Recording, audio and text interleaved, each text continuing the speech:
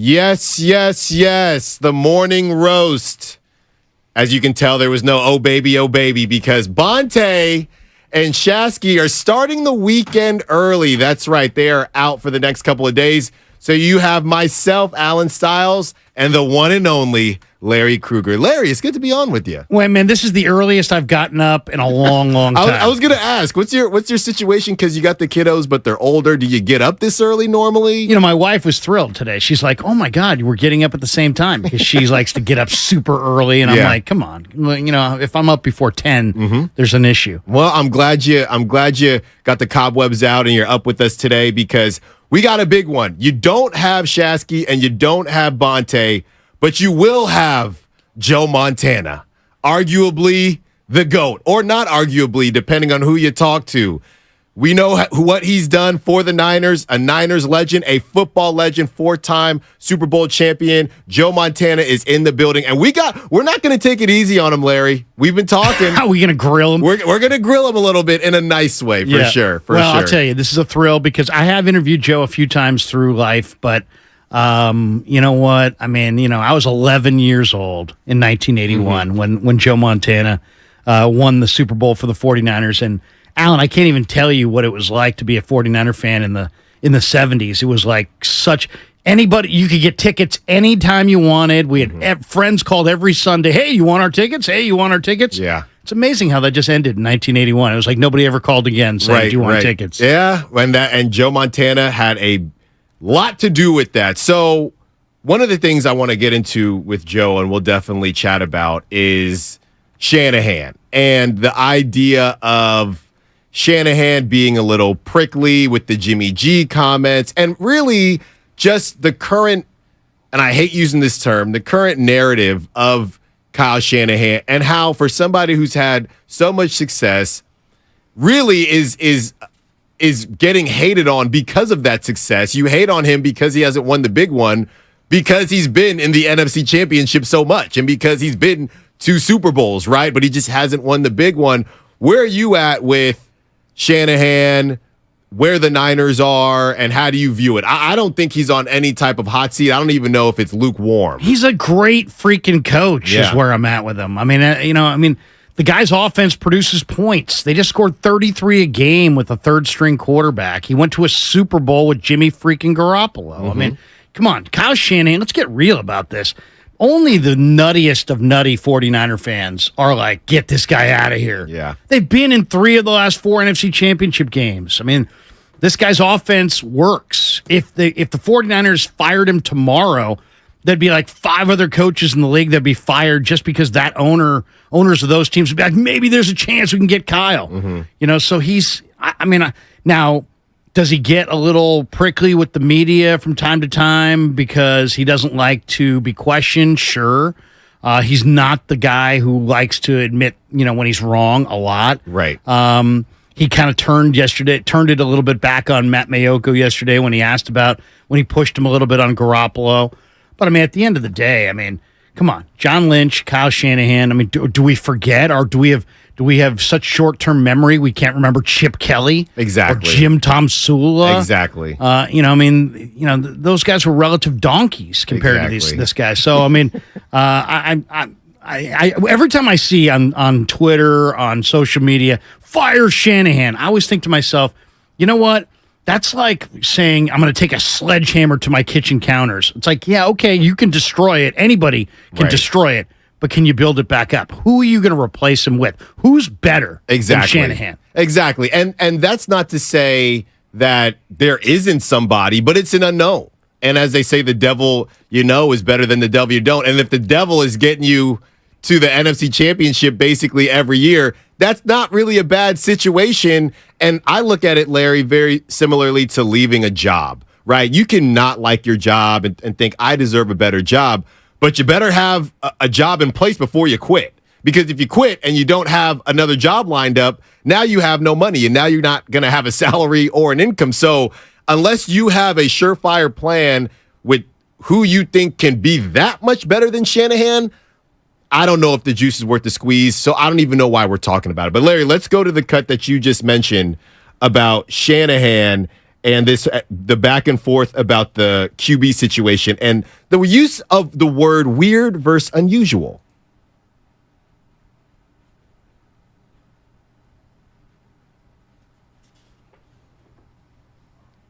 I'm not hearing it. Yeah, me neither. I pressed play. It's playing. So I don't know. This is Spadoni's board, so I tried something new. Okay, I was there yesterday for this. The question was, they were saying it's a weird situation. Jimmy Garoppolo basically said it's a weird situation. And he goes, well, I don't know if it's weird. And then he goes, well, and then he kind of got into it's unusual. And then we were kind of debating, weird versus unusual. Right. I got it now. I don't know. Spadoni mutes stuff. I don't know what's going on here. We'll talk during the break. Jimmy did say, it's been a weird situation over there. Obviously, it's not the way you drew it up, but can you acknowledge it? Yeah, it kind of has been a weird situation here last few years. Yeah, I think anytime you trade up to the third pick in the draft and it doesn't work out, that's a weird situation. But that is the situation. So that's what happened. I don't think it's that weird. It's unusual that doesn't work out. But I wouldn't think that's weird. I think it's unusual. What do you think? Well, I think the fact that he said goodbye, the day after that one season's over, and he's, all the things that happened with him physically, he comes back, he's, on the side field and ends up re-signing and starting, and it just seems like, it's been a unique. Do you remember why that happened? I remember why everything happened, but I'm just saying it's been a unique situation. I agree, it's been unique. Well, there you go. Because Larry, you were there for that, right? It was yesterday. Lynch and Shanahan both spoke, and Matt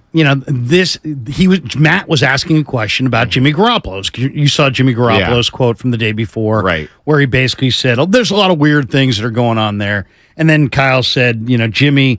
He said the comments are the comments. I'm really not concerned about the comments. And then he just kind of outlined the entire thing. It's the one thing about it is there's an awful lot of negativity on the 49ers right now. And it's literally they can't get to week one fast enough. Seriously. So we can start talking real football. And a lot of it is just there's a lot of people that are kind of bent that the Lance thing didn't work out. Mm-hmm. Some people feel like they didn't give him enough of a shot. Other people feel like they gave him too much of a shot. Mm-hmm. Not too many games, but just like, that they went with it for 3 years and it never was working. Well, maybe not too much, but enough. Yeah. Enough. There's just a lot of people that are unhappy that Lance is not here, whether they're unhappy because they spent so much to get him and got so little in return for him. It is interesting to me, Alan, watching the national media, who a week ago was like, Trey Lance can't play and the Niners have a major problem on their hand. Suddenly he's in Dallas and it's like, the Niners sure screwed up, and Trey's in a great place now. We're going to find out. Right. Eventually we're going to find out if he can play. I'm of the belief that Trey is going to figure it out, but that he was nowhere close to figuring it out in time for Heinz Field in week one. And the Niners were totally right to go with Brock Purdy instead of Trey Lance. That was the whole debate. People forget that was even a debate at the beginning of this offseason. That was the debate. Brock or Trey? Well, it was clear they should have gone with Brock. He's way more advanced. But that doesn't mean that Trey Lance is never going to figure it out. I think he is. I think it's going to take 2 or 3 years. Yeah. I think it's going to be a lot like Alex Smith. Yeah, and I don't unless Dak hangs on to the interception train, I don't know that it's going to be in Dallas either. I don't know the rules when they are able to flip Trey, but I don't know that it's going to be in a Dallas Cowboy uniform. I would say this. I think Jerry Jones hopes it's not in a Dallas Cowboys uniform because that would mean that Dak didn't do his job, right? Whether it be injury or whatever. So I don't know what's going to happen here. And obviously, Larry, we haven't done a show since, I don't know, beginning of the year or something like that, maybe even last year. So it's good to see you, man. Good to see you. So yeah, kind of just burying the hatchet on Trey Lance and that situation. Yeah, the Trey versus Brock thing, I think died pretty quickly. In my mind, it was never a thought because of what Brock did this season. When people started getting a little bit testy and prickly, after that was the fact of, hey, why can't Trey be a backup? We know what Sam Darnold has done. So for me, you have to understand, or you have to feel like you know what your backup is going to do for better or for worse, which is a really interesting situation in the NFL. Because, for example, and I know this guy is also super raw, even more raw than Trayson would say, Anthony Richardson, and I've used this example, Anthony Richardson, if somebody comes in and pulls a Brock Purdy, right? Whoever the backup is, I don't even know. It's Gardner Minshew. Gardner Minshew. That's actually a perfect example. Let's say Gardner Minshew, because I think if Gardner Minshew, I thought if Jalen Hurts didn't get off to a hot start in Philly last year, people would be clamoring for Gardner Minshew. He's got the mustache. I don't know if he still has it. The Minshew magic. The Minshew magic. So if Anthony Richardson, God forbid, got hurt, and Minshew goes on a 6-0 Brock Purdy-esque run, and you have Anthony Richardson waiting in the wings still, the Colts would have a decision to make, but you don't want Anthony Richardson as your quarterback, as your backup quarterback, because if something goes down with Gardner Minshew, you need somebody that you know what they're going to do for the most part, for better or for worse. That's why most of these backups, their ceilings aren't that high, but their floors aren't that deep either. So I understand why Trey wasn't the backup, but I also understand why people on its face don't understand why Trey wouldn't be the backup. Do you ever see that commercial where the couple is sitting at dinner and the wife says, or the girlfriend says to the guy, "I love you." And then he just gives her a total stone face. And then she gets up and she storms off. And then like 5 seconds later, he goes, "I love you too." And she's not there. And then on the bottom of the screen, it says timing is everything. Oh, you know what I mean? Gosh, yeah. That's what's going on here. The Niners timing it just didn't jive with Trey. They should have drafted Trey in the first draft. Of course, he wasn't in that first draft. So you could argue they should have went with Mahomes or Watson, but that's 20/20 hindsight. Right. They should have gone for the young quarterback when they were building up the roster.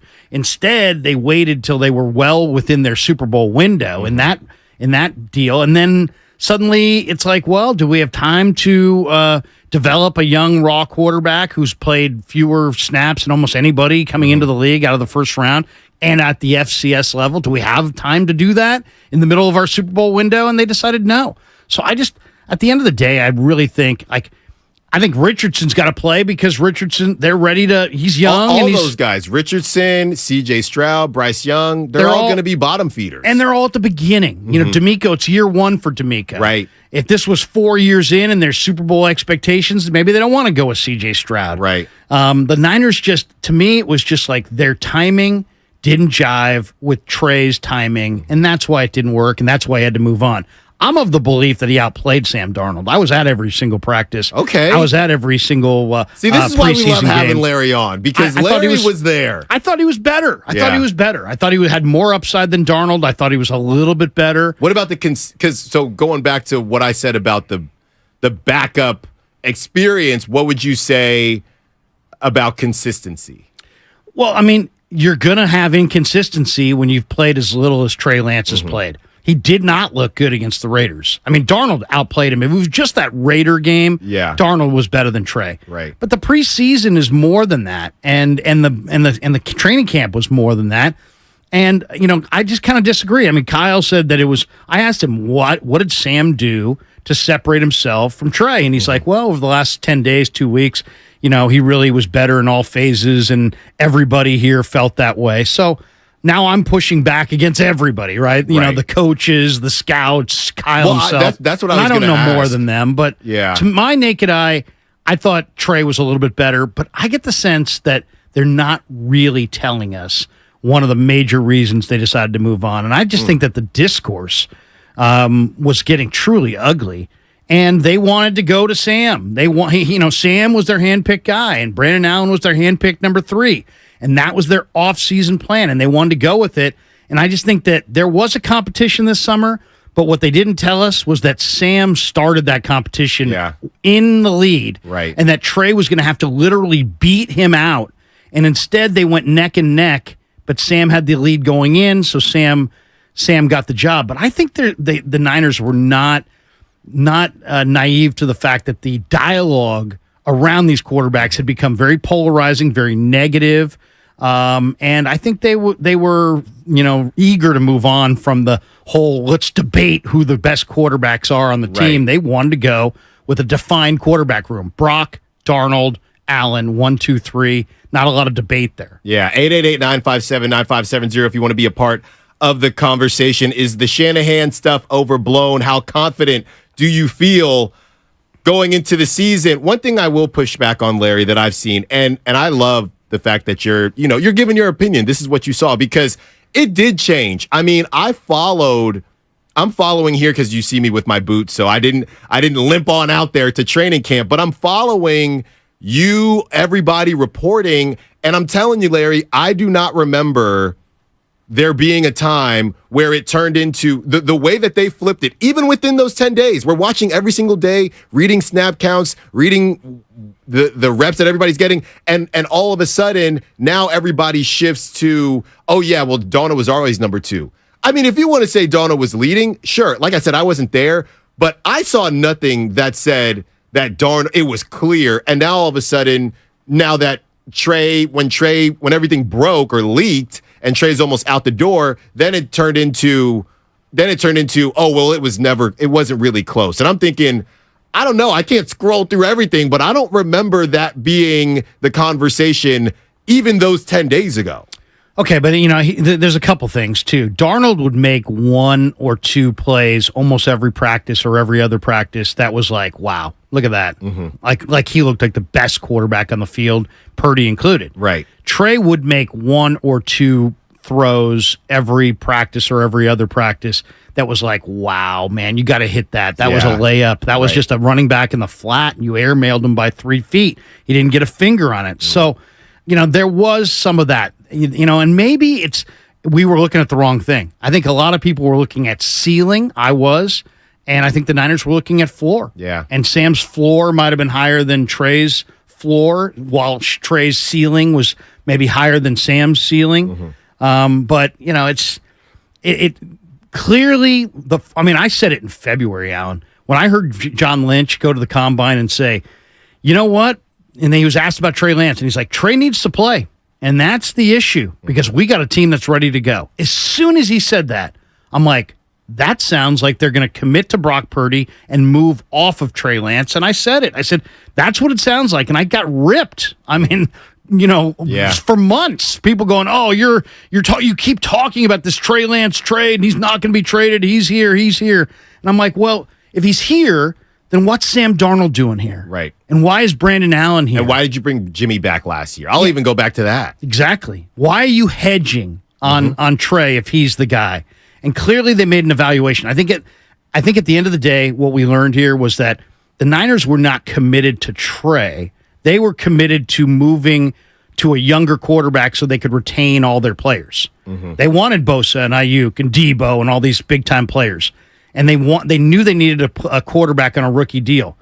Well, once they got Brock Purdy, and he's a quarterback on a rookie deal, but he's playing like a veteran, suddenly all the boxes were checked, and it was time to go with him and not Trey. And so, eventually they moved off Trey Lance, and we'll see. I think, in Dallas, I think Jerry is using it as leverage against the next contract for Dak. Both their contracts end at the same time. I don't think Jerry's in a huge rush to give Dak another monster deal. Right. At least without seeing him, prove it that he's better than Trey. And I think they're going to compete for the next couple of years. No, I hear you. Keith, we see you in Atlanta, so hang on. We got to get to a break, got to pay some bills. When we get back, some Brock Purdy talk. What does Larry and what do I think about Brock Purdy and the Niners season? And don't forget, Joe Montana, 8 a.m. It's the Morning Roast. Alan and Larry, in for the guys. This Labor Day.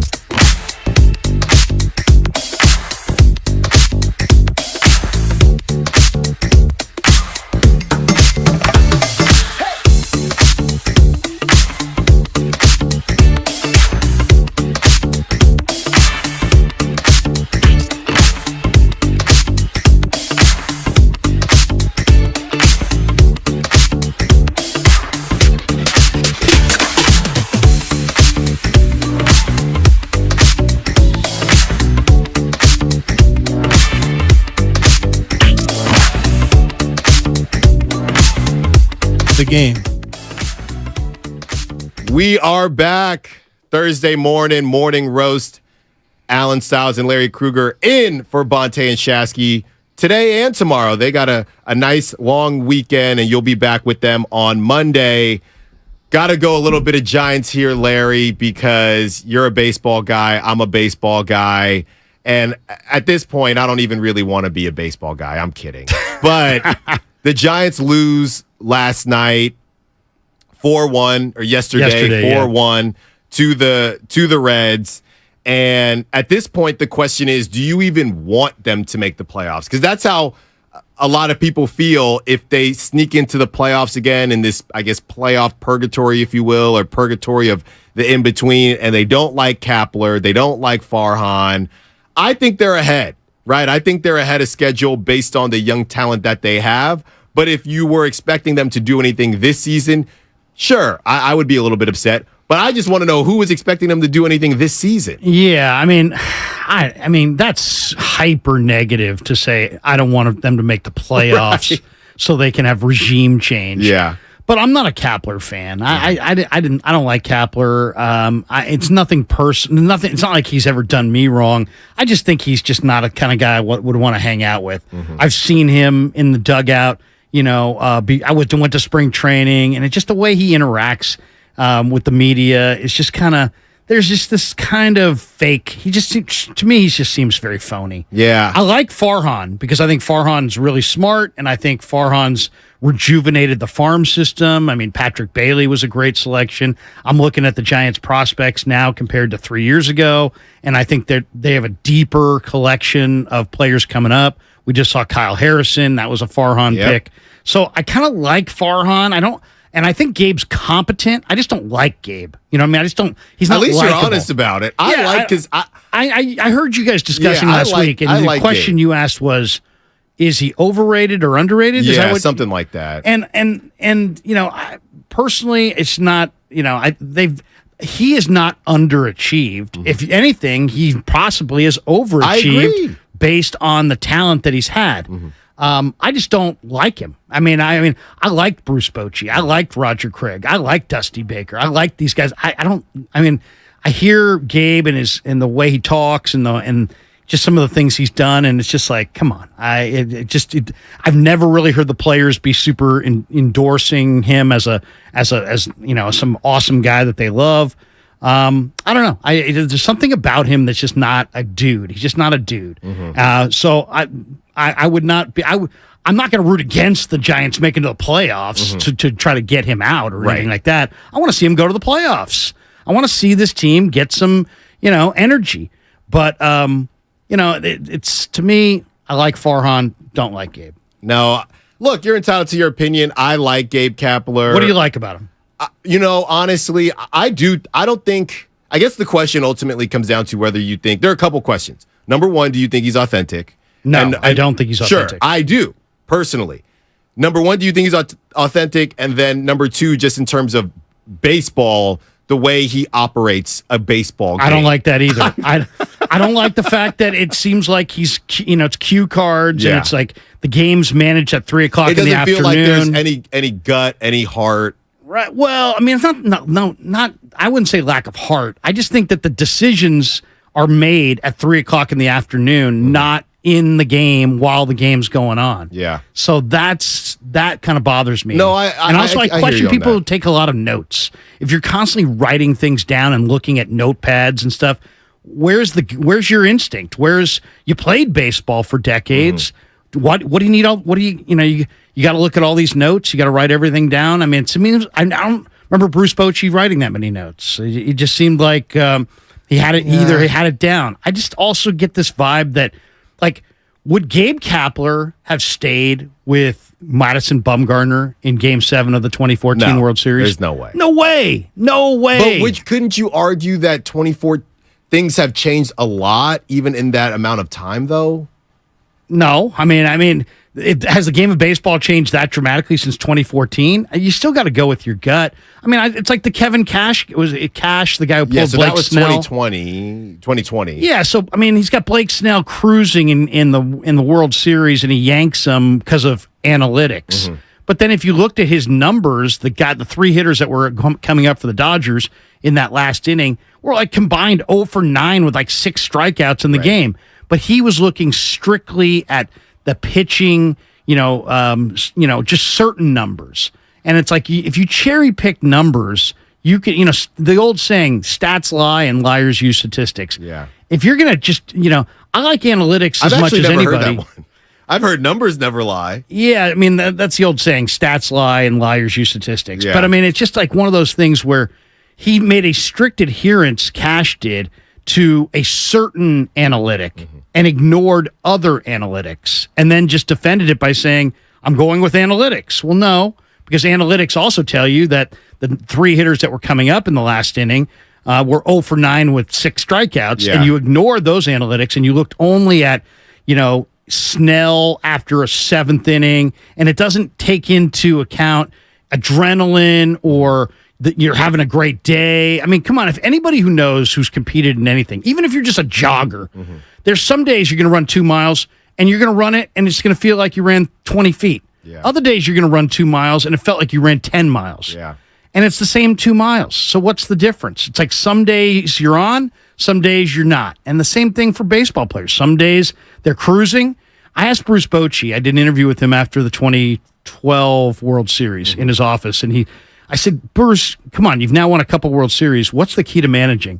And he's like, oh, shucks. He's like, you play the hot hand. Yeah. I mean, that's really it in a nutshell. You play the hot hand.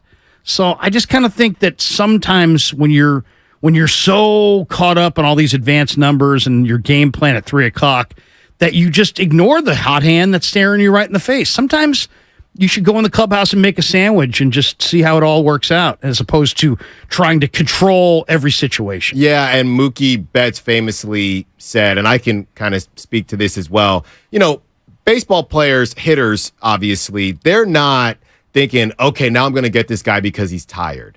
You're thinking, this guy has had my number all day. So them bringing in a quote-unquote fresh arm and somebody that seems to be a better matchup, most hitters are not thinking, darn it, I was about to get this guy. They're excited that the guy who has K'd them or coming out, grounded them out all game is coming out. So I think that needs to be put, look, just like everything in life, there has to be a balance. I would say there needs to be a balance. 888-957-9570. I'm a man of my word, and Keith was hanging out during the break in Atlanta, hot Atlanta, wanting to talk Niners and Shanahan. What's up, Keith? You're on the roast.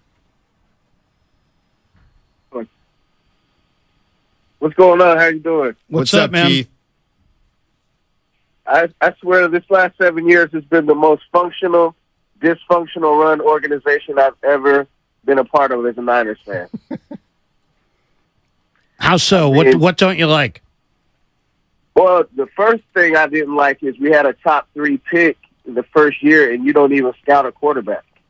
And so everything else, a lot of our early round picks, Reuben Foster and all that, are flopped. Luckily, we've been great late in drafts, getting Hufanga, Greenlaw, Warner, Kittle, and third rounder later. But I just don't understand how you're an offensive coach, and the first line of business you don't do when you come into the organization is get the quarterback position right.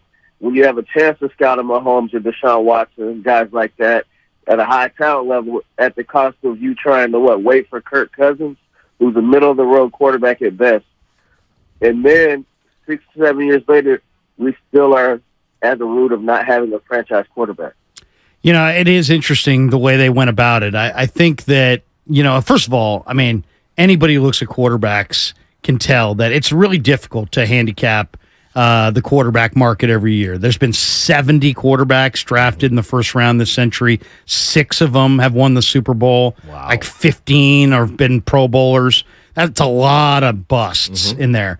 So maybe they weren't wrong for thinking that it was difficult, especially hired in the midst of the season or the midst of the draft season, to then take the reins and figure out which quarterback they wanted to draft. But in hindsight, that mistake has burned them multiple times. They took Solomon Thomas, then he wound up being a bust, and so they loved the defensive line, so then they had to take Kinlaw because it was like, hey, we got to have a We didn't fill that hole with Solly Thomas. We'll try it again with Kinlaw, and maybe that Kinlaw pick should have been an offensive lineman. Yeah. So so then they're doing that, and then the idea for Cousins at the time, I don't think it was a crazy idea at the time, but it obviously has not worked out. I mean, as far as Hoyer, I mean, they went to Jimmy. They got a good deal on Jimmy. Then Jimmy was hurt all the time. They wanted to go younger because they wanted a cheaper quarterback so they could retain their entire cast of talent around the quarterback. I personally think they got it right with Brock Purdy, but time's going to tell. We don't, as we're sitting here in late August, there's still a lot of questions about what kind of team they're going to have and what kind of quarterback he's going to become. And Larry, there you go with the legendary tease, because after the break, we will get into Brock Purdy and his expectations. Vince, we see you in San Jose. Hang on, we got to get to a break. And don't forget, 8 a.m., Joe Montana, the GOAT. It's the roast. Innovation Refunds has been helping.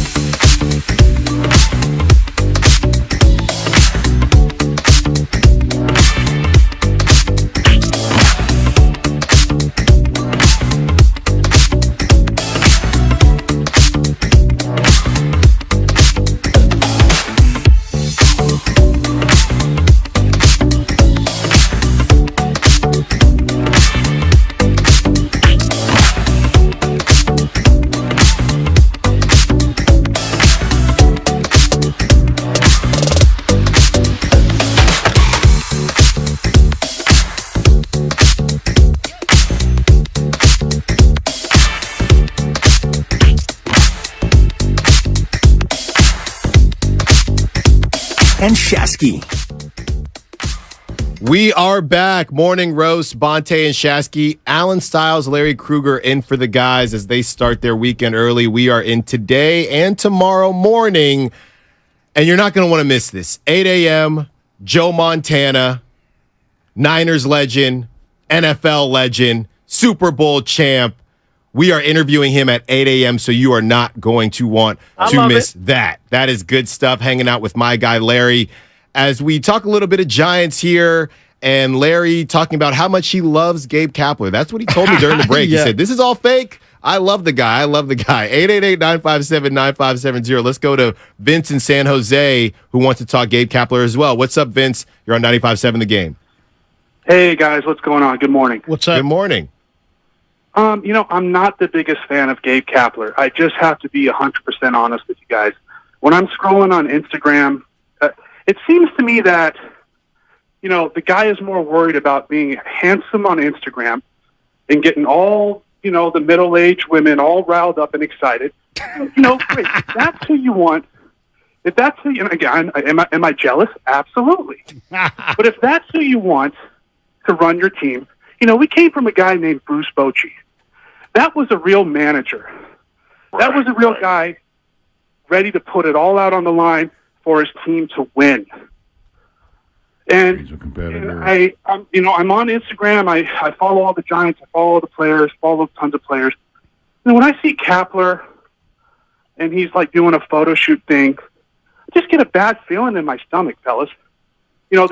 Again, I'm not going to say he's the worst coach in baseball, but for a big league club like the Giants, can we get someone a little bit better in there? A little bit, maybe someone more old-fashioned, more knowledge, older techniques. Do you have somebody in mind, Vince? Yeah, who do and you you can't want? say Bochy. Okay. Oh, and name a manager? Infinite number of Yes. outcomes. I don't know. No, I put you on the spot there. Vince. By the way, Sam Lubman told me to do that, Vince. I would never do that. Yeah, put him on the spot. It's a shame. It's embarrassing. Get a beer. Grab a beer. But okay, can I ask you this though? Yeah, go for it.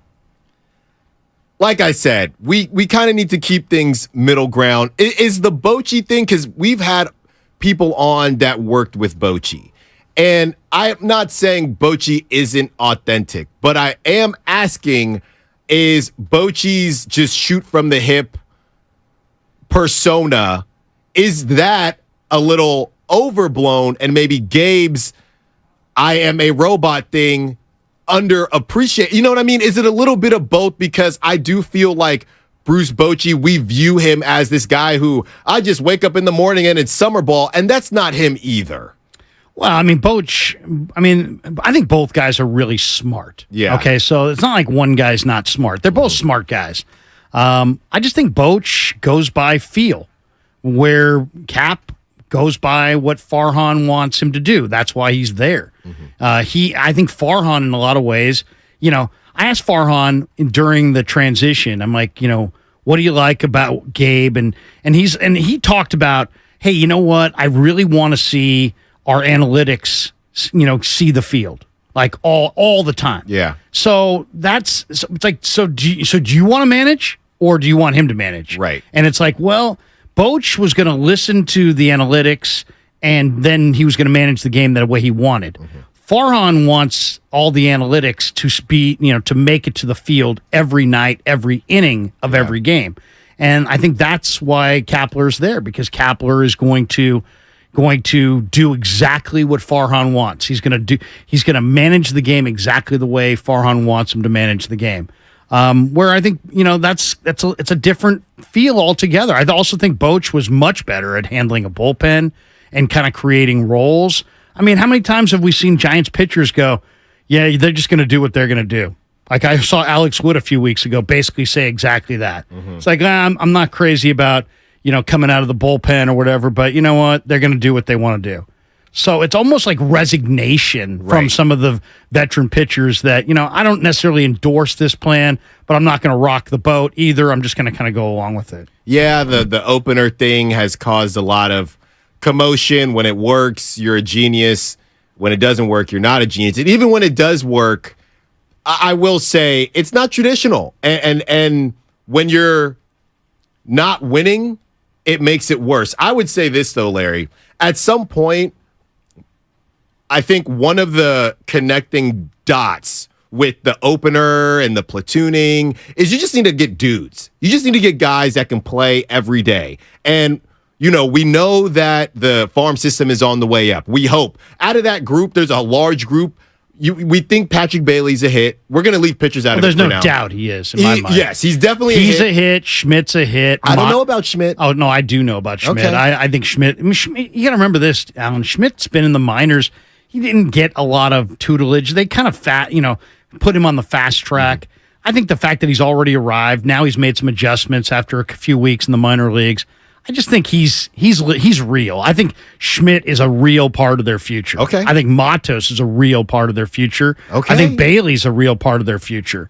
I think, one of the things that I would wonder about is the opener and all this mass platooning. Is it born out of necessity? That is the Or is question. it born out of philosophy? But that's what I'm saying. I think it's it's all necessity, connected. I get it. But it's all connected. See, if I'm going to jump here, I think this is actually part of the philosophy that, and I know, Larry, you kind of called out Kapler and his bullpen management. I think that also kind of goes into just the philosophy that Farhan wants to instill. They really don't believe, at least Farhan doesn't, he really doesn't believe in concrete roles. He doesn't really understand, not understand, but he doesn't really believe in the whole concept of let's have static roles in the bullpen. Let's have guys hitting in the same spot in the lineup every day. He really likes to mix and match and adjust things day to day based off of the situation, what the data is telling him. And I think that's what really kind of creates this kind of disjointed feel that we sometimes kind of feel with the Giants and guys not having really defined roles that we might want to see them have. Okay, I mean, I hear you, but I talked to, it was after opening day. I was at a high school baseball game up in Santa Rosa. One of the Giants'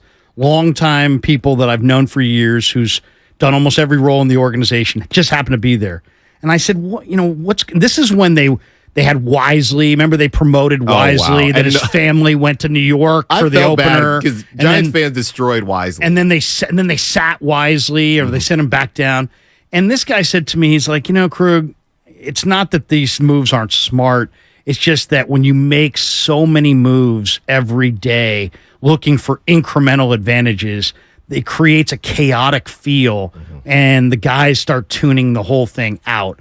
And this, he didn't want to be on the record with it. I'm not going to name him, but I kind of see where he's coming from. It's like, okay, incremental advantages are important, but I mean, what about the long haul? What about having certain guys understanding their roles and having a kind of a macro view of the season as opposed to micro. We can't even tell you what we're going to do 3 innings from now because we're looking for every incremental edge that we could potentially get. I don't know. I mean, I think there's something to be said for that, but you can do too much of that. Yeah. 888-957-9570. Alameda Stu, where, of course, Alameda wants to talk Kapler to round off this Giants conversation. What's up, Alameda Stu? Hey, Alameda Lou, actually, as in Lewis. What's going on, Lou? How are you, man? I'm good.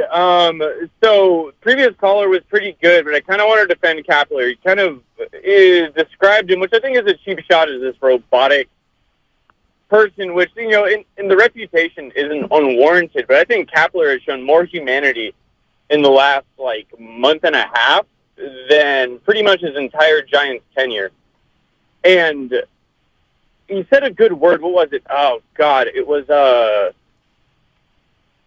when they're bringing players up and bringing them down for incremental advantages, it feels chaotic some kind of way. I said kind of chaotic. It wasn't my word. It was the word from the Giants coach. And, I agree with it, but that's what he said. I do too. Honestly, I think Kapler has gotten a very, very bad rap, though. Sure, Bruce Bochy, it goes without saying, humongous shoes to fill. He said, man, bye,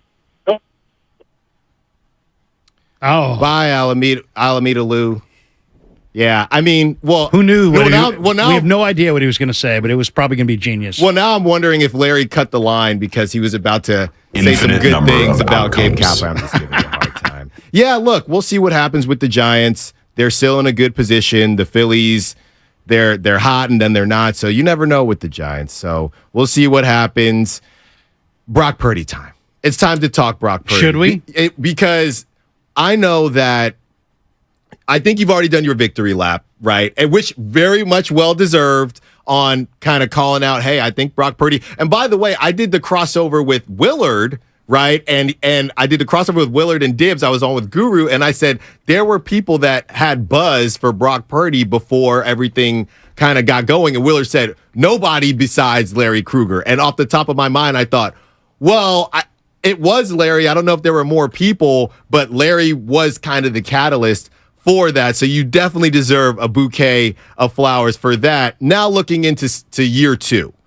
And one thing that has flown under the radar is when you discuss somebody like Brock Purdy and this whole idea that he was this ready-made player and he's Kyle Shanahan has put him in a good system. There's been so much conversation about Trey Lance's development, and I want to get into this as well with Joe Montana when we talk to him, 8 a.m., don't want to miss it. We haven't really talked about Brock Purdy's development and where he could be better because he went undefeated until he got injured, and this offense looked a lot different in a good way than it did with Jimmy Garoppolo. So now in year 2, there are a couple ways you can look at this. You can look at this and say, and this goes to our larger conversation of Niners fans being pessimistic, being too pessimistic or too optimistic. You can look at this and say, Brock Purdy can only go up from here, and the Niners might not ever lose a game. Or you can look at it and say, I don't believe that Brock Purdy is going to continue to play at that clip. There's tape out now, things that he likes to do. Defenses are going to, quote unquote, catch up. So where do you fall on that when it comes to Brock Purdy and what you expect in year 2? Well, I mean, there's just no doubt he's going to be better. I mean, it doesn't mean he's never going to lose. He is going to lose. Yeah. It doesn't mean that some of those balls that he threw last year that weren't picked, are still not going to be picked. They might be picked.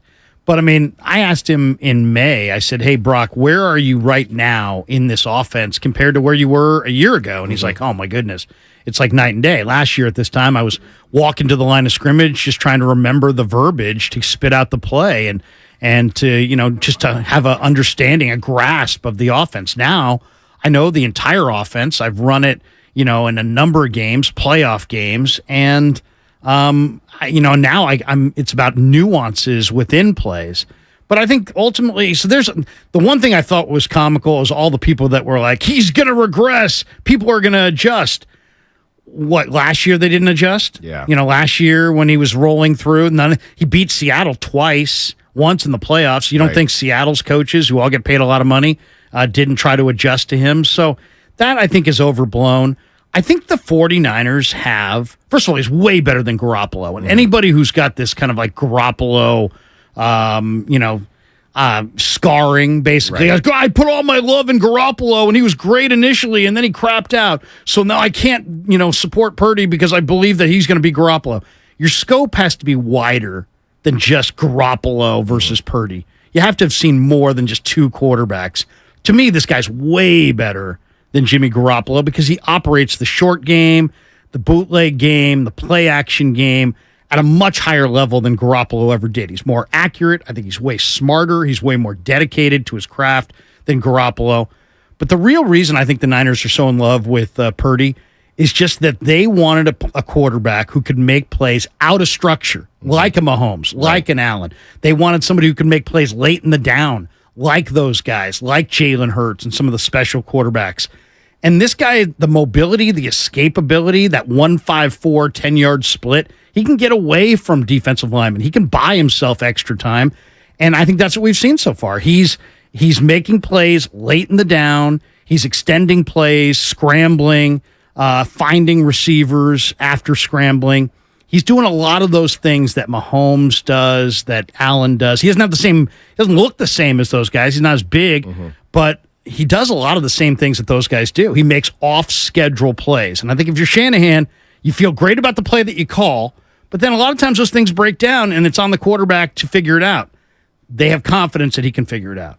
You're listening to 95.7 The Game, KGMZ FM, and HD1 San Francisco, always live on the free Odyssey app. Download the Odyssey app and favorite 95.7 The Game for the best and most up-to-date sports coverage. And don't forget that you can also watch us every day on our YouTube and Twitch streams. We see you out there, sponsored by our very good friends at First NorCal Credit Union. Just log on and search 95.7 The Game. Be sure to like and subscribe to the channel while you are there. No, I think it's well said, Larry. But I don't think that I feel any type of way if you want to see more from Brock, right? If you say, hey, he's never lost outside of the Philly game. Sure, but okay, my question is this then. When you say, hey, we're ready to rock and roll with Brock, I just stop at this season.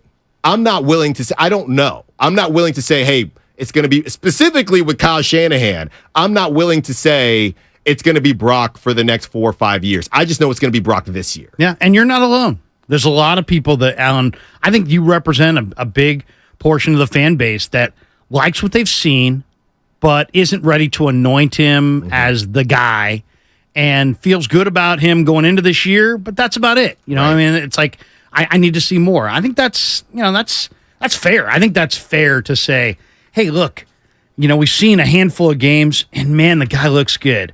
But he's a little bit diminutive. He has gotten injured a couple times. But, to me, he went up to Seattle and showed that he's a real tough guy. He went and beat Seattle on the road without practicing all week, playing with a broken rib.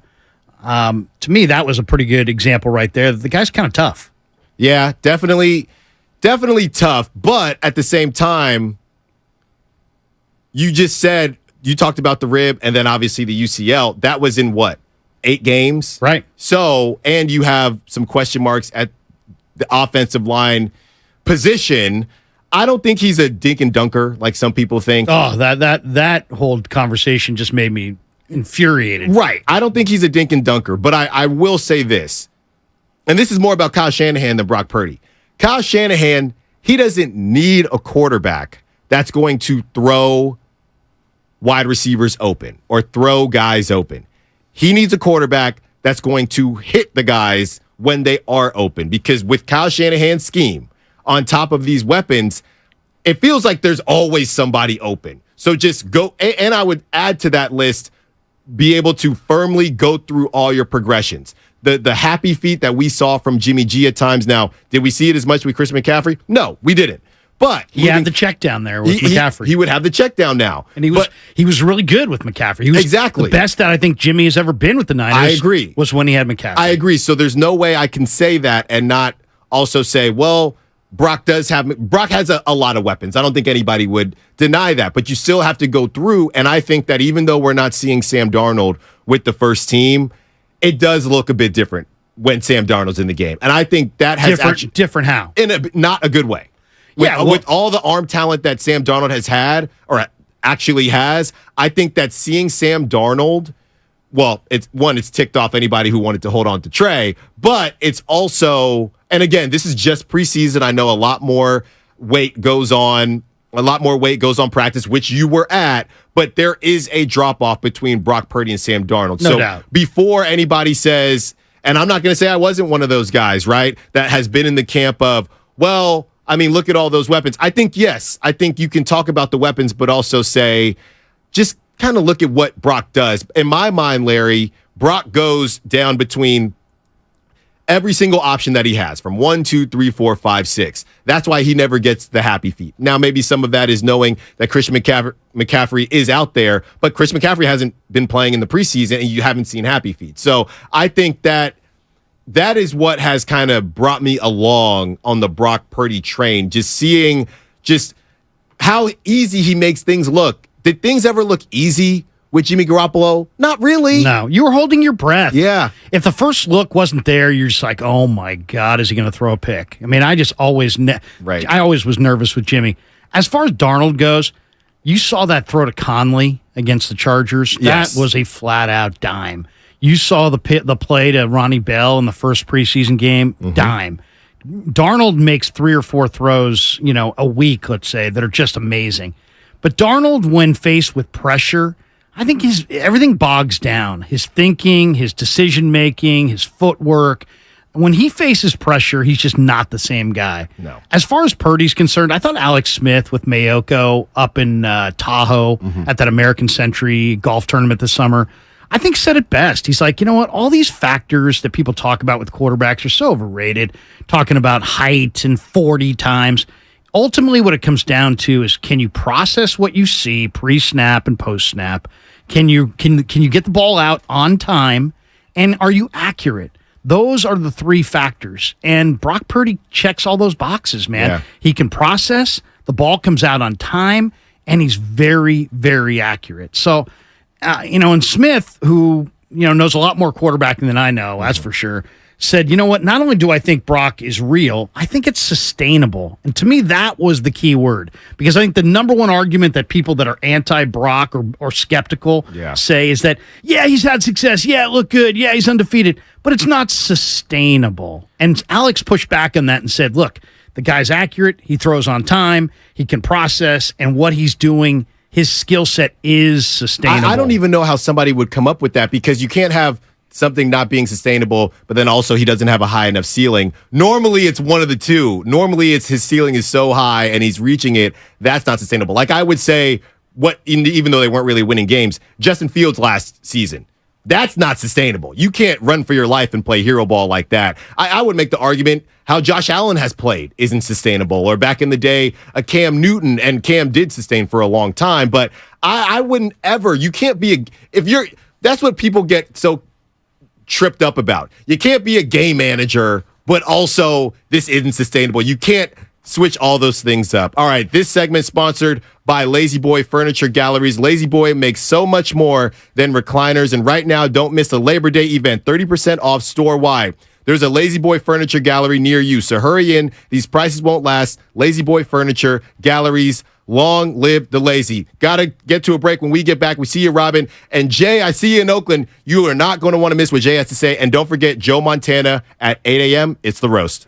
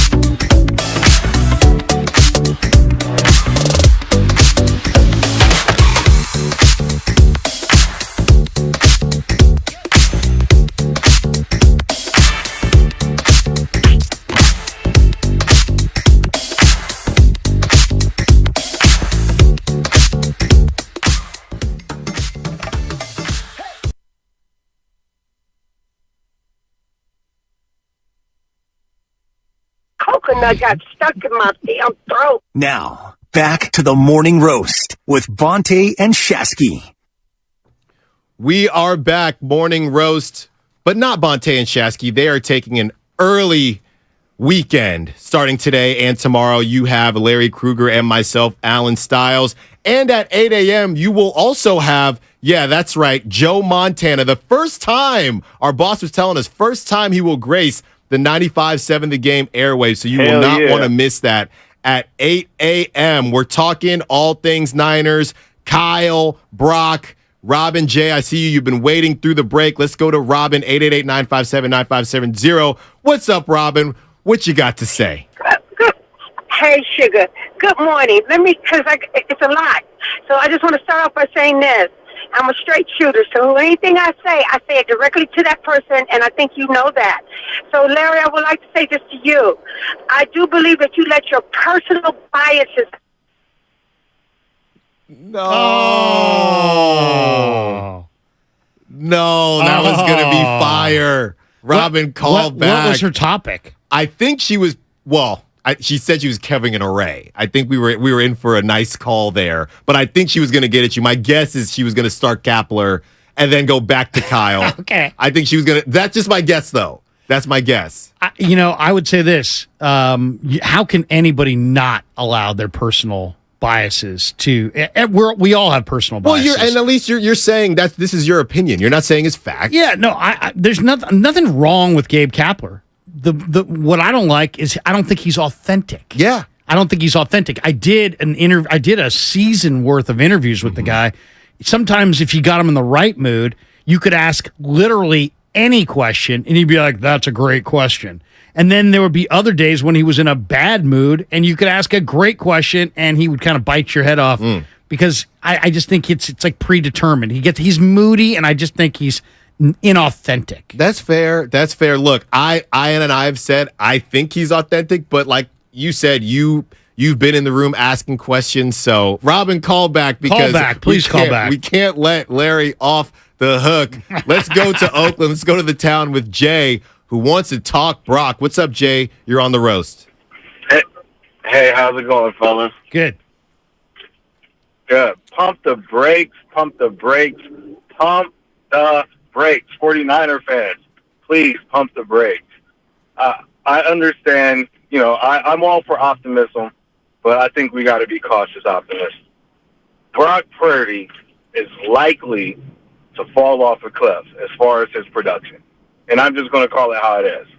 And the reason I say that is, one, look who's involved. Kyle Shanahan.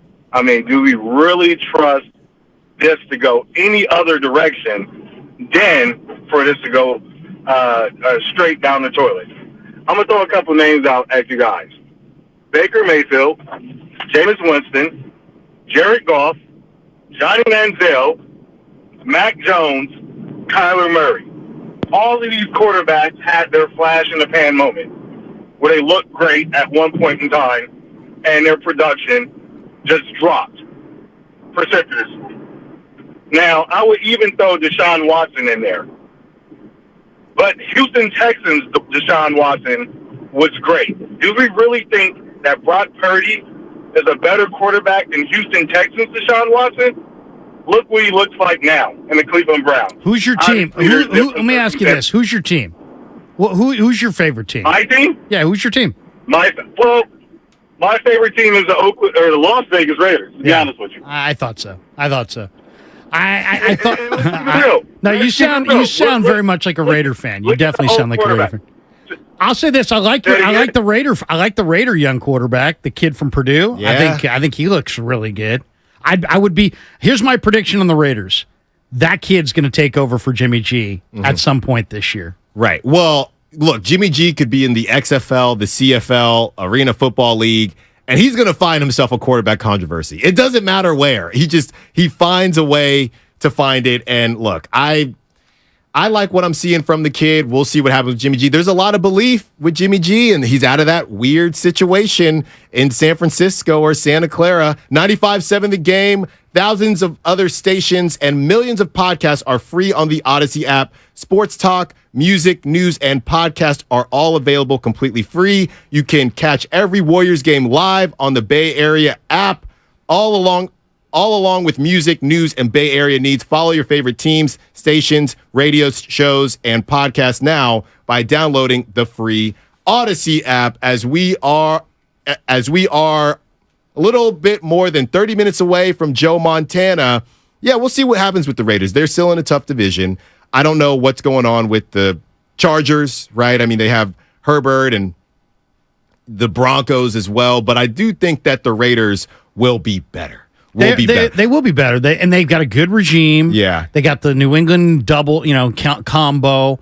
I thought they had a really good offseason. I wanted to draft Michael Mayer last night, the tight end, but somebody got to him in the last round. I saw that. Before I could get there. But I like the Raiders. I think the Raiders, they signed Jacobs. They've got some weapons, Devontae, Mayer, Jacobs.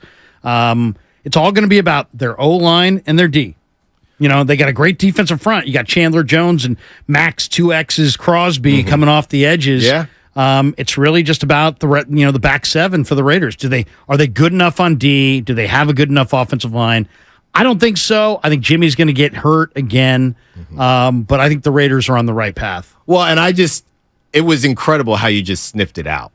Oh, I just knew. You just knew. I knew. You just knew. And I honestly hoped it was a Niner fan, because I do think in 888-957-9570, there are question marks. Do you believe in Kyle Shanahan? Do you believe in Brock Purdy? Do you need to see more from Brock Purdy? Be a part of the conversation, because I do think that there are Niner fans that feel the same way he does, but since he's a Raider fan, we can't really count it.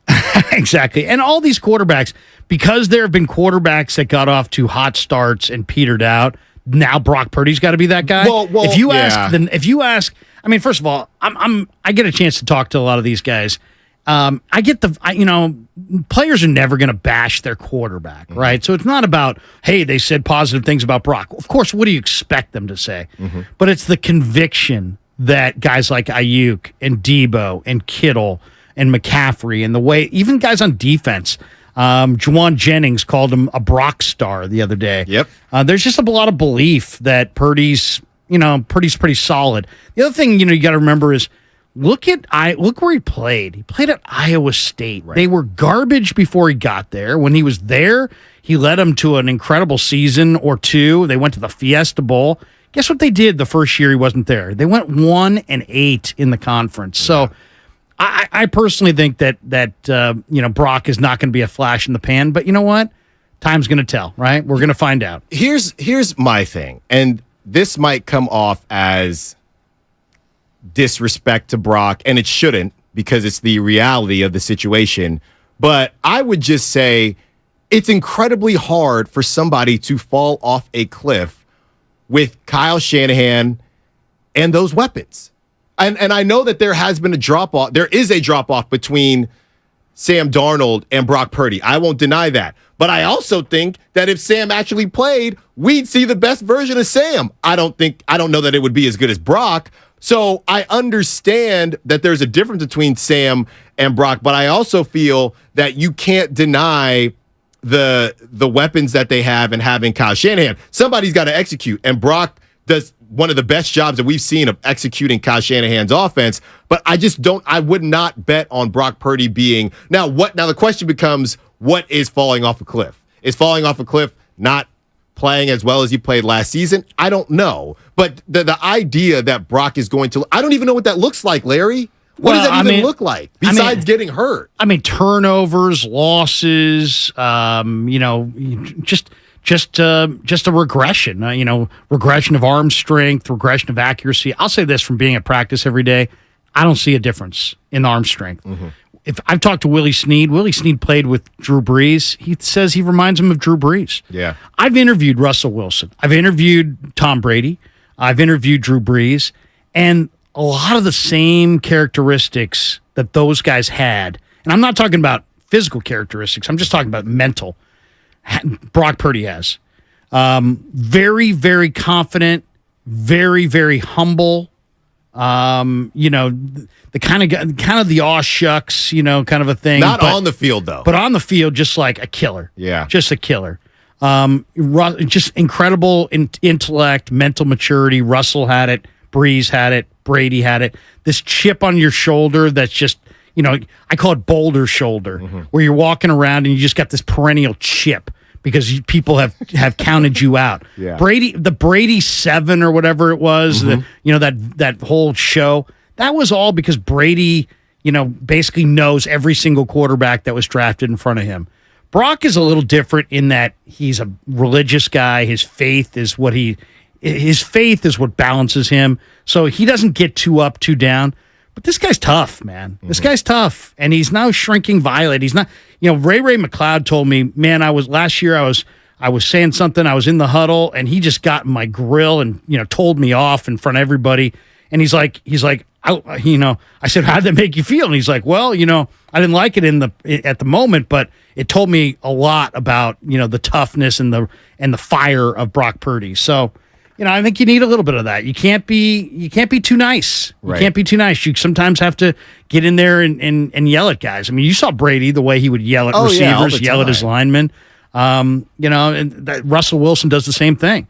I mean, those kinds of characteristics are vital. Yeah, they're definitely vital. And again, will they win the Super Bowl? Will the Niners win the Super Bowl? I have no clue. But the idea that Brock could look bad, I honestly just don't know what that looks like. I mean, going through that second preseason game, the first one he played, and I joked about it being the Debo drive because Debo did do his thing. And I like to joke because it gets people riled up. But the one throw to me that stuck out was the one where he wanted the short route, wasn't there, and he just, again, doesn't panic at all, just hits Juwan Jennings right where he needs to be. Those are the types of things, Larry, and look, I'm not comparing him to Steph Curry, right? I'm not. But when Steph shoots a three, it looks pretty easy. It looks like anybody can shoot a three. And in a lot of situations where you see guys that do things that make it look easy, you feel like any Joe Schmo, you on the couch, you could do it too. And I would say that Brock, to be honest, suffers a little bit from that. And people, even like myself, have sat there and said, I mean, look at this offense. Look at these weapons. And not to say that's not true, but Brock makes it look easier. I'm trying to think the only comp we have, Larry, to be fully fair, the only comp we have is Jimmy.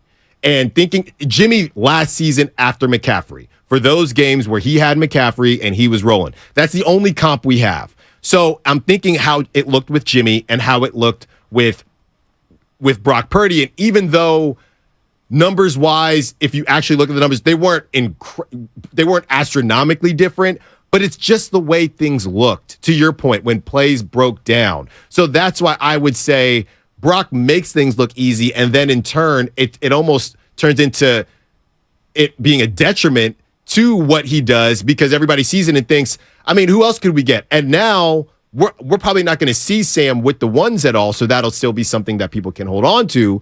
But now you would say, I mean, when Sam gets in there, same scheme, no, not the same skill guys, but it doesn't really look easy, does it? Not to me. I mean, the Niners couldn't even get a play called on time and get up to the line of scrimmage when Purdy got knocked out of the Philly game. To me, the big difference between Purdy and Garoppolo is in the short game, in the play action game, and the bootleg game. When Garoppolo, Shanahan stopped calling, a play action from under center, and he put him in the shotgun, Garoppolo, because Garoppolo, when he would turn his back on the defense, when he would flip back around, he would never throw it immediately. He always needed to recalibrate. Where's the defense? Where are my receivers? And that extra split second makes all the difference in the world. If you watch Purdy operate the play action game, he'll turn his back on the defense. When he flips back around, he knows where everybody is going to be, and he is in motion. Mm-hmm. He is getting rid of the football as he's turning around. Mm-hmm. That kind of spatial awareness is invaluable. And, the other thing we talked about Shanahan, do you believe in Shanahan? I kind of look at Shanahan as Andy Reid in Philly. Mm-hmm. Andy Reid won a ton in Philly. Well, he's halfway there too. They went to the Super Bowl, right? Yeah. And they just didn't win it, but they went to the Super Bowl, and he had a lot of winning seasons. But he was like 9-10 or something like that in the playoffs in Philly. Mm-hmm. Well, now, I mean, people were like, Andy Reid can't win the big one. Andy Reid can't win the big one. Well, guess what? He got a better quarterback with a few good personnel moves, and now he's won 2. And maybe he'll win 2 or 3 more. Who knows? So I kind of look at Shanahan as Reid pre-Kansas City, that he's going to win a Super Bowl or 2. All this criticism, I think these guys, those 2 guys, Reid and Shanahan. But Reid didn't win in Philly, though. No, he didn't win in Philly. Yeah. And they chased him out at that point. But I just think that those are the 2 best offensive play callers in the game right now. Yeah. And I think Shanahan is a lot, and it reminds me an awful lot of Reid. Where are you putting, are we, I shouldn't say sleeping on, but McVay? Where are you putting McVay? Well, first of all, when they were both, coming up and the Niners were talking about who to hire, I was all about McVay. Because I knew John McVay, and, I thought I'd heard great things about Sean. I think McVay is an incredible coach. Now, Kyle owns him head-to-head, but McVay's got a Super Bowl. He's got 2 appearances and 1 win. I think McVay's not in it long-term, though. I think Kyle's more of a lifer. I think McVay's going to wind up – he's going to coach 2-3 more years, maybe build the Rams up 1 more time, and then I think he's jetting for the TV booth. I think he's going to be like Madden. He's going to have a long run in the TV booth. And now that he has his ring – all is well that ends well. That's how it goes sometimes. 888-957-9570. Do you believe in Kyle Shanahan? Abraham in Sacramento does. What's up, Abraham? You're on the Morning Roast. Hey, thanks for having me, guys. A lot of good content today. I'm excited. Just give me some live football. Forget the preseason. But congratulations to all those Niners that did make it. And for all the rest, keep grinding. So I believe in Kyle Shanahan. And there's a couple of things to point out. One is the main thing a head coach should be doing is putting their players in a position to win. And I think Kyle's been doing that since he's gotten there. Him and, our GM have been doing a great job of creating a team and getting those players there in that position. So it wasn't Kyle who threw that ball and missed in the Super Bowl that had that touchdown. It wasn't Kyle who dropped that potential interception that could have sealed the game in the NFC Championship game. He puts those players there, and sometimes it just doesn't work out. So I think the preparedness and having them there is still there. And the league says, this is a guy that you can give him practically any quarterback, and he'll make them successful. The other thing I'll say, too, is if you're going to get rid of him, who are you going to replace him with? Who's out there that's so hot that you need to have that person to come in here and change everything? And last point is even with the changes in coaching staff, we're losing game coordinator, pass game coordinator, using defensive coaches who are now on a team who has Super Bowl aspirations, but nobody's questioning that coach, the Jets, right? It's not about that coach. So this guy has put everybody on the team in a state of preparedness. Now he will get them there. Now they have to execute on their end. Thanks for the call, Abraham. Good stuff. Yeah. I thought, did you see the Joe Banner quote on the 33rd team on Twitter? Do you follow the 33rd team? Yeah. It was a couple weeks ago. I think it was like middle of August. And Joe Banner was on there, and he was talking about Shanahan. He worked with Shanahan. And he said, and he was talking about trading Trey Lance. And he basically said, man, when Kyle is emotional and when he makes a decision on a player, he said it's hard to get him back into a place where he can be objective. And so Banner was advocating the Niners move on from Trey because he felt like Trey was kind of dead man walking in San Francisco. And I thought that was really interesting. This is a guy who actually coached or, he's an executive who worked with Kyle. And I get that vibe as well that, Kyle's, when he's into you, when he believes in it, he's all in. But then if he loses that belief, it's hard for him to kind of rebuild that. I think maybe somewhere along the line, he lost that belief in Jimmy. Look how many times the Niners ran the ball in that Super Bowl run. It was a lot about, run the ball against Minnesota, run the ball against Green Bay.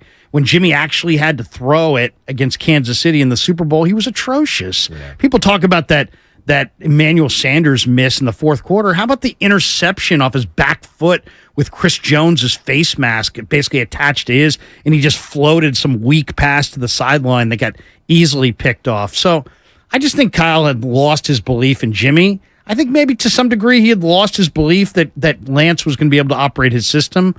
I think he's totally on board and believes that Purdy's the quarterback that he can win with, that can run his system. And also, a lot of people are saying, well, Purdy's going to backslide this year. Look at Matt Ryan year 1 in that offense. Year 2, Matt Ryan won the MVP of the league. Well, who do you think has better weapons as well? Well, I mean, that Matt Ryan, that team had Tevin Coleman, Yeah. They had Julio Jones, they had Tony Gonzalez, right? They had some big-time guys. But, I mean, these weapons are second to none. I was going to say they definitely rival. They definitely rival. It's interesting, too. People talking about, we're talking to Joe Montana later today. The last two times the Niners have won the Super Bowl, their weapons have been off the charts. Steve Young had Ricky Waters, bar none, Brent Jones, John Taylor, Jerry Rice. Montana in his last couple Super Bowls had Roger Craig, Tom Rathman, and those same guys, Jones, Rice, and Taylor. So, I mean, the Niners, when they have won the Super Bowl in the last whatever number of years, 30 years, they've done it with a crazy group of weapons, and they got a great group this year. Yeah, and I understand if you want the Niners to cash in on this because you're tired of being the bridesmaid. But honestly, there are a lot worse places to be. Okay, you had a Raider fan call in earlier talking about Brock falling off a cliff. Shout out Jay in the town, and the Raiders are hoping to make the playoffs. Right, a lot of these teams. I would never use the word spoiled because I do understand you want to win the big one. It's that tease. But we talked about McVay. Would you rather be a Rams fan? Now take the fandom out of it because we know Niners fans are just in a different stratosphere than Rams fans when it comes to traveling and just everything in general. But would you rather have the one Super Bowl and not really in the mix? Or because they did go all in, they fully went all in as much as you can, or would you rather be in the conversation every single season and believe that one of these days you're going to get it done? And going back to Brock Purdy, I'm excited to see what the truth is because when Jimmy came in after Trey got hurt, what did he say? Oh, it's given kind of throwback vibes, and everybody was excited about having Jimmy because he was throwing the football. So I'm excited to see, okay, what is Kyle Shanahan's offense? If Brock is essentially your hand-picked guy, a different quarterback than what Trey would be in whatever dimension we want to put Trey hits his ceiling in. But if this is your hand-picked guy, I am excited to see, and we saw for 8 games or 7 games last season, but I'm excited to see, okay, I'm Kyle Shanahan. Have we ever seen Kyle Shanahan, offensive guru, with the guy that now they wanted Jimmy? Jimmy, after the injury, was a different Jimmy, but just seeing Kyle with the guy that he wants to see, okay, this guy, basically the handcuffs are off. Let's see what Kyle can do. I don't know that you'll ever have more weapons, okay? And every time somebody, whether it's Jonathan Taylor, who I accidentally drafted in my fantasy, whether it's Jonathan Taylor. It's had a month, I know. Thank you, Larry. Yeah. Whether it's Jonathan Taylor or whoever has been connected to the Niners, but without all that, with the guys you have now, I don't know that you'll ever have this many more weapons. Offensively, defensively, you're stacked. We'll talk about Nick Bosa a little bit later. So it's not you gotta go now, but I don't know that we'll ever see Kyle in a stronger situation to show as much as he wants to show. Just from being there every day this summer, it's a hugely different looking offense than it was last summer. There you go. Last summer, there was lots of read option, Alan. Yeah. Lots of read option and plays. they're honest now, because I don't know, Larry, again, you're in the building. It felt like last season Kyle tried to fight back on why that was happening. Hey, it's just our offense. And then this year, after he's gone or out the window, yeah, he could. They didn't say he couldn't throw, but they basically said, he said, what did he say? We implemented an offense we thought Trey wasn't ready, and we implemented an offense that we thought would help the skills that he does have. Then the whole thing came out. They thought he'd be faster. So we now know it wasn't.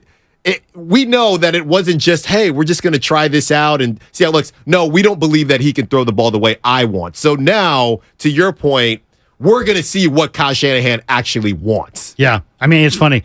Guys who are strong always bench at the combine. Guys who are fast always run the 40. Guys who are weak don't bench. Mm-hmm. Guys who are slow don't run. Trey did not run the 40. It was always weird. That was an indication right there. Yeah. You think if he ran 4.4 flat like Justin Fields, you think he would have ran? You want to show that off. I think he would have ran. But last year in camp, we saw a lot of read option. We saw a lot of it. I mean, a lot of quarterback runs, a lot of read option. This year, we're seeing a lot of throwing to the backs. And we're seeing a lot of draws, a lot of screens, a lot of the short game, a lot of the bootleg game, a lot of the things that Kyle likes to run and that Brock runs exceptionally well, right? And now that you have McCaffrey, why wouldn't you want to throw screens to McCaffrey, right? I mean, in a lot of ways, that could be an unstoppable play. So I'm eager to see what it looks like this year. As far as the defense, I mean, we're talking so much about the quarterbacks and so much about Bosa that I think it's kind of camouflaging some of the real issues. I asked Shanahan yesterday, I said, how concerned are you about the run D?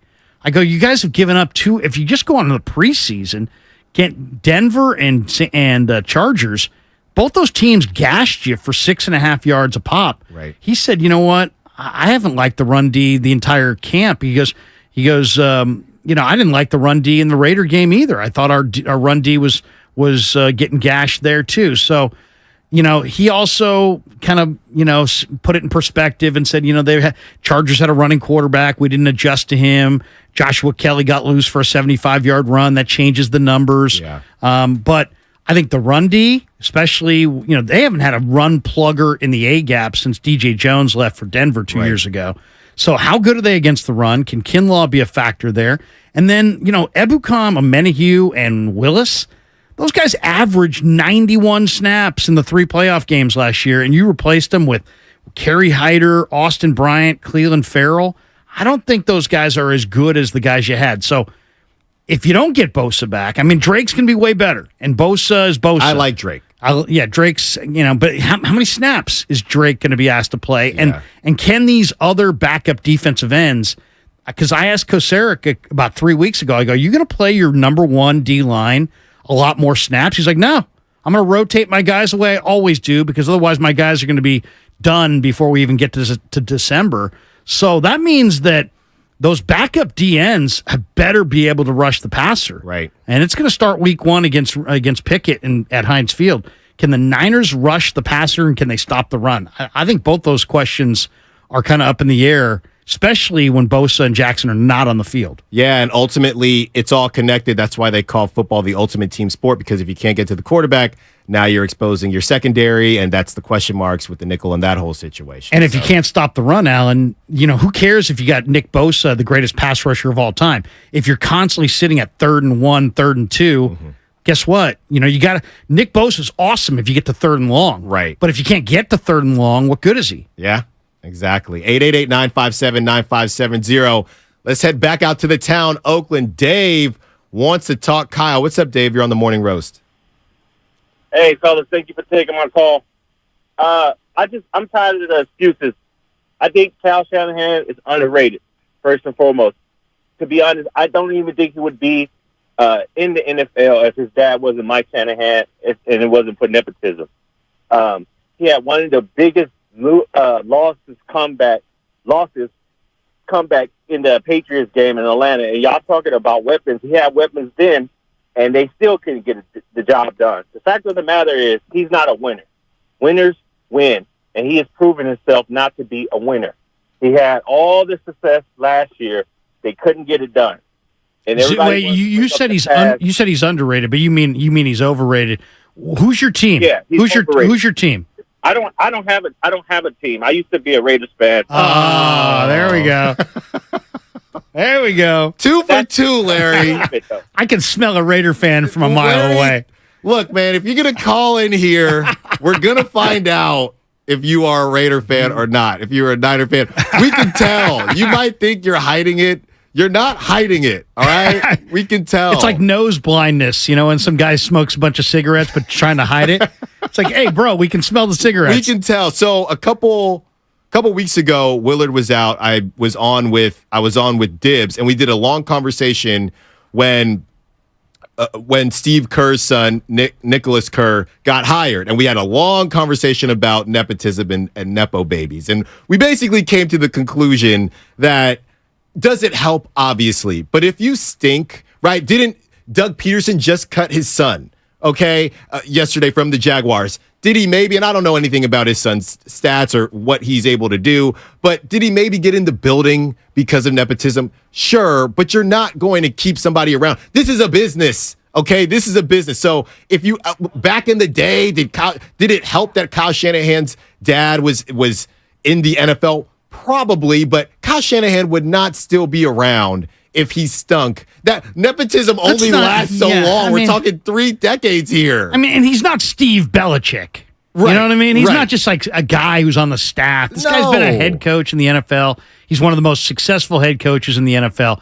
Do we need to say it again? They've been to 3 of the last 4 NFC Championship games. Yeah. But that's I mean, it's funny. Our Sterling, who I love following as well. I follow Sterling on Twitter. Sterling says, why does the vibe around the 49ers feel negative despite being a Super Bowl contender?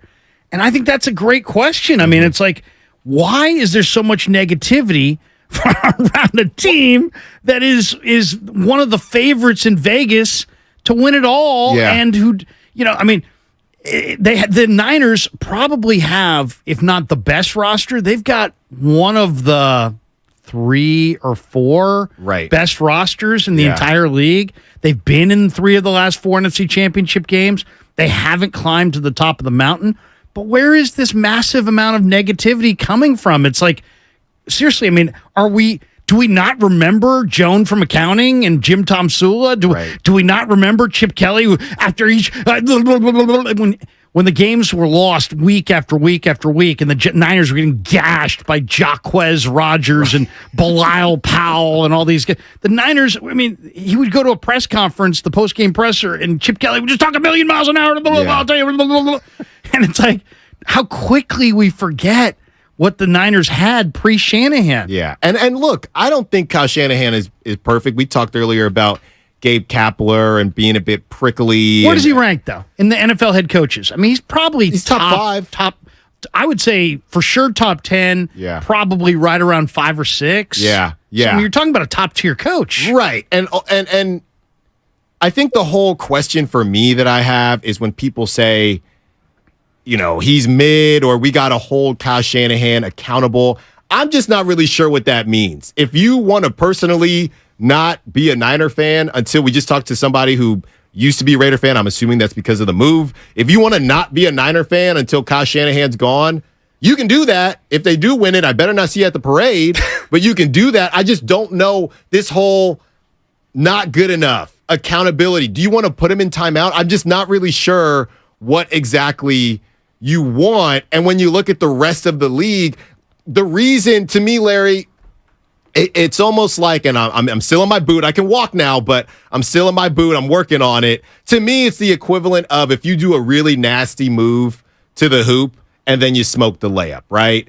And people are getting mad at you. Come on, you can't miss that. But I created it for myself. Kyle Shanahan created this opportunity. He hasn't made the layup yet, but he continues to get to the hoop and give himself opportunities. And people are mad, not forgetting that before Kyle Shanahan, you weren't even in the lane. You were 7-25.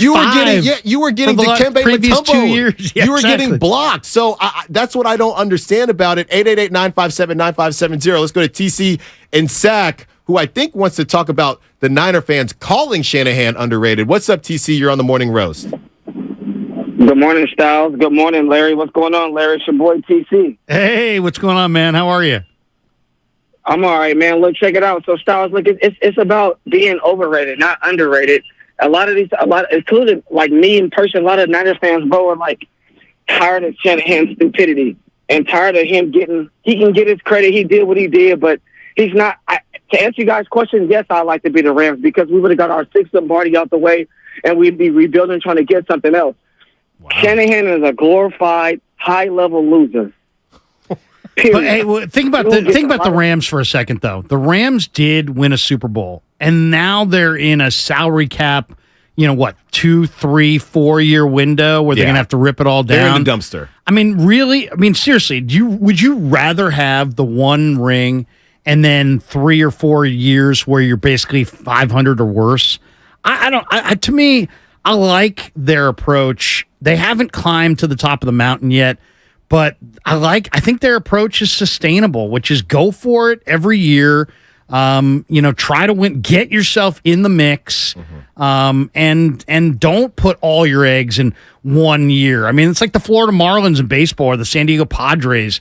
It's like 1 year we're great. We're the 98 Padres, went to the World Series, and then they were terrible for 3 or 4 years. I like a little bit more consistency than just one great year and then tear it all down. I just got to tell you, on the YouTube powered by First NorCal Credit Union, they're coming in fast, and I'm seeing a lot of I'll take the Super Bowl, which is actually surprising to me. I know there are people that feel that way. The reason it's surprising to me is because you still have the opportunity. You could win it this year. So I could see if the window had closed, the window is still open, and if you believe in Kyle Shanahan and John Lynch with your best option at quarterback so far. So I don't know how you have that take, because I would just say, okay, me personally, I would say if I was a fan in that position, I would say, hey, I'm going to give it 3 more years with their guy, Brock, and then ask me that question. I'll say, you know what? I've been the bridesmaid for, at that point, would be a decade with Shanahan.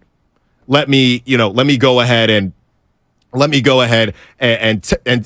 to be a Rams fan and get this ring. It's time for the injury report, sponsored by Boxer and Gerson Law Firm.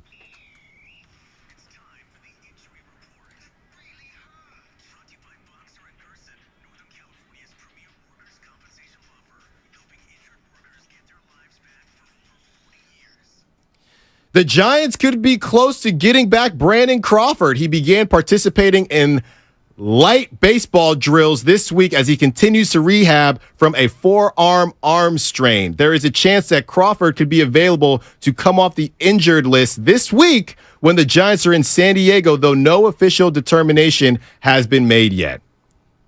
The injury report was brought to you by Boxer and Gerson, Northern California's premier workers' compensation law firm, helping injured workers get their lives back for over 40 years. What's coming up on The Game is sponsored by Fremont Bank, full service banking, no compromises. And what's coming up? Oh yeah, we got the GOAT. It's Joe Montana. You don't want to miss this. It's the Morning Roast. Watch parties aren't what they used to be. Welcome to today's matinee. Ever since we got Xfinity, my little sister and her friends can easily stream all their favorite stuff. We'll start with 2 episodes of Top Chef, then Chopped. When I was a kid, we'd worry about buffering. Now they just worry about what's on the charcuterie board. Enjoy these fine meats and cheeses.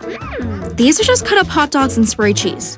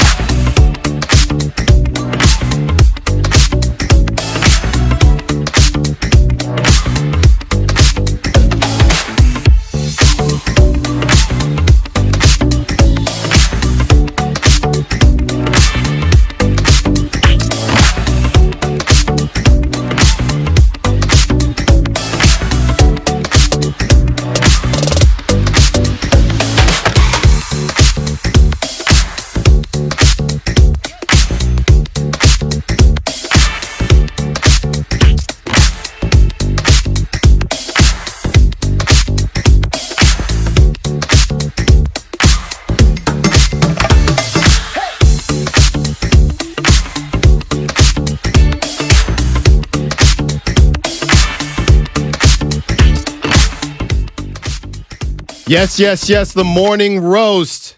Alan Stiles and Larry Krueger in for Bonte and Shasky, in for the guys as they take, I would say, a well-deserved longer weekend. So good for them. They'll be back on Monday. Shout out YouTube and Twitch streamers, Xfinity Mobile text line, YouTube and Twitch. Brought to you by First NorCal Credit Union. Looking for the best Giants talk in the Bay Area? Then check out the Garlic Fries and Baseball Guys podcast. Joe Shasky and Sam Loveman bring you all you need to know about this Giants season every week. New episodes are now available wherever you listen to podcasts. And you are going to want to listen to this if you're not listening to it live, and hopefully you are. We have the man himself, Niners legend, NFL Hall of Famer, Super Bowl champ, Joe Montana. Joe, thank you so much for joining the Morning Roast this morning. Thank you for having me. Appreciate it. How's everything going?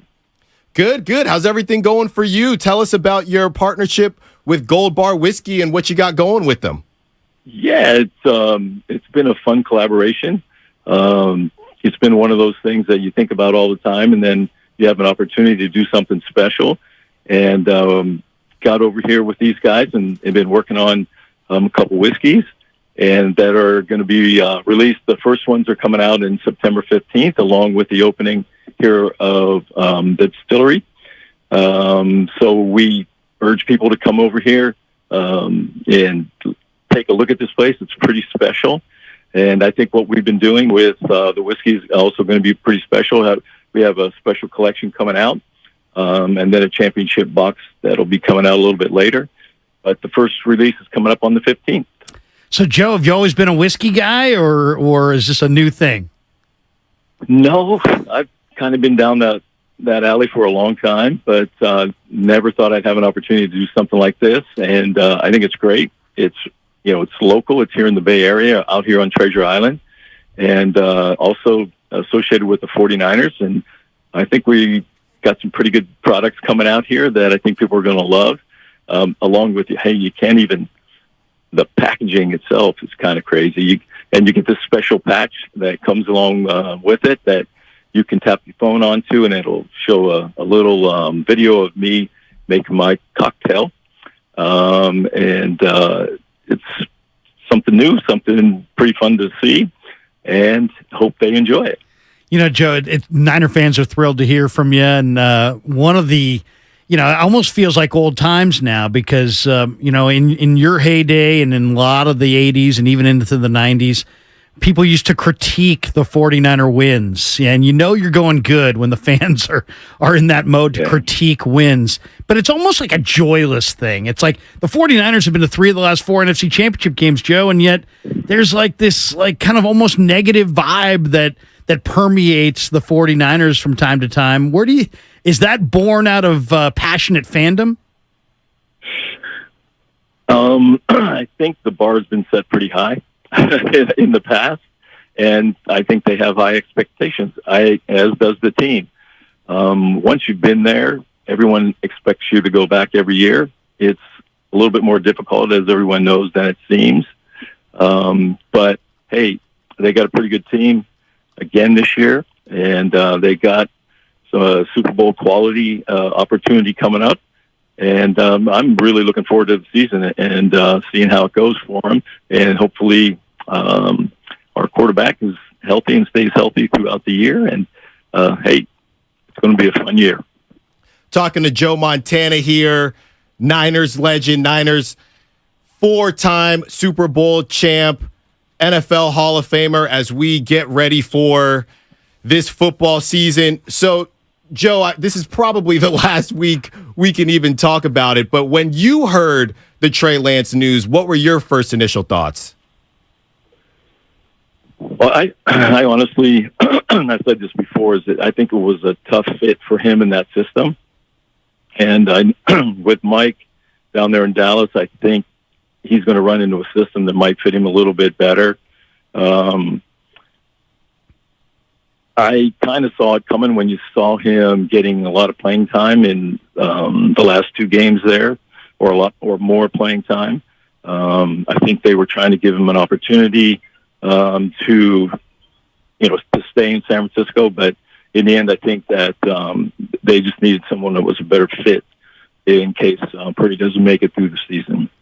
Joe, why do you think that Trey wasn't a good fit for this system, and why do you think Brock is? Well, I think one of the reasons is he came from a place where, he spent a lot of time running the ball. And that's not the type of system that he's in. Yes, can Purdy run? Yeah, if you have to. But the game was played from the pocket for the most part in that system. And it's hard to learn and understand that game when you run pretty much, I won't say a full read option when he was in college, but he spent a lot of time moving, out of the pocket, getting the movement. And that's not the 49ers style right now. And hey, he's a great athlete, and I'm sure he's going to find a place that fits for him because I think he has the ability to do it. I just think he was in a bad spot. I mean, if you look at Darnold, I think he got in a bad spot in the first place he went. And if I remember, he was a first-round pick too, wasn't he? Yeah. Third pick overall. So it's finding that spot. I got lucky, when I first got there, that I got with Bill Walsh, and I think you saw it again when Steve Young left and they traded for him and he came to San Francisco. It was a fit for him. Can he run? Yeah, he can run as good as anybody, but he also can play from the pocket, and it was a fit for Steve. So I think it's just finding that spot that you can plug yourself into that you're comfortable as. Talking to Joe Montana, NFL Hall of Famer, 4-time Super Bowl champ, and Niners legend. Joe, Jimmy Garoppolo recently used the word weird to describe the QB situation for the Niners the last couple years. Kyle said unusual, then ultimately agreed with unique. Off the top of your head, is there a word that you would use to describe the current QB situation these last couple years for the Niners? Well, I think it was pretty typical in the way things are these days. There are injuries happen in this game, and you have to be ready to play. And I thought for the longest time that they were going to find a way to keep Jimmy here because the one thing that he could do for them is win games and come off the bench if he had to. I think just the salary cap issues were a big problem, and from my understanding, I don't spend a lot of time down there, but I'm sure there were some other things going on internally that happened to kind of sour the Niners to Jimmy. But hey, they're all weird. I mean, you can go back to when I was playing; it was a strange situation there for a while too, right. Back and forth with Steve and I. So it happens in every organization and every era. So hey, it is what it is, and you just move on and you make the best of where you are. And I'm sure Jimmy will win some games for them down there in Vegas. So I wish him the best. Joe, let's talk a little bit about Brock. A lot of things that he does well. I mean, he processes well. He throws with timing. He throws with accuracy. A lot of the same things that you did. Do you people have compared him, and obviously that could be a burden because of how great of a player you were. But do you see any similarities in the two in your game compared to his? And what do you think of Purdy so far? Well, I never really try to compare, one quarterback to another because the styles are all different. Sure. But the one thing you can look at are the things that you said that, he processes quickly, ball comes out of his hand quickly, he makes good decisions, and he throws accurately. And you can't ask more of a quarterback. And as you can see, that system fits him and his style because he plugged in pretty quickly there. I mean, to come in from where he was and be thrown into that game, hey, my hat's off to him. I look forward to seeing him play. He's exciting, and he's got a pretty good team with him, and that always helps out a quarterback anytime when you got some weapons like they do. Talking to Joe Montana, 4-time Super Bowl champ, NFL Hall of Famer, and Niners legend. So, piggybacking off of Brock Purdy and the success that we hope he has, Joe, what do you think success looks like for the Niners this season? Well, I think you said it earlier in the call is that I think everybody expects to see him back in the championship game, and hopefully they get it to the Super Bowl and they can pull off another victory there. But they definitely have the caliber team to make that run. But it's easy to say now before the season starts, but a lot of things, take place. Injuries start happening, and some guys were having a better year. Some guys were having not as good a year as they had the year before. So all those things come into play, and you got to just kind of hope that you get all the pieces in the right places at the right time, towards the end of the year. And I mean, they're going to win games no matter what. They're too talented not to. I thought Walsh was a genius, and I thought the way he brought you along slowly coming out of Notre Dame was really smart. He had DeBerg there. He worked you in. But I wanted to ask you, Joe, between year one and year two, because it seems like we see football players make a huge jump from that rookie year to the second year, which is where Brock is right now.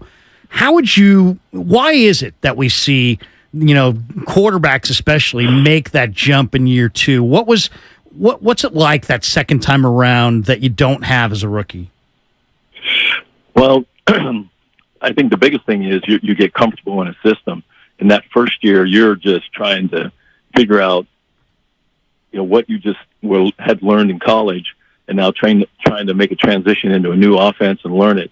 It's a little different learning as a quarterback, all the things that you need to know, as opposed to somebody who comes in like a wide receiver or a running back or any other position, really, where you only have to worry about one thing. And the quarterback, as you have to know where everybody's doing, what it's doing. You need to make changes. You need to be able to audible. And so it's a tough thing to do in the first year. And my hat was off to him for that, even because like I said, he plugged in pretty quick. Joe Montana, thank you so much for the time. Before we get you out of here, you got two blends with your partnership with Gold Bar Whiskey, the blend 273 and the blend 117. What should the Niners fans try first?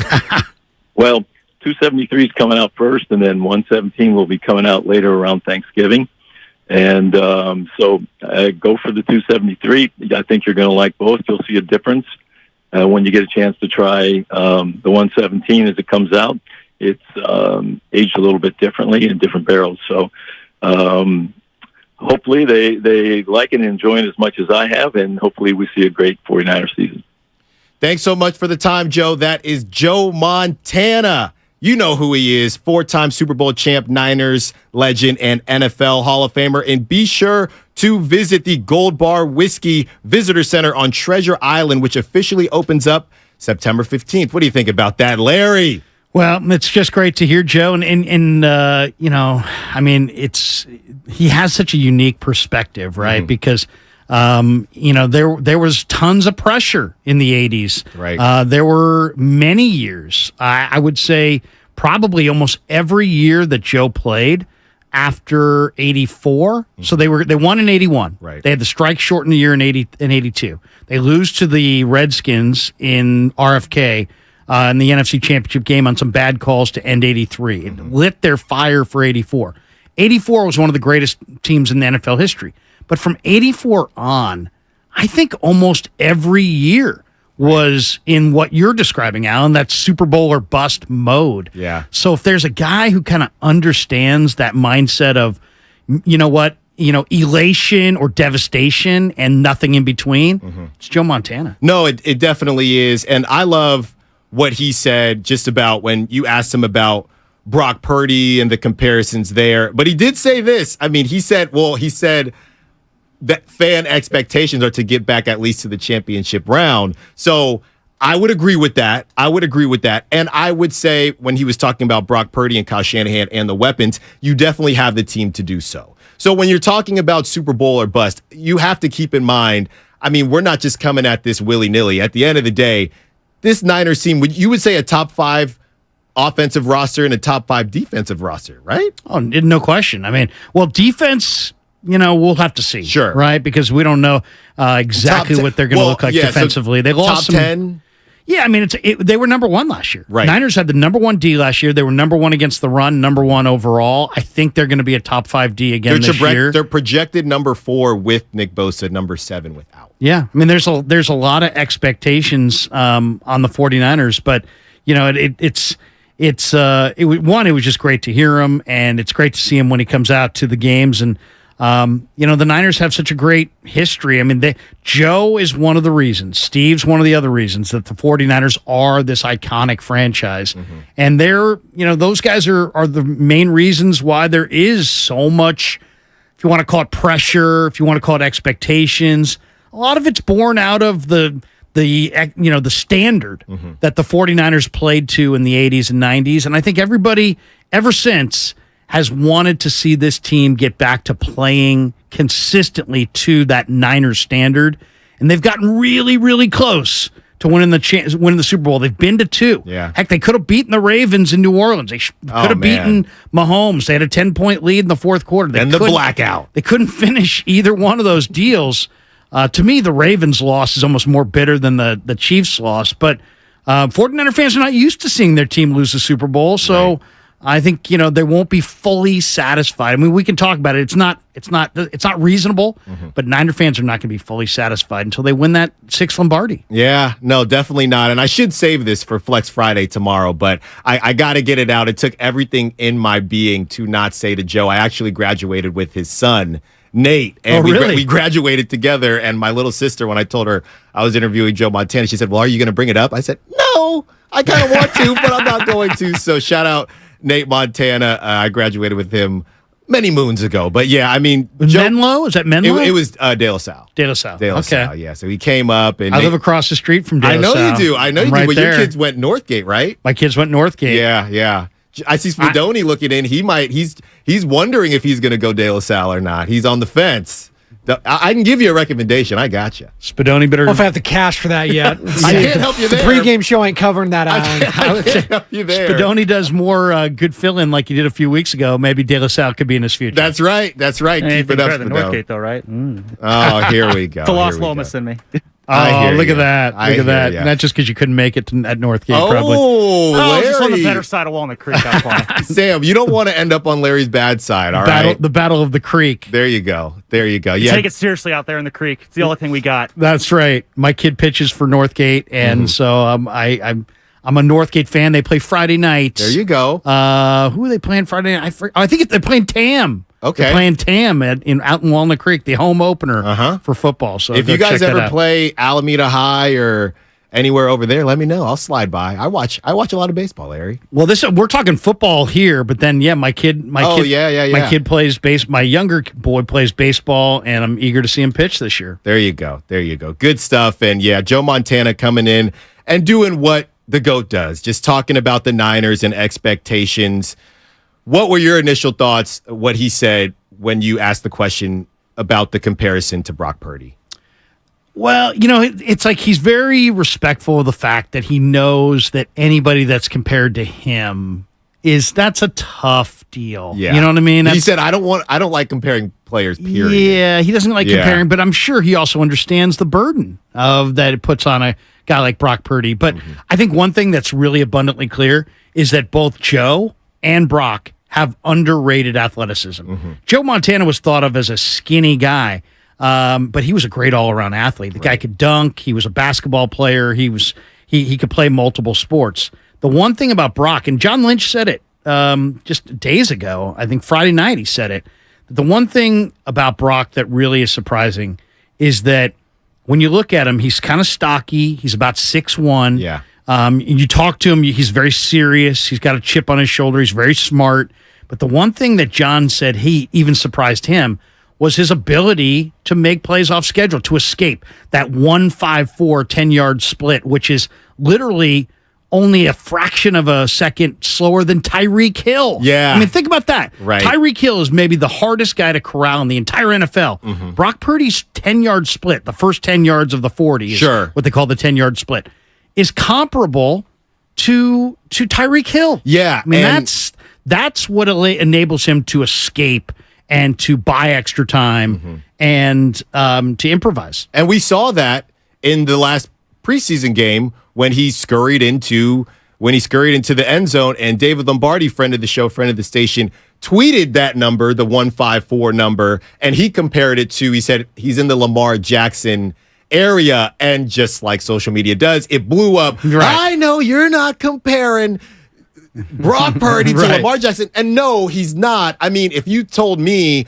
okay, Brock Purdy with his build, okay, is a quick guy that can get off the block and a quick 10-yard burst, I could believe that. Now, once they get to top speeds, that's where Brock, I believe, ran a 4.8, if I'm not mistaken. Right. And Lamar and Justin Fields, these guys would leave him in the dust. But those first 10 yards, that's all we're talking about. And that's why they're not running the read option with Brock. But that's why the broken plays work, because he is in those 10 yards quick enough to avoid some of those linebackers and things, but not for long. No, don't do it for long, but you can catch people off guard. That's all we're saying. Well, nobody's comparing his speed to Lamar Jackson's speed or Tyreek Hill.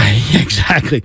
He's Tyreek Hill. They can play him at wideout. He's a mini Mahomes with Tyreek Hill speed. Yeah. There you go. No, but, I really believe that Monday night or Thursday night game, it was a national TV game, might have been a Sunday nighter. It was Niners-Bills. And it was Josh Allen throwing a laser down the field over Fred Warner's head. And I think it was a play like that, and then watching Mahomes and Allen off schedule. That was what the 49ers and what Kyle Shanahan really wanted. He wanted not just the play that's called in the huddle, but the play that comes up after the play breaks down and you got to improvise. And Mahomes has that. I mean, like, Mahomes is another guy. He's not. I bet you his 40 time's pretty ordinary. Yes. But his escapability is really there. And you see it with Josh Allen as well. And that's the one thing with Purdy. I'm not comparing him to those guys, but he does have that ability to run away. And let's be honest. The guys who rush the passer in the NFL are flat out awesome athletes. These guys run 4.5. They're 270 pounds. I mean, they're incredible athletes. And you need to be athletic enough to escape them, or at least get to a safe spot by yourself. Not a few to outrun. more seconds. We're not talking about outrunning. Just extend the play, and that's what Purdy's got. So Mahomes 4.8 flat. Right. That's not a great 40 time. Purdy 4.84. Right. So there you go. But then look at both guys' 10-yard split. Exactly. And I bet you Mahomes' 10-yard split's probably not Purdy, but it's probably pretty damn good. Right. Exactly. It takes some. It feels like it takes Mahomes a while to get going, but because he is so good with his arm talent, there's nobody around him. So the last thing you're worried about, if you're going to pick your poison, that's the one thing you say, all right, I mean, if Mahomes is going to run, we're just going to have to live with it. And that's why he was on the Krugerrands in the 95-7, the lame fantasy league last night. Patrick Mahomes, come on down. Okay. I still accidentally had my auto draft on, and I took Jalen Hurts. So, okay. But I'm okay with that. Yeah. Now he had a great year last year. Exactly. Now, but everybody is saying regression is coming up, regression. So, honestly, Larry, like I said, and I said this in the crossover with Joe Spadoni, Lucas makes me do it because I'm a part of the station. I'm a daily fantasy guy. So I hope somebody enjoys my donation to the station. You're an underdog guy. Am I the Brock Purdy of our league? You might be. I think I'll take that. You might be. I'll take that. I like the daily fantasy, by the way. Mm-hmm. Whether it's FanDuel or whatever, it's kind of a cool thing to do. Me and my son do a little daily fantasy every morning before the NFL games. Yeah, you're all in on it. And I know everybody else is all in on their fantasies and everything going on. We're going to continue to break down Joe Montana and what he had to say about the Niners. And right now, the question about Jimmy and the weird situation comment, and how Joe essentially said all situations are weird. I was in a weird situation myself, so I thought that was really good perspective on his part. Did you see the Joe doc on Peacock? Not yet. Oh my God, Alan, it's awesome, man. It's awesome. And one of the things that I cannot erase from my memory is that George Seifert told Joe Montana during the final moments of Joe's his final season with the team. Yeah. To be out of the locker room when the team came back from practice because he was a quote unquote distraction. Oh, that word, the D word. Distraction. That right there, that documentary did not show George in a good light. There you go. I mean, come on. You're going to tell Joe Montana. Yeah. I mean, the team was literally awful throughout from Monty Clark in the mid 70s to when Joe showed up in late 70s to 81 when they won the Super Bowl. I mean, you could have got any seat in the house anytime you wanted. Nobody wanted to go to Niner games. And to sit there and to disrespect Joe that way and say he was a distraction I mean, that to me was like, when I saw that, I was like, wow. Now I kind of get why there's some bitterness there, between maybe Joe and Seifert and some of these guys. Because it's, come on, man. I mean, I made this team. Right. I am the original, guy, and you're going to tell me I'm a distraction? Yeah, business is business, but at the end of the day, you got to respect who brought you to where you are. All right, we got to get to a break, and this segment was sponsored by Lazy Boy Furniture Galleries. Lazy Boy makes so much more than recliners, and right now, don't miss the Labor Day event, 30% off store-wide. There's a Lazy Boy Furniture Gallery near you, so hurry in. These prices won't last. Lazy Boy Furniture Galleries, long live the lazy. When we get back, more Brock Purdy talk. Is he ready? We'll talk about it. It's the Morning Roast. Innovation Refunds has been helping small businesses that qualify to get a business.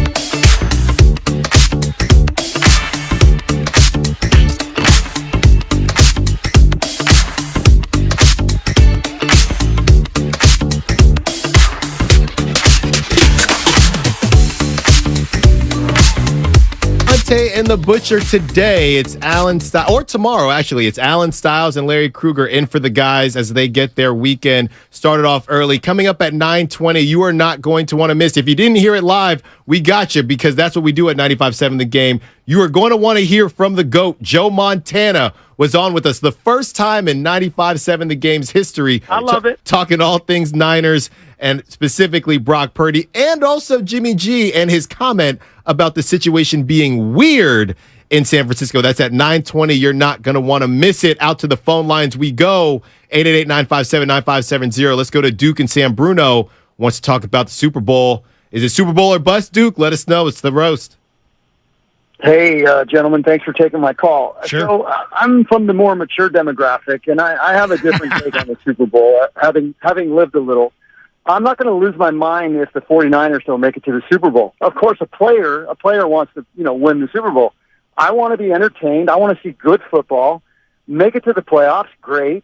I would rather not have a ring and then be a cellar dweller for 10 years. Right. So just let's see some good football like we did last year.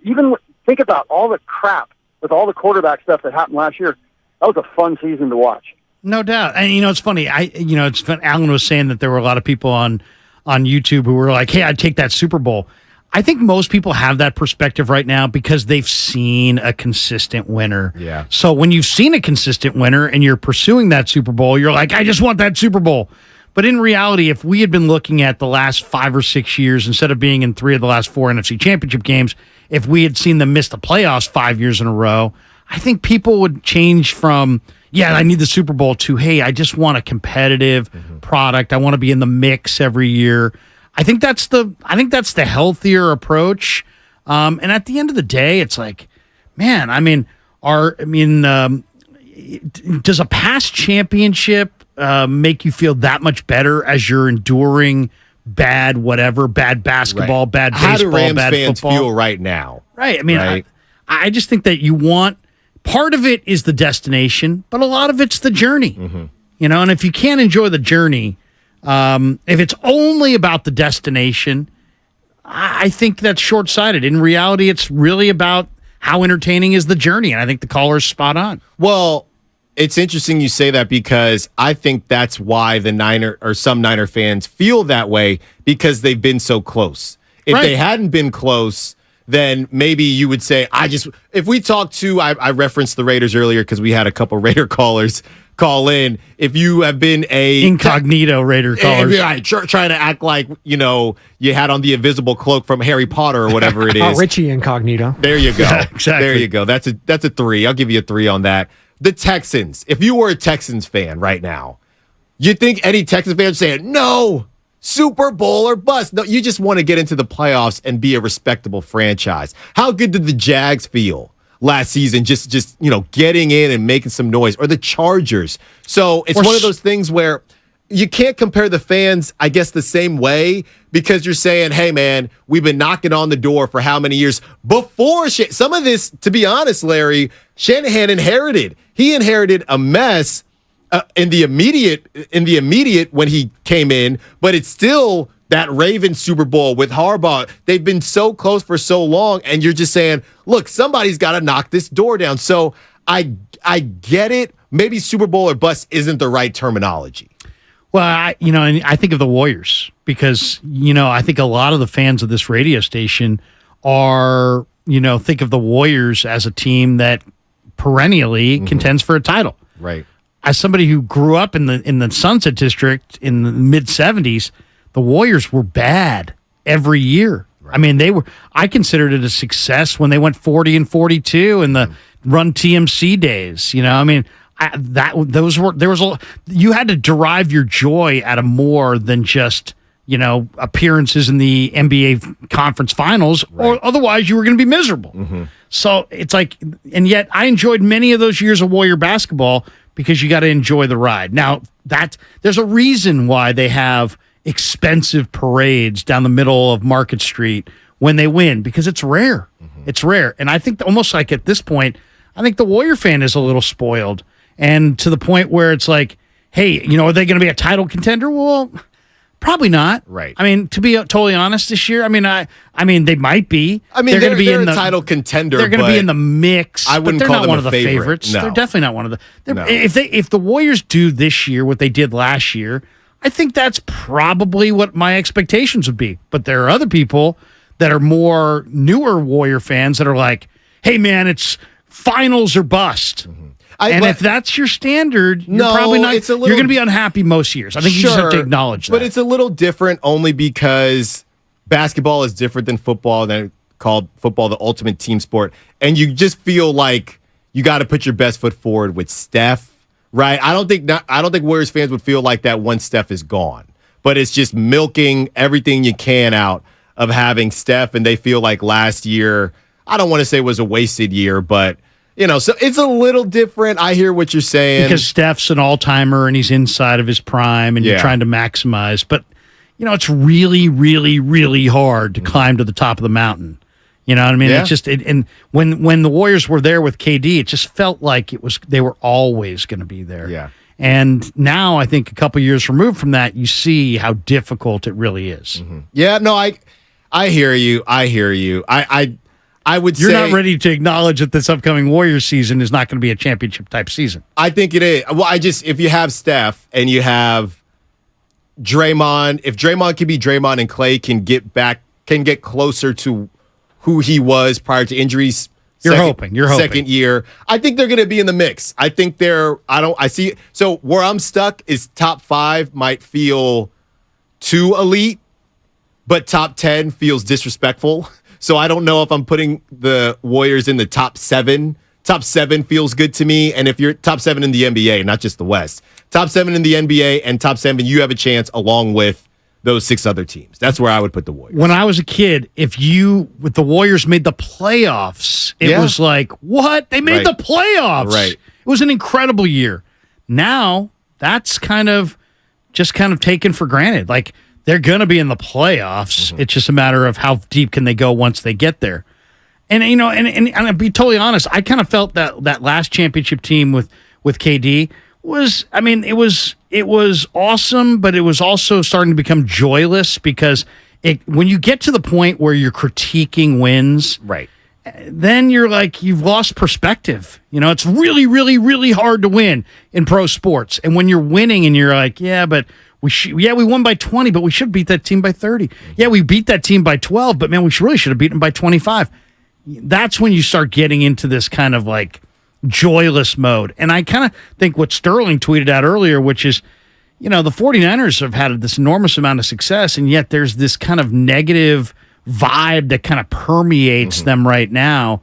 And it's based on what? But based on what? Because their high draft pick quarterback didn't work out. Yeah. Because Bosa's holding out for more money. Because the kicker is got a quad pull and he was taken in the third. You know what I mean? It's like at the end of the day, would you rather be the Niners or like 95% of the rest of the teams in the NFL? But isn't there somewhere to live in the middle where it's, hey, I get it, we're better than all these teams, but also it's time to get the big one. It's time to get the big one. Because it feels that way for the 49ers because they've been in their championship window. Right. They've gotten really close. I mean, heck, you've been to 2 Super Bowls in recent memory and you couldn't finish the deal. So there's a lot of people going, just get that 6th Lombardi. Just get that 6th Lombardi. Mm-hmm. And I understand that, but I'm just saying it's like in the grand scheme of things, I want a team that's going to be competitive on a regular basis, that's going to give you an entertaining season of football, and just be in the mix for the ring. I mean, okay. Be relevant. Be relevant in the conversation for the Super Bowl. No, I think that's the good standard to have. Well, yeah, because you figure at some point you'll break down that door. Yeah. But until you don't, I can see why fans are saying, I want to break down that door, but I don't know that we'll be able to do it. So to that point of why are some fans a bit pessimistic or whatever, it's because some of them might feel, look, I'll just believe it when I see it. That's the problem with the success that the Niners have had recently.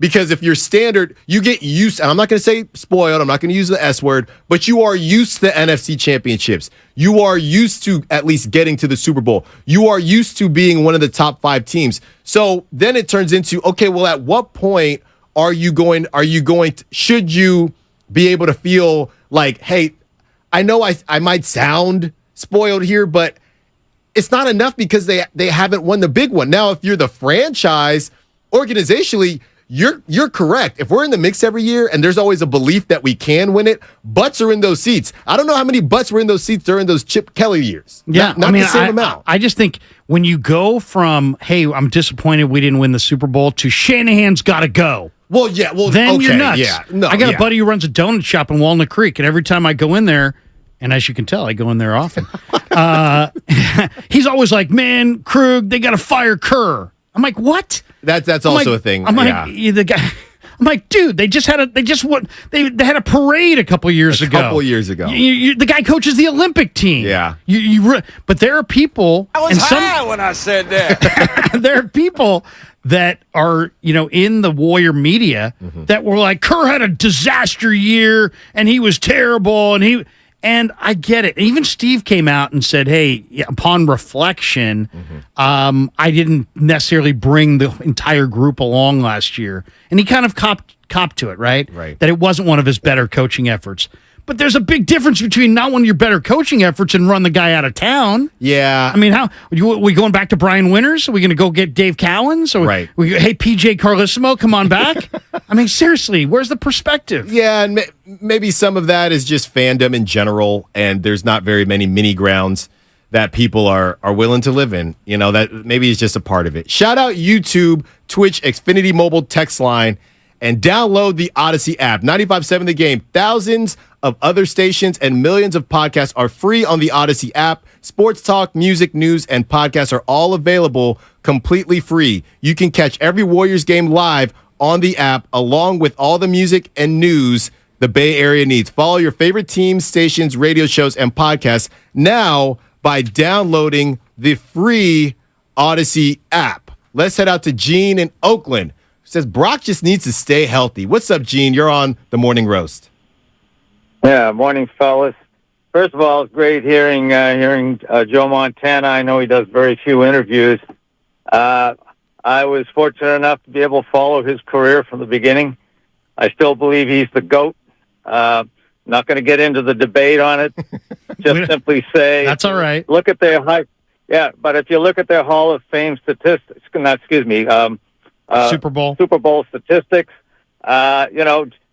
Brady was very good overall, and Joe was damn near perfect. So that's all I got to say about that. Here's the best way to frame it. I think if you have one game to win, you can have any quarterback in history. Who do you want starting it? You want Joe because he's got a perfect record in the big game. But go ahead. Yeah, there you go. Now, as far as the journey versus the here and now, I'm kind of split on that. I mean, I'm 77. I've learned how to enjoy the journey. On the other hand, I don't have a whole lot of time left to wait for a Super Bowl. So I sure in hell want to see one darn soon. Okay? I hear you. Last point on Brock Purdy, and this gets to what Joe said too. He said, you got to have a quarterback that fits the system, got the skill set and all. Another way to put it is, you can have all the great tools that we have and have had for some time, but you got to know how to use them effectively. And if you go through the quarterbacks we've had under Shanahan, you got Mullins, Bethard, and Hoyer won 25% of the games because they didn't know how to they didn't fit the system. All right. Then you come to Trey Lance, won 50% of his games, and we know all the shortcomings of Trey, starting with his not being able to fit the system. You go to Jimmy G. He won 70% because he did fit the system, but he fell a little short in some of the key areas, especially the part about improvising when he was under pressure. So far, Brock has shown that he's got the skills we need. I don't think he's going to unlearn that. The main thing is just keep him healthy, He is a little, he's stockier. I remember Montana when he first came out. He's 200 pounds, 6'2". They thought he was going to get killed, and he did get seriously injured more than once, missed the whole season, but he had a beautiful 15-year career after all. Brock, he's more solid. He can escape trouble. So, but that front line, that offensive line, concerns me a bit. Protect him, keep him upright, and yeah, I think we got an excellent shot to win the whole thing this year. Yeah, I mean, it's the one thing that I've seen this summer from Purdy that I didn't see from Trey, never saw from Allen, really haven't seen from Darnold, is rhythm. I mean, like when you watch, and you guys saw it in the preseason.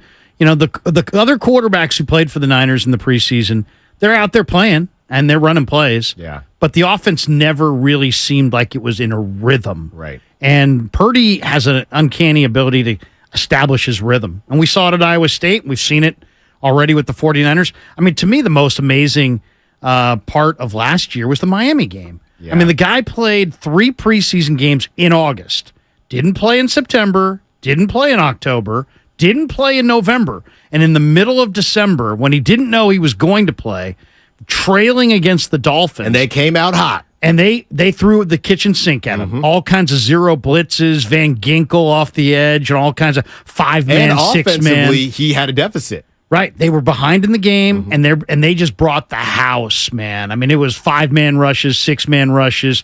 They just went after him. They're like, oh, sharks in the water. I mean, blood in the water. Here come the sharks. And they won that game by 17 or something like that. And they beat Brady the next week by 35-7, and he just took off from there. And I'll say, to me, Alan, the moment that I was just like, wow, was the Tuesday after the Miami game. I go into the locker room, and I'm thinking, okay, Jimmy's done for the year. They're now going with their third-string quarterback. The vibe in this room is going to tell me more than any quote from any player. That vibe in the room is going to tell me if these guys believe in this kid. Go into the room, it was light, guys are laughing, guys are joking. It was like nothing had happened. It was like they didn't suffer an injury to their starting quarterback, and they weren't relying on their third-string guy. Why? Because the guys believed in this kid. So, football player, you can't lie to these guys. I mean, if he was just a third-string guy who was just really, really questionable NFL starter, there would have been guys almost talking in past tense, like, it was just we had so many injuries this year, and oh my God, so hard to overcome, and we'll do the best we can. Instead, it was like, yeah, we feel like we got a good shot. We can still win the whole thing. So that told me that the players believed in him, and as the season played out, we could see why. Yeah, and Gene, if you're listening, the YouTube chat powered by First NorCal Credit Union, they're starting hashtags for Gene now. Hashtag win it for Gene. That's from Xavier W. Chris M. Quest for Gene. So hopefully the Niners do get it done. 888-957-9570. Let's get out to Napa Wine Country with Rolando. What's up, Rolando? He's got something to say to you Niner fans. What's up, Rolando? You're on the Morning Roast.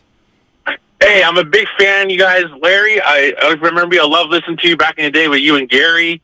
And I'm happy that you're on 95, and I'd love for 95 for you to have you on, because I love you, Larry. You're awesome, and like Gary used to say, you always keep it real. Appreciate you, brother. Appreciate you. Yeah, all this hate against the Niners, fire John York, fire Jed, fire John Lynch, fire Kyle Shanahan. Do you guys remember 20 years ago when I used to say, are you guys on the other, with you and Gary, like, yeah, you want to go back to Terry Donahue? You want to go to Dead Man Walking, Dennis Erickson, head coach? And like the big thing I want to say about Brock Purdy, this is my feeling. Ever since that he came out into the league, I feel like there's this like jealousy, like all the NFL, all these players are jealous that this guy came to us with the 7th pick, with the last pick, and he's successful. And I want to know what you guys think about that, because my personal belief is I think like there's a lot of people out there who are jealous that this guy was a 7th round pick, the last pick, and he's successful. And I think a lot of people are jealous of that. And I want to hear what you guys think about that. It's just a personal belief. Well, which people, though? Okay, he's gone. But I'm wondering which. I don't think it's jealousy. I think it's Jimmy G scarring. Jealousy from Niner fans? Well, he's saying that other fans of other teams are kind of jealous that the Niners found maybe their starting quarterback with the last pick in the draft. But I think Niner fans who push back, Allen, or have Jimmy G scarring. It's like, I thought Jimmy G was the guy. They played 5 games. They gave him the biggest contract in the league. Everybody was like, he's the guy, he's the guy, he's the guy. And then he wasn't. And so if I thought Jimmy was the guy and then he suddenly wasn't, then Brock Purdy, I can't really invest fully in Brock Purdy because I'm going to get burned again. But if your scope is only 2 quarterbacks, you're probably not seeing that's not a broad enough scope. Yeah. You know what I mean? Yeah. It's got to be more than just almost everybody who's skeptical about Purdy will reference Jimmy G. Yep. And it's because Jimmy started hot. But then by the end, Alan. But that's fair, I think. Jimmy stopped throwing outside the numbers. Jimmy stopped throwing in the deep third of the field. Why? That's a great question. Jimmy thinks he can. Yeah, I mean, he just there was no downfield passing attack with Jimmy Garoppolo basically over the last couple of years. He stopped, and even you could see it on the all-22. Late in the down, teams would cheat up and in. So you were basically, I think of some of those games where he threw picks late in the game, and it's like, why? Because the book was out. Late in the down, Jimmy's not going to throw it outside the numbers, and he's not going to challenge down the field. So bunch towards the middle. But that's crowd what the middle. That's what I want to know. Teams did it, and they came away with picks. But that's what I want to know. And it's good. Jimmy doesn't seem to be afraid to say too much these days. A lot of people are saying Jimmy has more arm strength than Brock Purdy, right? That's what I've heard. I don't know what your thought. I think he probably does have he's got a really quick release, and he probably does have a little bit more natural, pure arm strength than Purdy. So why was Jimmy not throwing out the numbers because it wasn't getting called, or with Kyle Shanahan not calling those plays? What was it?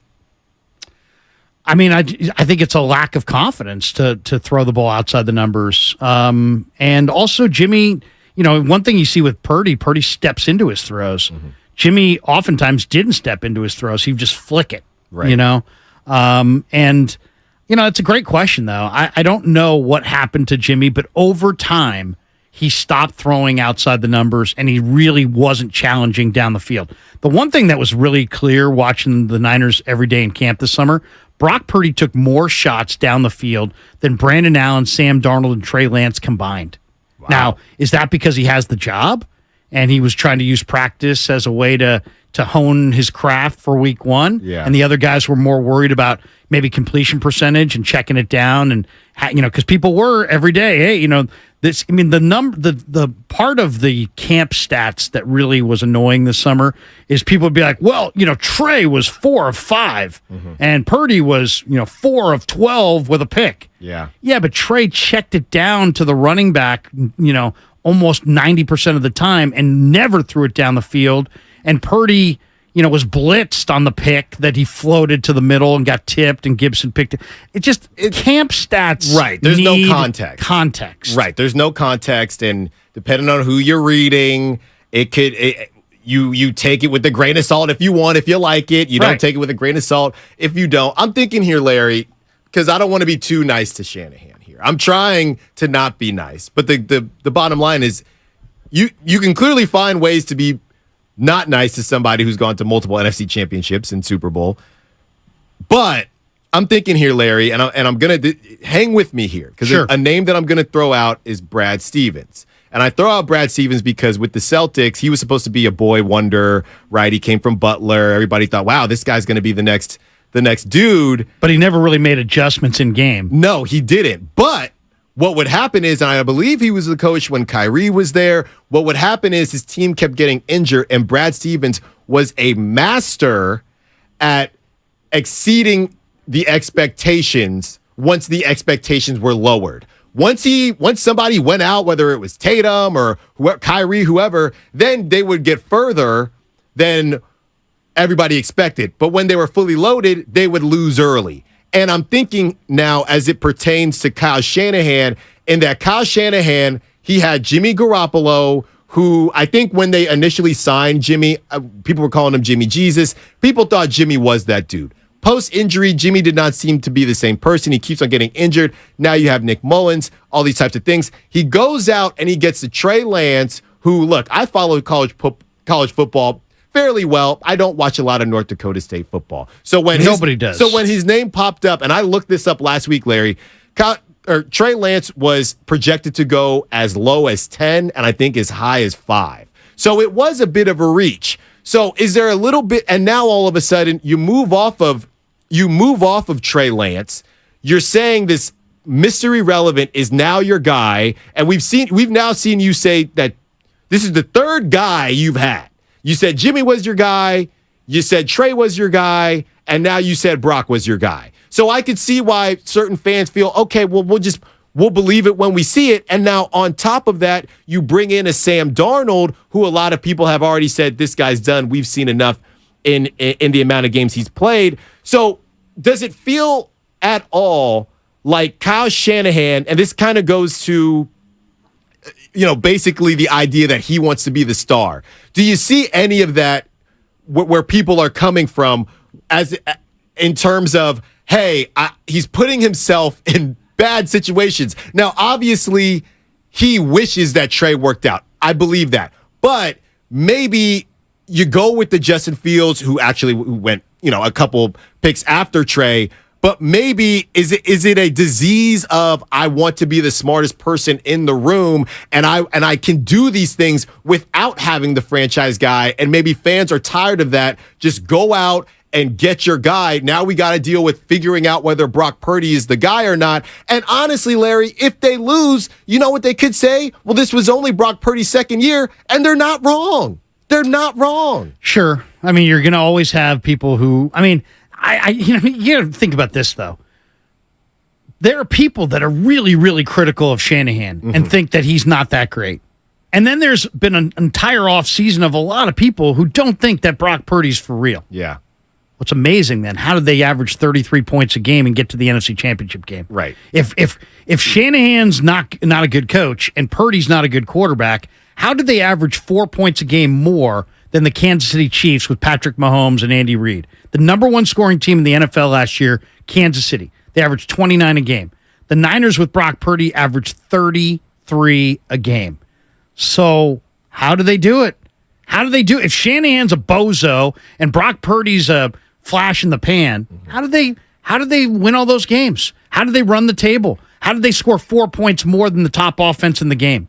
So it just, people just, they have these narratives. It's like, it's, it was amazing. People are like, oh, Shanahan can't pick quarterbacks. But then the same people that were telling you that Shanahan can't pick quarterbacks were dead set that Trey was absolutely the guy. Well, you just told me that Shanahan can't pick quarterbacks, and now the guy that he drafted third overall, you're saying he is the guy. Yeah. You know what I mean? There's a lot of inconsistencies to a lot of these opinions. It's definitely revisionist history, and I get all that. There's a lot of frustration. Yes. There's a lot of frustration because people had high expectations for Trey.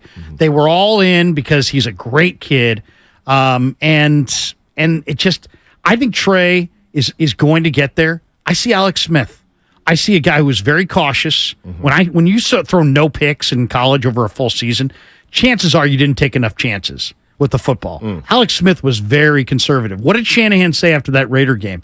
He said, you know what? I need to see Trey let it rip. In fact, he kind of apologized for the interception that Duke Shelley had and then tipped it to Dwelly because he's like, hey, I like that play. Why? Because he let it rip. Yeah, and look, I hear you. I think Shanahan was telling us, though, that he felt like Trey was a little too cautious with the football. Yes. You're listening to 95.7 The Game, KGMZ FM, and HD1 San Francisco. Always live on the free Odyssey app. Download the Odyssey app and favorite 95.7 The Game for the best and most up-to-date sports coverage. And don't forget that you can also watch us every day on our YouTube and Twitch streams. We see you out there, sponsored by our very good friends at First NorCal Credit Union. Just log on and search 95.7 The Game. Be sure to like and subscribe to the channel while you are there. Look, the Trey part of that, I mean, I've been in situations, Larry, where my confidence was just shot. Right, and playing baseball, college baseball. My first year when I got to Temple, the coach that had recruited me, he actually left. They parted ways, so I had a brand new coach, brand new coaching staff. Things didn't go very well in the fall, and it was just rough, man. And I ended up, honestly, if there was a transfer portal, I probably wouldn't be a Temple grad. I probably would have left, but there wasn't a transfer portal. Ended up powering through. starting towards the end of my junior year, started my senior year. But once you know, can I ask you not to interrupt you? Yeah. But how did you rebuild that confidence? Because confidence is everything. Yeah. And if you lose it, it's an edge that's very difficult to get back. Right. How did you get it back? No, I'll be completely honest summer with you. ball, I've never told this story on air before, but in the fall, we were playing at UPenn, beautiful campus, in the fall. The Quakers. And I don't know what happened, Larry, but the ball just went ejecto-mitt. I went up, I was in left field, I was batting second. It was, hey, we're going to give you an opportunity here. I reached up, ball just popped out of my glove. And after that, I tell people I had the catching yips. And I worked really hard to get through it. The ball's in the air, you're thinking negative. The ball's in the air, it's coming your way, you're thinking negative thoughts. Exactly.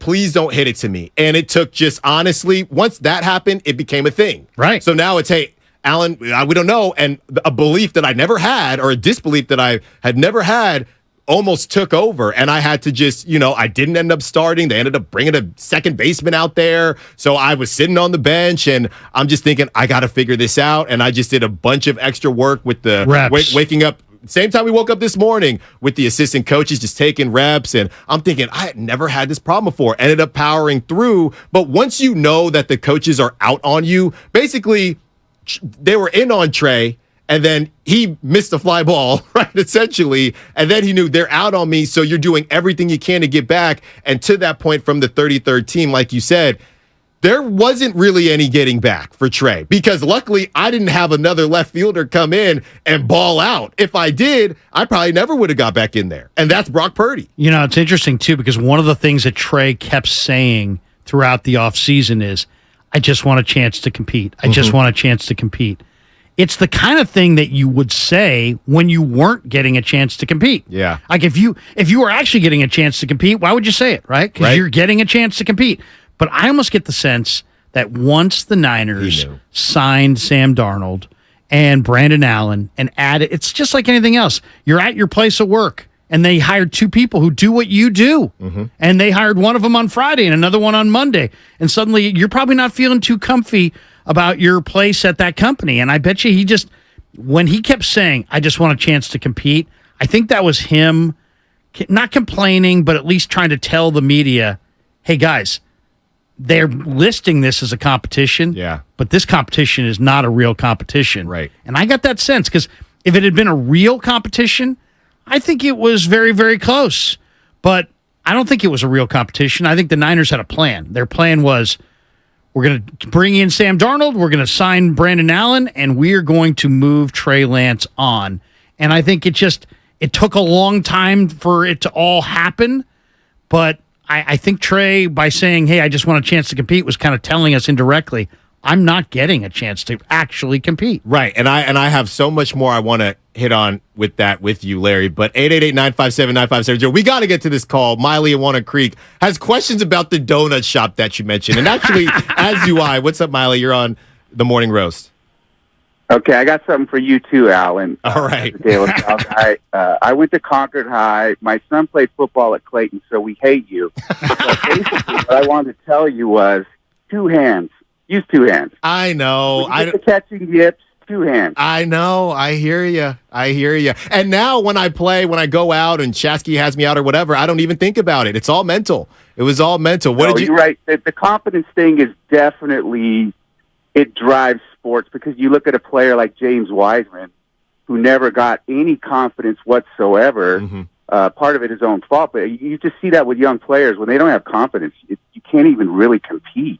Didn't you get the vibe, too? Didn't you get the vibe that when Steph looked bothered when James didn't roll to the bucket on that one play early in the year, that Wiseman was done right then and there?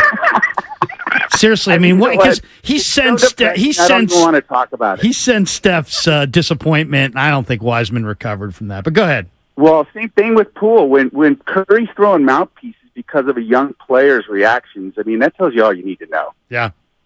Basically, I got to bring it up, Larry. So I live across the street from De La Salle as well. Okay. And when you bring up the donut shop, it's got to be All-Star Donuts. Am I right? That's my man CK. Wait, that's yours too? That's my spot.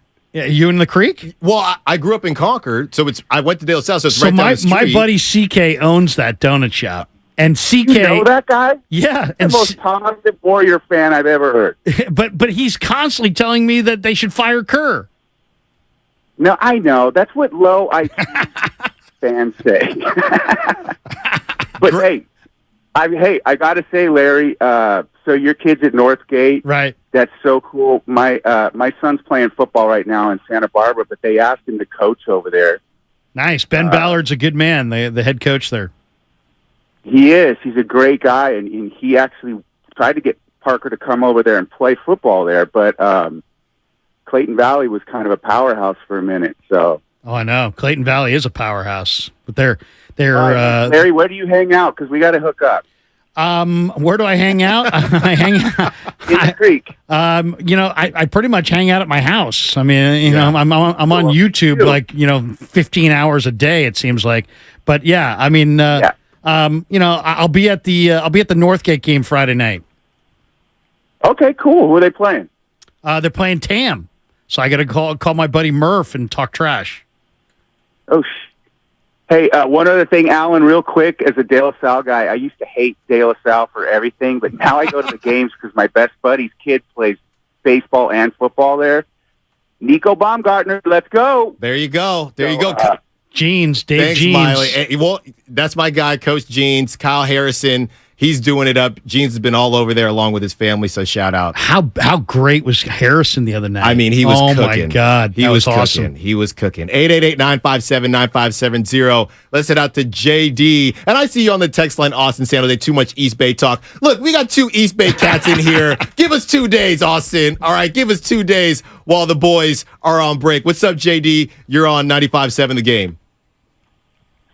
Peace, family. Hey, I just want to go on not a rant, but I just want to talk about the Niners. I usually call and only talk about the Warriors, but when Singletary was the coach, he brought them back to reality.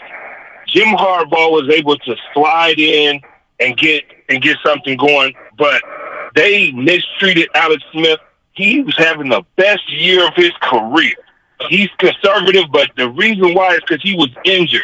And I never heard y'all one time today speak about the offensive line and how every single time they get injured, the main guys that's supposed to be somebody on the offensive line get injured. So they have these no-name ragtag guys defending the quarterback, and they get smacked. Garoppolo was winning. I heard you guys talk about how not to nitpick on wins. Garoppolo was winning. He took the Niners to the championship. He brought them back to the game before the championship. Who's defending him? He can't scramble. The coach is calling conservative plays because he's scared that Jimmy's going to make a mistake. So him and Jimmy behind the scenes are getting into it. Okay? They did the same thing they did with Alex Smith and Kaepernick to Jimmy, and then they got Brock Purdy up there. Brock Purdy he's better than Trey Lance. Trey Lance is not ready. He's not prepared. The guy, Brock Purdy, he was Mr. Football. I heard about him before he was in the NFL. This guy who's born to play football. I have never heard anything else that Brock Purdy has ever done in his life. So you guys got to understand that the Niners are a good team. They just having a lot of mistakes they're making, and a lot of it is from the coach, Shanahan, and it's from not having a viable offensive line. I'll land my plane. Yeah, no, I think you're. I don't necessarily agree about Shanahan, but I definitely agree that the Niners have not invested enough in their offensive line. Mm-hmm. They really have not. I think McKivitz is going to be an upgrade from McGlinchey. Obviously, Trent is Trent. But, I mean, to me, the backup offensive linemen that the Niners have right now, man, if any of their offense starting 5 guys go down, it's going to be rough. It's going to be rough. Definitely. What's coming up on The Game is presented by Save Mart and Lucky California. When we get back, we are replaying Joe Montana, who joined us. That will be at 9:20 a.m. You don't want to miss that. And we're going to talk kickers, running backs. Oh, yeah. We'll talk quarterbacks, too. It's a morning roast. Styles and Kruger in for the guys. This Labor Day weekend, Lucky has incredible deals.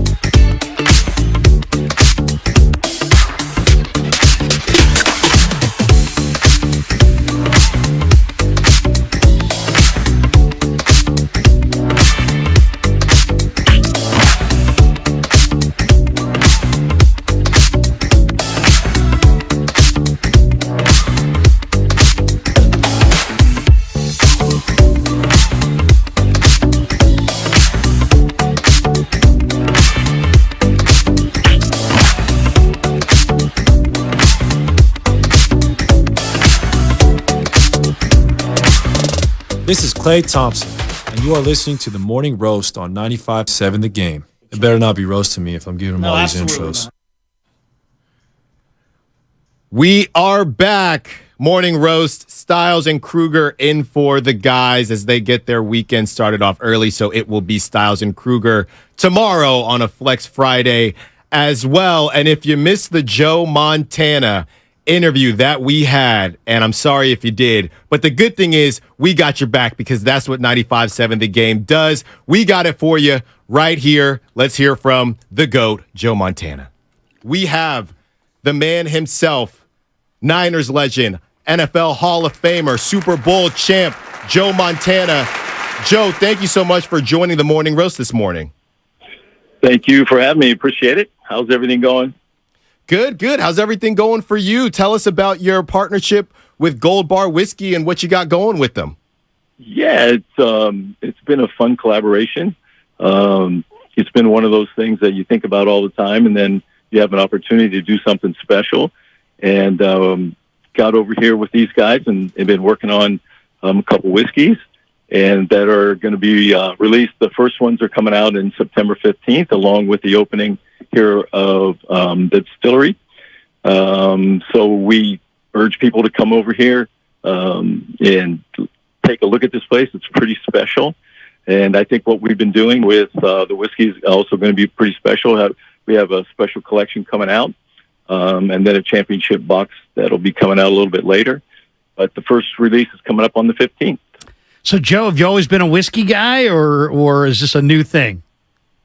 No, I've kind of been down that alley for a long time, but never thought I'd have an opportunity to do something like this. And I think it's great. It's local. It's here in the Bay Area, out here on Treasure Island, and also associated with the 49ers. And I think we got some pretty good products coming out here that I think people are going to love. Along with, you can't even, the packaging itself is kind of crazy. And you get this special patch that comes along with it that you can tap your phone onto, and it'll show a little video of me making my cocktail.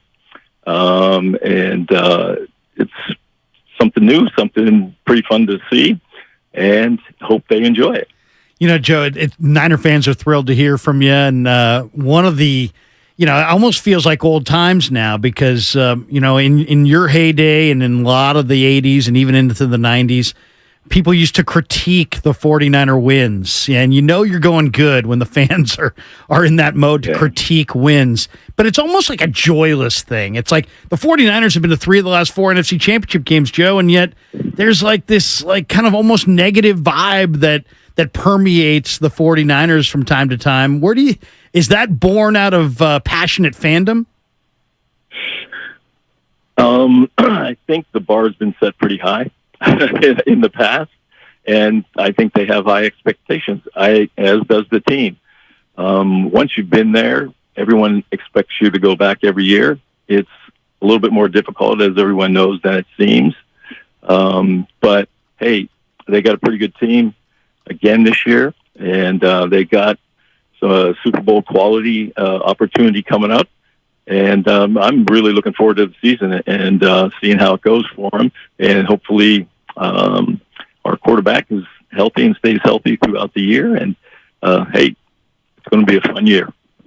Talking to Joe Montana here, Niners legend, Niners 4-time Super Bowl champ, NFL Hall of Famer as we get ready for this football season. So, Joe, this is probably the last week we can even talk about it, but when you heard the Trey Lance news, what were your first initial thoughts? Well, I honestly, and I said this before, is that I think it was a tough fit for him in that system. And with Mike down there in Dallas, I think he's going to run into a system that might fit him a little bit better. I kind of saw it coming when you saw him getting a lot of playing time in the last 2 games there, or a lot or more playing time. I think they were trying to give him an opportunity to stay in San Francisco, but in the end, I think that they just needed someone that was a better fit in case Purdy doesn't make it through the season. Joe, why do you think that Trey wasn't a good fit for this system, and why do you think Brock is? Well, I think one of the reasons is he came from a place where, he spent a lot of time running the ball. And that's not the type of system that he's in. Yes, can Purdy run? Yeah, if you have to. But the game is played from the pocket for the most part in that system. And it's hard to learn and understand that game when you run pretty much, I won't say a full read option when he was in college, but he spent a lot of time moving, out of the pocket, getting the movement. And that's not the 49ers style right now. And hey, he's a great athlete, and I'm sure he's going to find a place that fits for him because I think he has the ability to do it. I just think he was in a bad spot. I mean, if you look at Darnold, I think he got in a bad spot in the first place he went. And if I remember, he was a first-round pick too, wasn't he? Yeah. Yeah. Third pick overall. So, it's finding that spot. I got lucky, when I first got there, that I got with Bill Walsh. And I think you saw it again when Steve Young left and they traded for him and he came to San Francisco. It was a fit for him. Can he run? Yeah, he can run as good as anybody, but he also can play from the pocket, and it was a fit for Steve. So I think it's just finding that spot that, you can plug yourself into that you're comfortable as. Talking to Joe Montana, NFL Hall of Famer, 4-time Super Bowl champ, and Niners legend. Joe, Jimmy Garoppolo recently used the word weird to describe the QB situation for the Niners the last couple years. Kyle said unusual, then ultimately agreed with unique. Off the top of your head, is there a word that you would use to describe the current QB situation these last couple years for the Niners? Well, I think it was pretty typical in the way things are these days. There injuries happen in this game, and you have to be ready to play. And I thought for the longest time that they were going to find a way to keep Jimmy here because the one thing that he could do for them is win games and come off the bench if he had to. I think just the salary cap issues were a big problem, and from my understanding, I don't spend a lot of time down there, but I'm sure there were some other things going on internally that happened to kind of sour the Niners to Jimmy. But hey, they're all weird. I mean, you can go back to when I was playing; it was a strange situation there for a while too, right. Back and forth with Steve and I. So it happens in every organization and every era. So hey, it is what it is, and you just move on and make the best of where you are. And I'm sure Jimmy will win some games for them down there in Vegas. So I wish him the best. Joe, let's talk a little bit about Brock. A lot of things that he does well. I mean, he processes well. He throws with timing. He throws with accuracy. A lot of the same things that you did. Do you people have compared him, and obviously that could be a burden because of how great of a player you were.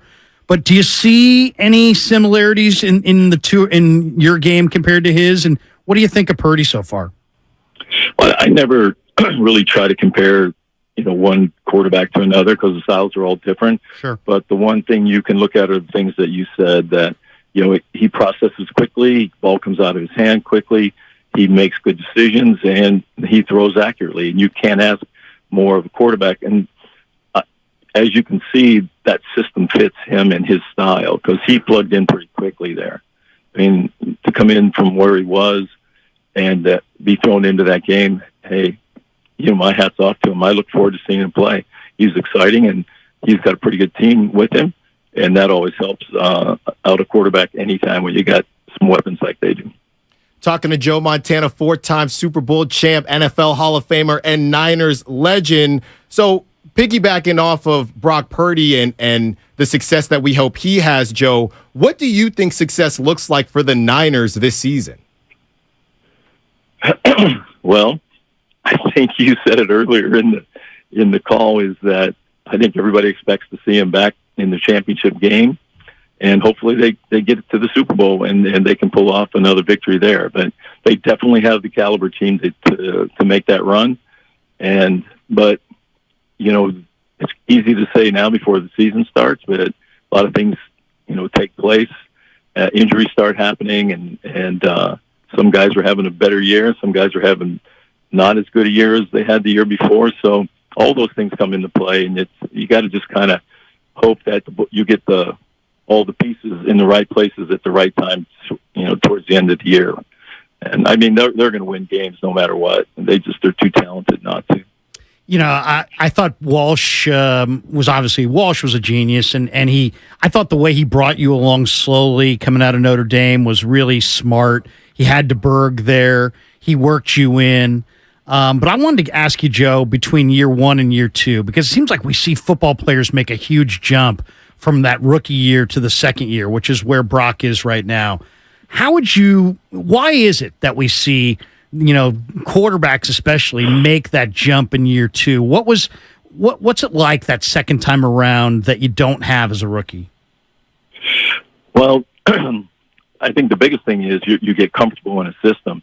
In that first year, you're just trying to figure out, what you just had learned in college, and now trying to make a transition into a new offense and learn it. It's a little different learning as a quarterback, all the things that you need to know, as opposed to somebody who comes in like a wide receiver or a running back or any other position, really, where you only have to worry about one thing. And the quarterback, as you know, you have to know where everybody's doing, what it's doing. You need to make changes. You need to be able to audible.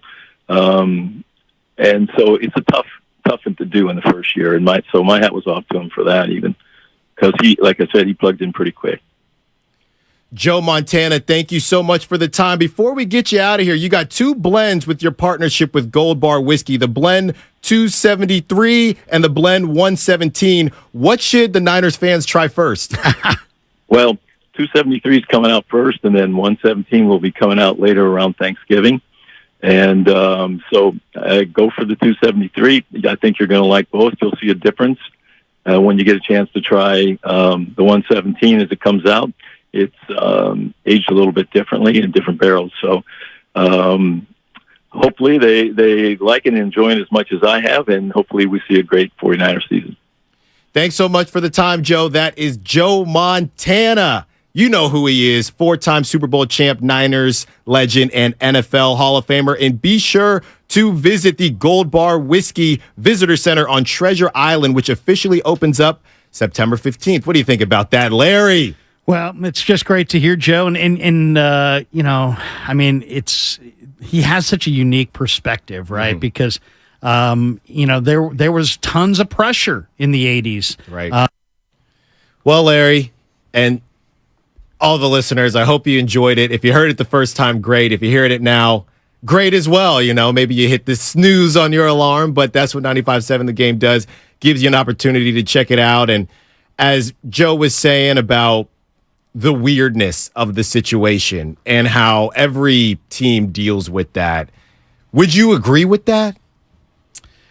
I mean, not every team, but I mean, the 49ers, not as often, maybe not as often. There's a lot of focus. I mean, think about the way the NFL is televised.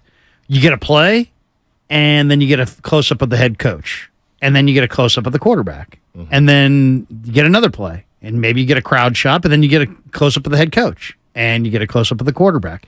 And if you do this every Sunday, and they televise it the way they do, people have this extra fascination with the head coach and with the quarterback. Right. And then if your quarterback is not, if it's undecided or there's some debate over who should be the quarterback, it just becomes a soap opera. And that's, I think, really what it's at. I mean, you got a lot of 49er fans that, well, are you going to complain about the roster? The roster's stacked. They're loaded. So a lot of it's, the fact that they don't have, or they've had so much turnover at quarterback that there's a lot of people that just, they don't know what to believe in. I believed in Jimmy, and then Jimmy wasn't the guy. I bought my Trey jersey. I've got a number 5 jersey now, and I want to see Trey, I want to see the Trey era come to fruition, and then it just didn't. And it's like we were told he was the face of the franchise, and we saw 4 starts. Niner fans never really got a chance to see him actually fail. And so it was like, oh, okay, well, wait a second. I believe he can do it. He just hasn't had a chance. But then, Shanahan and these guys have watched him in practice, and they've watched him in meetings, and they have a lot more reps of looking at the player than we do. And so, it's like, and then there are people that just say, you know what, I don't care. I don't trust Shanahan. I don't trust the Niners. They've made mistakes in the past, and this could be a mistake, and that's possible. But I think that's where there's a lot of frustration, is that there's a lot of people that were told, hey, Trey's the new face of the franchise. He's the guy. They bought the jersey. They bought into it. They loved the story. They wanted to see him progress. They felt like he was progressing. And then all of a sudden, you yanked his sheets. He's in Dallas. You didn't get a whole lot for him. It's a loss on the trade.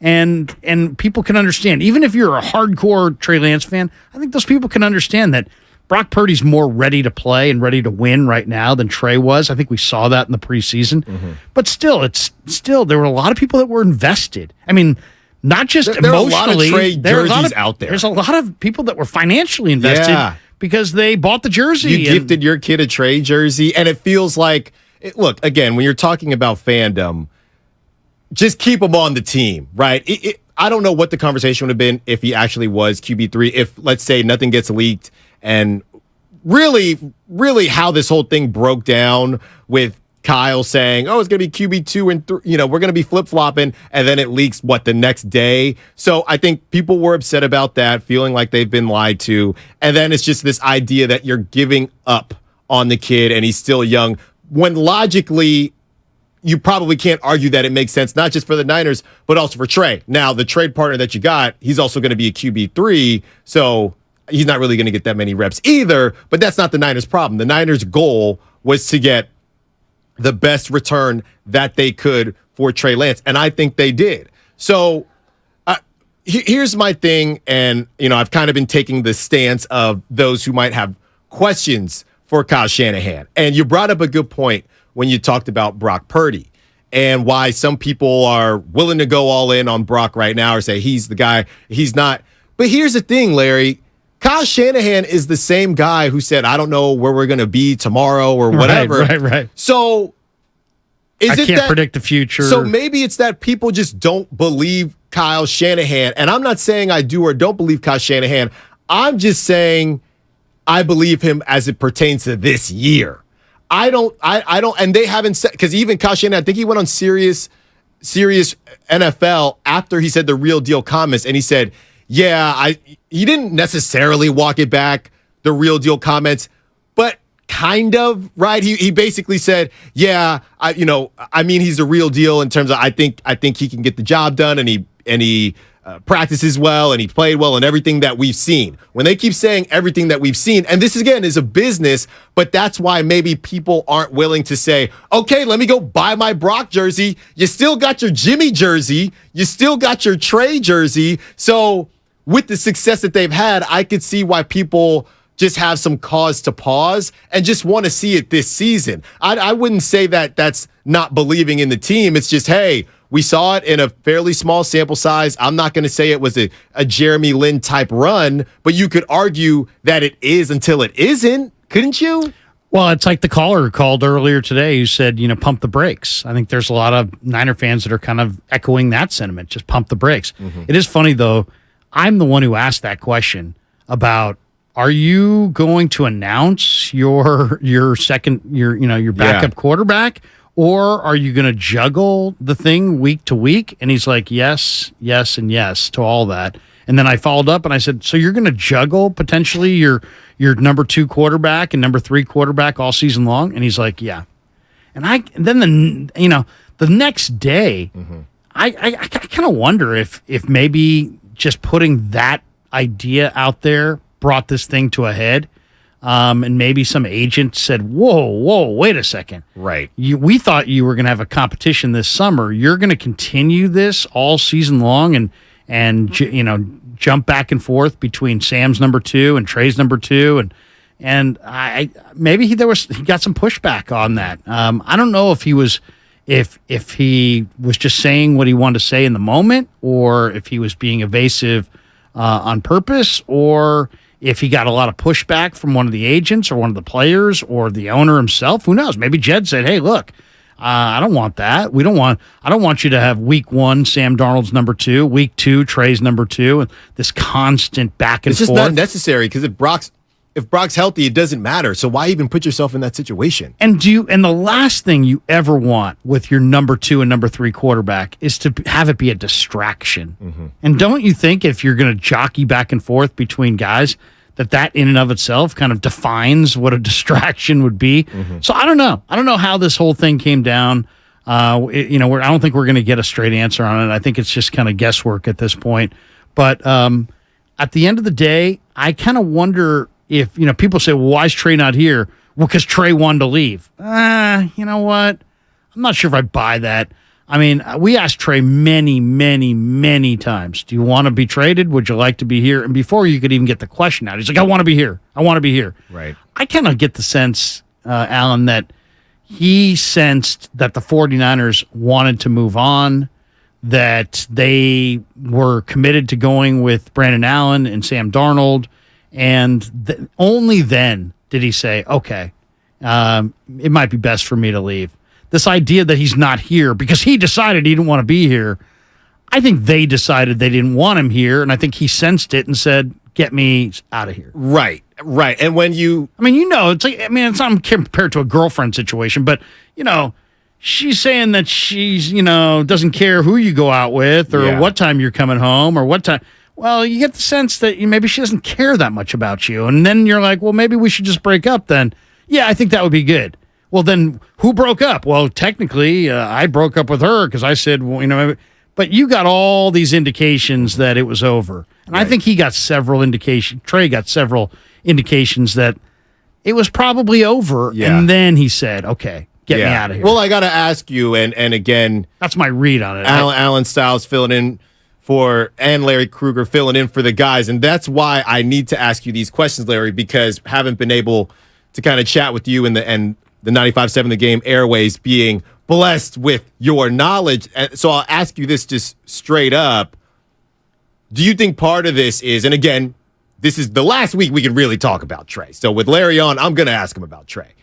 Do you think that part of it might have been the idea of, oh, okay, we can give Trey, the whole thing was, hey, Trey, you can be our QB3, or we can see what else is out there. We can work together. Do you think maybe Trey felt, because Larry is at all the practices, do you think Trey felt at that point, well, in his mind, I don't think I got a fair shake at 2, so I don't think I deserve to be 3, so just get me out of here. I think when he said, 10, 12 times over the last couple months, I just want a chance to compete. Yeah. I just want a chance to You're compete. reading between the tea leaves there. I just think that's something you say if you're not getting a chance to legitimately compete. Mm-hmm. And that's my sense of it. I could be wrong there, but my sense of it is that if he was getting a chance to compete, you're just saying, hey, we're competing and we're seeing how it goes. But he kept saying, I just want a chance to compete, as if he was not really getting a fair chance to compete. Yeah, so, and look, we'll wait for the documentary. Yeah, exactly. The 30 for 30 should be epic. Oh, it's going to be great. And by the way, Larry, thank you on the YouTube powered by First NorCal Credit Union. You're getting me fried on the YouTube for not watching that Montana documentary. So now I got to watch it this weekend. Dude, Long weekend. It's worth watching, man. Yeah. Definitely go check that out. I will. That's like 49er lore. You want There's too many. There's so much these days. I know. There's so many things to watch, but that is really, really, really well done. Okay. Put that on your list if you don't have it on the list either. To all the listeners out there, 888-957-9570. Let's go to Diego in Marin. Wants to talk about the Niners blowing out the Steelers. What's up, Diego? You're on the Morning Roast. Hey, how you doing? Thanks for taking my call. Larry, I heard a little while ago you say that you think the Steelers are going to get blown out by the Niners, and I'd like to know if you still feel that way, but also I have some projections I'd like to get your thoughts on and styles as well.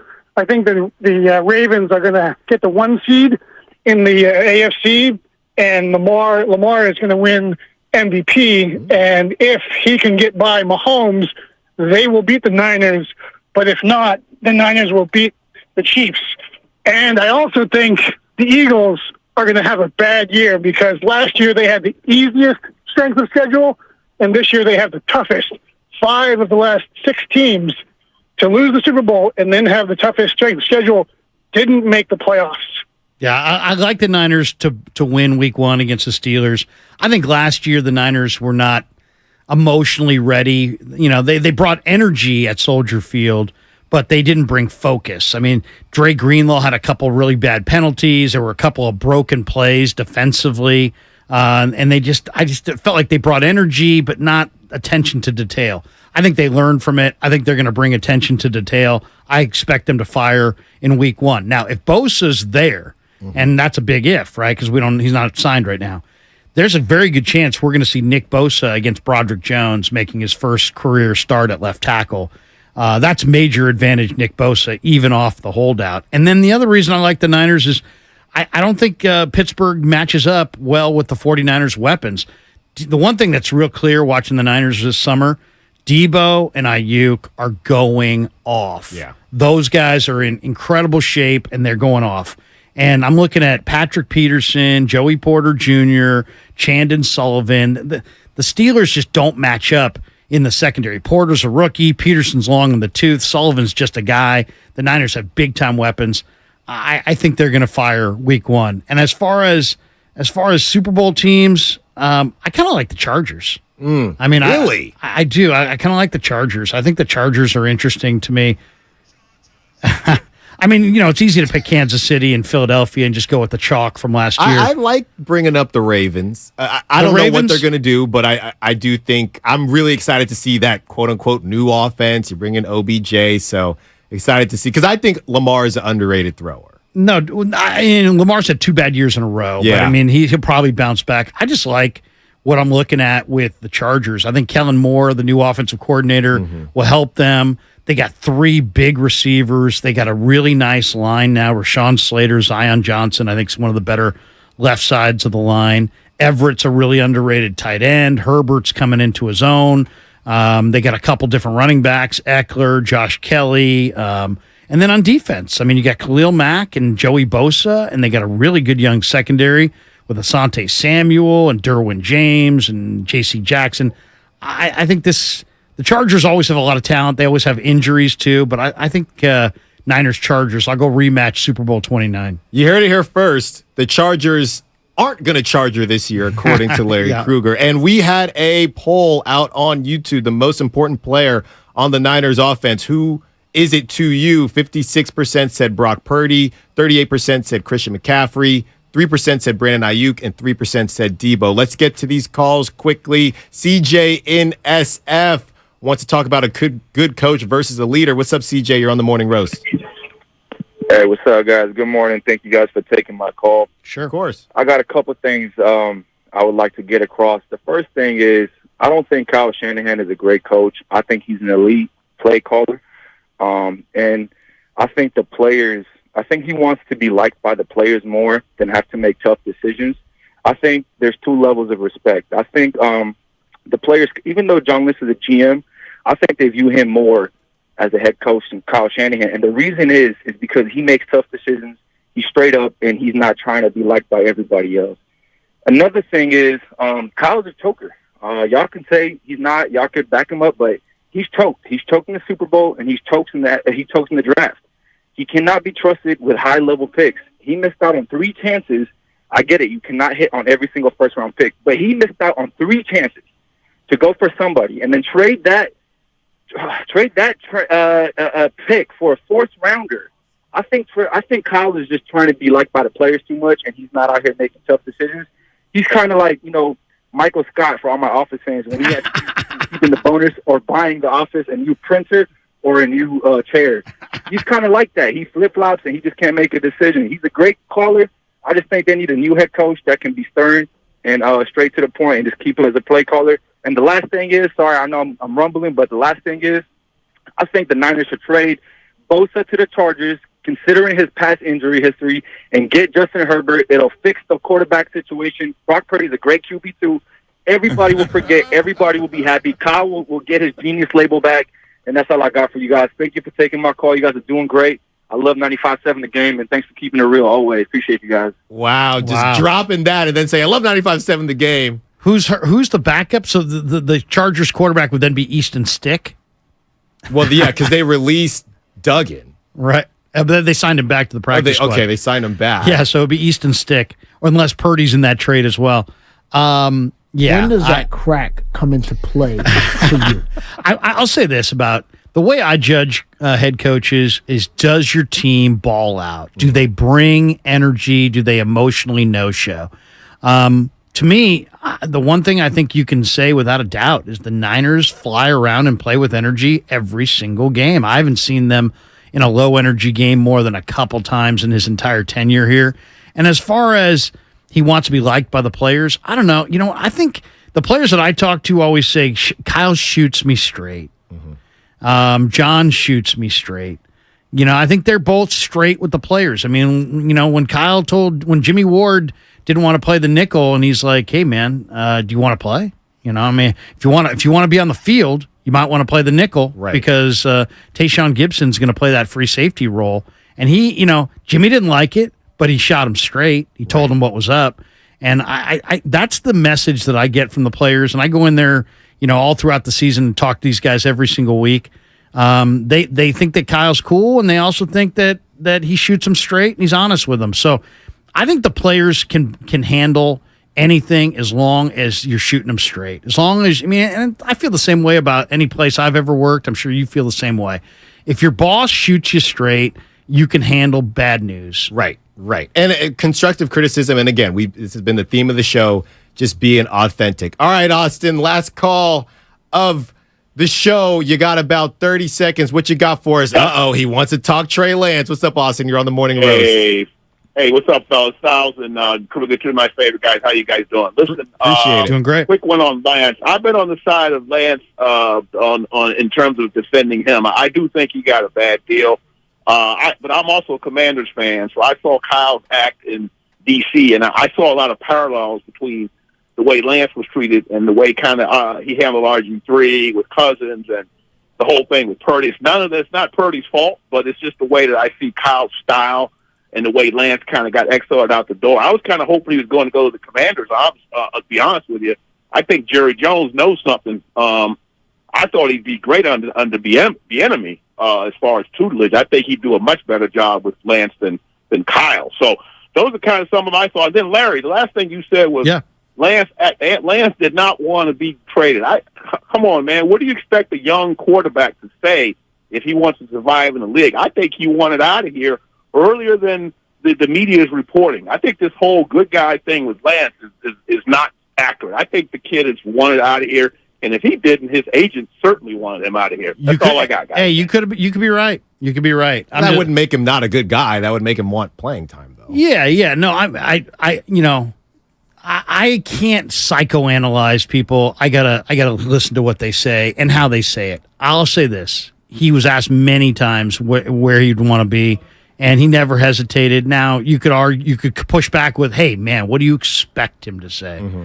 So I get that, but I filter everybody, and I feel like I got a good feeling when people are lying to me and when they're telling me the truth. And I just felt like he was all in and he wanted to be a Niner, and that only when then it was obvious that the Niners were moving on did he finally say, you know what? Okay. If you got a deal to send me somewhere, maybe that's in my best interest. But I'll say this, Trey, I think Trey is one of the best people, that I've come across covering sports. I mean, I could tell you all kinds of stories, but give you an example. After every drill, and they'd have these huge 50-pound bags, and you got these camp guys running around. All the quarterbacks would run to the next drill. Trey would literally carry the bags for these guys off to the side, and it just shows his character. The guy is a very high character individual. There you go. It's time for the Xfinity Fast Five, where the four of us and one listener give our.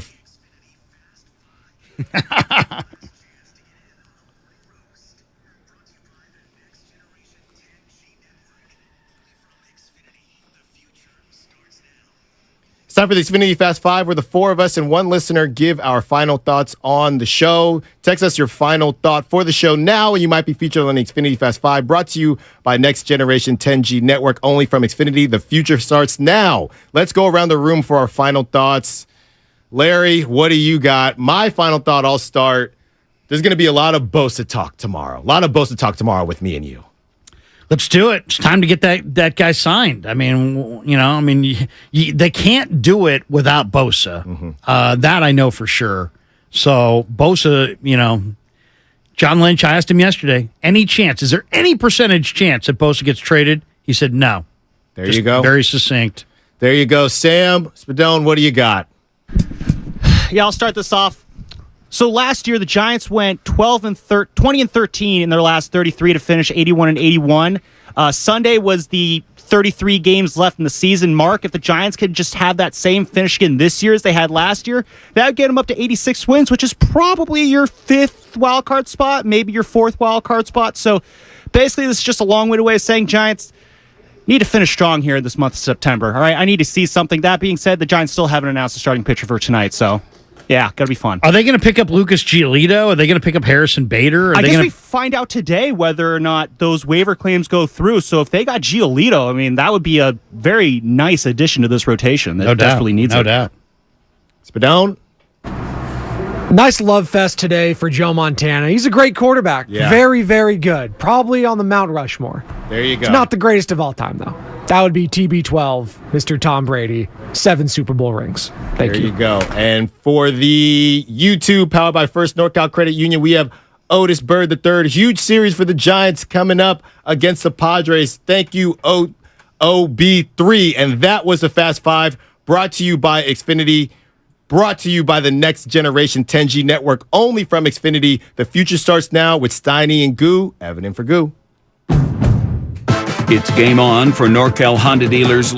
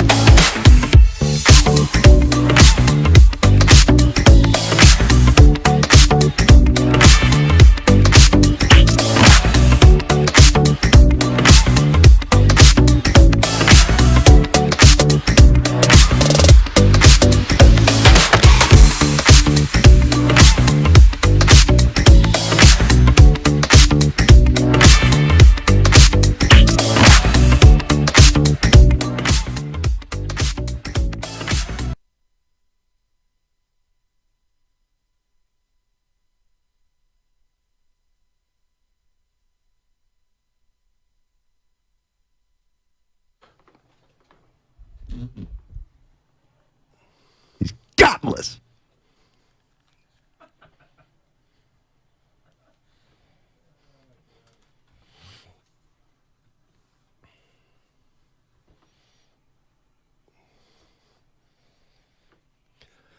All righty, what is going on? Matt Steinmetz along with Evan Giddings today. Evan Giddings in for Daryl the Guru Johnson. Yes, sir.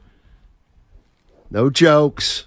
It's no a Thursday. jokes. We get it. No jokes. We get well, Goo. Get well, my main man. Love you, buddy. But Evan Giddings is in the house. And Joe Montana. Joe Montana on with the morning guys. Tell you what, there is something about listening to one of the greatest. And when they talk and they make a statement, you just take it to the bank. You take it to the bank. You know, like Joe Montana could say Christian McCaffrey's a great running back. And then you can say, well, now it's official. Christian McCaffrey is a great running back.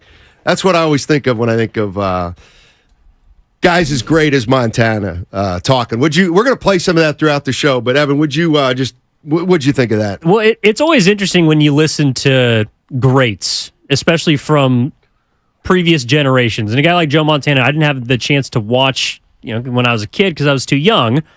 But you just hear, and it kind of aligns with all the stories, the way that he used to talk, the clips you see of him. He's just Joe Cool. Like even now, at his age, the way he's speaking about whether it's his whiskey, whether it's his takes on football, the 49ers, everything about him just emits cool, calm, collective. And it's so apparent that was obviously the guy that you would want to be in your huddle, that you would want to be addressing your team, that you would want to be representing your organization. Because even now, he's not maybe as sharp as he used to be, but there's just something about him. You listen, you say, man, let me just sit back and take a cool drink. Yeah, no doubt. So we'll play some of the interesting clips of the Joe Montana interview. I thought he had about 4 or 5 really interesting things to say. The other thing we're going to get into today, and I don't know why it just is starting to hit me like this, but Nick Bosa, and maybe it's not hitting anybody else like this, but are you really going to make Nick Bosa the highest paid defensive player in the history of football? You better. So, okay, now you've decided you're going to do that, or you have to do that. Mm-hmm. What if that's not enough? Because I don't think that's enough. Because if it were enough, I think the 49ers would pay it. I think I think he wants more than just $1 more than Aaron Donald. So, for example, T.J. Hawkinson, tight end for the Minnesota Vikings, just signed per annual the longest or the most lucrative contract by a tight end. He just surpassed Darren Waller, made $17 million per year last year. Hawkinson's getting 17.1. Okay. So technically he has the record, right, but it's like a penny on top, or whatever the Ricky Henderson thing is. Give me $1 more than the next guy. So you think that Nick Bosa is looking at Aaron Donald and not saying, I don't want just 31.8.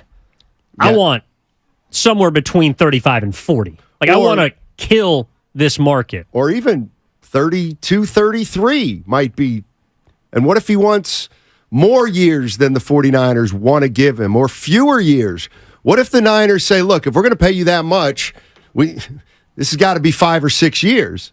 And he says, no, 3, and then I'll become a free agent again and reconquer the highest paid defensive player. This is what remember when John Lynch way back said, we're going to get something done, but it's going to be complicated? I think this is what he means. If you're going to make Bosa the highest paid player, and we're talking about annually, essentially, then what if there's a big year differential? Like, to me, it would sound like if the Warriors are going to make if the 49ers are going to make this commitment to Bosa, they probably want a lot of years on it, I would think. But maybe Bosa doesn't want a lot of years, just wants 3 and big money over 3 years, something like that. Well, and that's the way I read it too. Like, logically, you'd say, okay, he got hurt in college, tore his ACL his sophomore season in the NFL. Why wouldn't he want years and stability? Well, the answer is because there's someone right behind him, and his name is Micah Parsons, who no matter what Nick Bosa gets this offseason, Micah Parsons is going to get more. Okay. He's got a resume that rivals only Lawrence Taylor. He's going to get more money. So if you're Nick Bosa, sure, you do want the guaranteed money that Aaron Donald got, which was 100%, if not close to it. You want that. But I think Nick Bosa at age 25, going on 26, is saying, if I get 6 years, I'll have my money. But at age 31, they're not going to want to pay me a record-setting deal at that point. Right. If I ask for 3 years, I can get 100, 110 easy, fully guaranteed. And after that, I'll be age 28. I'll still be in the thick of my prime.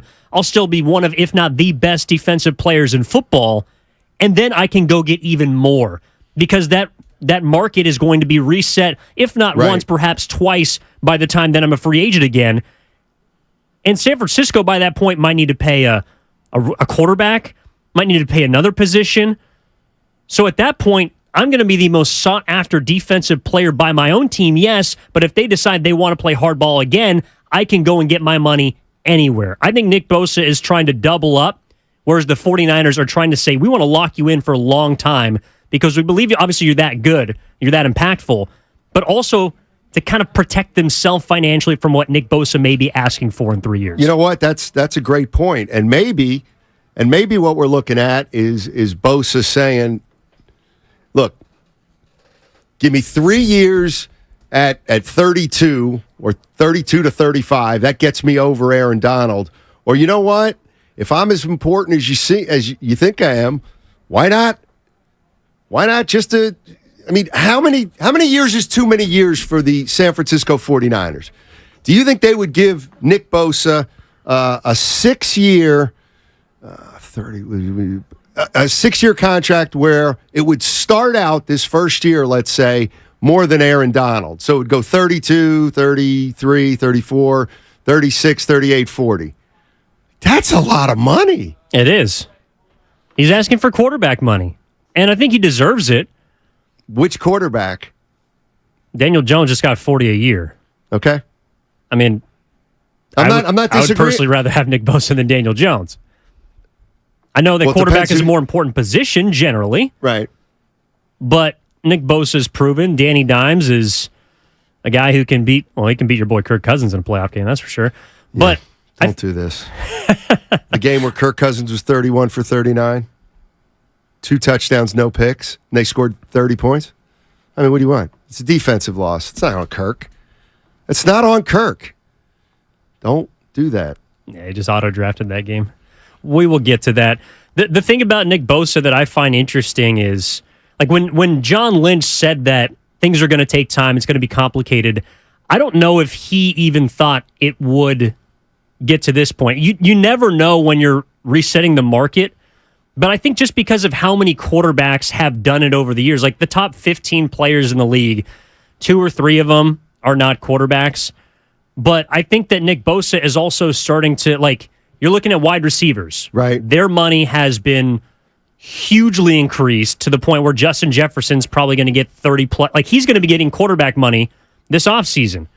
Nick Bosa wants quarterback money. Micah Parsons is going to want quarterback money. Offensive linemen got paid a ridiculous amount to the point where the 49ers didn't feel comfortable paying Mike McGlinchey $87 million. Like, the figures are so high, and the cap is rising, but I think that not at the rate currently that these players are asking for bread. And so if you're the 49ers, you do have the ability to pay Nick Bosa because you got Brock Purdy, ideally your quarterback, on his rookie deal for the next 2 years.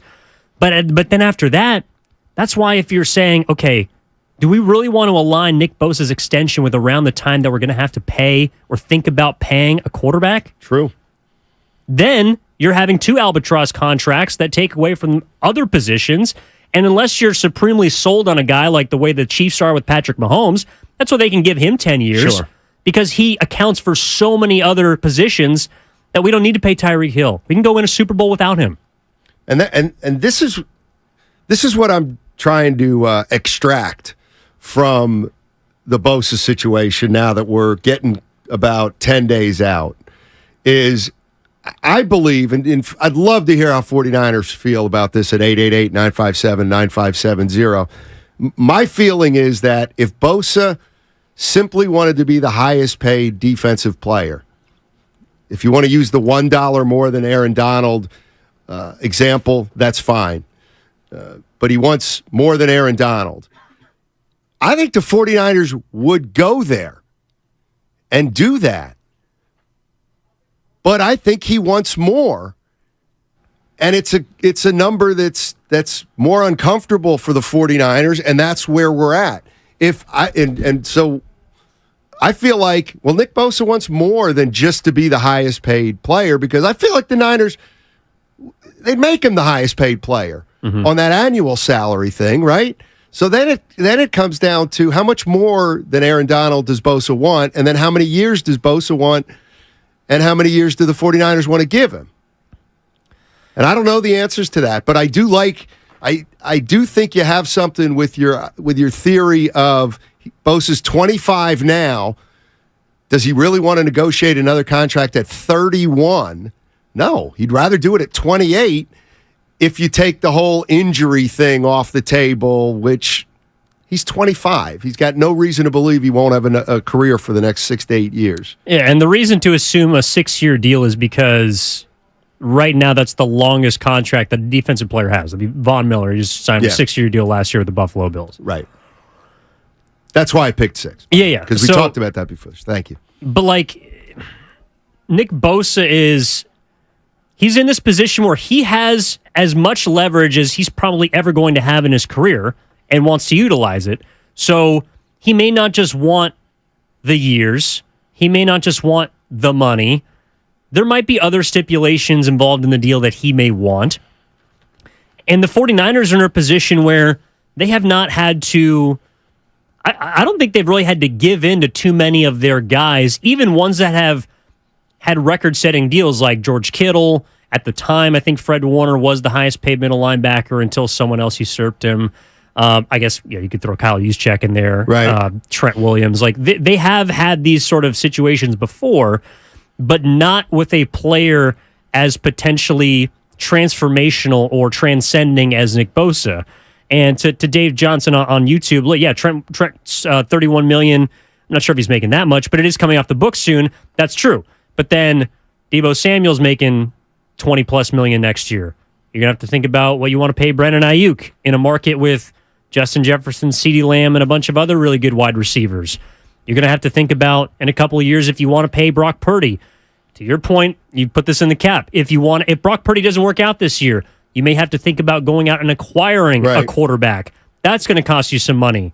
So I think the 49ers are just trying to protect themselves from the unknown, because it feels like the only consistent thing about this team at this point is you don't know where the highest paid positions are going to be year in and year out. So Nick Bosa is going to jump from 9 to 35. You already had to cut a huge portion of your defensive line, a strength of your team. And the 49ers have invested so much money in that particular spot. I just don't know if they feel comfortable, if anyone really feels comfortable with delivering that much money to a single person that doesn't touch the football every play. I agree, and I think that's what we're talking about, all of that stuff. And it's funny because you think about last year and you think about the offseason, you think about this contract extension, and it is easy to get caught into the trap of, they'll get something done. And if I had a bet, I would still believe they'll get something done. But the idea that, you just pay him a little more than Aaron Donald and it'll all be fine, it's clearly not that easy. Matt Steinmetz and Evan Giddings today. Dow the Guru Johnson out. We're hoping he feels better soon. I know he will. And then there was here's what I'd like to do. 888-957-9570 is the number. You know that.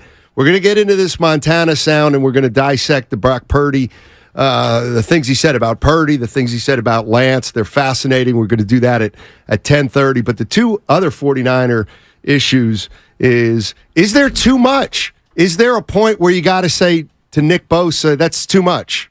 That's too much money.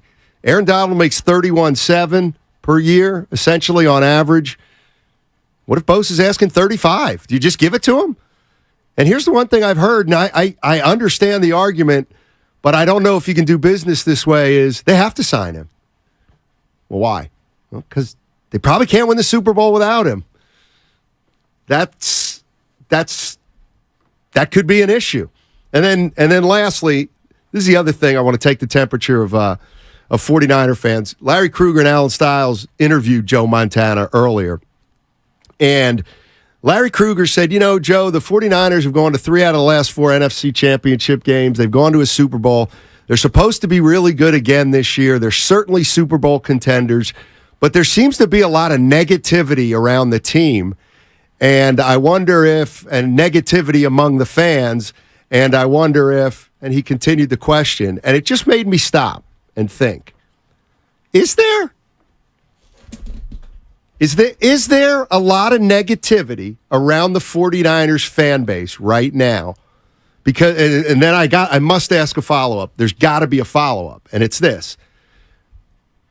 I don't necessarily think there is, but I do think there's a vocal minority of people who are fans who are really, really demanding and really passionate about this team breaking through right now. But I think most people look at this team and say, we're going to be pretty good. We should win a lot of games, and we should make the playoffs and go deep into the playoffs. And Purdy looked good last year. I guess what I'm saying is I don't necessarily think there's negativity around the Niners, the fan base. I think it's mostly positive, but for some very demanding fans and maybe the most vocal of the fans. 888-957-9570. What do you think on that? Well, before we dig into the negativity, your overall, I guess, assessment of where fans are is this team's going to be pretty good. We should make the playoffs. We got a chance to make a run. How many seasons prior to this one could you have said that about? The last 3? I guess one was derailed by injury, but... Yeah, since, last 3 or 4 years. So that description of where the 49ers and their fans are at is stagnant. It's exactly the same as it was 3 years ago. I think that's part of I think that's the issue, is that nothing's changed. Like, we're still happy about the team. They look like they're going to be good. They look like they're going to have a chance to make a run. I would ask you this, and yet they have the last 3 years and they haven't won a Super Bowl. Okay, and I would say this, and we can play the rational fan versus the not erratic, but I would say, are the 49ers getting better or are they getting worse as a team? Are they getting better or worse? I think they're getting better, and I think they've gotten better. I don't know. Honestly, I think you can make the case for either. I personally believe that the Niners have gotten better, but this does look like a tipping point.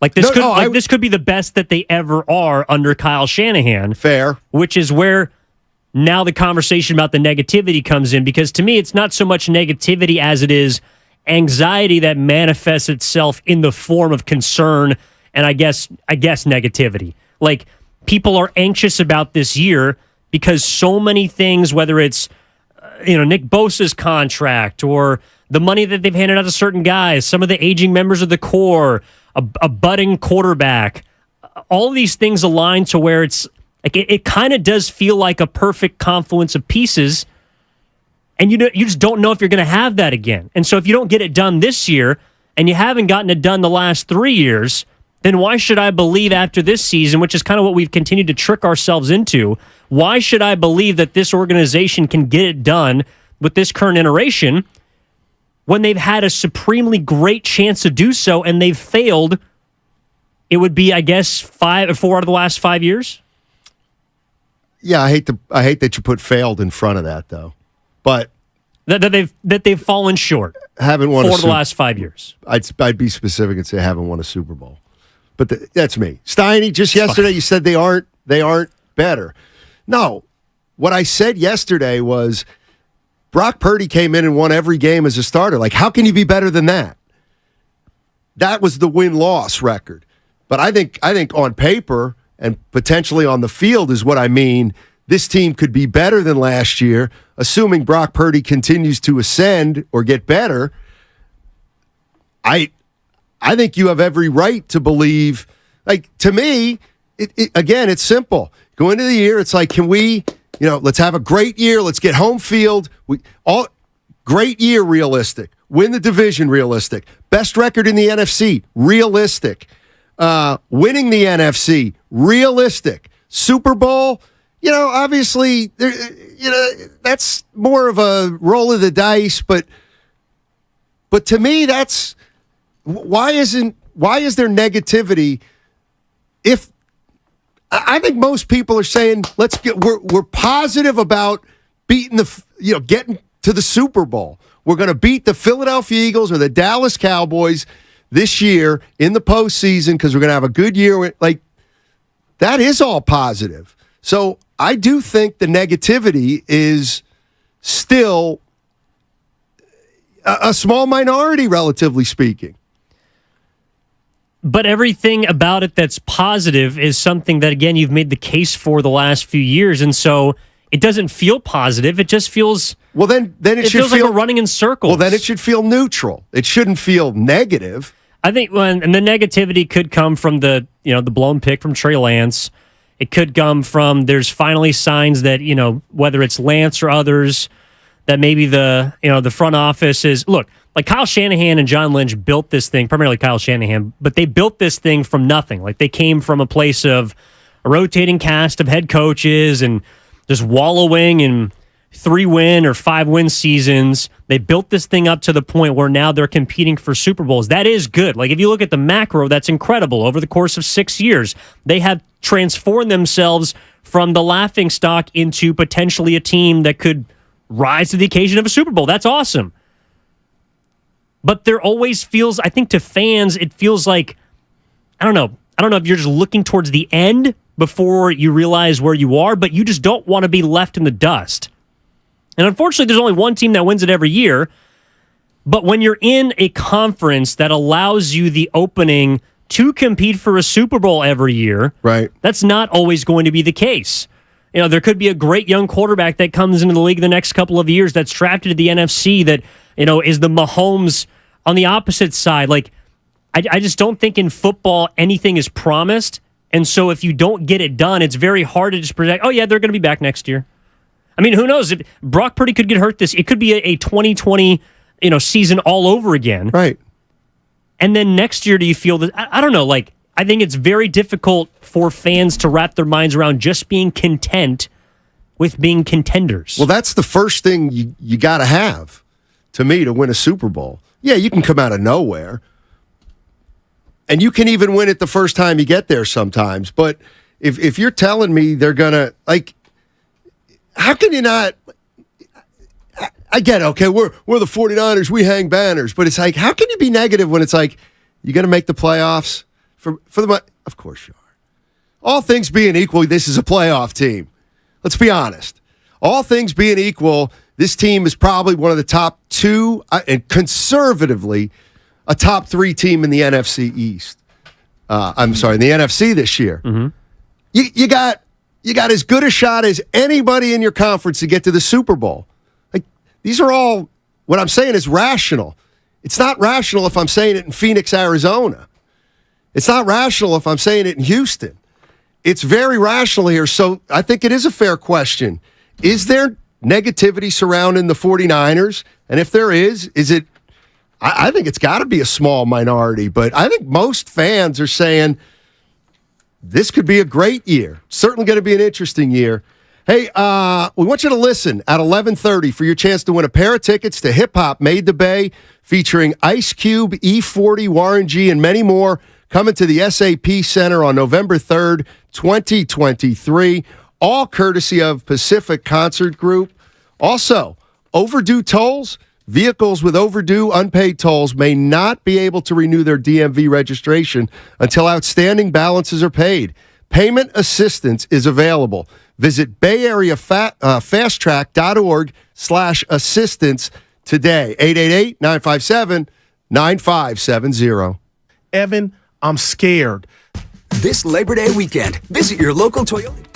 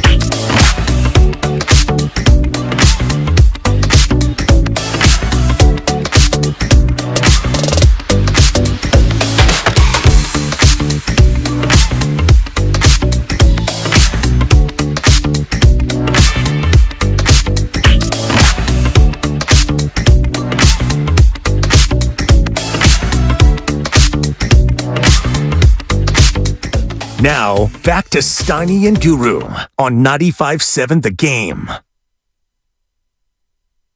All right, Matt Steinmetz and Evan Giddings with you. Guru a little bit under the weather.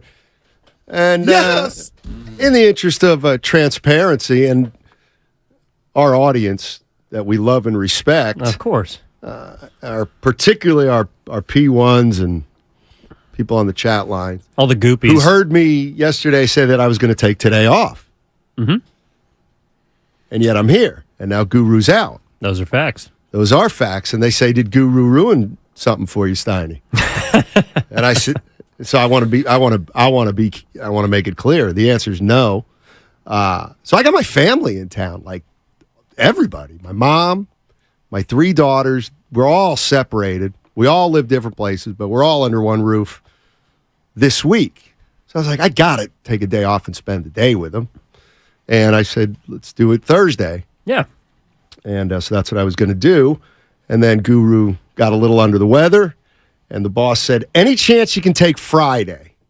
And I said, well, nobody's leaving till Saturday. So sure, we'll take the day Friday. Now, Got the long weekend coming up? Yeah, I need your help. Bay Area. My mom's in town. My 3 daughters are in town. And we're looking for an activity tomorrow. So I'll take some suggestions. Now, keep in mind, Mom's, she's doing well, but she's 88. Yeah, what would you say are the physical limitations? Probably, you got to take hikes off the table, but, strolls are fine and destinations are dynamite. All right. 888-957-9570. Let's talk about, let's get to Francisco in San Francisco wants to talk about whether there is or isn't negativity around this team, how he feels. Hey, what's up, Francisco? How you doing, buddy? Good. How you guys doing? Doing well. Good. Love your show. Thanks for the call. I feel like, when you were talking about the negativity and the positivity, I just feel like from when the Niners were starting to get good back in 2011, 12, 13, fans are just falling over the edge for a Super Bowl, right? So any type of controversy, any type of, misconception or anything, fans are just acting crazy. And, I see a lot online. People are saying there's a weird vibe in San Francisco right now. I don't believe that. I think that, we need to get over the whole Trey Lance thing. Yeah, they gave up a few picks. They got to sign Bosa. And I just think that we need to enjoy what's going on right now because these things don't last forever. And, I think they can win it with Purdy. So that's all. Thanks for the call, guys. Appreciate it. Yeah, and I think the negativity is, I do think there's something to when you're going to win, or not like the Warriors we knew were going to win with Durant. That's a different kind of knowing you're going to win. That's expecting titles and knowing you have the best team. The 49ers have one of the top, let's just be conservative, 6 teams in the NFL, 8 teams. Mm-hmm. Their coach has basically said, we really like our quarterback this year, Brock Purdy. If you just look at the surface, there should be tons of optimism. Hey, guess what? Yeah, you know what? This is what I don't get, and I mean this. We've been to the NFC Championship game 3 out of 4 years. But we haven't gotten it done, and we better get it done this year. To me, we're going to be here every year. Don't you get it? Don't you get it? We're going to be here every year, and we're going to eventually win the Super Bowl. See, but the last part you can't guarantee. Of course you can't guarantee it, but that you're there every year. Why wouldn't you? Let me and I know I'm not a fan. I would be optimistic right now. If I were a 49er fan, I would be optimistic because I'm one of the 6 teams that can win it all. Period. End of sentence. That's all I can ask for. Now, I got to go through the whole season, and we got to win 12 or 13 games, and then we got to win playoff games. But the optimism got to be there, right? I think there's reason for optimism, but if someone says, yeah, I've heard that reason time and time again, I can't dismiss that because right now the 49ers have done everything except for win a Super Bowl. And that hurts. Like that, honestly, that does. When you get to the precipice and you do not see what's on the other side of the mountain, and yet everyone continues to tell you, oh, don't worry, you'll get there, you'll get there, you'll get there. Well, and then you don't. Like, I think the 49ers' worst nightmare is being the Buffalo Bills in the 1990s. Of being the team that everyone laughs at, that you make a documentary about, the four falls in Buffalo, because no one thought that they couldn't do it, and yet we look back on them as the poster boys for falling short. See, I think this is where fans get way, way ahead of themselves. And I don't remember doing it as a kid, even when I was a fan. Before you can win it, before you can win a Super Bowl, any particular year, no matter how good you are, no matter whether you've gone to the playoffs the previous 3 years and you go the next 3 years, the first thing you have to do to win a Super Bowl is make the playoffs. Yes. That's almost like a foregone conclusion right here, right now for the 49ers. Fair. They've got a good team. But that in and of itself separates you from 16 other teams in the NFL. I get it. We're not 16 other teams. Okay, not only are you a playoff team, you're at the high end of the playoff teams. I get it. We can be concerned about Purdy and Bosa getting into camp, but I never went into a season as a fan of a team that was a top 5 team and said, well, we got to the playoffs the last 2 years. It's going to happen again. It's like, no, guess what? This year we feel like we're better. Like, if you're a 49er fan, you got to feel like you have an opportunity to be better than last year with Brock Purdy, a quarterback, if he stays healthy. Well, do you think they're going to be a 14-win team? 14's a lot in the NFL. So then how are they going to be better? Well, it's going to be, first of all, they're going to be better because Brock Purdy had a better winning percentage than the other two quarterbacks before him.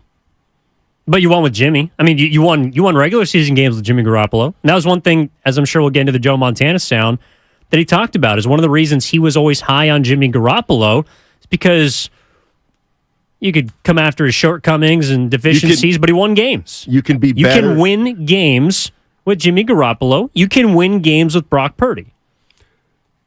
You can be better than last year and maybe even lose a game or two along the line. Because, again, look at their last 3 opponents. Washington, Arizona, the Raiders. If you have 3 tough opponents there this year, let's say, and you win 2 out of those 3 games, you might be a better team than the one that beat those hack teams at the end of the year. The record, to me, they're going to win. Like, to me, they're going to win 11 games. Let's say 10-7. That's not quite good enough. Okay, 11-6. To me, they're going to win at least 11 games. All right, well, now it's just a matter of, are they going to win 12, 13, or 14? But we know they're winning 11. So then why are you watching the games? Well, even a team that's 2-15, people are going to watch their games. No, I know. So, and, okay, yes, to the point, 925.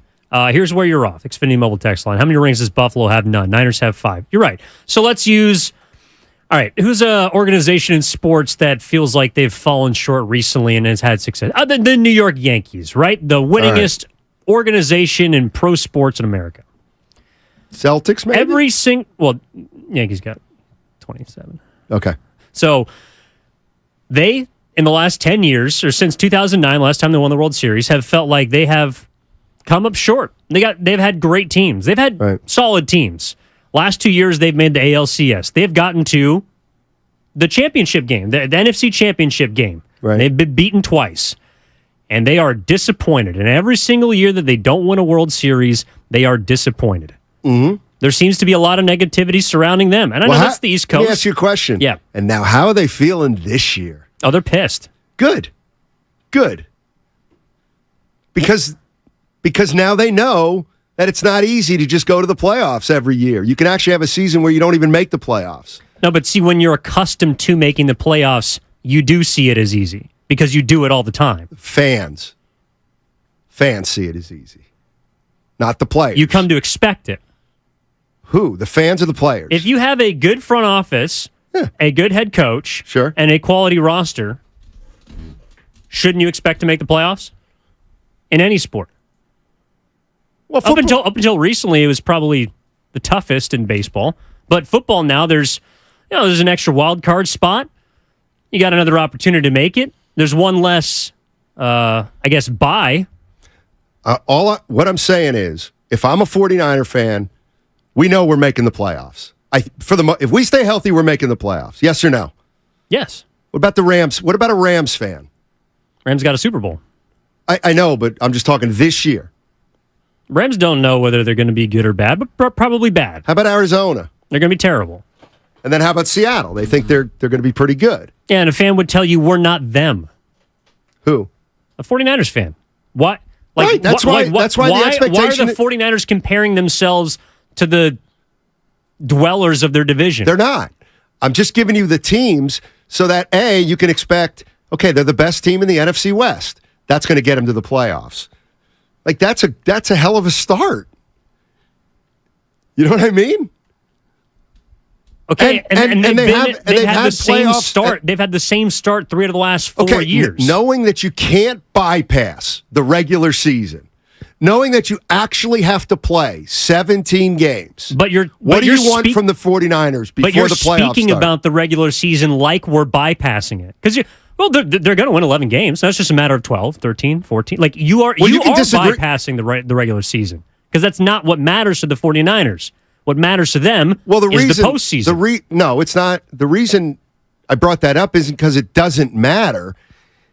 I brought it up because a rational fan, and feel free to jump in at 888-957-9570. I think most rational fans would say the 49ers are at least a 10 or 11 win team. Yeah, and I think so. That's why I'm glossing over that. Maybe I should emphasize it because 49er fans need to realize, like I'm telling them what they need to realize, that guess what? There's going to be 17 weeks of football. You guys are going to win 12 times. 12 times. Like, so you're not going to enjoy that because they've lost in the Super Bowl once and missed the NFC playoffs just once in 4 years. You know what I mean? Like, yeah, and what we're talking about is why is there negativity? And I'm trying to explain why there is. But I'm trying to explain why I don't understand why there is. Like, if you're a 49er fan, I guess maybe you just take for granted you're going to the playoffs this year. Right? I think a lot of people do. All right. Well, see, I would kind of, you can have expectations that this team's going to the playoffs, but the journey's going to be, if they go to fine, okay. Do you realize that going to the playoffs involves a regular season that's usually a lot of fun? And if you're the division winner, your regular season is going to be pretty damn fun. And it's going to be way more positive than negative. Like, why as a fan would you just want to bypass that and say, well, it's about what's done in the playoffs? Like, why would you kind of miss out on all that enjoyment of a 12-5 season? Well, no, you wouldn't. Like, for example, last year's Minnesota Vikings team, they were 13-3, and they had I forget what their record was ridiculous in one-score games. Like they were 10-2 or something. They had a bunch of late comebacks. They were the Minneapolis Miracles or whatever, and then they got beat in the first round of the playoffs at home. That doesn't take away from the regular season. Of course not. But what I think you're dismissing is the feeling that fans have at the end of either being upset or feeling like they fell short of a goal. Like, yes, you enjoy the regular season. It's incredible. Right. It's a roller coaster ride.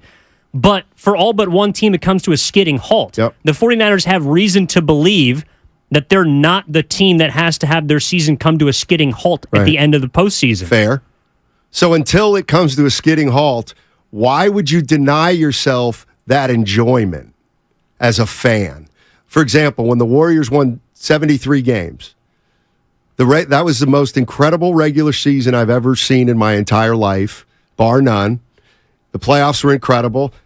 And, there was one game where they lost. But I get it. It hurts. It stinks. It's lousy. Nobody wants it. But that season was so, like, you can't take away Curry's bang and all that. And it doesn't take the pain out of it. I just don't know why you would, like, not, and we can move on. I don't know why. It feels like, let's acknowledge a 12-5 season and enjoy it, and we'll worry about the playoffs when the playoffs come around. I think it's the same reason why people look at the Giants' 2021 season as an aberration. As a 107-win season in the regular season, it was incredible. Well, it was. Why was it? Because there's so few 107-win season in the history of baseball. That's all I'm saying. Yeah, and then what happened? So, like the way that we look back on that year, I think, and I don't know, some people say that's my favorite season of Giants baseball and had the best time of my life. What I'm speaking to is your question about why there is negativity, right? Which is some people saying, yes, that was great. It was incredible. It was unexpected. But for all of those reasons, that's why when they got to the playoffs, I felt like it was going to come to an end. And fans naturally worry. Like, not everyone can look at the glass as half full the way that you do.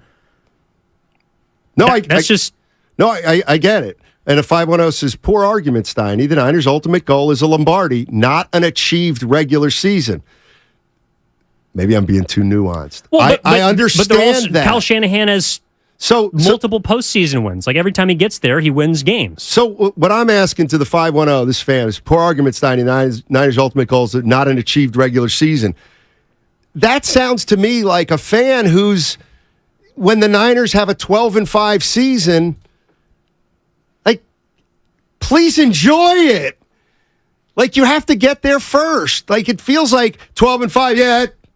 Okay, yeah, so we did that before. It's like, why would you deprive yourself of 4 months of enjoyment when 12 of the weeks you're going to be like, you know what? We can do it this year. We're pretty good. This is pretty good. Then we're going to lose. The 5 times you're going to lose, let's say, and you go, oh, I don't know if we can do it. But it's mostly positive. Like, it feels like people are not going to enjoy the regular season because all that matters is the Super Bowl.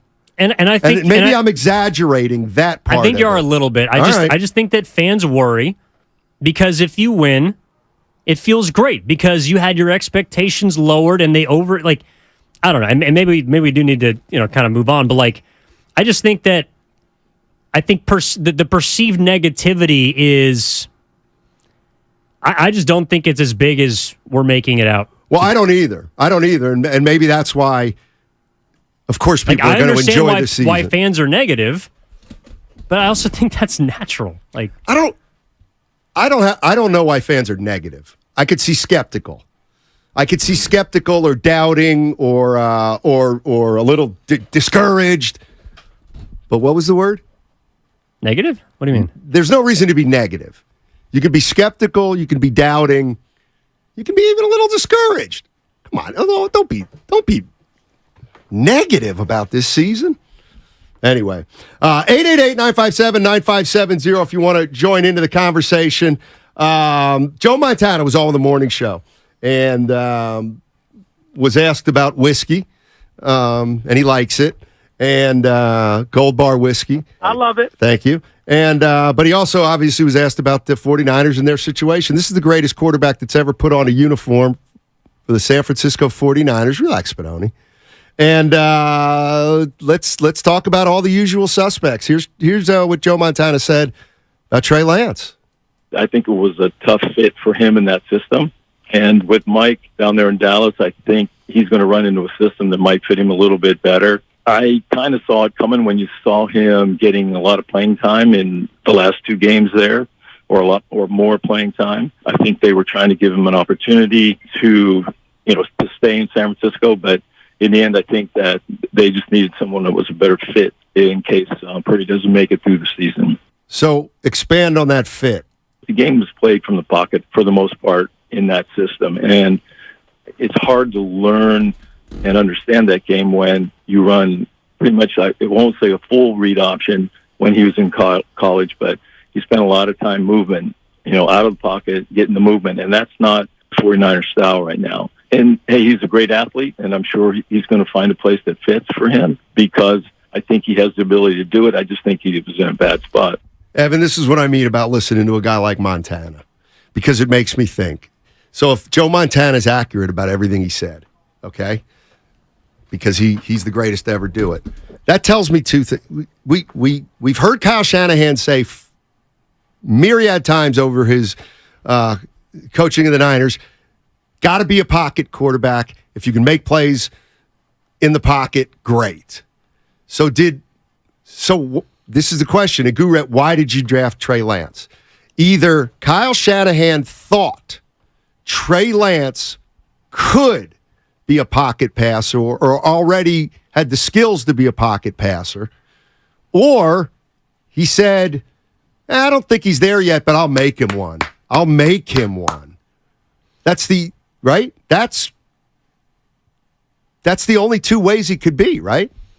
Well, I think first he got himself in trouble by trading up for something he didn't know was there. Like he traded up for a choice because, and he even explained this, like his thought process was, well, we'll never have a chance to get a pick this high. Right. And to your point about being competitive every year, that's probably true. If you are competitive, you don't have a chance to trade up or to be even close to a top 5 pick to get a franchise traditional quarterback. Right. But when you don't know what the guy is, or if you're not trading up for someone specific, then I think you do kind of have to either trick yourself into believing that there's something there, or whether it's arrogance or just strong self-belief, you have to believe that you can turn whatever tool that you picked, you can turn that into something of a franchise quarterback. So, I don't think Trey Lance was their guy. I don't know if Kyle Shanahan had a guy. I don't know if it was Mac Jones. I don't know if it was Justin Fields. I don't know if it was Trey Lance. But when he got the 3rd pick and talked to Trey Lance, I think Kyle Shanahan said, well, we already traded up. Like we got to take someone. And this guy has enough of this and enough of that. And with me, we can create magic. Right. That to me is a problem. Right. That's not something that generally, you might strike gold. And maybe Kyle Shanahan felt like he was playing with house money. But when I hear Joe Montana talk about it was a bad fit, those are all the things that come into my mind of, well, yeah, it was a bad fit in the first place because he didn't know what the fit was. True. But if Kyle's true to his word with that statement of wanting first things first, pocket quarterback, then he misevaluated that. Yes. In a big way. Because what I'm hearing and is Trey Lance in the pocket wasn't accurate enough. He didn't process quickly enough. He didn't get to the reads that Kyle wanted. So he wasn't at all apparently the kind of quarterback that Kyle Shanahan was looking for. In fact, could you make the argument that if what Shanahan wants first and foremost always is a pocket quarterback and then a guy who can make plays, he might have picked the worst of the 5 guys. He might have picked the worst of the 5 guys in terms of that part of the game, which he says is a prerequisite. 888-957-9570 is the number if you want to jump into the conversation. I see Jeremy and Daniel. We'll get to you guys. We'll play more of this Joe Montana sound. I think it's pretty interesting. I think we can glean a lot of information. Again, 888-957-9570 is the number if you want to jump in to the conversation. Hey, stroll through beautiful downtown Los Altos while you enjoy craft beer and live music at the Downtown Beer Stroll Friday, September 8th at 6 p.m. Sponsored by Los Altos Hardware and State of Mind Public House Pizzeria. That's State of Mind Public House and Pizzeria. Tickets and info, downtownlosaltos.org. That's downtownlosaltos.org. Looking for an unforgettable...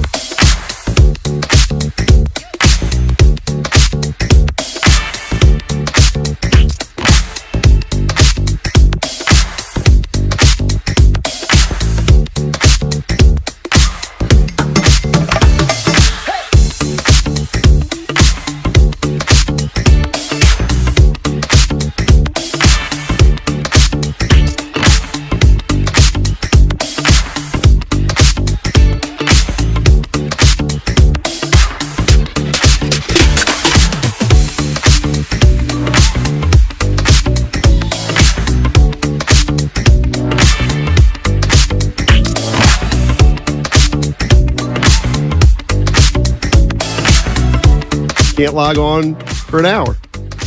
So at that point, I called Lucas, the commissioner, and he began to draft for me. And so I have a team now. Matchless Mats or Mats Matchless? Yeah, that'll change. That name will change. We're still formalizing a name. I hope we can still do it because that name's terrible. Anyway, the auto drafters. Anyway, and also I heard Alan Stiles today, who was a part of the draft, say he walked away from his computer and it auto drafted several. That's what I heard. You know your quarterback should be Otto Graham. That's a 4. No, and you know what? I got Kirk Cousins. That's all I care about. He's not even your starter. Yeah, he'll beat out. He'll beat him out. Dimes, Actually, this was we're talking about in the green room. Reveal why you were so confident in your team, because you had people in place to make those decisions for you, right? Anybody who I know these two guys are going to come in and you couldn't even do that. No. What do you want out of your owner? You want him to sign the checks, keep his mouth shut, and stay in the background. Okay? I told Lucas, I had the 7th pick in the draft. I said, Lucas, get me Kelsey. I'm going to build around Kelsey. My staff knows that. He got me Kelsey, and I let my staff do the work. They put together the team. I don't interfere. That's what the great owners do, and that's what I did. And you received a perfect grade, right? I let the football people deal with that. I'm just the owner. He lets the Mel Kipers and the Tom I just have the money. Yeah. I don't.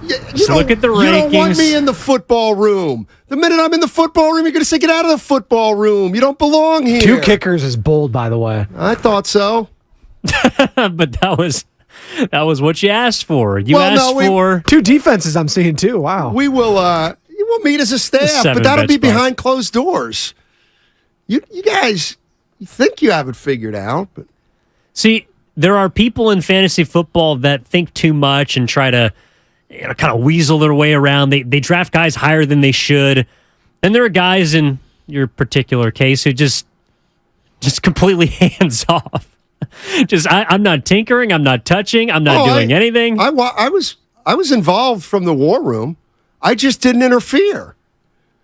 So you were the guy just kind of patrolling the glass. Like, it's a one-way glass. Only you can see into the war room. They can't see you. And you're just pacing back and forth with your arms crossed. I was, monitoring the text thread, and there was a lot of information I was gathering. Go get Joe Mixon. Yeah. I wanted. Damn it, we didn't get Joe Mixon. I wanted Najee Harris, but Kelsey. When did Najee Harris go? 2nd round, 2nd or 3rd. What about Mixon? No, I'll tell you who I was going to take at 7. It came down to Nick. There's only one thing worse than talking fantasy sports, and that's talking fantasy draft. Nick Chubb, I was going to take at 7, but I didn't. I texted Kelsey. Let's get to some calls. Yes. Let's get off this. Jeremy in Oakland. Start us off, buddy. What's going on, Jeremy? What's up, y'all? Happy Thursday. Yes, sir. I hear all this talk about, the negativity surrounding the team right now, and I just want to inject some positivity. Like, how can you not be as excited for this team as a fan? Like, we got weapons all over the offense. We got a great defense, great head coach. Schedule is going to be a little difficult, but I think we can grind it out. Like, we're going into Pittsburgh on week 1, and from what I'm hearing from fans, like, it's going to be a cakewalk. I don't think so. I think we're going to go in there and grind it out, but they have a good team too. And let's just enjoy the season, man, for real, because one day we're going to suck, and we really do have to appreciate what we have right now, because it's not going to last forever. Red and gold till I'm done and cold. I'm out. Peace. Oh, nice. I've never heard that one. Have you, Spinone? Red and gold till I'm dead and cold. I like that. Yeah, that's a night. It's a 3.5, 4. I bet Shasky's heard of it. Yeah, I'll bet that's the case too. No, I'm with them. I'm with them. I think the 49ers are in a great spot. It did sound like there was some hesitance because of all right, so when we're talking about the whole negative versus not conversation, my thing is I just feel like there is a portion of every fan base that has the right to feel the way they want to feel. But largely, yes, every season is... Sorry, what? Well, I'm sorry to interrupt. Go ahead. But look, every season is going to be...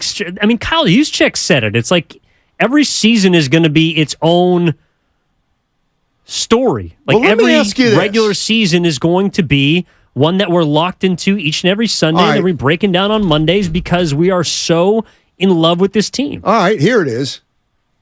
The Philadelphia Eagle fan base. Invested. How do you think they are right now? What do you think their general attitude toward the season is? Because I'll tell you, it's far more optimistic than what's going on here in San Francisco. They are excited for the year. They think they're going to win a lot of games. They want to get back to the Super Bowl. They had a taste of it. Now they want to get back and win it. Why are 49er fans more negative, skeptical, or doubtful than Eagles fans? And I'm not a small sample. Eagle fans are revved up for the year in a positive way. It doesn't mean they don't talk about what they're worried about, but I think Eagle fans are more excited optimistically than 49er fans. And if that's the case, either disagree or tell me why. Probably just because they feel like they have their guy under center. Yeah, I mean, they just paid him large amounts of money, and they are coming off of a Super Bowl in which they lost on a last-second field goal. Probably feel like if Jalen Hurts is a fumble recovery away from winning the Super Bowl. I mean, that's probably why they feel optimistic, because they're right there. Well, and also, but can't the 49er fans say, and they have, with Brock Purdy, maybe that's a different NFC championship game. You could, but unfortunately we'll never know, and I think that's part of it too, is so many things, as much as, yes, the quarterback situation was not great last year because of how many injuries they sustained, right? But they fell into this kid who now is ideally going to be your guy for the next couple of years. So it took all of that to get to the NFC Championship, and then he got hurt. Again, nothing is promised. I don't know. It depends on how full your glass is. I think that Joe Montana and his conversation about Trey Lance and what he had or what he didn't have and what the 49ers couldn't offer him or misidentified in him is also part of the distrust that might be building, which is, do the 49ers really know what they're doing at the most important position?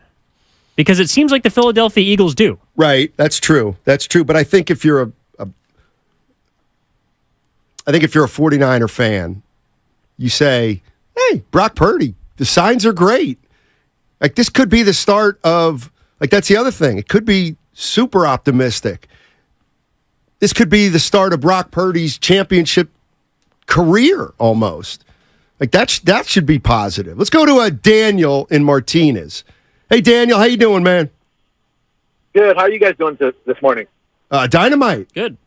Hey. Good. Hey, Steiny, I hope you had a fun trip in Ireland. Oh, it was great. Nice Thank you, man. Thank you. It was a great trip. No worries. Why I'm calling is because a couple years ago, when the Warriors were playing during the regular season, especially once we got past the All-Star break, it's like, all right, can we just fast forward to June?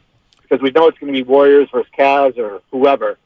And I don't really remember anyone saying, why don't we just enjoy the regular season, or even say, why don't we enjoy the first three rounds of the playoffs? I'm just curious, is that why this is different than that, I guess?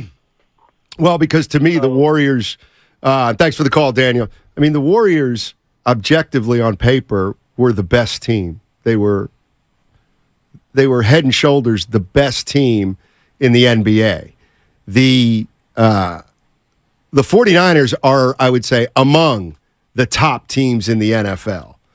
I think it's fair to have expected that Warriors team to win, and I think the Warriors, on balance, I mean, come on. You know what I'm saying? No, I don't think it's a comparison at all because they were already the best team in basketball and then got arguably a top 3 player. So. Exactly. Collab's in Oakland. What's up, Collab? How you doing, man? What's up, fellas? Hey. Quick first take is that, Shanahan got lucky in the draft, but why don't we look at it like this? Why don't we look at it that they traded 3 first-round picks for Brock Purdy, got Trey Lance as Mr. Irrelevant, traded him for a 4th-round draft pick, so that's done, right? That's fixed. Now, secondly, in terms of expectations, I think Niner fans really just need to take it one game at a time. Let's try to get multiple good games from Purdy because we still don't know what he is in the second season. And secondly, we just need to stay healthy, man. Something's in that Santa Clara water where injuries just occur. So that's my take. Hope you guys have a blessed day. God bless y'all. Thank you. That's the first time I've ever heard that. That's good. Think that the 49ers moved up to get Purdy. They actually drafted Lance last. Yeah. Then traded him as for a project. As a project. They knew he was a project. Hey, they took a shot at Lance at 7. He didn't work out. We'll get a 4th for him. Good job.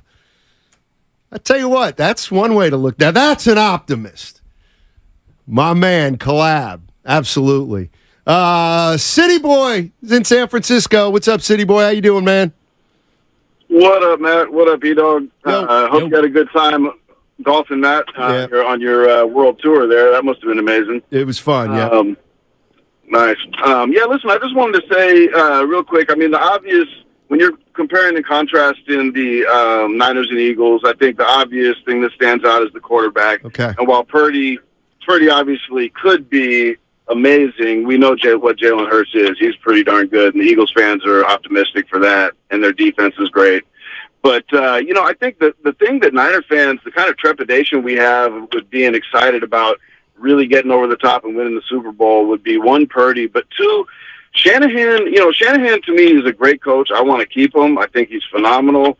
But he has this obtuse nature and this hubris that doesn't allow him to learn from his previous mistakes. I mean, it's like in the biggest moments, I heard the guys talking earlier about, getting to the big game and shouldn't Niners fans be satisfied with just being competitive? And while that's true, when you're on the verge of greatness, when you have a great team, what the difference is, the people that win, the stakes get higher and higher each game. I mean, it's like being in the World Series of Poker and going all in early and winning, and then you're sitting at the final table and you get killed, Right. So, I mean, the thing is, Shanahan, he's been at the final table, and he really spit the bit when he was in Atlanta. He spit the bit with the Niners a couple of times. The injury last year was unfortunate, but he should have challenged that play early. There's no excuse for not challenging that, I mean, you see the Eagles rushing up to the line.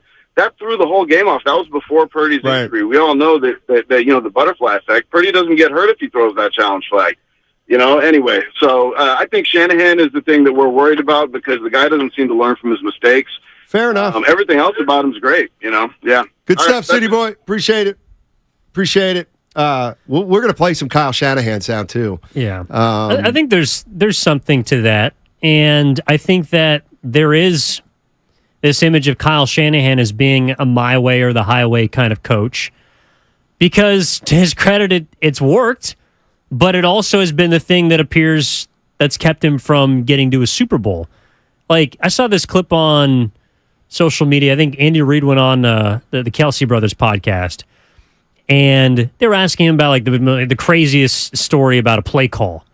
And Andy Reid said when he was in Green Bay, I think he was a coordinator there, he took a play call from a janitor. Like this janitor kept badgering Andy Reid about how, he's got this play. He's got this play. He's like, okay, finally, just here's a card. Draw it up for me, and I'll see what I can do. And he used that play in a game, and he scored a touchdown on it right before the half. And that's the kind of guy that Andy Reid appears to be. Now, I don't know if he always was, but that's the kind of person that, to the caller's point, City Boy's point, is it doesn't feel like Shanahan would even be open to that being a conversation. So, in other words, he wouldn't be open to trying something Nick Uren suggested. No. Remember, he was the one who suggested putting Bogut on Tony Allen. Exactly. And no, Matt Brennan on YouTube, the janitor, did not make any money off of that. He did. Yes, John. If you guys remember, too, in the quarterback's doc with Patrick Mahomes, to Evan's point here, Andy Reid also once a day in practice or once a week in practice gives the players the freedom to create a play. And if it works and it's good, then they'll go with it in the game plan. So Andy Reid definitely has that up on Kyle Shanahan. He would appear to. But yes, I could also see something where, look, maybe Kyle Shanahan has those conversations. You say, hey, you want to put this play in? Let's do it. What Deebo Samuel asked for the ball, I forget it was against Dallas or Green Bay in 2021 in the playoff game, and he got it to him, and they succeeded. But I do think there also might be a situation where in practice, Kyle says, all right, open up. Anybody wants to have a play? Let's see if we can get it in. And then everyone throws in their suggestions in the hat. Kyle picks them out one at a time and goes, nope, nope, nope, nope, nope. Like, he's open without being open. Well, in fairness, that is the perception of Kyle Shanahan. And they say perception is reality most of the time. I do want to play some of the Shanahan because it's kind of interesting. It's actually very interesting. So Shanahan on Friday after the game, we kind of messed up. Trey's not a failure, but I feel like I failed Trey. Then what happened? Jimmy Garoppolo said, it's a weird situation at quarterback. Well, Shanahan got asked all about that yesterday, and it's kind of vintage Shanahan. Take a listen. Jimmy did say, it's been a weird situation over there. Obviously, it's not the way you drew it up, but can you acknowledge that, it kind of has been a weird situation here last few years? Yeah, I think anytime you trade up to the third pick in the draft and it doesn't work out, that's a weird situation. But that is the situation. So that's what happened. I don't think it's that weird. It's unusual that doesn't work out. But I wouldn't think that's weird. I think it's unusual. What do you think? The fact that he said goodbye, the day after that one season's over, and he's, all the things that happened with him physically, he comes back, he's, on the side field and ends up re-signing and starting, and it just seems like, it's been a unique. Do you remember why that happened? I remember why everything happened, but I'm just saying it's been a unique situation. I agree it's been unique.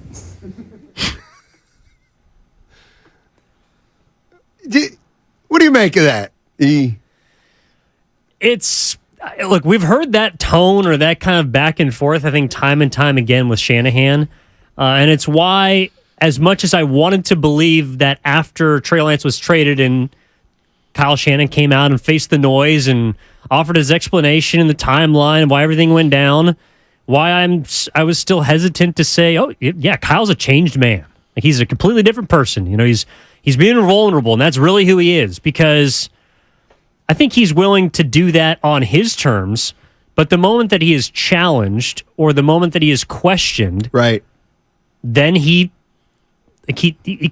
goes back to being a bit of a hermit. Like, he gets defensive. Well, it's just so interesting to me because he says, I don't think it's weird. Do you think it's weird? Well, anytime you move up into the draft in draft 3, it's weird. That's the first thing he acknowledged.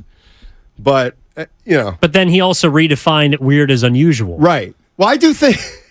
And this is where... You're talking to a guy that loves words. Yeah, I do think weird is different than unusual. On Matt Mayoko. I think it's subtle, but I think unusual... I think weird is... happens less than unusual. It is a synonym, though. If you type in weird, a synonym will be unusual. Fair enough. But here's what I really got out of that. He's not unlike me, you, a lot of us, a lot of times where I'm just not going to give in. I'm not losing this argument. I'm not going to lose it. Sorry. But that's the thing. I'm not giving in. But it's not an argument. Yeah, thank you, Goo. It's not an argument, though. Well, and that's part of his personality that's very fascinating. Like, he kind of creates the argument. Correct. I'm kind of with you on that. Like, why? It's almost like the one thing I will say about Kyle Shanahan is it's clear to me whether you're a first-year coach or whether you've been coaching for 50 years in the NFL, his knowledge of the game is completely respected from everybody. Nobody has ever said Kyle doesn't know the game. He's not creative. He's not an ingenious play caller. Like, everybody acknowledges that. So he should feel confident about that. But there's other stuff going on where I don't know. I think also because of his intimate knowledge of particularly head coaches, his dad being one, but also just being in so many different rooms under different head coaches, and even creating his own coaching tree to an extent with Mike McDaniel, Matt LaFleur, Sean McVay. Like, he's been with a lot of great, brilliant minds. I do think he also knows that publicly you cannot give in. Like, I do wonder if, let's say, the reporter goes and asks him It was Matt Mayoko, NBC Sports Bay Area, by the way. Asks him that question in private. Right. If he is more willing to give in, but he knows that these quotes are going to be used against him at every turn. And I do think that's also why he gets defensive, because you cannot appear as an NFL head coach to not know what you're doing. That's the last thing that you can afford. And so Kyle Shanahan, even if he's twisting words and he's using synonyms, but he also knows that, like, I can't give in to this guy in this moment. I can't give in to that woman in this moment, because if anyone on this team or the outside believes that I am weak in any way, shape, or form, I cannot do my job. Because the one thing that you must have as an NFL head coach is respect. I think that's said well. Here's more Shanahan. The era of changing is, when we got here, we waited 10 weeks and made a trade for a quarterback, played 5 games, and then we made him the highest paid quarterback of all time at the time. Then he played 2 of the next 5 years and did really good in those 2 years. His injuries for 3 of those 5 years were legit. It was rough on him, rough on us. And then we made a move to go to a younger quarterback, and that's what we did. We thought he'd be ready in 2 years, and he wasn't. And now we have a different younger quarterback. So that's the situation. That's the situation. Actually, I think technically he is an older quarterback. Isn't Brock Purdy older than Trey Lance? See, that's the kind of thing where that would make Kyle Shanahan. I'm talking about experience, chump. All right. Hey, on the other side, we're going to give away 2 tickets to Hip Hop Made the Bay. That's on the other side. 2 tickets we're going to give away to Hip Hop Made the Bay. 888-957-9570 is the number. What'd you think of that Kyle Shanahan exchange? Does it mean anything to you? To me, it kind of accentuates his defiance in a little way, and I don't necessarily dislike that. 888-957-9570 is the number, and it's all sponsored by Fremont Bank, full service banking, no compromise. 888-957-9570. Jump into the conversation on 95.7 The Game.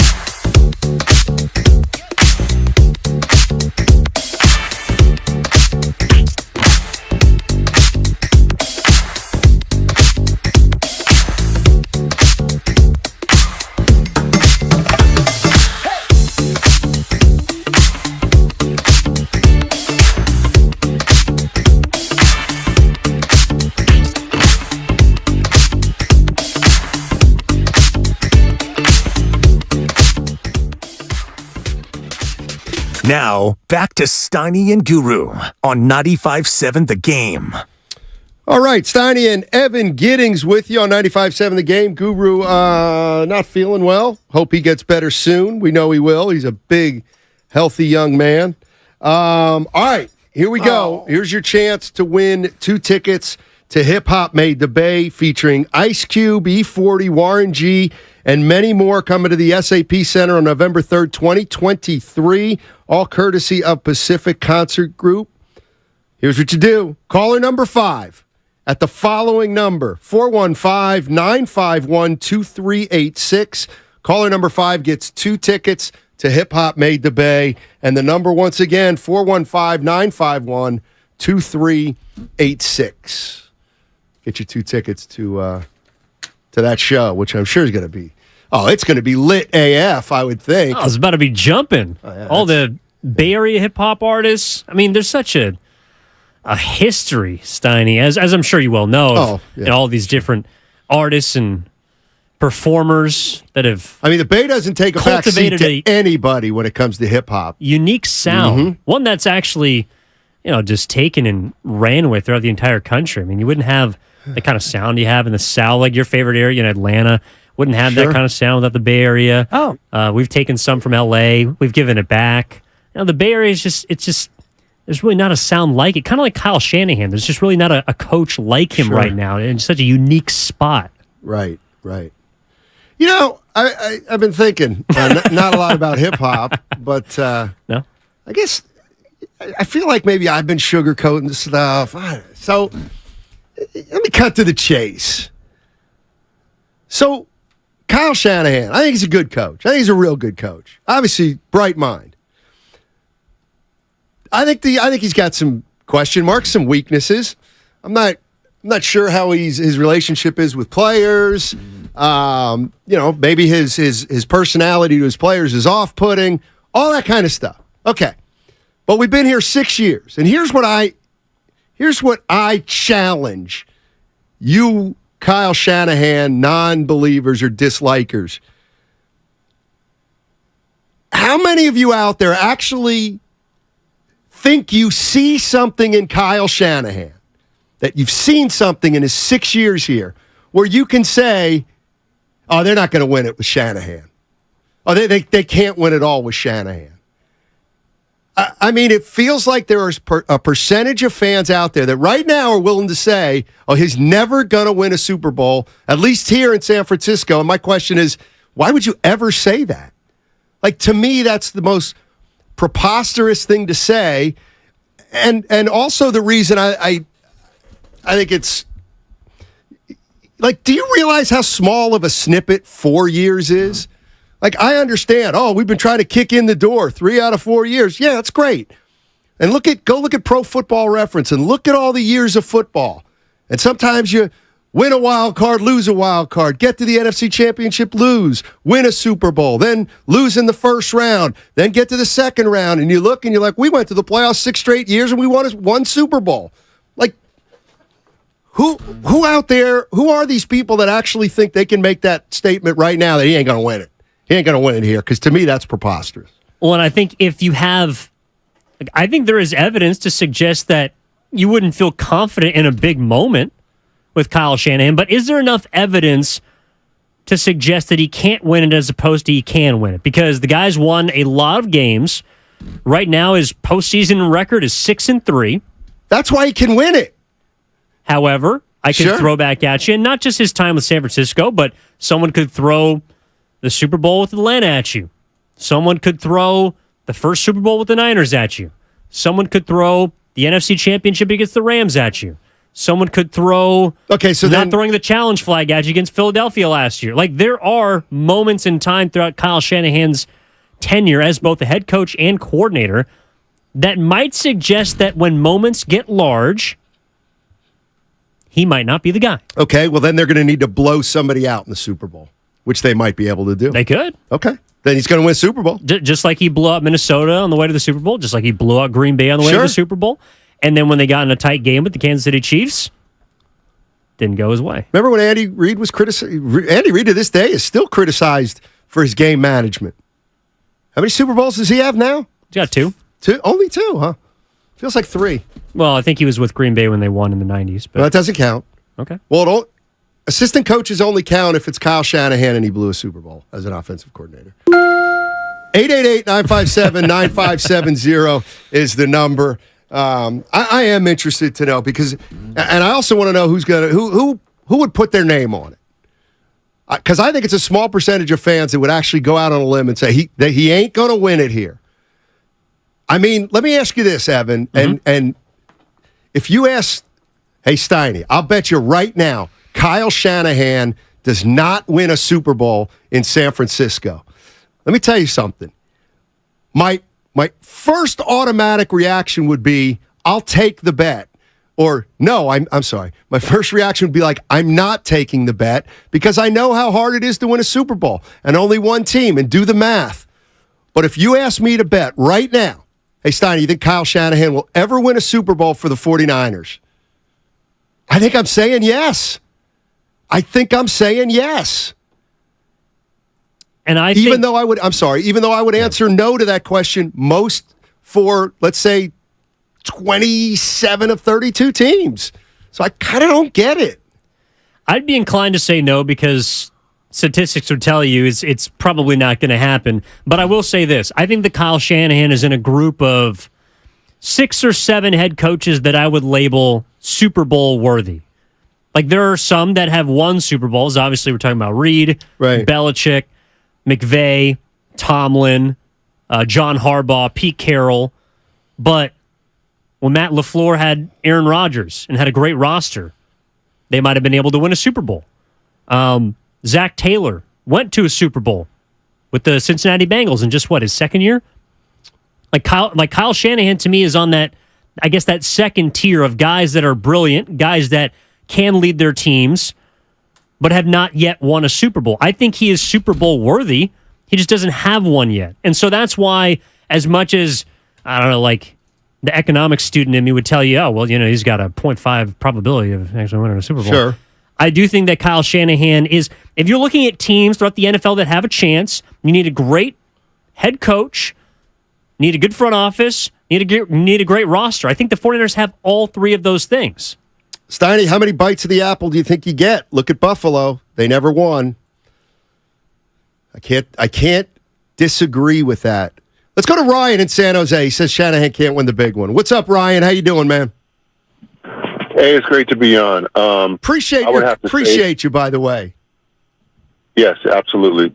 I would have to say, based upon what I've seen so far, I would say I would be on the side of I don't believe that he could win a Super Bowl, and I'm going to tell you why. Mm-hmm. Just as any other human being, I could only go by what I've seen with my own 2 eyes. But based upon what I've interpreted, based on his decision, whether it be in the draft or obviously, in terms of him drafting a quarterback or passing on quarterbacks, such as in the 2017 draft class, I don't believe that he has the foresight in terms of picking, quarterbacks, especially, ones that have first-round talent, as well as him.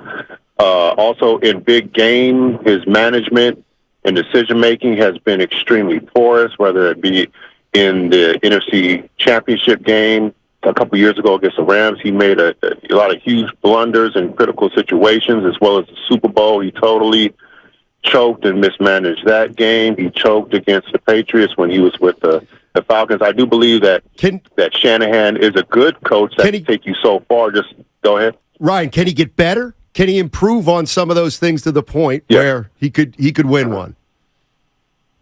I will say, I was just about to get to that. I am one of those people who believe that based upon what I've seen so far, I would have to say no. But I will say there is a chance, and of course, as a 49er fan, I'm hoping that he can cross that bridge, but he can get better. But from what I've seen so far, I would have to say no. All right. But, like I said, I'm hoping that I'm wrong. Yeah. Let me tell you something about Ryan in San Jose. Now that's a call. Why is that a call? You ask, Steiny. He just said that the reason it's a call is because he gave me a reason that I hadn't thought of. Not me, but that a lot of people haven't thought about. Not one time have I heard a Kyle Shanahan or 49er fan say, one of the things I'm curious about, I'm worried about is, can Kyle draft? Can he draft a Super Bowl team roster-wise? That is part of the equation that I think we probably overlook, E. And I think he's checked just about every box of that draft class except for the most important one. And maybe that's the thing that's holding him back from being a Super Bowl winning head coach. The fact that he gets to make decisions that other head coaches do not. And the one place through his first 6 seasons that has become the most important position in all of American professional sports, he has not been able to properly identify. Right. And that's what has held him back. Right. Not his defense, not Nick Bosa. Great point. Not the running game, not his wide receivers, not even the offensive line that people continuously coming down his road for, but the quarterback. That's why we talk about it all the time, because it's the one thing that the 49ers have needed, have had an absence of, and has held them back from winning a Super Bowl, which by extension has held Kyle Shanahan back from being a guy that, quote-unquote, can get it done. You know what? I heard Dibbs and Willard yesterday. They were, if Sam Darnold comes in, your expectations change, and I'm kind of in the no. It doesn't. And, that's unusual. Yes, it is unusual. But that's part, you know what? And I think that's part of the equation that we cannot ignore. We cannot ignore it. And it's this. If we knew John Lynch ran the San Francisco 49ers, if we knew that, he were actually the GM making the decisions, and he handled the quarterback situation exactly like it's been handled, I think we would be like, wow, Kyle Shanahan, you are unbelievable. The issue, though, is John Lynch isn't making those decisions. It's Kyle Shanahan who's making those decisions. And he thought Garoppolo. And the move up to get Beathard, I could care less about, because big deal. He takes a chance with a guy in the 3rd or 5th round or whatever it is. But then he identified, Garoppolo. Then he identified Lance. Then he identified Purdy. And so the reason that the quarterback position's so important is because he's in charge of the whole thing. The whole thing. He's not, John Lynch isn't saying, hey, I'm gonna get Garoppolo in here and you deal with him. No. Like, if Kyle Shanahan were just the coach of this team, I think we would look at him way different, as opposed to the overseer of the entire roster, especially the quarterback position. And I think that's why there was a question asked to him about Jimmy Garoppolo. And he breaks down the timeline. Hey, we brought in Jimmy, made him the highest paid quarterback ever, very quickly. And then, within 2 years, clearly there's some sort of friction between Kyle Shanahan and Jimmy Garoppolo because of the way that Jimmy G's talking about him now, present day. So something happened after the Super Bowl, probably the fact that Trey Lance was drafted or traded up for when you had a guy that had previously taken you to a Super Bowl. To me, Kyle Shanahan, I don't even know if he has enough faith or patience to stick with a Brock Purdy if he is the franchise guy. Because if Brock Purdy shows regression this year, how do I know, based off of Kyle's track record, that he might just not move off of him next offseason because he saw something in, granted, a small sample size, that's football, but I don't know if, I think Kyle Shanahan is a great identifier of talent around the quarterback position. His track record shows that. But with the QB, I don't know if it's impatience, I don't know if it's arrogance, but there seems to be something missing that he switches on a dime with guys and they fall in and out of favor, and he seems to continue to just move on to the next. And he wins games. But in order to win a Super Bowl, it's clearly proven in the modern game that you need someone that is either, dependable, that you believe in, that you can groom and develop. And I just don't know if Kyle Shanahan, he hasn't shown to me to have the patience to do that with any guy yet. 888-957-9570 is the number. Steinmetz and Giddings with you today. What do you guys think about that? Is that a concern? I do think that the relationship between the coach and the quarterback's obviously hugely important. And if the coach is a jerk, he better be good. And I'm not saying Kyle Shanahan's a jerk, but is there something about his relationship with quarterbacks? What have we taken out of everything we've learned about Kyle for 6 years? I think it's fair to say he asks a lot of the quarterback position. And how about this? Is this fair to say about Kyle Shanahan? He hasn't yet found a quarterback that he thinks can run his system right. Clearly not. Or good enough. Good enough. Clearly not. But I don't even know what that quarterback looks like. I don't either. Like, is it Matt Ryan? I mean, he won an MVP with him as the coordinator. Is it Jimmy Garoppolo? Well, it was. It was supposed to be Trey Lance. And look, I get it. You don't have time for a bad quarterback. You can't have one in your system that doesn't help you win. I understand that. But this has been 6 years that we've been talking about trying to identify a guy. So he brings in Jimmy, gives him a big deal. Okay, so he has the guy for them. Then there are other opportunities. If you don't want to draft a quarterback and take time to develop one, whether it's Kirk Cousins, whether it's Tom Brady, whether it's Aaron Rodgers, not all of them are attainable, but there are different names out there that you can go. If you really want a solidified, a concrete, productive quarterback, there were ones available. Either he didn't want them or they weren't acquirable. Right. So then you go through the draft. And yet each player so far that they have gotten through the draft, except for Brock Purdy, but he's still TBD, you have not either given enough time to, enough, I don't know, reps to, or you just made the wrong pick. It's like you've either way you slice it, you have misidentified that position, whether it's a veteran, whether it's a rookie. And so I don't even know what kind of quarterback. If you asked him today, what is your perfect quarterback? He might tell you Patrick Mahomes. If you took Patrick Mahomes off the table, no, but just who ask would him, he want as quarterback? What are the characteristics that you want in a quarterback? Because I don't think that there's a guy coming out of the draft that's probably going to have everything that Kyle Shanahan wants, and yet I don't know if there's enough time from Shanahan's track record to develop the player into that quarterback because he moves off of them too fast. Interesting point. Like he's trying to thread this needle, and I just don't know if the eye of that needle is too small for him. If you took Mahomes off the table, who do you think he would take? Because I think he'd take a Burrow or Allen. I bet he would take Josh Allen. I actually don't think he'd take Josh Allen. Really? So I think Josh Allen does just enough out of the pocket for him. Turns the ball over too much, I think, for Shanahan. I think Shanahan could probably get him. I don't want to get, but Shanahan would probably keep him in safer routes. Sure, but good, sure. No. I'm with you. But the issue is, at least when you watch Josh Allen, yes, he's going to do what he wants to do. Well, that's a great point. And Burrow does that a little bit, but he's much better. To me, it would be honestly might be Jalen Hurts. All right. Guy that takes care of the ball. You like that? Let's go to Mo. Let's go to Mo in San Ramon. How you doing, Mo? What's going on? Good morning, yes, guys. Sir. How you guys doing, man? You guys nailed it, man. Thank you. You guys nailed it. What's going on with Shanahan? He has that quarterback issues, like you said, and his problem is that he doesn't let the quarterbacks open up their wings, right? What I mean by that is that any job, wherever you work, you have a boss above you.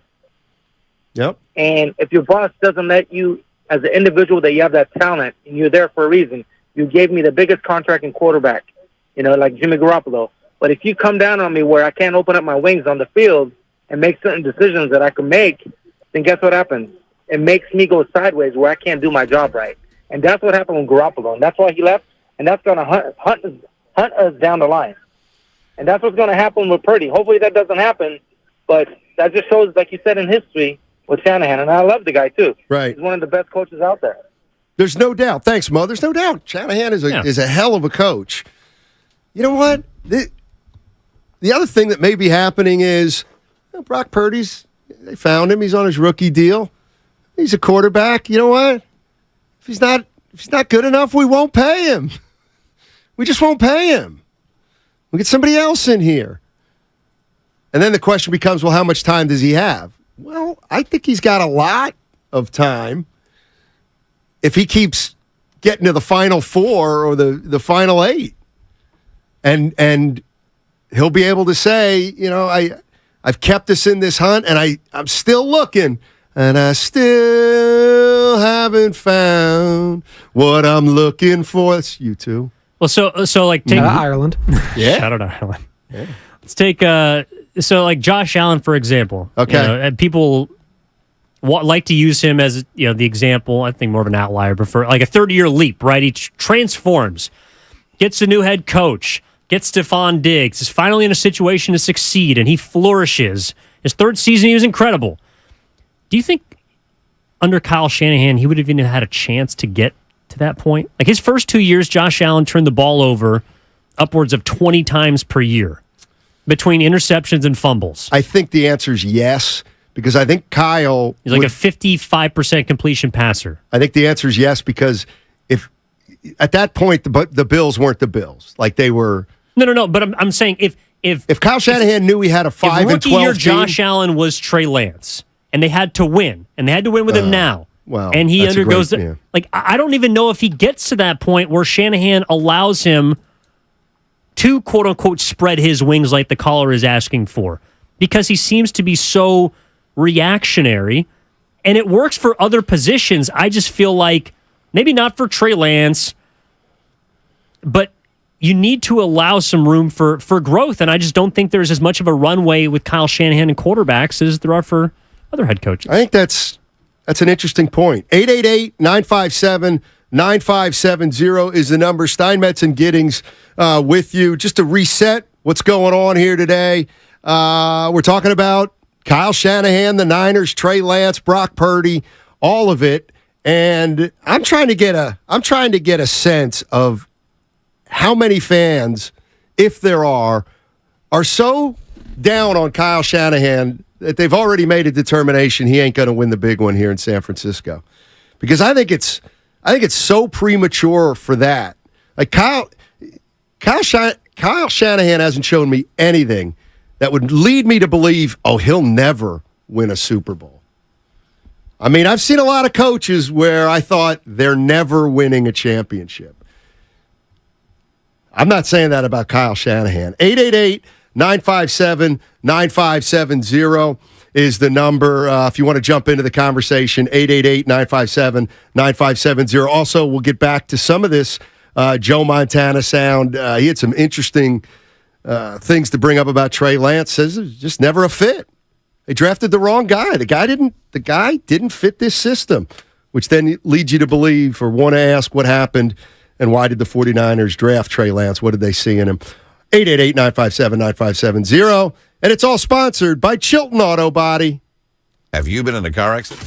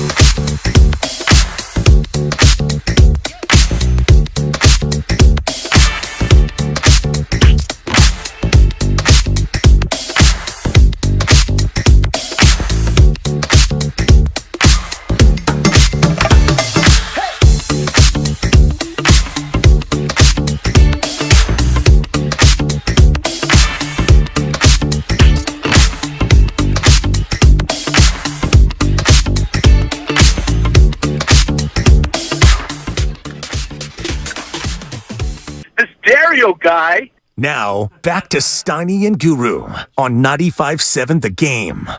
Hey, it's a Monster Monday on Labor Day. That's right. We're going to be live and local all day Monday from 6 a.m. to 6 p.m. Listen right here on 95.7 The Game. You're going to hear live. I love it. Bay Area people.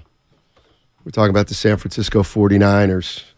And I thought you brought up a good point, interesting point about, will Kyle ever have a quarterback long enough to allow to develop to that quarterback's potential? See, I think what happened with Garoppolo was he thought Garoppolo could get to a certain level, and because Garoppolo was more of a veteran, was maybe quicker to say, yeah, he's not going to be able to get there. And Trey Lance, he took a couple years and said, he's not going to be able to get to that level either. And right now he's saying, you know what, I think Brock Purdy can get the closest to that level. Mm-hmm. That's essentially the way I think he's looked at the quarterback position. Yeah, like if you give a quarterback 4 years on the rookie deal, I think that Kyle Shanahan in a perfect world would let that quarterback develop, but he's also built his roster to the point where they can compete for Super Bowls each and every year. And so there is pressure. There is more added pressure and unfair pressure on the quarterback position to perform at a high enough level that's good enough, not just for Kyle Shanahan, but also for the rest of the team. Because and this is why I think the Trey Lance fit, to Joe Montana's point, was also not just about his skill set and how he was used in college and how he could be used in the NFL, but also just the timeline that Trey Lance was on was not the one that the 49ers were on. And I think Kyle Shanahan had hoped that Trey Lance could catch up, get up to speed, and use that first season behind Jimmy Garoppolo, or maybe, spell Jimmy if he got hurt, and then the next season as a starter, use that as a developmental year, but still compete and make the playoffs because there's good players around him. I think that was the ideal needle that he wanted to thread, but injuries derailed that. And unfortunately, that's just that's kind of what happens in football, though. That's kind of what happened to Garoppolo, and right here on the YouTube chat, Smitty. So you're all just going to ignore the fact that Garoppolo kept getting hurt. Garoppolo, his health was one of the reasons he's out of here. There's no doubt about it. I happen to believe that even if Garoppolo were healthy, had he been the same quarterback, he still wouldn't be here. Because I don't think he was good enough at the end of the day. But no, the injuries didn't help. Let's go to Tim in Danville. What's up, Tim? How you doing, man? Hey, good. How you doing, Matt? Hi, Doing well. TD. Thanks for taking my call. Yeah. Guys, I'm a fan, and I'm not here to disrespect Kyle, right? My opinion is this Super Bowl thing was overrated. Let's think about what happened to the Rams, and I'm happy with the roster they have, the weekly show, the game. It's exciting. They got a great team. They're fun to watch. And at the end of the day, I'd rather have that than a crappy show every week and have them win the Super Bowl. So being a fan, I don't know. I think Kyle, look, he's kind of a knee-jerk guy, but maybe he'll get there, but maybe he won't. But it doesn't bother me if they don't win the Super Bowl. I don't know. And I think a lot of fans should kind of put that into perspective. Go back to the Jimmy T days, the Chip Kelly days. That was just painful. So we're in a good spot now. And I'm just happy to watch that team every week. Yeah, that's kind of the way I approach it, Tim, but I'm often told I'm not a fan, which I'm not. But I do think I look at... It's like last night's fantasy draft. You're on an island. It wasn't funny. It wasn't funny. He auto-drafted everyone. Okay, I'm trying to think. So but here's what I think some 49er fans are missing, and I don't want to go back to a conversation that we had. But, okay, so everybody knows I was a Celtics fan in the 80s. Okay, so they're sitting with Bird, Parrish, and McHale. So before every season, we better win it this year. No, my first thought was this regular season is going to be fun. You're going to rack up 60 wins, okay? Bird's going to have, highlights left, right, and in the middle. McHale's going to have and you know what? They're going to go 60-22, and then we'll figure out the play. It doesn't feel like people, like the regular seasons, some 49er fans are going to come in Mondays and say, yeah, so. And I just don't think that's, it's like fat, drunk, and stupid is no way to go through college. It's like, I don't think that's any way to be a fan. You gotta want to, it's gotta feel good on a Monday after you win. Not, okay, but we still have to win the Super Bowl. Do you think that's specific to 49ers fans, or do you think that's just because of an overall lack of importance on the regular season in sports? Like, I mean, it's kind of nowadays it's all about championship culture and who's got rings and who doesn't. And so it innately devalues the regular season, whereas when you were growing up, it felt like if you're a contender, you're in the thick of things, but each and every night's going to be a show. And each and every game, you're going to get to see your favorite player put on their best performance. Whereas now it's, legacies are created and destroyed in one game. Like Kyle Shanahan can't get it done because of 3 games or 4 games, even though he's got, 6 playoff wins on his ledger. Right. 888-957-957 if you want to jump into the conversation. Jordan in Oakland. What's going on, Jordan? You don't think Kyle Shanahan can win the big one? Go. What's going on, fellas? Great show. Thank you. If I had to answer that specific question, right, I would say no. And I would base it on his critical decision-making, which can be highlighted by a few things. Blown leads in the Super Bowl, blown leads in the NFC Championship, passing up on Mahomes, and then passing up on Tom Brady 2 years later. Well, that's... And then making the worst trade on draft day history to get Lance. But one thing, fellas, that's also obvious to me is that Kyle Shanahan watches zero college football. None. That's all I got. Thank you. Appreciate it. You know what? That's interesting. I don't know that a lot of head coaches do. Like, they certainly don't sit around on Saturday and watch a full Notre Dame game. And now, some probably get handed tons of clips or tons of packages of players or big plays in a game. I'm actually one that I don't know if I were a head coach in the NBA or NFL, I don't know that I would watch college basketball or college football either. Although that's the other thing with Kyle Shanahan. He's the GM, essentially. So if he's not doing it, like, that's the one thing that I have to take my hat off to a couple callers today who brought that up. It's not that they can't find a quarterback as a coach. He hasn't found one as a GM either. I think that's very fair. And that means you put more pressure on also the evaluators around you. Right. And maybe they haven't done their job. I don't know. Maybe it's not just Kyle Shanahan. But I know that they have not been able to properly identify a franchise quarterback in the first 6 years of his time as head coach and, decision maker in the front office. I think that, I don't think it's common for any head coach to just sit around and watch football. Like Kyle Shanahan was talking about how he just barely caught Trey Lance's introductory press conference for the Cowboys because he was sitting eating lunch and had time to do it. He is so siloed in on the 49ers that I don't think he, during the season, which is when college football is, has any time to do anything else besides focus on who's in front of him, and it's on to Cincinnati. So I don't think that's necessarily unique to Kyle Shanahan.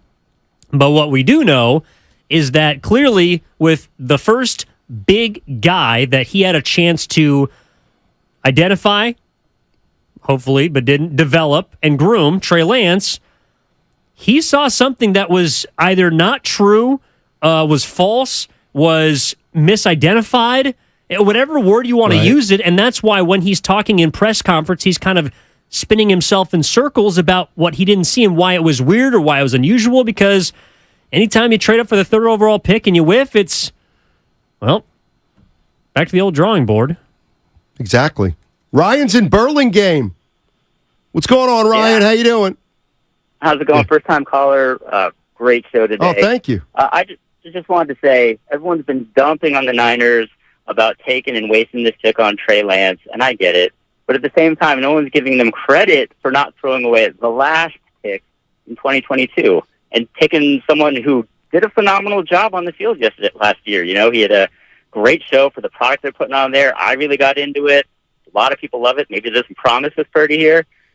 So I wanted to give them some credit for that. And, there might be something there. And to your last point about, whiffing on people, look at Zach Wilson. Zach Wilson made an entire, great contract off of one throw. And so, that's going to happen. But kudos to them for not throwing away the last pick, Mr. Irrelevant, and making something of it. And, I think there's something there. That's all I got to say. Thank you guys so much. Good stuff, Ryan. And acknowledge that one of Kyle Shanahan's strengths as a head coach is his ability to have success being maybe less dependent on a quarterback than any other coach in the NFL. How about that? Would you agree with that? Yeah, and I think that he should get credit for that because not many people can do it. And exactly, and you know what? Most coaches have to do it. The coaches that don't have the big boys have to do it. He brought up, our last caller brought up Brock Purdy. Joe Montana on with the morning show was asked what he thought of Brock Purdy and whether he sees any Joe Montana in Brock Purdy. I think the biggest thing is you get comfortable in a system. In that first year, you're just trying to figure out what you just had learned in college and now trying to make a transition into a new offense and learn it. It's a little different learning as a quarterback, all the things that you need to know, as opposed to somebody who comes in like a wide receiver or a running back or any other position, really, where you only have to worry about one thing. And the quarterback, as you know, you have to know where everybody's doing, what it's doing. You need to make changes. You need to be able to audible. And so it's a tough thing to do in the first year. And my hat was off to him for that, even because he, like I said, he plugged in pretty quick. And he's talking about Brock Purdy, and he is Joe Montana, one of the greatest quarterbacks of all time, 49er legend. The question was actually, what's the difference between year one and year two? And, that's again, you listen to Joe Montana talk, and you just take in every word as gold.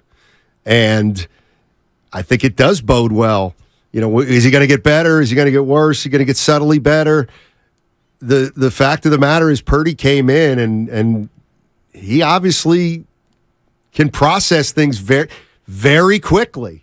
And he'll probably get better at that this year. So that's something to be optimistic about. And I think that's a huge part of Kyle Shanahan's offense, is one of the reasons that he can elevate the floor of a lot of quarterbacks, or certain kinds of quarterbacks, are ones that may not be the most athletically gifted, although Brock Purdy has some size to him, more than a normal 6-foot quarterback. He's explosive. He's got, what does Goo like to say? He's strong in the ass.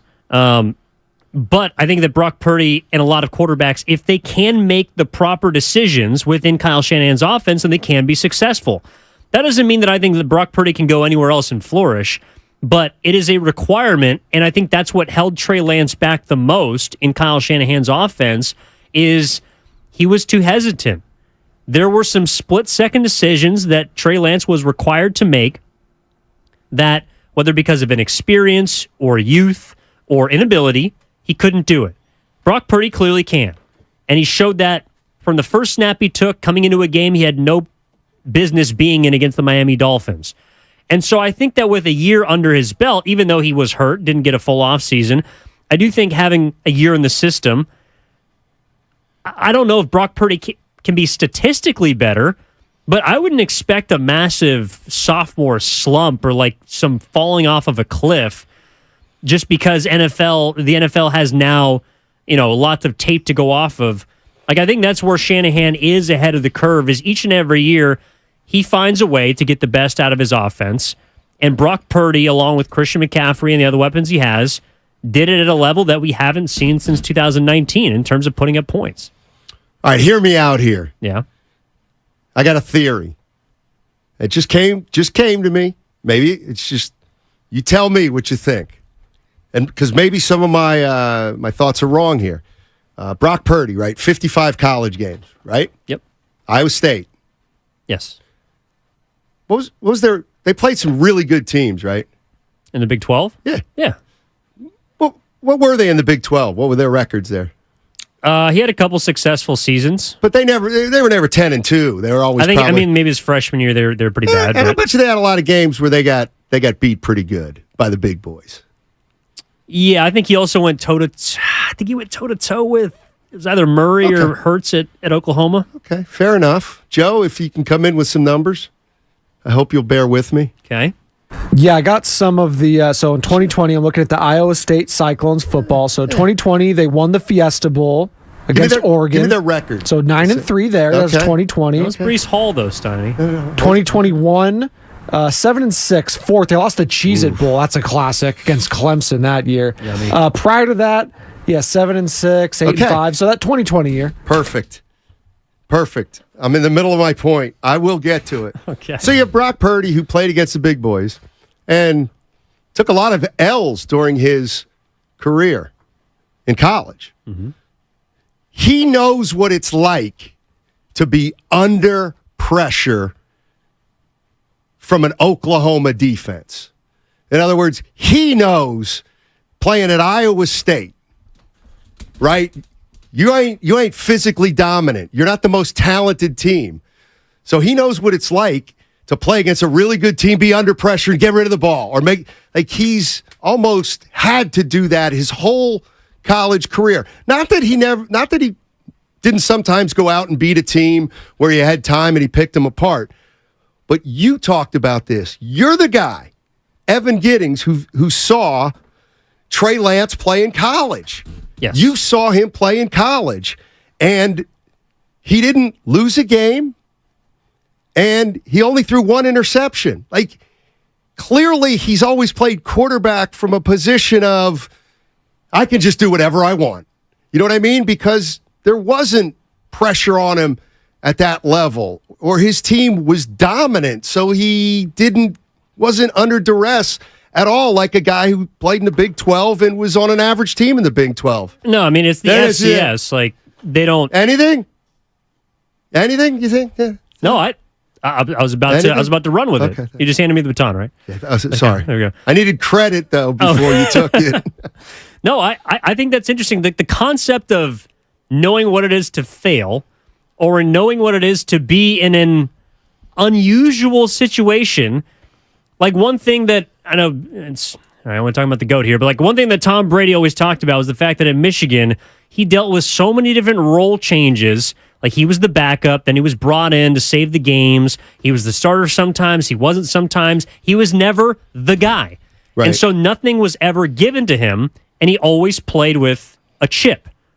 Even to probably now, if he was still on the field. He always felt like an underdog. Brock Purdy always probably has that feeling, but he speaks with such confidence because he knows he succeeded in it at every step of his career. Not that Trey Lance doesn't play with a chip, but at North Dakota State, it was one of the reasons why during that draft, I was always interested as to why people held Mac Jones to the Alabama standard. Right. And why it's probably because they never just watched North Dakota State play, but the competition, like, his team was so much better than everyone else's. It's the reason why in 2019 he had a perfect year. Like, he scored 42 touchdowns, didn't turn the ball over once, was a 70% completion percentage, ran for 1,100 yards, was on his way undefeated to a national championship. Like, they were unbeatable. And yet, that isn't something that Trey Lance is necessarily, like, that doesn't get held against him. In fact, they believe that because against inferior competition, he had to do more. And why when Joe Montana's talking about him being, kind of a running quarterback, I think there was some mixed signals. There was something lost in translation about Trey Lance and what he did, because I saw a guy that was great in college. He was supremely talented, but he missed a lot of throws. Right. The difference is you don't get killed at the FCS level, or even in the Big 12 to some extent. You don't get killed for missing a bunny. In the NFL, if you miss a 5-yard layup, that's 2nd and 10, and then you got guys pinning their ears back coming at you. So you need to hit all of the layups before you even get a chance to deliver a deep ball, whereas in college, that's just not the case. Right. And I think Brock Purdy dealt with more of that, of needing to make free throws, to lay down a sacrifice bunt, to, basically do the fundamentals and get yourself into a position to succeed, as opposed to Trey Lance, where his big arm and big legs and big team around him, there just wasn't as much room for failure, or there was more room for failure. No, I think there's something to that. I think there's something to a lot of it. I also think, there's something to the idea that I'll bet you every time Trey Lance stepped on the field in college, he was the best athlete on the field. And I'll bet you Brock Purdy, he is a good athlete. And by the way, Brock Purdy, but I'm sure he wasn't the best athlete on the field. So there's something about competing at a level where you're the best player. Maybe Trey Lance never got, at the pro level was the first time he ever really was pushed. Not his fault. And pushed too hard, too fast. Yeah, probably. 888-957-9570 is the number you want to jump in to the conversation. Matt Steinmetz along with Evan Giddings, Dal the Guru Johnson, a little bit under the weather, and hopefully he'll be back soon. More Kyle Shanahan. This was more quarterback talk. This is vintage Kyle again from yesterday. No. Yeah. Trading Nick Bosa. I haven't talked to many people about that, but I know how I feel pretty strongly. I think everyone would agree that. I actually blew that. I'm going to start it again. Hey, are you guys thinking of trading Nick Bosa at all, Kyle? No. Yeah. I haven't talked to many people about that, but I know how I feel pretty strongly. I think everyone would agree that. But like, all right, so Mike Dunleavy said Jordan Poole is going to be one of his. There's a negative 1% chance, even probably more so than Nick Bosa gets traded. But I just want to know what people think that would even look like. A trade for Bosa? Yeah, like that's how unrealistic it is. That I don't think someone could come up with a scenario. It would be like the trade the 49ers made for Trey Lance. Well, at least a couple firsts. Throwing a quarterback. Yeah, exactly. No, I just think there's a guy at James Madison we could trade 3 first-round picks for. Exactly. Or Richmond. Richmond's always got the a good Spiders? one. Oh, yeah. No, definitely. Quality. Definitely. Just go junior college at that point. Might as well. Exactly. Contra Costa's got some talent. I think it's interesting that we thought it was going to be, I think, easier. Can we put it that way? We thought it was going to be easier than this, the Bosa contract extension. Did we? I know John Lynch said complicated, but that's like my friend. I don't want to hear about the labor pains. Just show me the baby, is what he used to say. Well, it's almost Monday. My guy Bob. And by the way, yeah, we'll talk about that. Okay. I have that written down. I totally lost my train of thought. 888-957-9570 is the number. Steinmetz along with Evan Giddings. And we got more Montana sound. And I want to get back to the Kyle Shanahan sound from yesterday because he also talked about the quarterback position. By the way, who would have thunk it? But even happened in Nebraska? Nebraska yesterday? Maybe most attended college non-football event ever. Yeah. I mean, this one came out of nowhere. I'll tell you what it is on the other side. Once again, 888-957-9570 is the number, or the one question we've been asking is there negativity among the fan base of the San Francisco 49ers? Does it feel like the fan base is more negative than positive? I don't think that's the case. But if it is the case, why? Why? You got another good team. You probably got another run in you. As Jeff Kent said, enjoy the game. Enjoy the game. We're going at least 12-5, baby. Don't worry about that first round game at Levi Stadium after the season's over. Don't put the cart ahead of the horse. Philadelphia Eagle fans know how to enjoy a season. Come on, 49er fans. That was a troll. When was the last time you saw a horse with a cart? What did I say? You put the cart before the horse. I'm just asking. When the last time you saw it? You calling me old? On 95.7, the game. Well, I need to put a sock in my...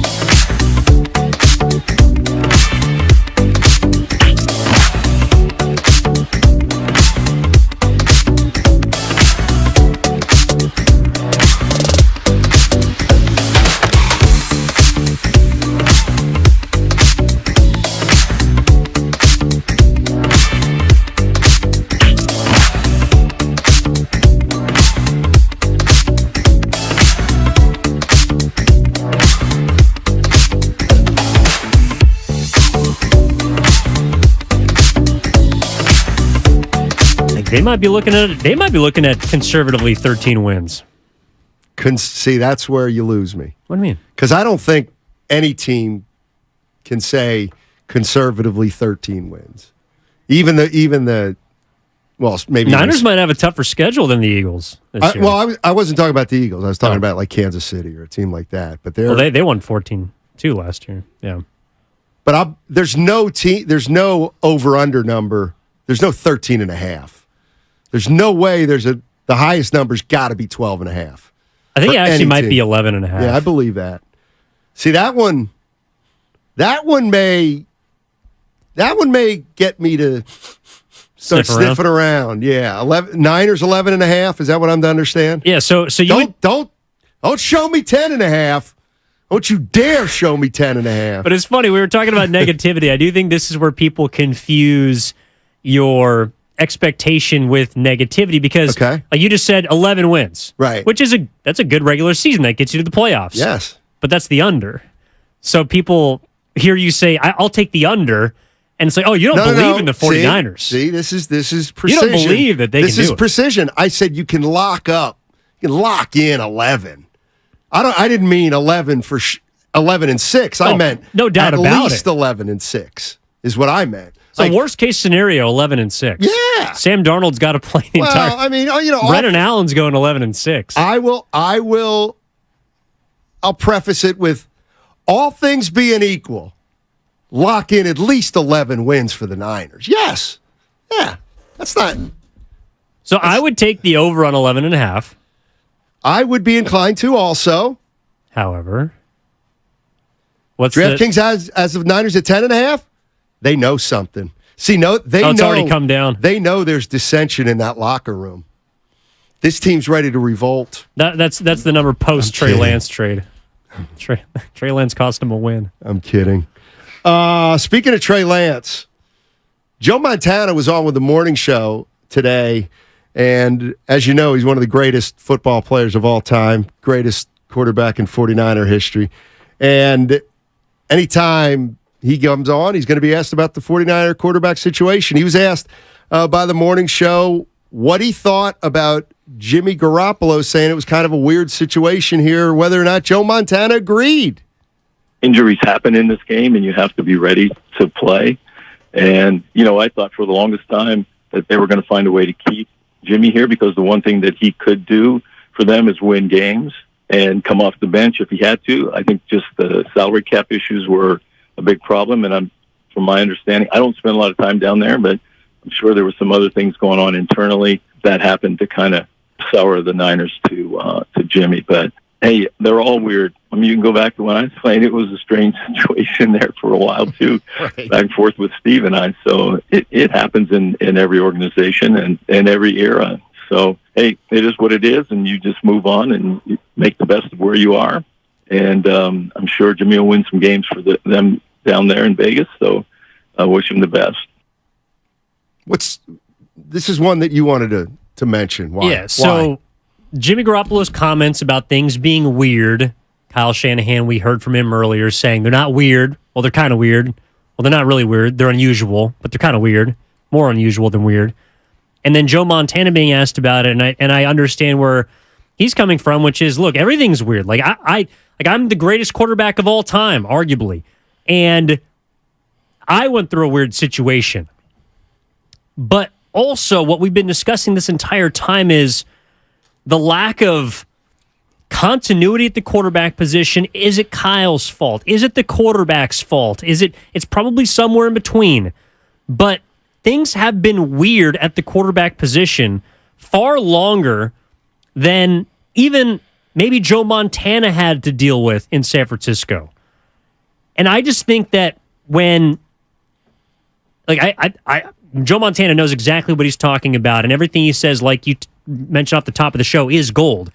But I wonder if he's comparing the weirdness to just talking about examples and spots. Like, yes, there's weird situations for every team every season, but not ones, I believe, that linger as long as the one in San Francisco. And that's not all Kyle Shanahan's fault, but he's the denominator of it all by process of elimination because he's the decision maker, he's the head coach, he's the offensive play caller. And now we've had Garoppolo, Mullins, Beathard, Purdy, Lance, now Darnold. Like, there's been so many different guys in this quarterback room, and we don't seem to have an idea of who is the one. Yeah. When he said all situations, there's weird everywhere. My feeling on weird is you always go through okay. What was the Bills' quarterback situation before Josh Allen entrenched himself? It was weird. Tyrod Taylor and Nathan Peterman. It was weird. Yes. Right? What was the situation in the Chiefs before Mahomes? I know it was Alex Smith. What about before that? Before Alex Smith? Oh, well, it was probably weird. Yeah, the one in Denver right now. It's weird. So my feeling is you always, like, weirdness will always precede a franchise quarterback. Like, all weirdness means is you don't have a guy who's the starter 3 years in a row, essentially. But, like, once you get the start, then you get the starting job, then it's not weird. And then as you age, somebody challenges you and it gets weird again. Like, that's the way I view it, that he was kind of looking at it. Like, yeah, it's weird when you're coming in. But for Joe, I think he's saying, well, it did get weird for me because I was pretty good and they brought in my back, So he understands it. But yes, it's a long way for me to say, I agree with you. The issue is, well, now it's been 6 years of weird. And it looks like we're headed towards 7. But again, in year 7, we might have our guy. So bear with us. The weirdness that Joe Montana is speaking to me, the situation most closely akin to it would be like Green Bay. Okay. So Green Bay had Aaron Rodgers. All right. Before them, they had Brett Favre. Right. They drafted Aaron Rodgers to be the replacement for Brett Favre. Brett Favre didn't like that. They drafted Jordan Love. They actually traded up, I think, for Jordan Love to be the heir apparent to Aaron Rodgers. He didn't like that. Those are both situations with Hall of Fame proven Super Bowl winning MVP level quarterbacks. You're just trying to find your next iteration of that. And the Green Bay Packers have been very successful so far in identifying that. We'll see that with Jordan Love. The weirdness in San Francisco was that someone like Jimmy Garoppolo, though yes, he had been paid, he was not proven. At least I don't think so. Not on the level of those other Pantheon guys, and certainly not someone like Joe Montana. The weirdness, like if I asked you, is the quarterback situation last year in Kansas City weird? No. Buffalo, the weird? No. No. Cincinnati, weird? Nope. No. Philly, weird? Nope. Minnesota? Nope. What about Dallas? Even Dallas. Might be a little weird now, but Dallas is always a little weird. That's fair. Quarterback wise, but the reason I'm just throwing out all those teams it. because they're 10, 11 win teams that have aspirations to win a Super Bowl. The 49ers are in a unique spot because they seem to have a weird quarterback situation and yet also are on the upper echelon of the NFL. That's why I would differentiate Joe Montana's, at least my perceived definition of his of weird, from the one that Jimmy Garoppolo is talking about. Oh, I see what you're saying. You're making a distinction there. Yeah, like I think they're both weird, but the one that the 49ers are in is unlike anything we've ever seen before. And that's why I also think that it's so difficult for Kyle Shanahan. I don't think that he's not giving us a straight answer when he's asked about these things. I think there's literally no precedent for it. He doesn't know how to answer them because he's never seen anything like it, even with all of his knowledge and historical reference as someone that's been in this game since he was in Pampers. Yeah. Sid's in San Bernardino. Ring-a-ding-ding. Yeah. Hey, you what's guys have going no on? idea what Hey, that means. Not at all. I'll tell you. Man? I'm sorry. Start over, Sid. My bad. Sorry. I said, how y'all young men doing? We're doing well, thank you. Just one of us. Oh, right, that's right. Hey, I just wanted to tap in real quick. Quick question. What kind of power does Shanahan have right now? All of it. As far as his stats, and I mean not his stats, but his position being with the organization. He's the coach and essentially the general manager. Okay, so let's flip it, and based on what, and the reason why I'm flipping it is because on how I think his mind works as him trying to run everything. I'm going to flip it. Let's say that he's the owner. Now, if he's playing with house money, how would he spend out of his own pocket? And how would that look and how would that turn out? You mean if he had a big-time quarterback? Say that again? You mean if he had a big-time quarterback? I'm just saying all in general how he would run everything based off like everything that's happened with Trey Lance. Oh, he'd be a penny pincher, I think. I think we can agree on that. You feel like if he's the owner too? No, I think he's saying, or Sid, you still there? Go ahead. No, playing with house money. And let's just say if that money's coming out of his own pocket. Oh, I see what you're saying. Like, would that humble him? Would that humble him just not be playing with house money? He might humble himself like, oh, I'm playing with my money. Let me do things right. I mean, what you're saying is if he feels a little more pressure, well, I mean, he knows he's not getting fired at the end of this year. No, but I also think he's seen what has happened to his dad, who is a much more proven head coach. Like, even after Mike Shanahan won 2 Super Bowls with Denver, like, he had other stops and was fired or let go. Like, he saw what happened in Washington. He was actually in the building for what happened in Washington. I don't think if Kyle Shanahan had to invest his own money, he would treat things differently. If anything, I feel like he knows it's one of the reasons why he is the way he is, because he understands how quickly things can change, even if you are a made man as a head coach. Even if you do have Super Bowl rings, people can still turn on you if you don't win. And that's why, as much as I don't think the decision to trade up or even draft Trey Lance was a logical or a smart one, the only way you can survive that is to win.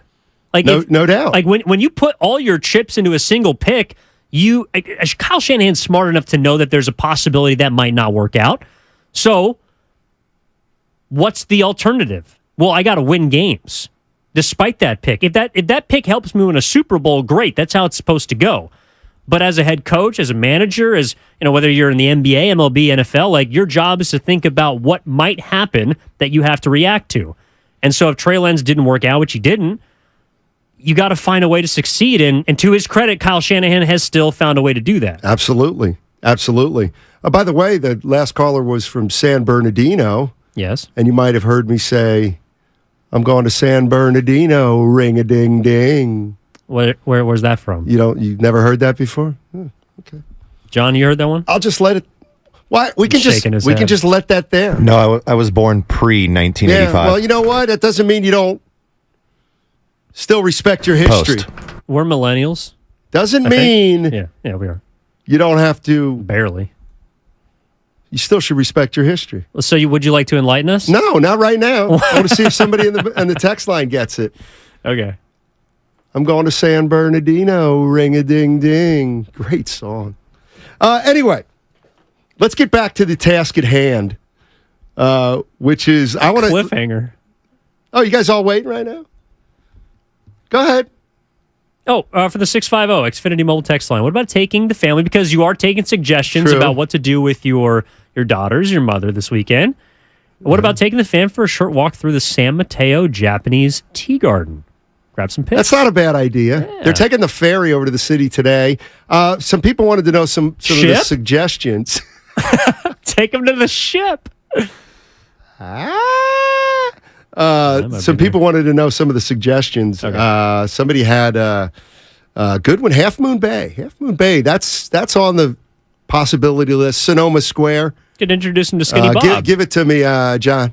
So we had Rob calling. Both these people did not want to be on air, but I had Rob calling. He said Muir Woods. Oh, yeah. In Marin County. Yeah. And Kathy said Filoli in Woodside. It's like a rose garden area. She said your mother would love it and not too much walking. Yeah, that's the big thing. She's great. She's 88, 89. Sorry, Mom. She still gets around. She still plays golf twice a week, so she's fine. It's just, Could you take her golfing? That's actually, you know what? Ring-a-ding-ding. What? Go ahead, John. Frank Sinatra reference? Yeah. That's from the. So you know who that is? No, that's from Audrey Pio. Well, I looked it up. I don't know how to say. I don't know how to say his last name. Hold on. Let me see if anybody's gotten it yet on the text line. Sam, no, I don't think anybody does. All right, go ahead. Try to pronounce this guy's name. I don't. Mark Knopfler? Correct. Mark Knopfler. Dire Straits. Have you ever heard of Dire Straits? Starts with a K, though, so that K, silent K, threw me off. That's correct. Have you ever heard of the band Dire Straits? Okay, well, he was basically the big boy in Dire Straits. Lyric, everything. One of the greatest guitar players. You can make a case of absolutely one of the greatest guitar players of all time. There's absolutely no doubt. I'm not here to denigrate Jimmy Page, though he couldn't hold Mark Knopfler's jockstrap. But nevertheless, yeah, you know it, Jed. Boom like that. The Sultans of Swing. That's a classic. Blinded by the Light. That's Manfred Mann Band. Blinded by the Light. Romeo and Juliet from Dublin March. Yes, that's a great song. Thank you. That's a great song from Dire Straits. We better. Well, now we're in no man's land. I'm going to play this. Go ahead. You said you're gonna play something. Yeah. Well, but you sounded like you were going to jump in. I'm used to Goo jumping in a little more than you. Well, quite frankly. Don't be afraid to jump in. I am like Goo in this situation. I don't think our guitarist knowledge is as vast as yours. But if you want to talk about some of those hip hop artists we were giving away tickets for, we'll continue to do so tomorrow at 11:30 a.m. Should you need a ticket to Hip Hop Made the Bay, I'd be happy to do so. Okay. Who's on the Mount Rushmore of Bay Area hip hop artists?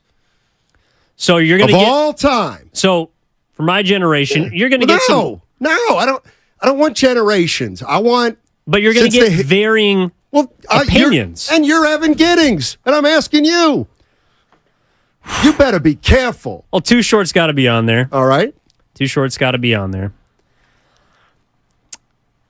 E40's probably got to be on there. Okay. Bay Area rap artists. It's just there's Mac Dre. Well, there's one guy that's got to be on there. Mac Dre is, yes. And I would Tupac's got to be on there, right? See, but he gets the representation of all of California. He's from Marin. Okay. I know he's from Marin City. But he also spent time in New York City, spent time in Los Angeles. We'll table him for now. Wait, we're just talking rap, right? Hip hop. Is that the same thing? Hip hop and rap? I would throw Andre Nicotina on there. That would be my fourth. Oh. So Too Short, E40, Mac Dre, and Andre Nicotina. Santana's up there for sure. I'm not here to denigrate any of the other great guitar players, but Knopfler's on a level that few can reach. It's almost like he's got an extra finger. I tell you, he makes that thing sing. Mm-hmm. Keek the Sneak is the one who invented the term hyphy, I believe. Oh. Let's go back. We teased something that we didn't get to, and this is perfect.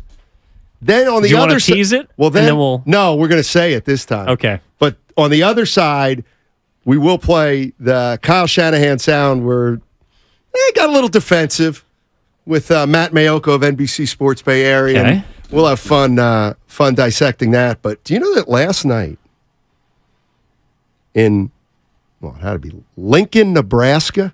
Oh, yeah. They had 92,000 fans for a women's volleyball game. The largest, the most attended women's sporting event, I think, of all time, at least in our country.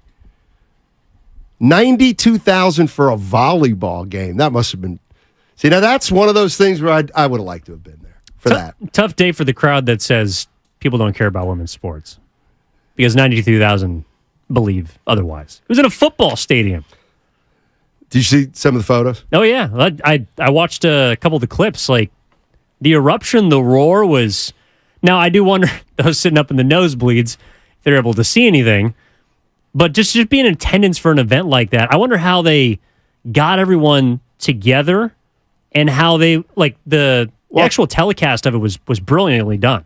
It must have been like the Warriors game at San Antonio. Remember when the Spurs said, we got the Warriors coming in. Mm-hmm. We're going to try to set the single game attendance record. Yep. They did. I forget who was their opponent. Who's Nebraska's opponent? Omaha? I don't believe it was an inter-squad scrimmage. Who did Nebraska beat? I'm assuming. And I just want to know if they scheduled like a homecoming patsy or did they schedule a big rival? Oh, well, they beat him in straight sets, so... Who? Well, if you just vamp for a minute... How do you know it was straight sets? Oh, you're just looking at the headline? Well, yeah, I saw the straight sets. But... UNLV. Was it UNLV? Anyway, they had 92,000. Wayne State. See, they scheduled a homecoming opponent. Wayne State. Okay. You don't even know where Wayne State is. My guess would be Iowa. John? He shrugs his shoulders. I'm not even sure. I think it's Michigan, though. Michigan. I think it's Michigan. No. No, it's Indiana. Wayne State's got to be in Fort Wayne, Indiana. It's got to be. It is Michigan. Dang. It's got to be. It's in Detroit. Wait. Yep. And you know what? What division do they play in women's? That might be a 1AA school. Come on, Nebraska. I think, probably is FCS. But come on, Nebraska. What are you doing? Well, they were trying. I mean, afraid to bring in Oklahoma. Can you imagine? They were. Nebraska doesn't want to bring in Oklahoma in front of 92,000. Can you imagine if you lost that game? Like you bring in 92,000 and you just get skunked. I think Nebraska is. Well, they're always like a top 5 program, right. But I think they're number 4 in the country right now. And yeah, it was topping 91,000. Like they topped the Champs League semifinal last year. I know. It's incredible. In Spain. You know it's incredible. Wayne State's also Nebraska. The biggest stadiums in America are college football stadiums. 100%. Hey, you think they're pro stadiums. Just food for thought. Well, no, you got to be able to fit, like the horseshoe at Ohio State, you got to be able to fit 110,000. Actually, it's not just that. It's a lot of those college football stadiums don't have like the luxury suites that they just keep raising. Like, you know what I mean? I went to... They call it the Chicken Coop, South Carolina. They're playing a homecoming game against Vanderbilt. Ooh, I'd like to see some. It was an SEC football game. For sure. It was light, 85,000. Like it was. There was a lot of room in the upper sections, and it was still 85K at that football game. I believe it. Hey, Lazy Boy makes so much more than recliners, and right now, don't miss the Labor Day event.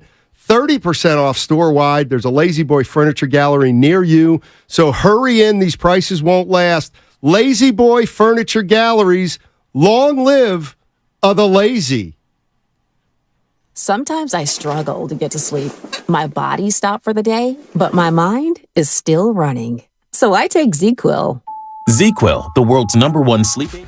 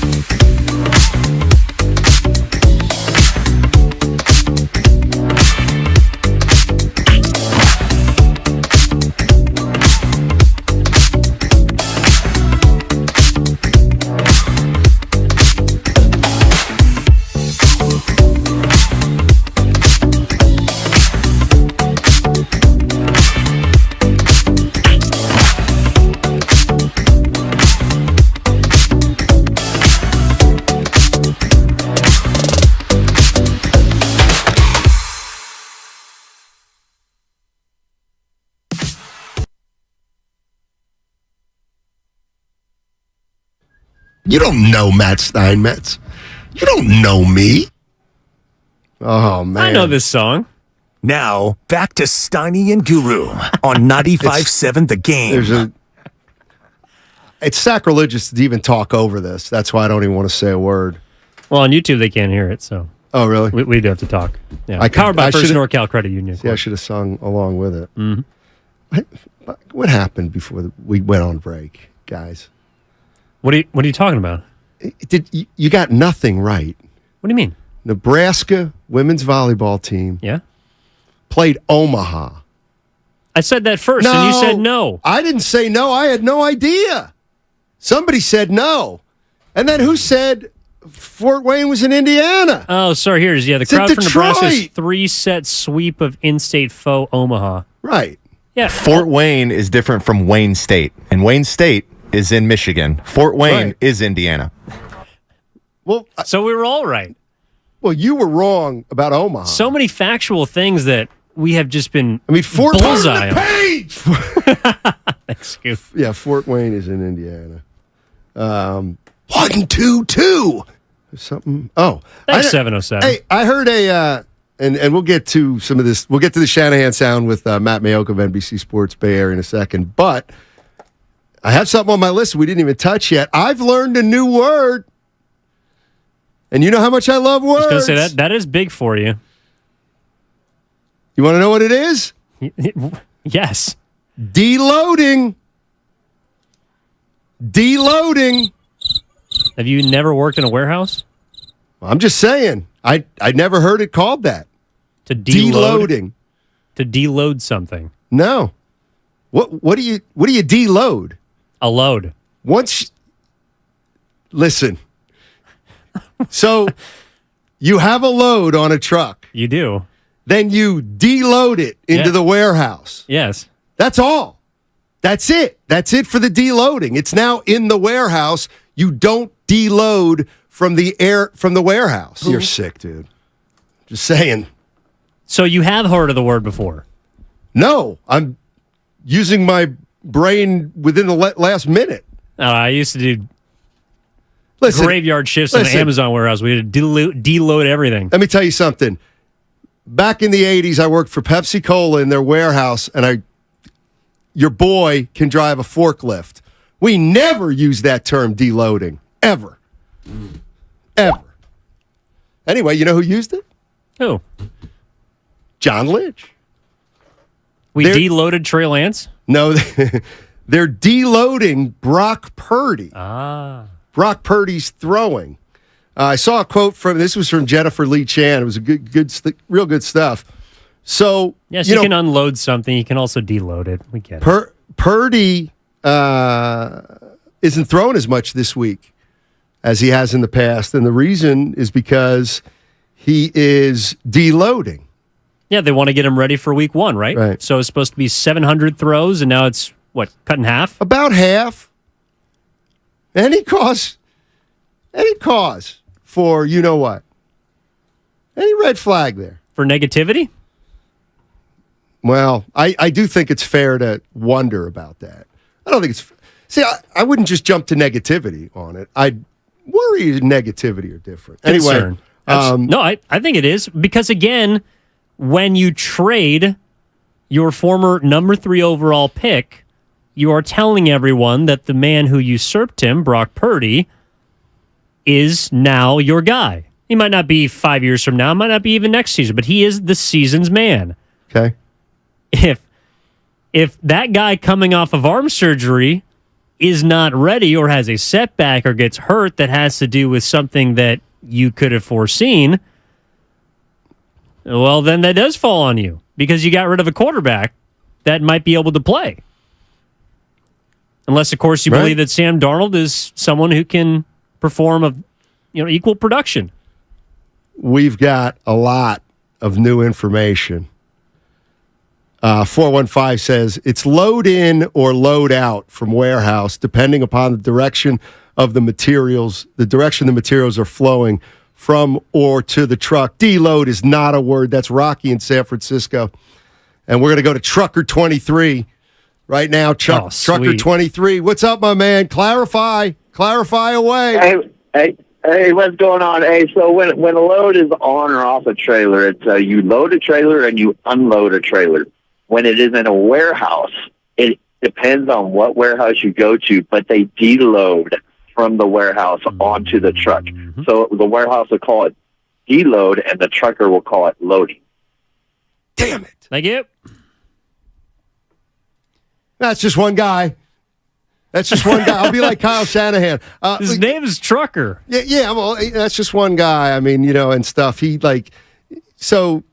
just said that's a word only used by half the people and stuff. So technically, I'm still right because I was inside the warehouse. I was inside the warehouse technically, so I was just unloading, not deloading. So yeah, I didn't get that wrong. Well, and from the Xfinity mobile text line as well as the YouTube chat powered by First NorCal Credit Union, people are chiming in. A deload is commonly a term used by lifters, or you lift weights, you deload. So you have a deloading phase where you have you're lifting a certain amount of weight, certain amount of reps, and then you deload when you're going in. You're either transitioning into a different phase of your training, or in the case of Brock Purdy, you're trying to get ready for the beginning of your season. You deload. Oh, no. Mm-hmm.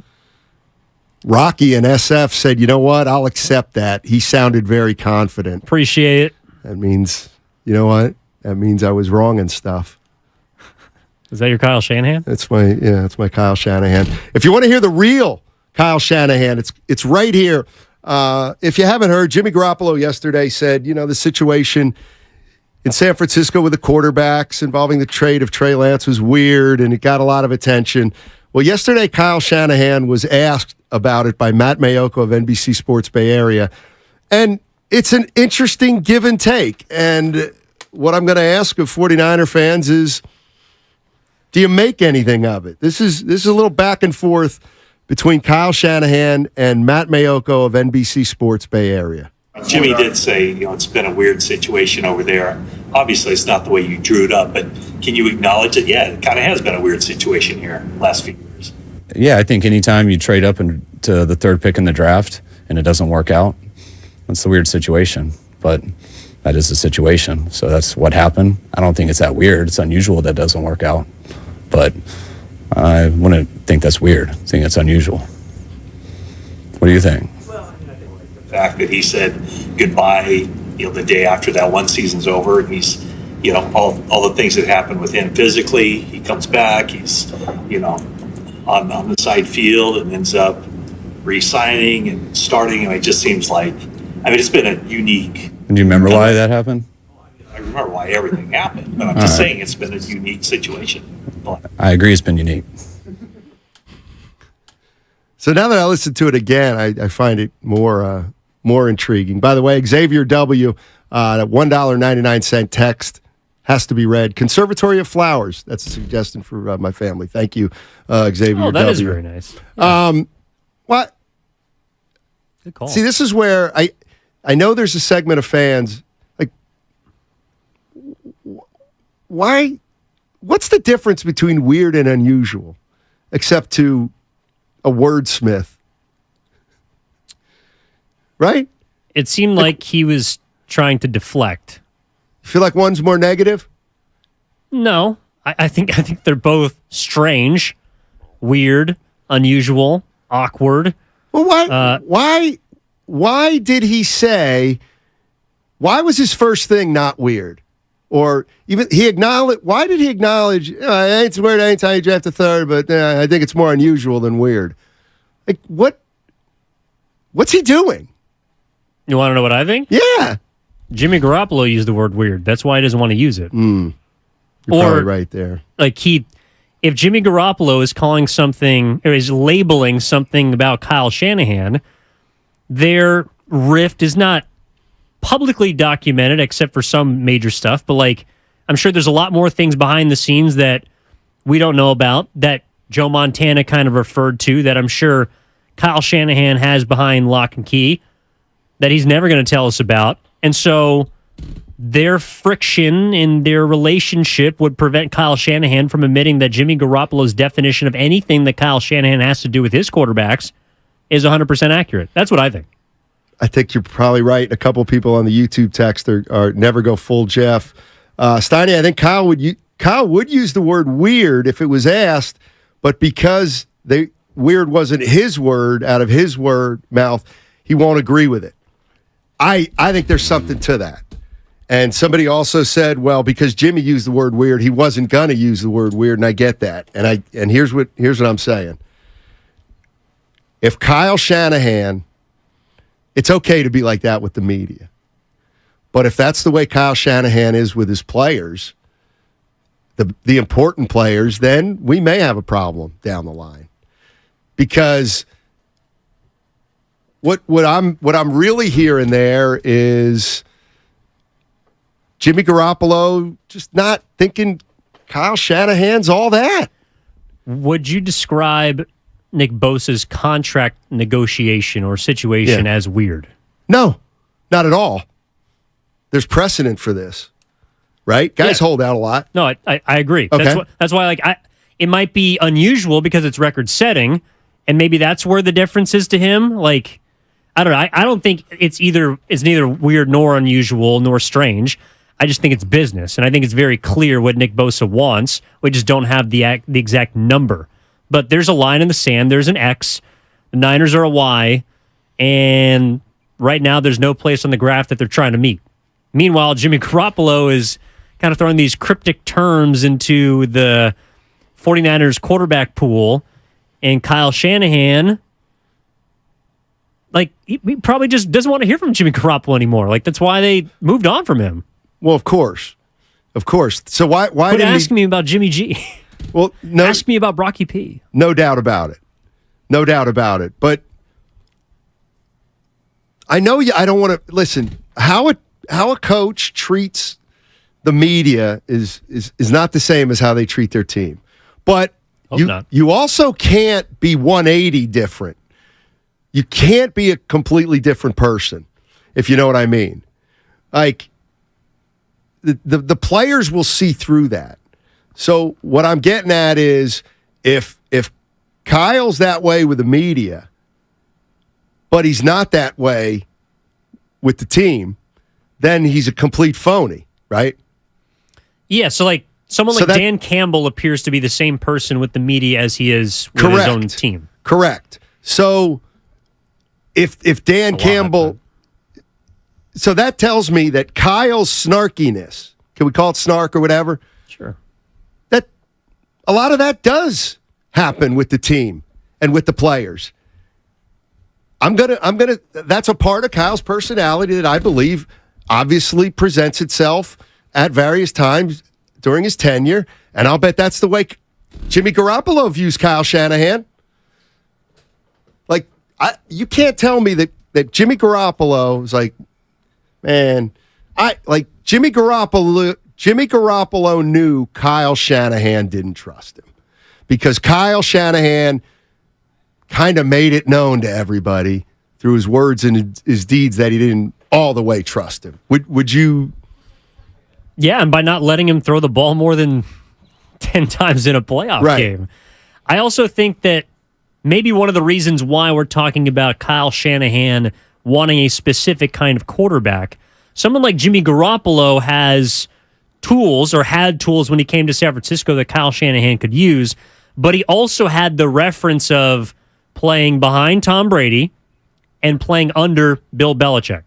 So anything that Kyle Shanahan does as a head coach in reference to his quarterbacks is going to be seen through the prism of New England for Jimmy Garoppolo, which is if he feels disrespected, if he feels like Kyle Shanahan is doing things a certain way that he doesn't like, well, would Bill do that? Would Tom be okay with this? Why am I okay with this?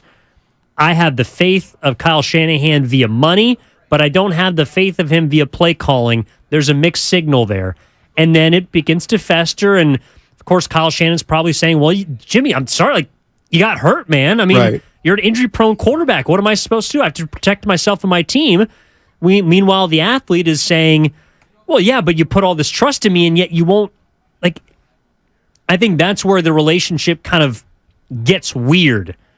And then Kyle Shanahan probably doesn't understand why Jimmy Garoppolo, you can't talk to him in the offseason. You can't get a hold of him.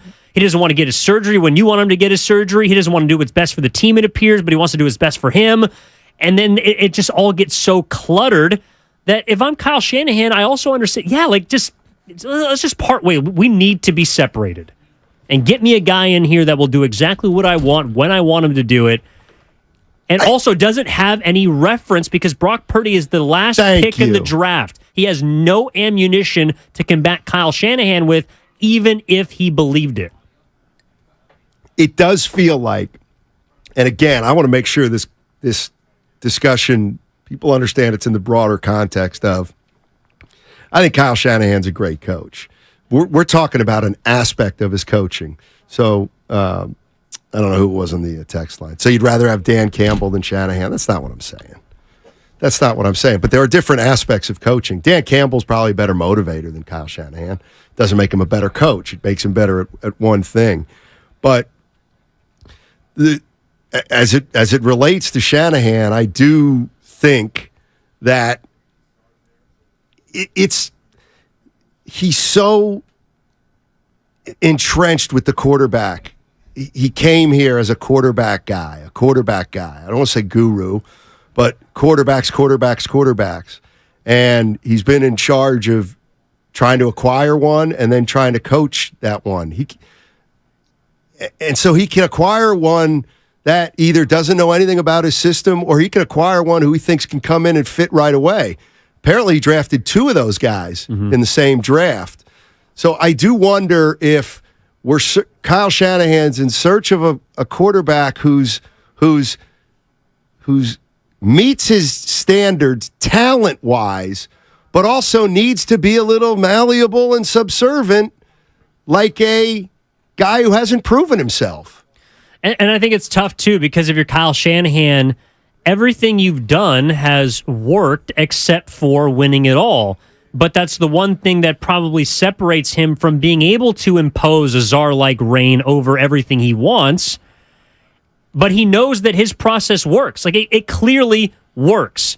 The difference is in the details. And that's where I think we get hung up all the time with talking about Kyle Shanahan is he's a very difficult person to criticize, but there are things that we need to think critically about in relation to him and his teams, because there seems to be something that has prevented his teams, great teams, good teams, and those in between from getting over the hump in comparison to a team last year like Nick Sirianni. Like, no one would say that Kyle Shanahan isn't a better head coach than Nick Sirianni. No one, I don't think, would tell you that Kyle Shanahan isn't a better coach than Zach Taylor. He might be on the same plane with Sean McVay, even though McVay had they were on the same plane before McVay got a Super Bowl. No one's saying that he's not a great head coach, but the difference is, again, compared to the 5 or 6 head coaches at the top of this league that have Super Bowls, there seems to be something missing. And that's why I'm hesitant to jump to the he can't get it done, because I don't believe that. But I am willing to hear people that will say it's going to be very difficult for him to get it done in San Francisco because he's been here for so long, and there seems to be an image about him. There seems to be a way that he does things, and it works, but only up to a point. Well, let me just, and I think this is a hypothetical, but to me, sometimes you can gauge interest. So we all know that if you probably said, hey, Kyle, what quarterback you have? Patrick Mahomes. Fine. What if you put Patrick Mahomes on the 49ers right now, how different would they look? What would Kyle Shanahan do differently? What would he be allowed to do that he can't do with Purdy? Would he do the exact same thing? Would he run the exact same offense but be like, well, Mahomes is going to make 5 plays a game that are going to do it all? Would he look like would Mahomes look like he looks now in Kansas City? So I do think there's this. If there is, he kind of needs a certain type of quarterback, I think. And look, and here's the other thing: if you put Mahomes on the 49ers, they're favorites. Then they are the Golden State Warriors with Kevin Durant.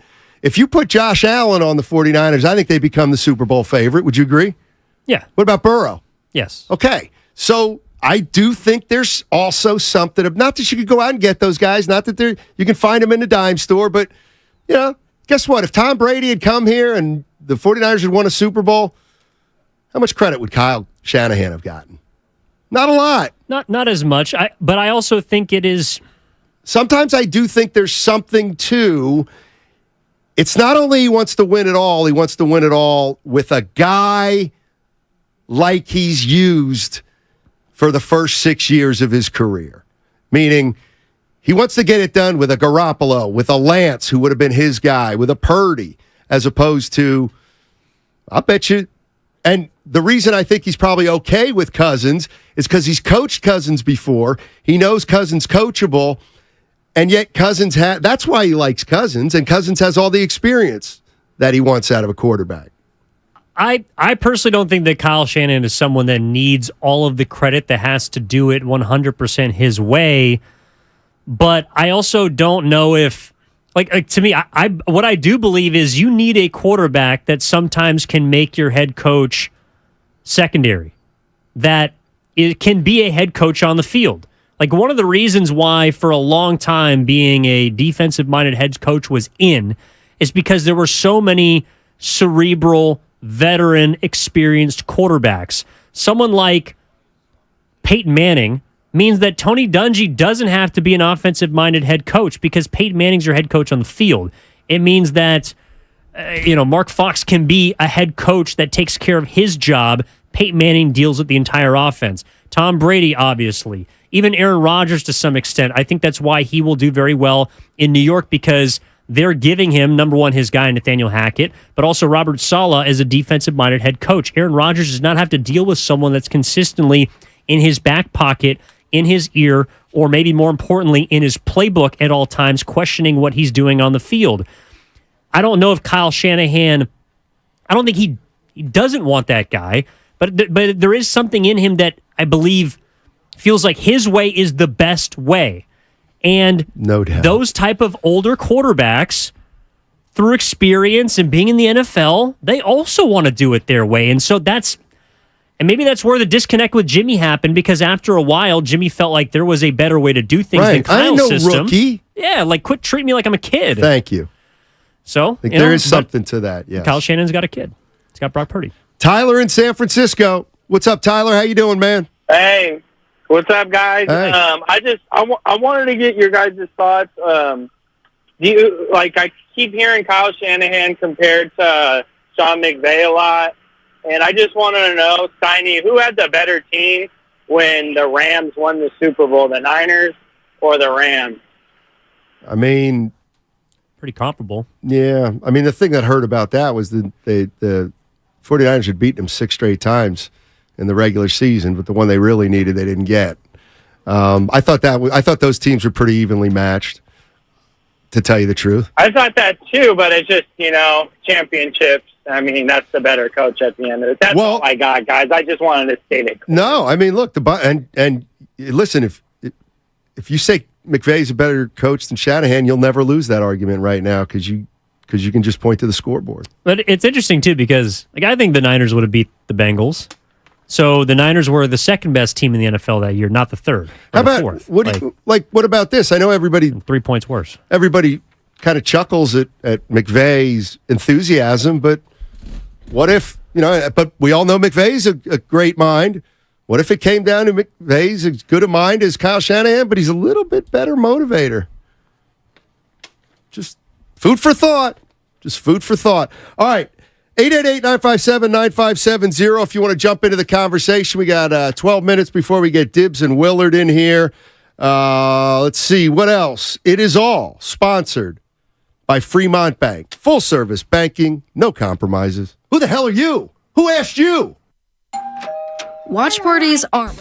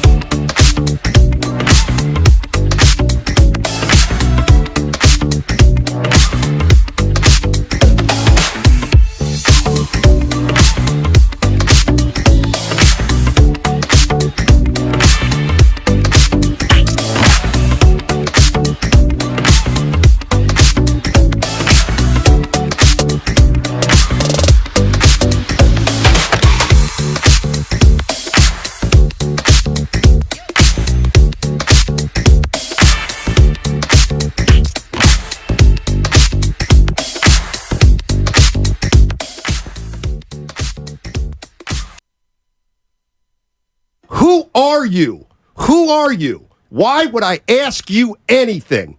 Now, back to Steiny and Guru on 95.7 The Game. Evan Giddings in for Darryl the Guru Johnson. Guru a little under the weather. Hope he's back very soon. Was that your Kyle Shanahan impression? What? The who are you? Why are you asking? No, me? that was my Hugh Hollins. Oh. Hugh Hollins, an official, once yelled at me like that. By the way, you know what? I need to do something. I'll start it out this way. I passed the boss in the hall, and we had a small talk about something, and he said, don't say anything on the air. And, of course, now I'm going to say something on the air. Okay.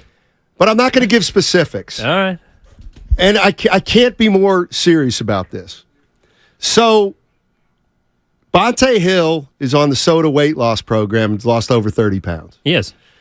Darryl the Guru Johnson is on the soda weight loss program and is in the 20s. Yeah, down 24. Right. Nahigian, our boss, started it 3 or 4 weeks ago. He's down 17. Mm-hmm. Let me tell you, there's going to be fits and starts. You can't beat yourself up over the progress. You have to celebrate, like in golf, your good shots. That's a lot of, like, these guys are doing great. They're doing great. They all look different. So, like, it's kind of like the Niners. You can't get down. You're making progress. So anyway, I just wanted to give a big shout out to those 3 guys because hopefully they feel different. Like, I only lost this many this week. Well, that's still good. That's good. That good was job, like the guys. First 2 weeks. Don't get discouraged. The first 2 weeks, it was Exactly. like, I'm down 10 pounds. It's like, whoa, that's obviously incredible. And then he's a little frustrated because the next week it's 5, and then it's 3, and then it might be 2. Right. And it's like, well, no, eventually you're going to hit a plateau. But that's the whole point of soda, right? It's not just about losing the weight. It's about keeping it off and developing healthy habits, which, if we're going to move this to the Niners have developed winning habits. Hell yeah. Now, they haven't, of course, won the ultimate goal, but they look like they're going to continue to win, and that's what matters. Yeah. At least in the regular season. So let's enjoy that. In other words, I can't make an analogy off the top of my head. That's unusual. Have you ever heard of the concept of progressive overloading? Or progressively overload? Okay, no, but I could imagine. But go ahead. So I'll have to be the student. Be the opposite of deload, which we talked about earlier. So you're building up. You're building up. Yes. Okay. However, you do it by, it's typically, so like if you're trying to increase your squat or something like weightlifting. Yeah, sure. weightlifting, a compound lift. You're trying to increase that. You don't want to just suddenly jump 25 pounds. Right. And then you want to jump 2.5 pounds. And then you want to try and do one more rep at that weight before you feel comfortable. And then you go up another 2.5 pounds. And over the course of a month or 6 months, you're going to look back and say, wow, not only has my max lift increased by 25 pounds, but that weight feels lighter. I'm doing more reps. And in the moment, it feels like you're not really doing much at all, and it's going to be hard, but you progressively overload yourself. Same way if you're trying to lose weight, you progressively deload. Right. Or in Brock Purdy's case, you deload before you start the week 1. Right. And then you look up, and all of a sudden, your progress is right there for you to look back at. It just took some time. Could you imagine if D'Angelo Russell worked in a warehouse? Then D-Lo would have to deload. Yeah, Joe in San Jose. Give you 3. What's going on, Joe? How you doing, man? Oh, thanks for taking my call. Sure. You guys hear me? Yes, sir. Loud and clear. Hey, I want to ask you guys a question. Kyle Shanahan and Steve Kerr are in the same position, right? In the same position, meaning like the bar is set high. And my question to you guys, what would be a successful season for both teams, and what would you consider a failure? Because the price for these teams are astronomical. They're not cheap. So I just want to get you guys' thoughts on, is this it for Kyle Shanahan if they don't reach a certain goal? And what do you guys think that goal is for Kyle Shanahan and Steve Kerr? Thanks for I like that question, Joe. I really do. I'm going to probably answer differently than hardcore Niner fans. I think the goal is to get to the Super Bowl. Be the best team in the NFC at the end of the year. I think that would be a successful year. Warriors? Oh, boy. Western Conference Finals. Get to the Western Conference Finals. I think that'd be a successful year. But of course, I guarantee you, Warrior fans and Niner fans will disagree with me there. What about you? I think for the Warriors and the Niners, it would be getting to the championship round. So for the Warriors to get to the finals, that would be a successful season. And I think for the Niners, getting to the Super Bowl or winning the NFC. I think a failure for both would be to not make the playoffs at all. If the 49ers do not make the playoffs this year, they have failed. If the Warriors do not make the playoffs this year, they have failed. I would take it a step further. If the Warriors lose in the first round of the playoffs, that's a failure for the Warriors, I think. Godless. Yes, if they don't make the playoffs, it's a failure. But they make the playoffs and lose in the first round, especially as a 4 to 8 seed, that's a failure. Come on. You got to give me a round. If you can't give me a round, this thing's over. Well, they were a game away from failure last year then, right? Yes. I think, don't you? Or they were at least a year away from a lost year where nothing went right. But they're also the 6th seed. I expect them to be better than the 6th seed this year. Don't you? I think they're projected to win more than 44. They should. Right. I think they can be a top 4 seed. I do too. I think that should be the goal, at least to start the season. Yeah, actually, so I guess, yes, from that definition, if you lose a first-round home playoff series, that would be a failure. Like if you're a play-in team, then you make it to the playoffs, then you play Denver in the first round and they sweep you or beat you in 5 games, that's a bad year. As for the Warriors. Right. What are you smiling about over there? But the Warriors get to 4 or 5. Tough first-round series. They win it. They get to the second round. You know what? It's a pretty good year. Pretty good year. 49.5. The Warriors? Oh, let's go. Let's go what? 50 wins. What? Okay, you asked me yesterday my takeaway from the schedule, and I told you 60 and 22. That's not what I actually believe. But 50 wins is attainable. Oh, absolutely. You don't think so? Don't do this to me. It's not basketball season yet. You don't think so, Steiny? This is one of those where it's like I always if you make me bet, Steiny, you've got to bet on. I don't want to bet on that. No, you have to. You're taking the under.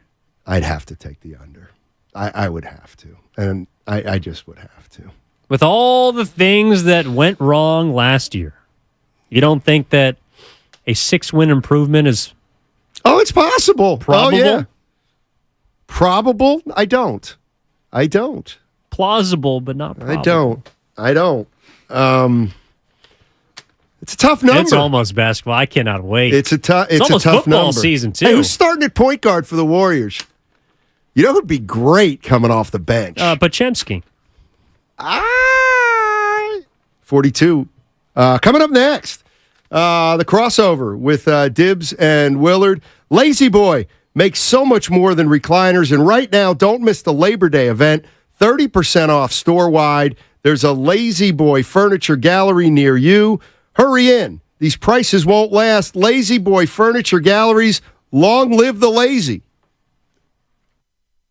Every business deserves a great deal. That's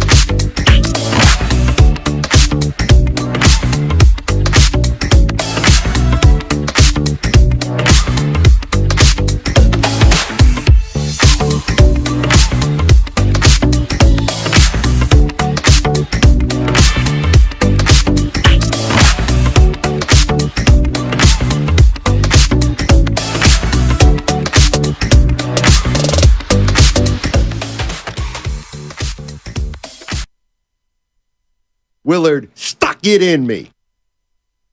Now, back to Steiny and Guru on 95.7 The Game. All right, Evan Giddings in for Daryl the Guru Johnson. That was a Hopefully Guru back pre-crossover soon. bombshell. Sorry about that. And sorry about that. you know, it. Oh, God. What's up, guys? Technically, this is our time, as Spicoli would you, say. Mr. Hand. Diz and Willard. These are your ratings. You're But if you're here and we're here, isn't it our time? Well, if this is about the ratings, but it's still my show, maybe I should leave to boost those ratings for our show. No. That's probably a good idea. See what I'm saying? Kind of like the draft. Kind of like when you sign an We'll autograph. get to that. Thank you. I was looking for the segue. Believe it or not, Perfect. Believe it or not, pay the over. I thought the first Steiny shot would come even quicker than that, but 16 seconds in, Evan, you win. Well, I did fill my quota. I had hit 3 by 2 o'clock. That was number 3. So apologies, Steiny. Yeah, what happened to you last night? Have you told the story Steiny, on air we yet? talked about this. I love you, man.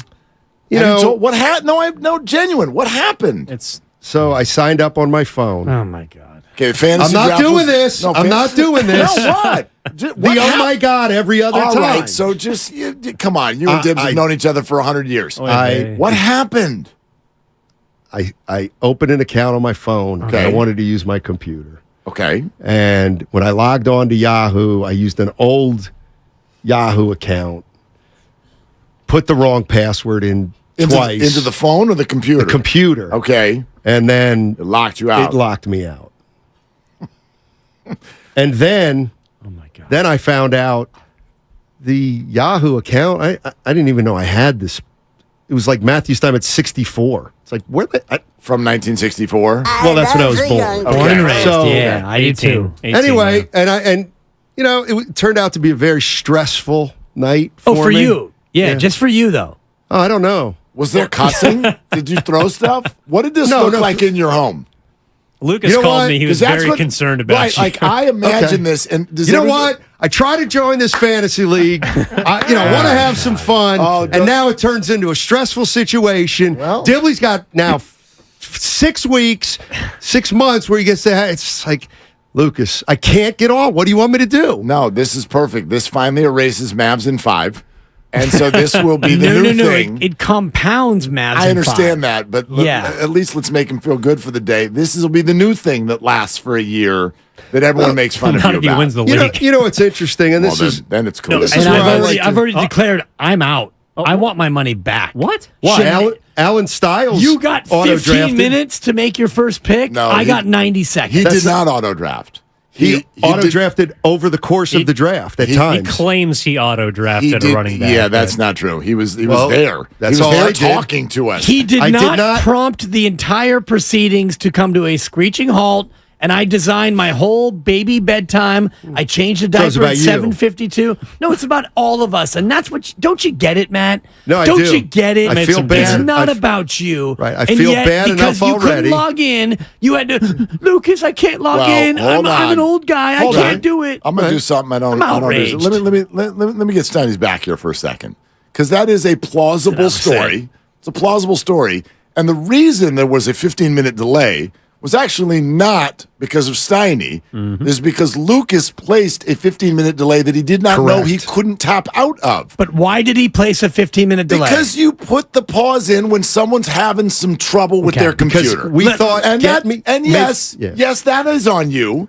But no, it's 100% on him. No, it's not 100% on him. No, it is because let me ask you this, Mark. Lucas could have tapped right back out and didn't realize that he couldn't tap right back out. The fact that Lucas even did that in the first place was because we are enabling somebody who had 10 days. He had 10 days. When we all knew when the draft was, but that's to not figure how life out works. That's exactly how it that's works. how Mark. your life works. And if you want to enable him, the oldest guy in the league, Lucas, did you if get you my want to enable $100? him, that's up to Lucas. I was the first want my guy to 100 pay. back. Hi, Lucas. I'm out. Actually, if this is going to be This is stat, the commissioner. I agree. Let's give Dibs his money back because I want to have fun. Please. So if we're gonna yell at each other over Thank things you. like this, I haven't even raised my voice yet. No, but honestly, no. But through the chat last night, like, are we really in a spot? And believe me, I get it. I got 3 kids, but are we really in a spot that 15 minutes blew your whole night?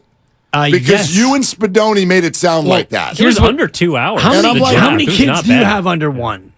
That would Zero. be none. That would be Here's zero. what I'd say. If you don't How block many out teenage girls do you have? I got one coming up in 14, 12 and a half years. If you Call don't us. block out 2 hours for a fantasy draft, I don't know what to tell you. No matter how many people in the league, this was a 14-team league that we made 2 hours through a draft, a 14-team draft that we did in 2 hours. That's pretty good, Hi, even with a Lucas. 15-minute delay. Hello, Commissioner Alexander here. I don't know if my mic was on when I said It that. is now. It's not about the total running time. And It's fantasy. about the special accommodations that were made for somebody who had more than 10 days to get his S in line, get his ducks in a row, but didn't. And so, Lucas, I'm locked out. Lucas, I need a pause. It's all good. No one wants anybody to auto draft. As the commissioner, I want all 14 teams in there having fun, making every pick. And making mistakes. Sure, making mistakes. The problem Exactly. with auto draft Because is it prevents stole all the top guys. That's Exactly. right. It prevents the person from And- making all the mistakes that they make, except for the one who got auto drafted, Jonathan Taylor. That was funny. Yeah. Anyway, go ahead. No, all I was going to say is that if you want the best player available, like Steiny did, you could have taken. You could have had the exact same strategy that Steiny did. Sure, If you sure. thought that was the best strategy possible, you could have done the exact same thing. Well, he could have done that without needing a 15-minute timeout because I don't know my password. Okay. That's So all that's I'm why saying. you want to leave the league is because there was a 15-minute timeout? I mean, Then that one's on shenanigans. me because I could have, if we didn't do any timeout, Steiny would have had the exact same team. Yeah, that I he blame had. Lucas. Exactly. Yeah, I'll wear that. Yeah. That one's on me. I thought No, I when you're the blamed him commissioner in real time. I thought that you could create a timeout and then just, resume time. As Well, whenever you naturally, want. Which I think is a reasonable assignment. Yeah, of course. Because I've watched that 100 times where you pause the draft. Believe me, when we were in Chicago last year for the Niners and the Giants and the fantasy draft, we got started a half hour late because we had a bunch of guys who weren't there and they're in different cities. Yeah. And one of the guys who was there with us in Chicago, newsflash, we were coming from a Cubs game and he had had too much to drink. And he could not figure out what the hell was going on. It ended up with him throwing a computer across a hotel room and going for one of those drunk walks that people do. And we will make fun of him for that for the rest of our lives. And it's actually wonderful. I mean, listen, this is a lesson I learned years ago. We were at the Tilted Kilt in San Diego, just outside Petco Park, and we're having a fantasy draft. Big gas lamp. Okay, Great. gas lamp. Thank We're having a fantasy draft with my high school buddies. These are my favorite male human beings on the planet, other than my two sons and my dad. These are my favorite people, and we were not doing a timed draft, and people were starting to throw French fries at each other because it's like, dude, make your pick, like we all do, right? Commissioner finally stood up. He stood up at the table. And he looked at all of us and he said, hey, you all got somewhere to be? Because I'm looking around and this is where I want to be. We got our friends, there's beer, and there's potato skins. Shut the hell up. And nobody said anything the rest of the night. We had a great time. Hell yeah. You know what I'm saying? So, Commissioner Alexander. Yes, sir. Well, what? Oh, go ahead. Oh, no, I was going to ask you. Are you going to allow Dan Dibley to back out? Because you have his money. This sounds like a threat. Do you actually want to leave the league? It's the shenanigans Or is this that have a taken bit? place. Is it a bit? It's Can't do it. The degree of frustration that I'm feeling in this moment, and I expressed it last night for all of you and God himself to witness. I felt like it was unnecessary enabling of somebody who had ample opportunity to get his ducks in a row. My Yahoo password was entered, and I was able to get in the draft room 30 minutes early because I knew that it was important to me. I don't even know what mine is either. Mine just never logs out. Yeah. I feel like That's right. You need 18. You got 18 fantasy teams. You never log out. We figured it out. I feel like there's, I couldn't get in. It was a mistake. I feel bad. In fact, I got all stressed out last night. I didn't think that was going to happen. I realized that there were other people waiting on me. Man. Like I do. I wanted to draft. Of course, that's the fun of it. So now there are two kinds of people. The kind that understand and the kind that are going to try to make you feel bad for a while. And the one thing I've learned growing up is you don't have to let those people affect you anymore. So, yeah, I wanted to draft. I made a mistake. Shoulda, woulda, coulda. Here we are. Here's what I would say. Was it weird or unusual what happened last night? No, it was actually my closing. Go It was ahead. unusual. Shut the hell It up. was neither weird nor unusual. It actually was predictable, is what it was. It was a predictable Awkward. outcome to. Why do you think you're the most riled up about it? I think because I know you the best, and I've seen, a long back-to-back tight ends. I mean, I love my tight ends, and I was going to take a third and a fourth. I love my tight ends. Unconfirmed whether or not Spadoni is more tick than Dibs. But anyway, that's unconfirmed. Here, let me make 2 final points, and then we'll let you pivot over to Niners. My 2 points on this is that if you can't beat a team that auto-drafted, then you don't deserve to win anyways. So that's number 1. It's not like it's a competitive advantage to auto-draft. That's number 1. Number 2, this is why we pay beforehand. So you are locked in. It's not. I'm not giving anybody money back. If you want to complain, you can complain. But a team auto-drafted. Big deal. Okay. 13 other teams drafted. Sure. We are in. The league is going. Did we get a clear answer? Do you want out? I mean, do you want to know? I'm out. No. Okay.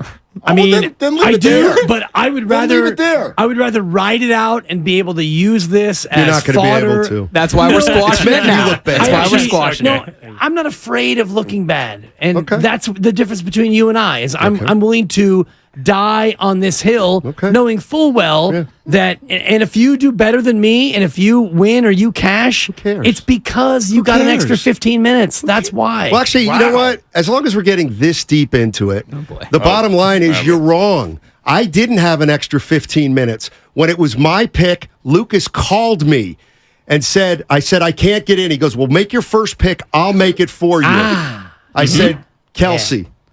Yeah. And he was first up on the auto draft, so I did absolutely nothing. Let the team auto draft. No collusion. Yep. Well, I had something come up later in the draft, and I asked for 15 minutes, and I mean, I was summarily rejected. Should have called me. Yeah, well, I feel like that's not true. I was feel doing like dishes. you're lying right now. I was doing dishes. You did not ask Lucas for a 15-minute break. Check the thread. Check the chat. Yeah, but the chat is sarcastic. It's in fact, you're not. I don't think the chat actually posts unless it's sarcastic. The chat knows and will not allow you to post. If John responded to it with a laughing face emoji, then it is taken not as seriously. He also reacted to everything That's what with I'm a saying. laughing face emoji. No, John's here for easily it. amused, which is a wonderful characteristic in We life. need that. Yeah, Also, one of yeah. the 3 A+, Steiny was one of them. Oh, John was one of them. Yeah. And the other auto drafter, Alan Stiles, was one of the A+. Although I want winners. I did the work because I was offended at the D that I got because I was like, okay, what are y'all Cut doing? that, please. So I went, thank you, and then I went ahead and checked why Alan Stiles got an A+. And he got an A+ because Yahoo's system had not updated that Jonathan Taylor's on the PUP list and gave him an A+ because he took the 17th ranked player at 59 overall. Great job, Alan. Great value. You're right. You get an A. value. We'll see you in October when your fantasy team actually starts ... maybe. Yeah, he didn't even know who wanted number 1 overall, so I really don't take much stock into it. A+ are basically the kiss of death, so Steiny, that would be his Did you end up with 2 defenses and 2 kickers? Is that true? That's true. It's a strategy. Sounds like an A+ draft to me. deep bench. Woo! You're listening to 95.7 The Game, KGMZ, FM and HD1 San Francisco, always live on the free Odyssey app, Twitch and YouTube, powered by First NorCal Credit Union. Thanks, Commish. Lucas. Thanks, Commish. They're coming in, setting it all straight. Very well. I got a 49er. I mean, I didn't take one until Mr. Irrelevant. I made JP Mason Mr. Irrelevant. Nice. There you go. Just for, just to get a little red and gold juice on the team. I didn't have any other Niners. Yeah, we got a Kittle owner, Dan Dibley. Yeah. Okay. Yep. Christian McCaffrey. And so someone scooped your guy, Brock Purdy, right? Somebody did scoop my guy, Brock Purdy, but I did make him the inspiration behind the team name, which I know brought up some consternation amongst the group because last year, and this will surprise all of you listeners out there, last year, my team name inspiration was Trey Lance. That was and then look what happened. So now people are So saying. you should change the name of your team right now. Well, that was a one-time deal. There you go. What was your name last year? Lance of the Clairvoyants. Okay. It's also a Pearl Jam reference for those of you who partake. And this year it's Brock out with your Brock out? It is not Brock out. It is not Rock out with your Brock out. Okay. It's Brockadoodle-Doo. Ah, that's right. Brockadoodle-Doo. That's right. Yeah, Brockadoodle-Doo. Perfect. That's my team name this year. Awesome. One of my 2017 team names this year. Yeah, can't wait till week 1. Right. I got Nostradamus in week 1. Yeah, So. defending champ, tough scheduling. You It's hate a to see scheduling it. spot. Yeah. When you're an expansion team, though, you expect to get Normally you get a fourth place schedule, but I open up with the champ. So there you have it. Plus It's gonna be tough. You guys have already looked at who you're playing first week. Oh, actually, show up. Yeah, I'm playing Larry. That's good. That is good. It's really good. That's somebody who has a history of having to wear a thong for 2 weeks because of what happened between me and him in fantasy football. Oh, wow. Oh, yeah, no. that's a true story. It was a head-to-head side bet. You can, is what it was. Yeah. Okay. Yeah, and it didn't go well for Larry at Man. all. Tough. Well, I mean, speaking of Larry, they had a pretty important name on their show this morning. Mm-hmm. Yeah, Joe Montana. And I thought he had some interesting things to say, specifically about Trey Lance, Jimmy Garoppolo. Like, so one of the things that I thought was interesting that he talked about was like the weirdness comments from Jimmy G and how weird things just happen. I mean, he was in a weird situation. There have been weird quarterback situations in the past. But to me, the amount of time that this situation or room has been labeled weird is far longer than the one that Joe Montana was involved in, and I think operates under a different definition. Well, that one went on for a while. It evolved into different things, but that was a very drawn-out experience, and also at a higher level. Like, exactly, though. The Niners are a good team and competing for Super Bowls, but we're talking about a discussion for a year now that has been based on two 23-year-olds.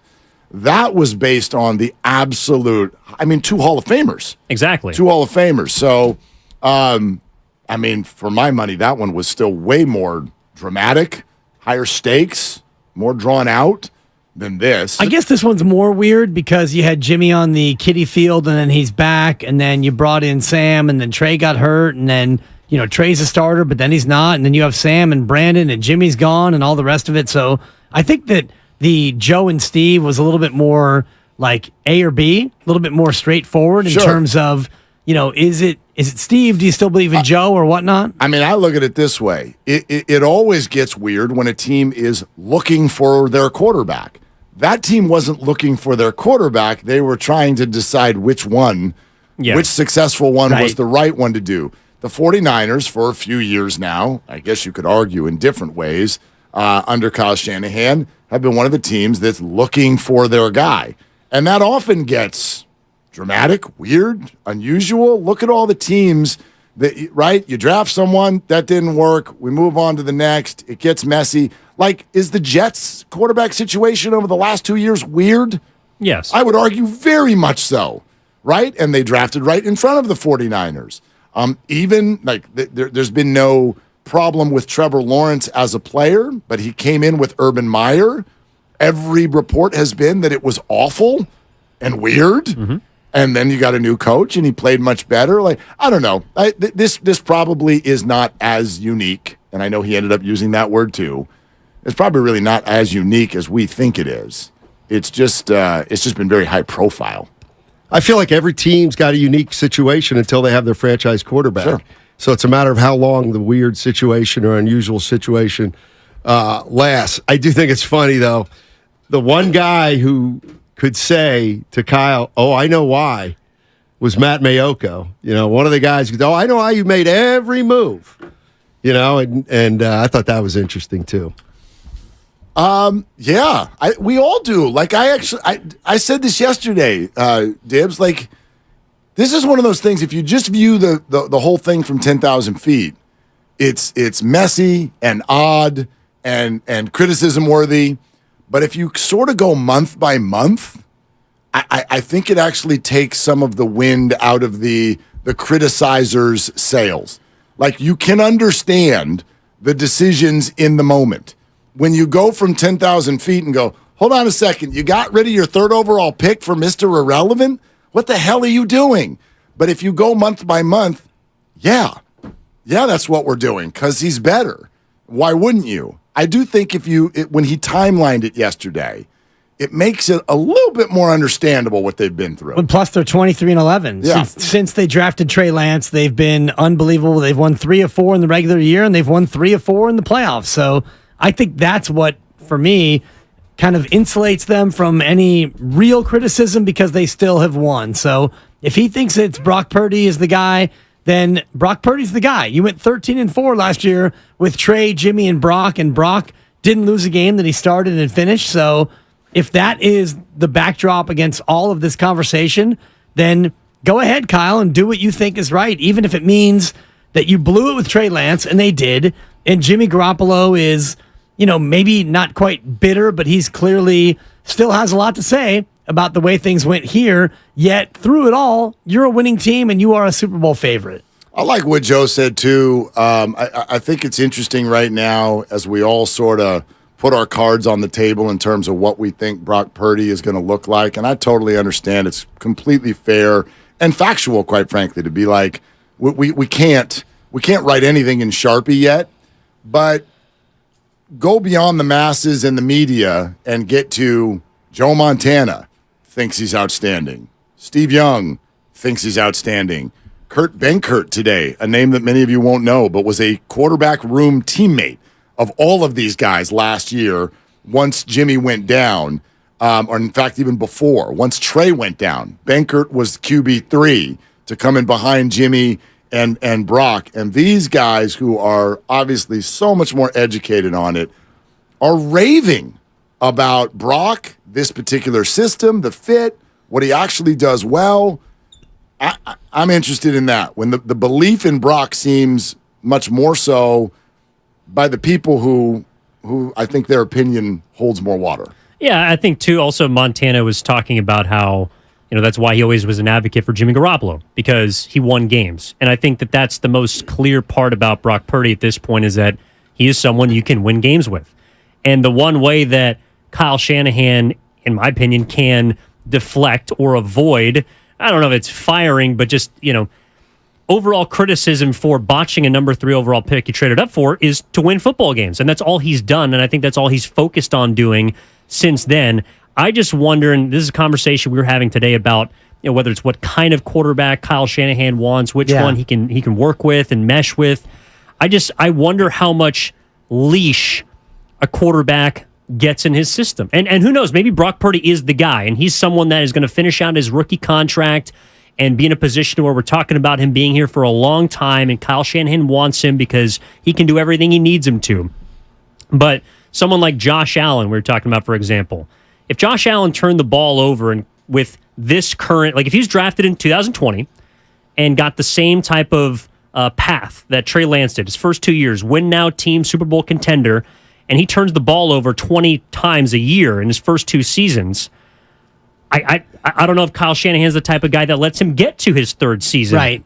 To allow him to make that jump that he did to now we're talking about him being a top 5 quarterback in the league. And that's what makes this situation so unique. And Mark has pointed this out is they are in a win now mode so that Trey Lance didn't have that luxury and Brock Purdy probably doesn't have that luxury. If he regresses and he starts to turn into a turnover machine and Sam Darnold is waiting there and you're 2-4 and you're 2-4 because your quarterback can't seem to hold on to the football, you might have a shorter leash than you would if this team was expected to be the Rams, for example. Yeah. Go ahead. You want to leave? Yeah. Okay. Yeah, but I was going to say Dibbs has done. Fine. Dibbs did such a good job. You should make it clear that it was a bit. Your of what? anger. Oh, it was a bit. Yeah. Okay. I mean, I love Steiny, and I love the draft. I love everyone. And you know what, Steiny? Take an extra 15 on your way home. I will. Yeah. All right, guys, have a great show. Mostly a bit. They're longtime friends. Let me tell you something real quick about Dibbs that I'm sure not everybody knows. And first-time partners. Hang in there, big guy. There'll be brighter days ahead. Now, these 2 homegrown Bay Area boys finally come together to take over sports talk. Get the hell off of my doorstep. Major League Baseball, you stink. It's Willard and Dibbs. On 95.7 The Game. Okay, so you're still in the league. Is that what you're telling me? Yeah, Lucas is preventing me from getting out, so I'm in. Okay. I'm in. That's exciting. I was worried there. And I'm still working on the league name change, which I can't even say what the league is called because it's so offensive to me. But that's not my issue. Has it been changed, or you're just saying you want it to be changed? Oh, I want it to be changed. I agree with you. It's my opinion is in the minority on all these things. So it is? We're gonna ride it out. I haven't heard anybody not agree with you on that one. Yeah, it's a league name that takes a shot at us. Right. Which is a self-deprecation sensation. That's a buck. And that's wonderful. But by the same token, I don't think it's making any of us feel good. Right. And so right. and I want to feel good, especially when we're trying to have fun with fantasy football. Speaking of fantasy football, did everybody who drafted Christian McCaffrey early make a big mistake? What about this? From Dan Graziano, senior NFL national reporter, ESPN. Nice. All right. You could read this one of two ways. Dan says, don't be surprised if Christian McCaffrey has 1,000 yards rushing and 1,000 yards receiving. So those of you who got him in your top three, you wet your whistle now. Oh, yeah, love it. You're excited.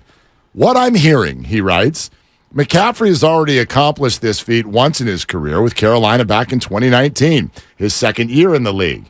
He was 259 receiving yards short of doing it last year, despite a midseason trade to the 49ers where he had to learn a new offense on the fly. Left tackle Trent Williams told me when I was at Niners camp that it's amazing to see how much better McCaffrey knows the offense now than he did last season. So the 49ers expect to see him take off like a rocket ship as a result. Pause right there. The Niners, that guy you saw last year, they think he is markedly better this year. So that's a holy wow. Right. But then this little nugget is in the second paragraph from Dan Graziano, ESPN.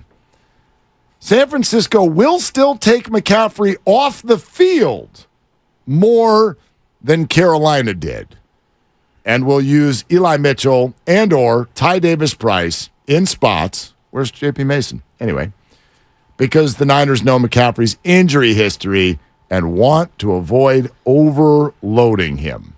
So now we're stuck between he could go 1,000.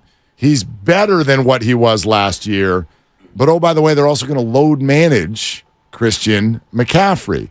So from a fantasy angle, from a 49ers angle, what are your thoughts on that? Well, twofold. One, I do think that they will load manage him in terms of total snaps, but I also think that when he's on the field, if they do load manage him in terms of snaps, I do think that he's going to get the ball when he's on the field. So maybe that's a tell for defenses in terms of, when he's out there. But if you look last year at his snap counts with just the 49ers, he was above 63% every game. He never got above 89%, and that was in the Seattle game, and this is regular season. But for the most part, he was getting at least 2 of every 3 snaps on offense. So he's going to be able to play. He's going to play a lot, and he's going to get the ball. So I wouldn't worry too much if you're a McCaffrey owner about him, having a decrease in productivity. No, but as a 49er fan, this is music to my ears. And maybe partially it's because I have not gotten McCaffrey in any of my drafts. I've not had a top 3 pick yet. Right. And I will not in the family draft on Labor Day either. I got pick 7 for those of you who care, which is none of you. 7 of 12? 7 of 12. Okay. Absolutely.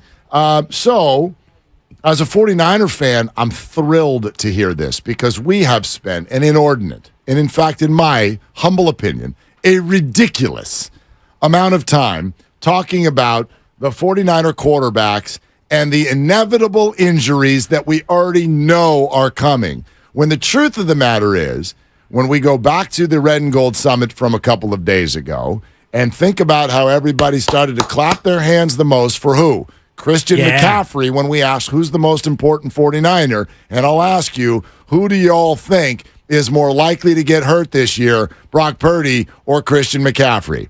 I'll help you out. The answer is Christian McCaffrey. Not only does he have a longer injury history, he's a running back and will take probably, 8 times at least the number of hits over a season that Brock Purdy will. Story that I still haven't confirmed, but percolation sensation. That's another buck. That McCaffrey played against the Eagles last year in the NFC title game with a blue leg.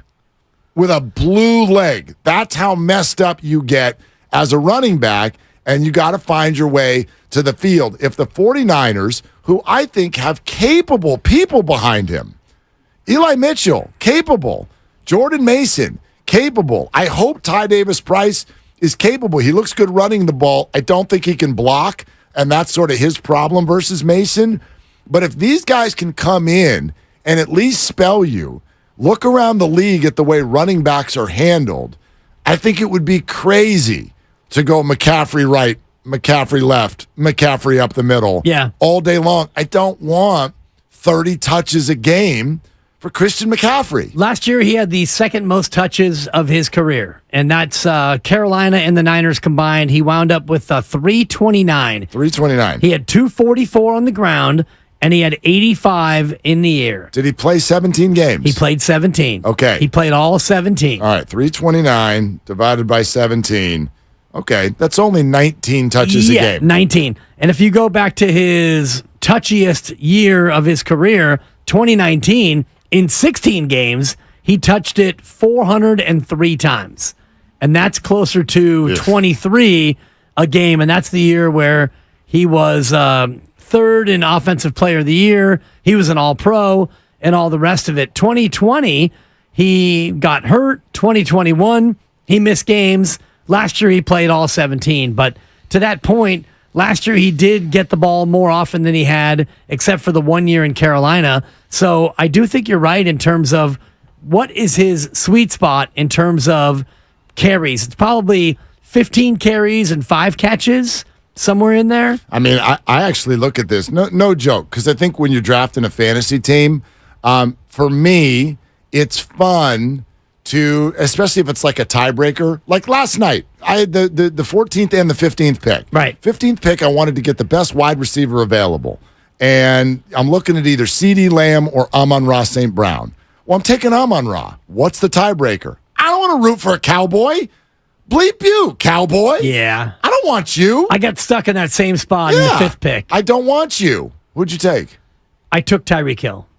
I don't want to root for Tyreek Hill. Oh, you don't want to root for Tyreek Hill? No. Okay, and that's fair. I wanted Austin Eckler, and maybe word leaked that I wanted Eckler, and whoever was picking 4th took Eckler 4th. Well, but so you didn't end up with a choice. I had a choice. Right. They were both available. Yeah.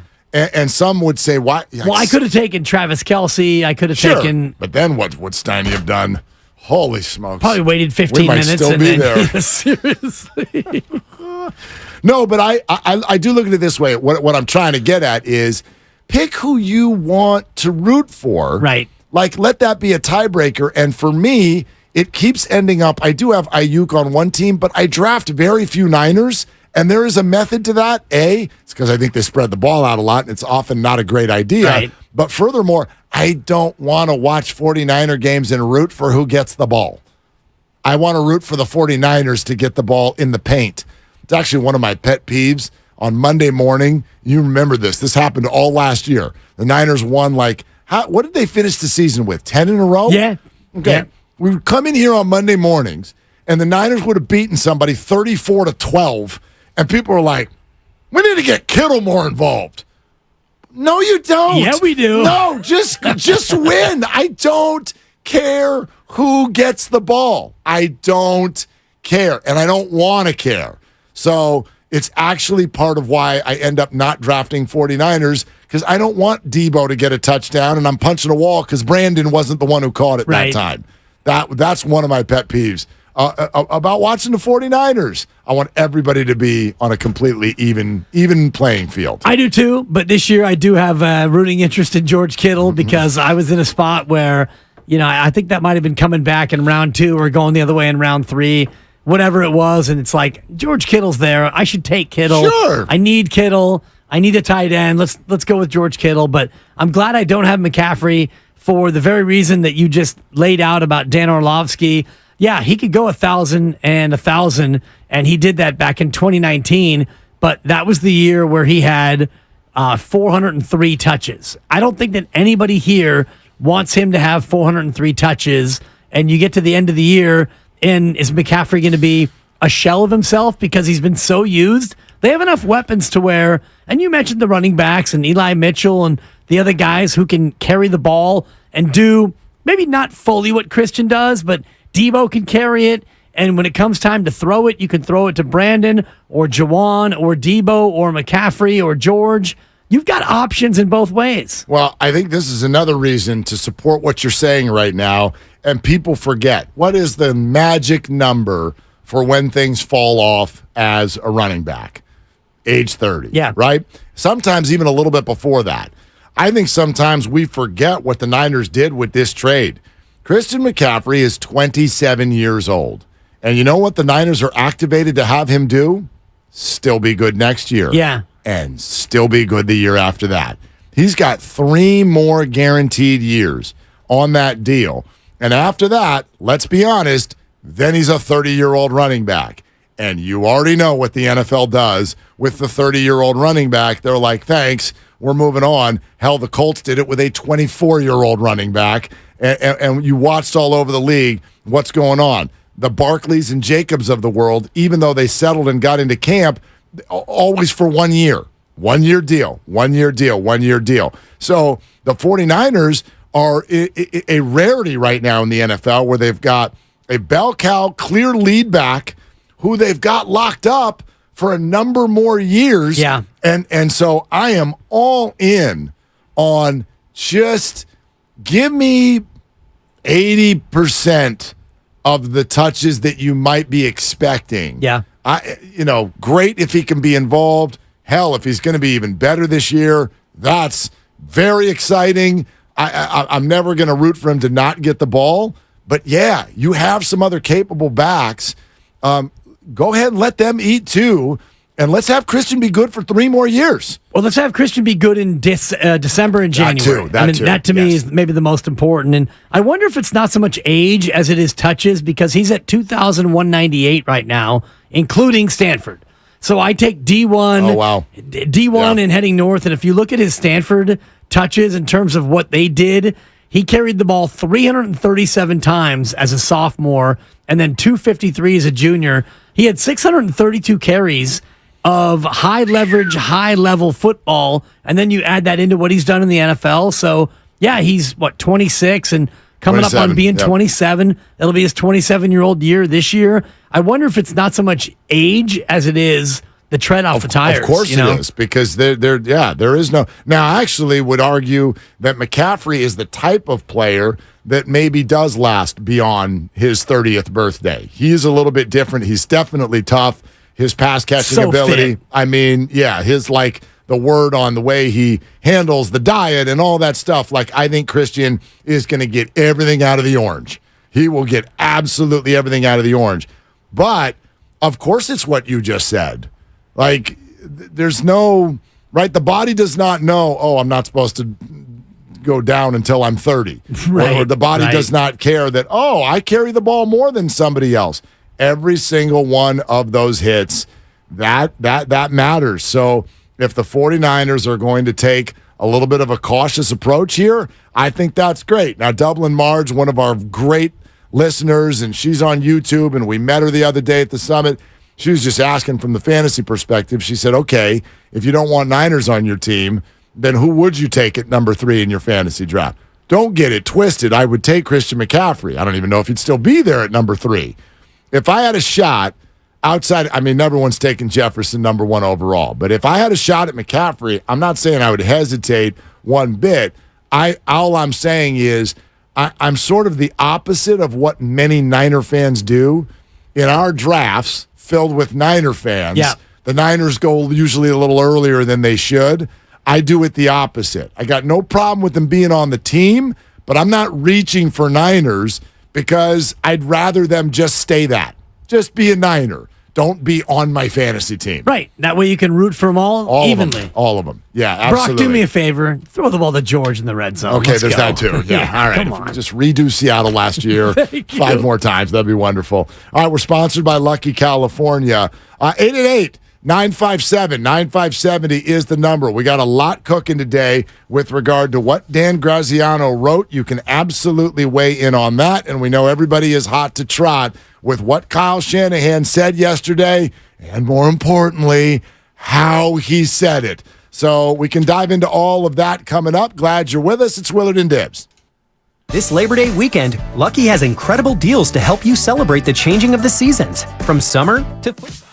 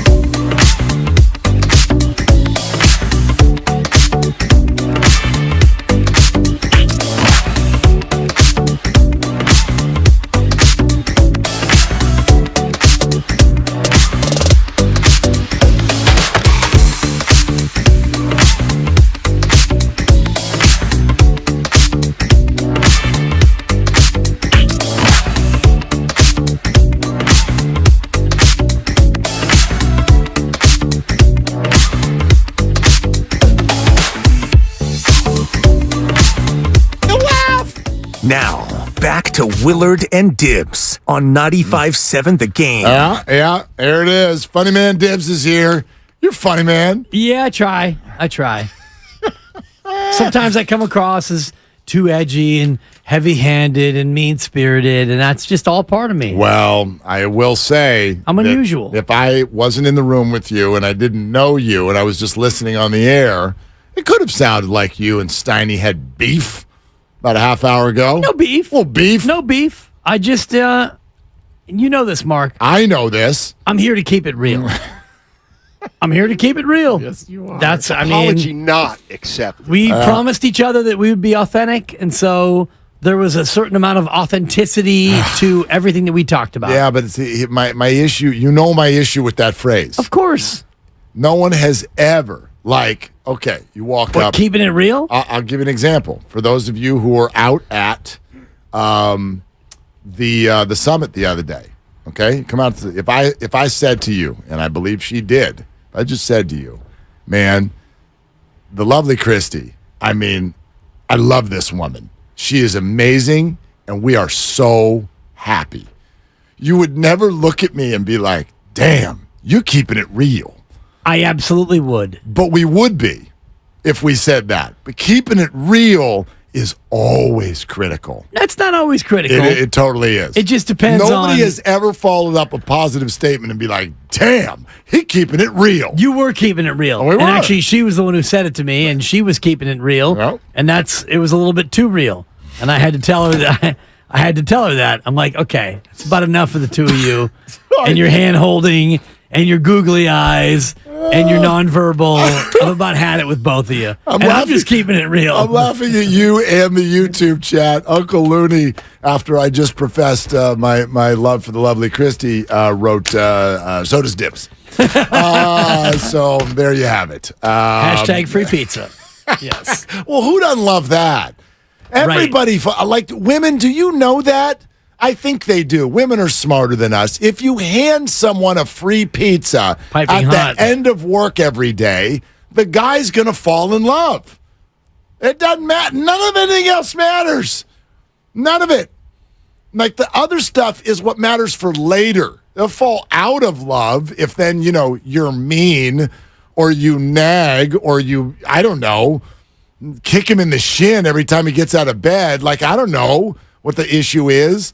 But sure, lovely lady hands you free pizza as soon as you get off work every day. Scoreboard. Yeah. I think I'm in love. Yeah, there you go. I looked to my left to see if you had fallen into a manhole unexpectedly or if you'd been hit by one of those buses. Yep. Sadly, you no. were driving the bus and you created the manhole. Both of those things are true. Might have, could have. All right, speaking of our YouTube audience, we're streaming live there every single day. YouTube.com/957 The Game. And now, even more than ever before, because of the summit, we feel like these are all of our friends.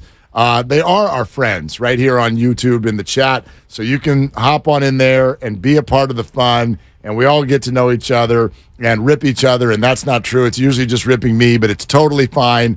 Dibs, you get to, people come down your road and keep it real. I love it. Sometimes as well. So head over there and you can be part of the fun.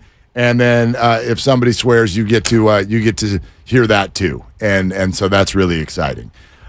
Speaking of keeping it real, a couple things that we want to play for you, but it's starting with this. This is the one thing that really got everybody going, and this is Gabe Kapler extended, if you will. Remember the last controversy we had with Gabe Kapler came when he sort of answered a question with a question. When someone asked about pinch hitting for one of the young guys late in the game, and the Giants had lost, and Cap was ticked, and so he sort of fired like, "Well, why do you think I did it?" Nice. And then this goes back and forth, and everybody was critical of Gabe, and Gabe came out and apologized. And we do all this stuff sometimes when it's not what's being said, it's how it's being said. Did this hit you a certain way? Kyle Shanahan, Matty Mayoko, NBC Sports Bay Area is the other voice you will hear.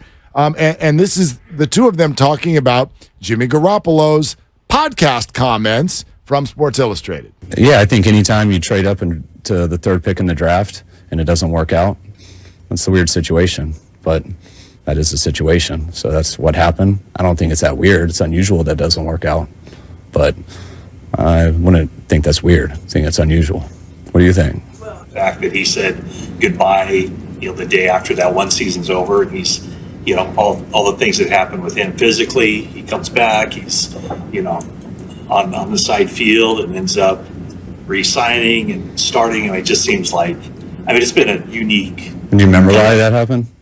I remember why everything happened, but I'm just saying it's been a unique situation.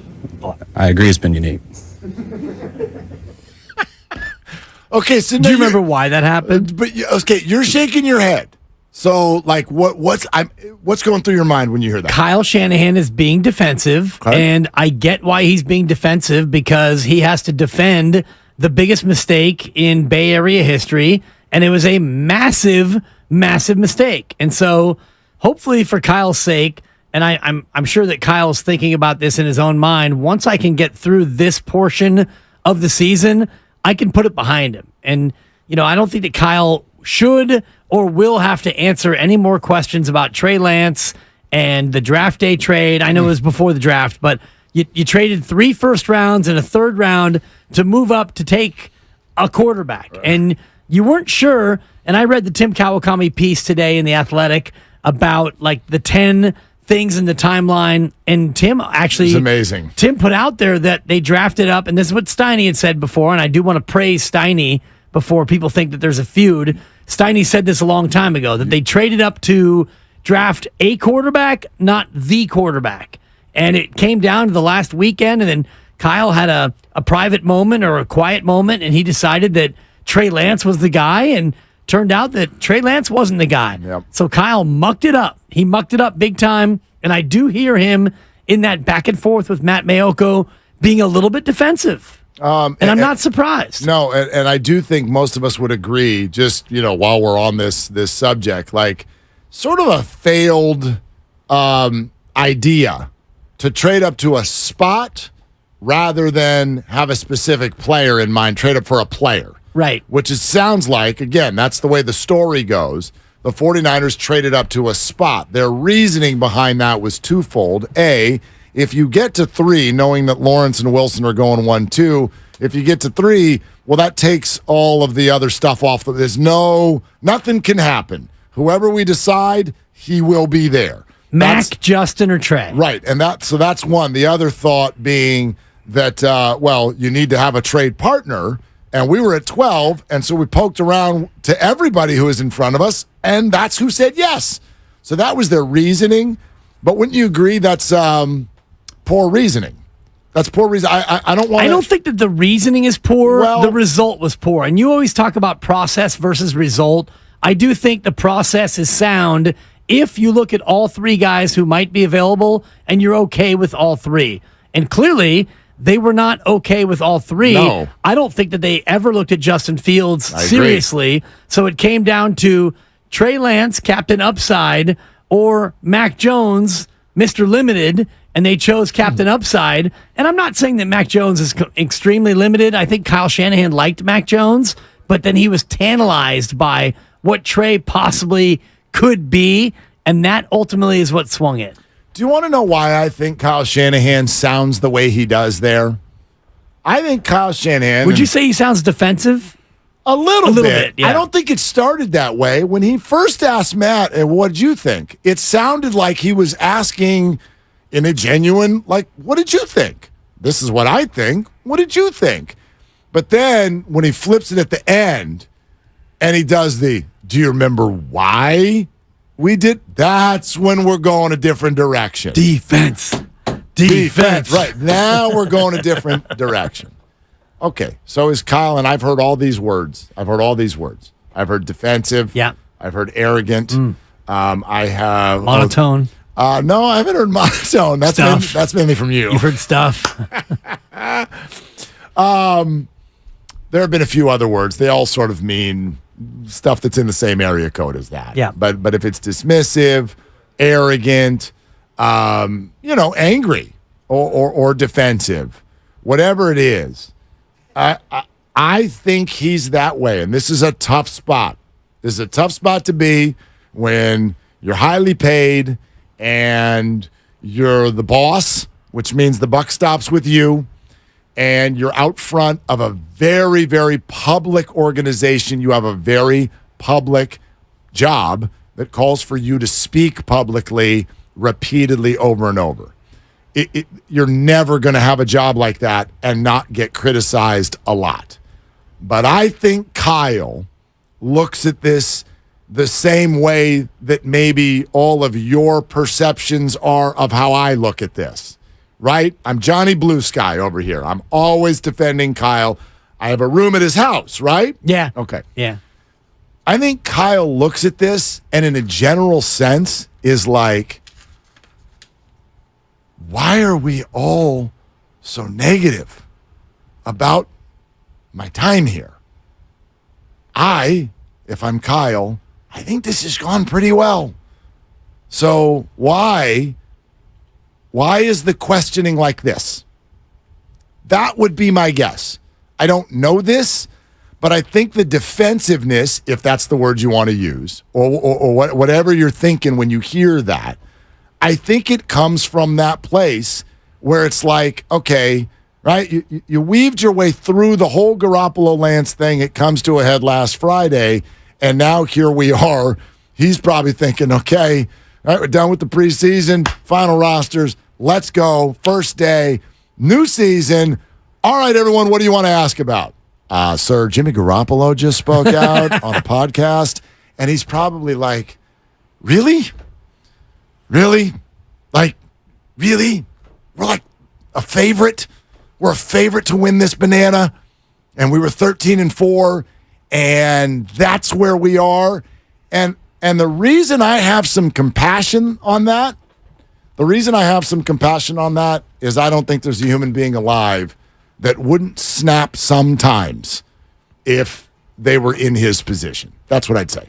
I would agree. Yeah. I mean, if I was constantly asked about previous shows I've been on or previous stations, even though you and I are in a Super Bowl window, I mean, it would get a little bit annoying. And, you know, those questions come up and you try to answer it with as much class and patience as you can. But you're right about Kyle Shanahan, where he is in terms of right now. The preseason's over. Camp is over. You have your roster. You've got your 53 that you're going to ride with. And Jimmy's not one of them. And Trey's not one of them, but I got Sam and Brandon, and I got Brock, and let's talk about my team.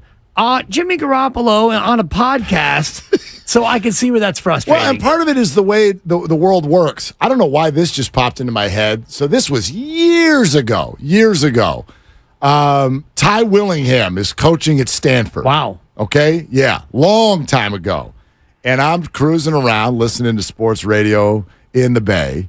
And I think Stanford was crappy. I don't know what their record was, but, you know, call it what it probably was. They're probably 4-6 or something like that. And Ty Willingham's got a weekly spot. So he comes on every week. And the hosts are like, you know, trying to do what we sometimes do in sports radio where it's like, let's just make it, how about guy talk, right? Let's just kind of be entertaining and talk about other stuff. And Ty Willingham, about 5 questions in, He gives like a one-sentence answer, and then he's just like, hey, are we going to talk about Stanford football? Are we talking about Stanford football at all? And here's the problem. Here's what the host in that situation can't say to Ty. Ty, no one's interested right now. Right. And the truth of the matter is, and this is what I really would love to hear from all of you on, 888-957-9570. Like, the 49ers are a favorite. What would you like to say about that? Because the social media, the interaction that we have on a daily basis, like, Kyle would, let's talk about Brock Purdy. What do you want us to ask? Right. What is it we're supposed to say about this 13-4 team that's supposed to be good again? Hey, Kyle, you think it'll be good again? Yeah, I do. I mean, hey, Kyle, you've won 12 of your last 13, and the only game you lost not one but 2 quarterbacks, and you had no quarterback. Are you afraid of this losing skid continuing? I mean, what are you supposed to ask the guy? I don't know. And so this gets other than like nuanced like roster questions. Listen, I mean, what do you see on Netflix? What do you see on soap operas?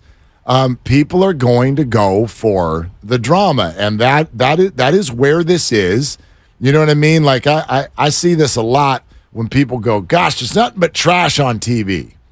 So, are you telling me that Hollywood is so dumb that they've just decided, you know what I think we want to do? Let's only make crap and put it on the TV. Or do you think they're doing that because you, the American public, have told them with every data point that that is what you'd like to watch? So people do this all the time. Why don't you talk about the linebackers? Because you don't care. Right. You don't care. Who's going to be the third corner? I mean, really? Why don't you talk about how good they're going to be? They're going to be good. Now what? Isaiah Oliver, 888-957-9570. But that wears Kyle out. And I get it. Right. I get it too. I totally get it. But I also know that, and he's aware of this, that the reason why so many people are talking about this team right now is because they're good, but also because of the unusual or weird, however you want to put it, drama at the quarterback position. Because you've gone from Trey Lance to Jimmy, back to Trey, to Brock, to Trey, kind of. Trey's out. Sam is in. You've got Brandon. No more Trey. He's in Dallas. Jimmy's in Vegas, and he's sounding off. And will Brock's arm hold up? There's a lot of drama there, and that's what people really care about. It is weird. It is unusual. Thank you. It is unique. It is dramatic. And you're right. So I sort of look at it now from this standpoint. I totally get why so many of you have so much to say about it. I totally get why so many are activated or maybe even angry. And I get why Kyle is one of those people. I get why Kyle is one of those people. So I wonder almost how people would throw this out. Like, you know, we're fully aware, as we're sort of detailing right now. I get where this conversation comes from. I get why the way it is. I know you know what people think about your opinions on this, and I certainly know what people think about my opinions on this. I know y'all think that I live at Kyle's house. I might be on his payroll. I'm a homer. I'm a honk. All of these things, right? So what if we open this up for a more general and, if you will, a safe space conversation? Because when I listen to Kyle Shanahan, that's where my brain goes. My brain goes, I get your mistakes. I get that your successes are way more. And I have compassion for why you sound, I forgot the word I was trying to think of. Yep. Ready for it? Annoyed? Condescending. Oh, yeah. I get it. I get why you sound condescending. But I also genuinely want to know what it is, because maybe it's not condescension. Maybe it's drafting running backs in the third round every year. Maybe it's that play call against Kansas City that Guru can't get over. Whatever it is, I genuinely want to know, what's your beef with Kyle Shanahan? Because, and here's why it's a genuine question. I have literally now sat in this chair with you for 2 years and in this market for 4.5. And for 48, I have watched this and team. Counting. And a half. 48 and a hook. Let's go. And watch this team. And I've listened, I've watched it, I've experienced it, and I have failed to find the anger, the beef. Well, Wendy's, where's the beef? Thank you. I can't find it, but I'd love to know from everyone who's found it, where did you find it? Where does it come from? You just use the words. It's arrogance and condescension. Right. And I'm going to say that he has every right to be arrogant, and he should be condescending because he knows more about football than all of us. And that's why he has this job. And if he was not doing well, then he would be in a little bit more of a difficult spot. He'd be more defensive, and he would probably be less arrogant. But I think that fans get put off by the way he goes about it in terms of those two words, arrogance and condescension. And he's condescending, I don't think he's like grossly condescending, but there is that air of it, that air of, I know more than you do. And he does know more than we do. He does. And that's where the arrogance comes in as well. But I do think that fans look at the situation at quarterback and they say, and this is where you have a hard time with this phrase, but he needs to be held accountable. I was listening, just give you a quick little story. My neighbor across the street sent me a clip of a national sports talk host who used to work at this station. And he's going on and on about how Kyle's getting a pass. And this wouldn't fly in New York. And this wouldn't fly in Philadelphia. And my lovely neighbor, Sarah, is like, this is the stuff that I absolutely hate. And I listened to the clip, and I was like, I did 3 years with that guy. And all I can think about is... It's true about every radio host in they America, went by the way. 13-4. Yeah. That's why he gets a pass, Mark. All right. So, 888-957-9570. We're presented by Fremont Bank, full-service banking, no compromises. Like, truly, let's hear it. Let's hear it so that we can get ready for next week and have a Trey-free, Jimmy-free season conversation that starts, if not tomorrow, then next week. But what's the beef? What's the beef? And hell, we can bring the other condescending coaches in this market into this conversation too. Gabe and Steve Smug Kerr. Where's the beef? I want to know. I want to learn. We'll take your calls next on Willard and Dibs. Watch parties aren't what they used to be. Welcome to today's matinee.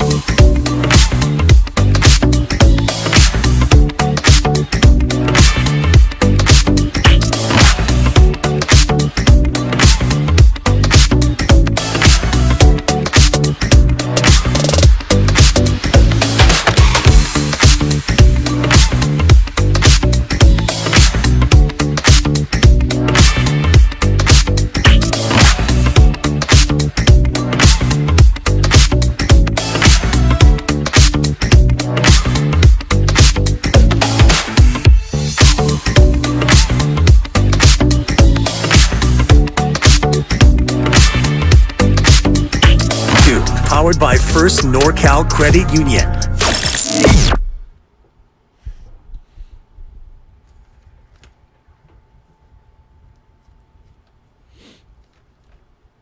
I'm hunting and pecking.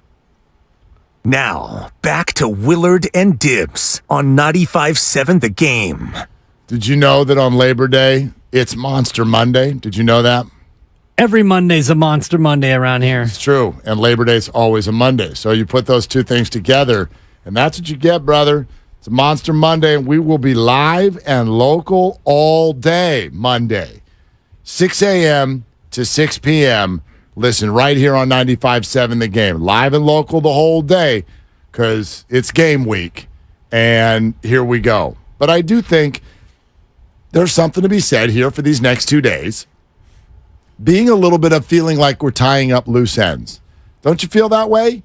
Like, I take the goals for the next 2 days, and I don't just mean this show by any stretch.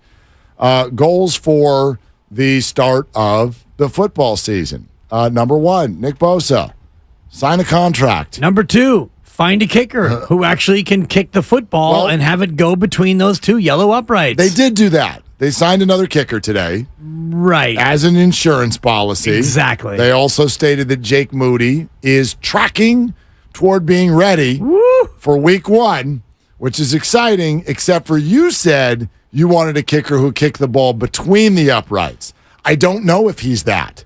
He will kick the ball. Well, he did it once. I don't. In a walk-off fashion over Denver. He did it more than once. Yeah, I'd have to confirm that, but he did hit the big kick to win the game. The only game they've won so far this preseason. That's true. Jake Moody with the walk-off, the limp-off. I mean, he's a third-round pick. What else would you expect? You didn't think he was going to miss it, did you? He better not. I mean, wow. Pittsburgh is one of the toughest places to kick in the NFL. Is it because the wind, the turf, the crowd? I've never been there. It's not the crowd. There are a lot of places that have crazy crowds. I think it's something about the construction, the weather, whatever. And I would imagine it's worse in November and December than it is in September. But it's known to be one of the most difficult places to kick. And so if you're asking me if I'm nervous about that week one, oh, hell yes. Sure. That's huge. And I'm not going to just fall back on Brock Purdy's tidy red zone percentage and be like, yeah, we're fine. We'll just do touchdowns. You know what I mean? If he goes out there and mahers this thing on week one, that is a problem. The Steelers are good. I think the Steelers are good. Well, the spread is within a field goal. 2.5. So you would expect that it may come down to a field goal, and they signed Matthew Wright, a guy who was kicked for a couple of different teams, as a contingency plan in case the rookie, who has not looked good, is not ready. So it's either a rookie who has been shaky at best or a guy who has never kicked for you before.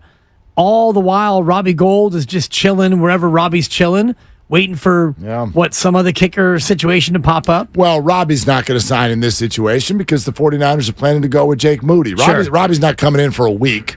Exactly. You know what I mean? So that's why they grabbed who they grabbed. There's a lot of kickers available, no doubt, but the ones who are like, no, I'd like a gig, not a week-long paycheck. That's not what I'm looking for. So they had to go with someone from the B celebrity crowd, if you will. Man. And so, sure, that's a goal. But I'd also say this, like, I think, and I don't mean this for our show, there's no avoiding the story that has been the 49ers. And so the name Trey Lance, I hate to break it to you, it's going to keep coming up. It's a part of the 49ers story. But I think for the 49ers, the organizational goal is next week gets here and they find a way to make it about week one. And they find a way to make it about the season and winning football games. I think it's a big part of why they traded Trey Lance. I think you have a hard time arguing that Brandon Allen is markedly better than Trey Lance, but you don't have a hard time arguing is that Brandon Allen's situation is a hell of a lot quieter than Trey Lance's. You're saying he's less of a distraction than Trey Lance? You think? So I think that's to me, that's kind of what we and they want to tie up here in the next 48 hours. And they've tied it up, and hopefully by the time we all get to Monster Monday, and then we get to next Tuesday, when Labor Day is behind us, and then we can all squarely look at Pittsburgh and start to break down matchups, and we'll play the schedule game and go through each and every game, and we can all make our predictions on how the season will go and all the rest of that fun stuff. Absolutely, but we know what the tone is like now, and for many of you, it's been an off season, struggling to find sort of a peaceful outlook or thought or feeling about this organization, about its head coach. I've listened to it. I fail to see the anger-worthy stuff, but we want to put it out to you, especially since Kyle had another, I guess you'd call this, I don't know, what's the word? This isn't an incident, but it's another press conference situation where people came away with a bad feeling, right? Yeah, and I think it's almost impossible to not come away with a bad feeling because the answers that Kyle's giving you are going to be incomplete because what Kyle really wants to say, he can't say. What Kyle really is telling you is that Trey Lance isn't good enough and he made a mistake. But you can't just say that because you don't want to disparage Trey Lance. So you have to dance around it, and Jimmy Garoppolo coming in off the top rope unnecessarily, I think just adds fuel to the fire because now he's got to answer questions about Jimmy G. And all Kyle wants to do is talk about this team. They're at 13-4 last year. They were 15-5 overall. They're a great team. They're coming into this year with a lot of expectations and a very deep roster. He wants to talk about that. He doesn't want to talk about Trey and Jimmy and the QB room and draft picks and why that happened and how it happened. So I get his frustration. Yeah, absolutely. I get it, but would love to hear and just sit back and listen. Where's the beef? And try to understand a little bit more about why the 49er offseason has sounded like it sounded. Let's start with Paul in Fremont here on Willard and Dibs. Hey, Paul, what are you doing? Hey, can you guys hear me? Sure can. Yeah. Okay, awesome. So yeah, as I've been listening to all the off-season chatter, it's been very interesting to me that the fans and the media have been so interested, first of all, in a second and third position. I feel like for most teams, no one ever talks about who the second and third players are.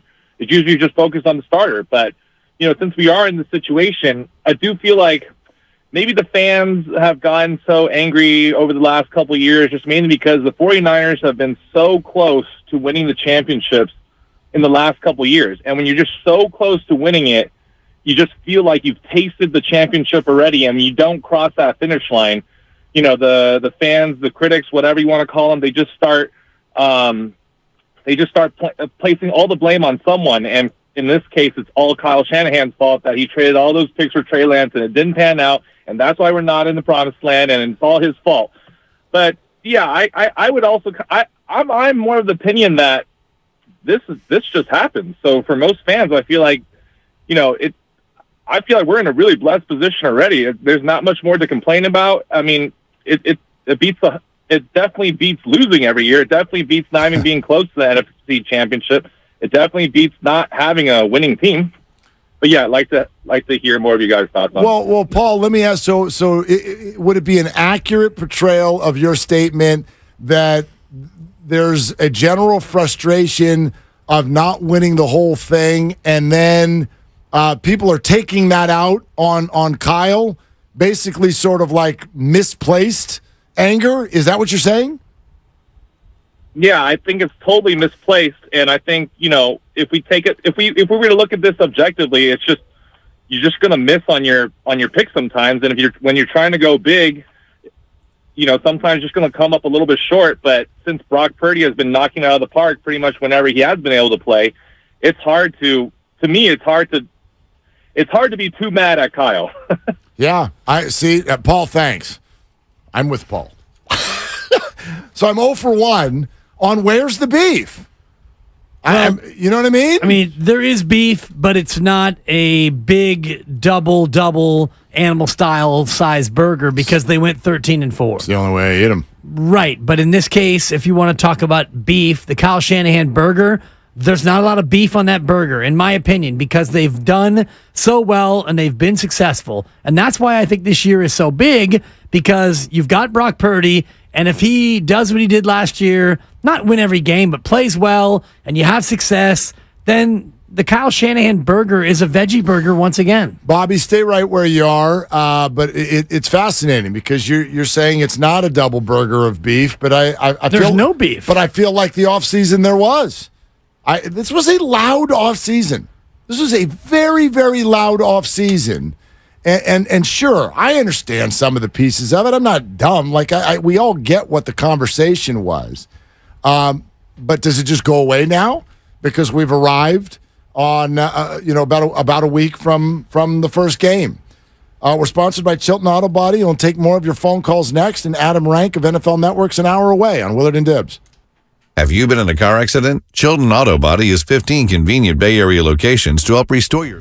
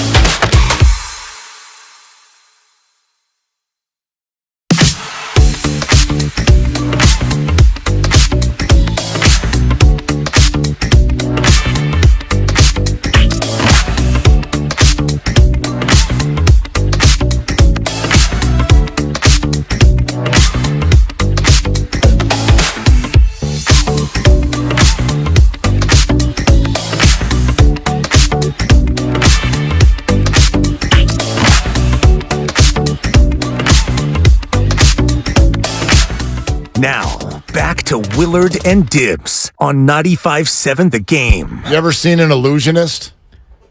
Like a magician, but somebody who does, it's more than just rabbit out of the hat. Correct. I've seen it. Yeah, it's not a magician. It's kind of like, I mean, I've never seen it before, but it's somebody that, creates a show around different illusions, things they see in the room. Like David Blaine, I think, is an illusionist. Yeah, but it's maybe even further from magic, if you will, than David Blaine. All right. I think at least in terms of the show, but I'm also sort of guessing. I've never been to one before, but we're going tonight after the show.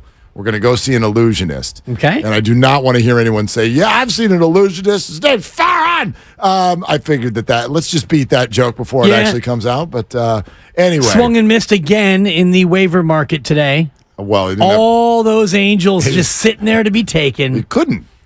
They got beaten to him, right?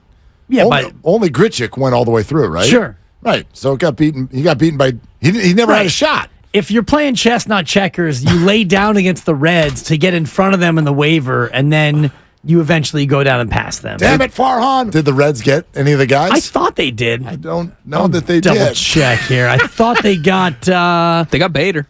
Different, not an Angel. But that's not it. Yeah, that wasn't one of the Angels. Thank you, Lucas. Yeah, Harrison Bader. Not Giolito, our Lucas. Okay, Giolito and the reliever both went to the Guardians, correct? Right. And then I forget who the other people Both were. relievers. Reynaldo Lopez to the Guardians. And Grichuk did not get picked up. Hunter Renfroe to the Reds. Hey, to the Reds. He strikes out every at bat. He's Dave Kingman 2023. Your outfield is among the worst in baseball in terms of I'm not arguing that, OPS, but you want to bring in another bad one. I mean, you brought in DeYoung, and now he's your starting shortstop, and he was a bad one. Not an outfielder. Anyway, we're talking about bringing in bad players, and you brought in a bad player, and now he's good because we didn't have to pay for him. Anyway, but Farhan is an illusionist. But go ahead.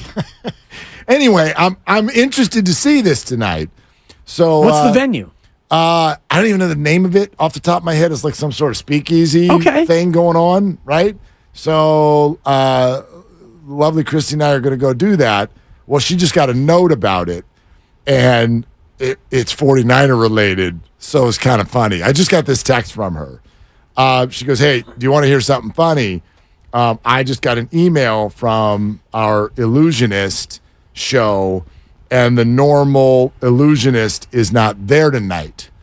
So they're bringing in a backup. Come on. So the next text is, we are going to go see the Sam Darnold of illusionists tonight. Right. And I felt disappointed because there's a drop-off when the backup comes in. Well, you don't know that. That's true. Well, I won't know that whether it's true or not. Right. I won't get an answer tonight because I would have to see the first guy or girl. I don't even know if it's male or female. I'd have to see the first person in order to know if there's a drop-off or not. Well, you'll know if this person, is like clearly not on his or her game as an illusionist. If, he or she throws 3 picks in the opening set. You're like, dude, I totally saw that. Exactly. It's right there. Right. It's right over there at table 12. I saw that. You're not fooling anybody, You're Bob. trying to cut this lady in half, and I saw her walk away.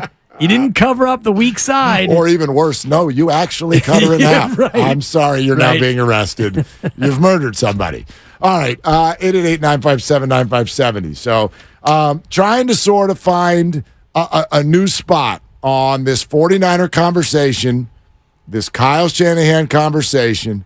It's been a loud offseason. I have struggled to find the beef. This is not normal for me. I can usually find the beef. I like the beef. Okay? You were vegetarian for a while. 30 years. I've never been a vegetarian. I find the beef. But I can't find it here. And with a total genuine thought, would love to just sit back and hear, why was the offseason so loud?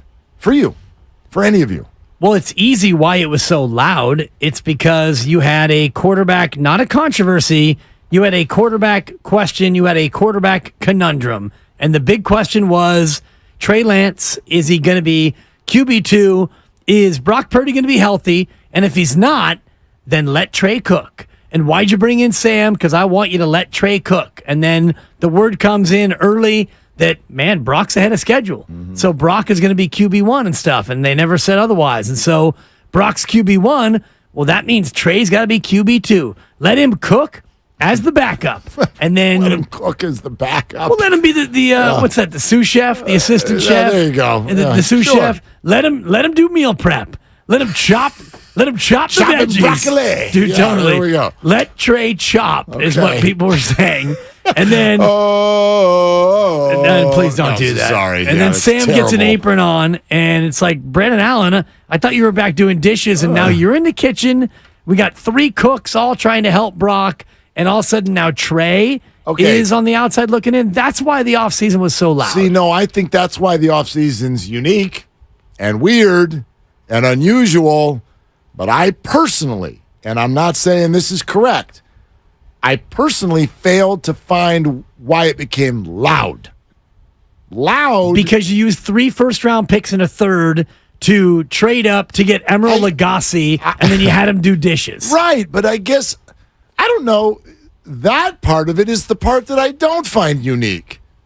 Where's or unusual? Well, where's the city in America where there's a fan base that's like, you know what, around here, we've never, ever had a bad first-round draft pick. Never happened here. We've never messed up on the draft pick. But what city, to your point, what team has ever used high first-round draft capital and never given their quarterback a chance? And I know he got a little bit of a chance, but see, I guess they never gave their quarterback a fair shake. He never. And again, this is not me.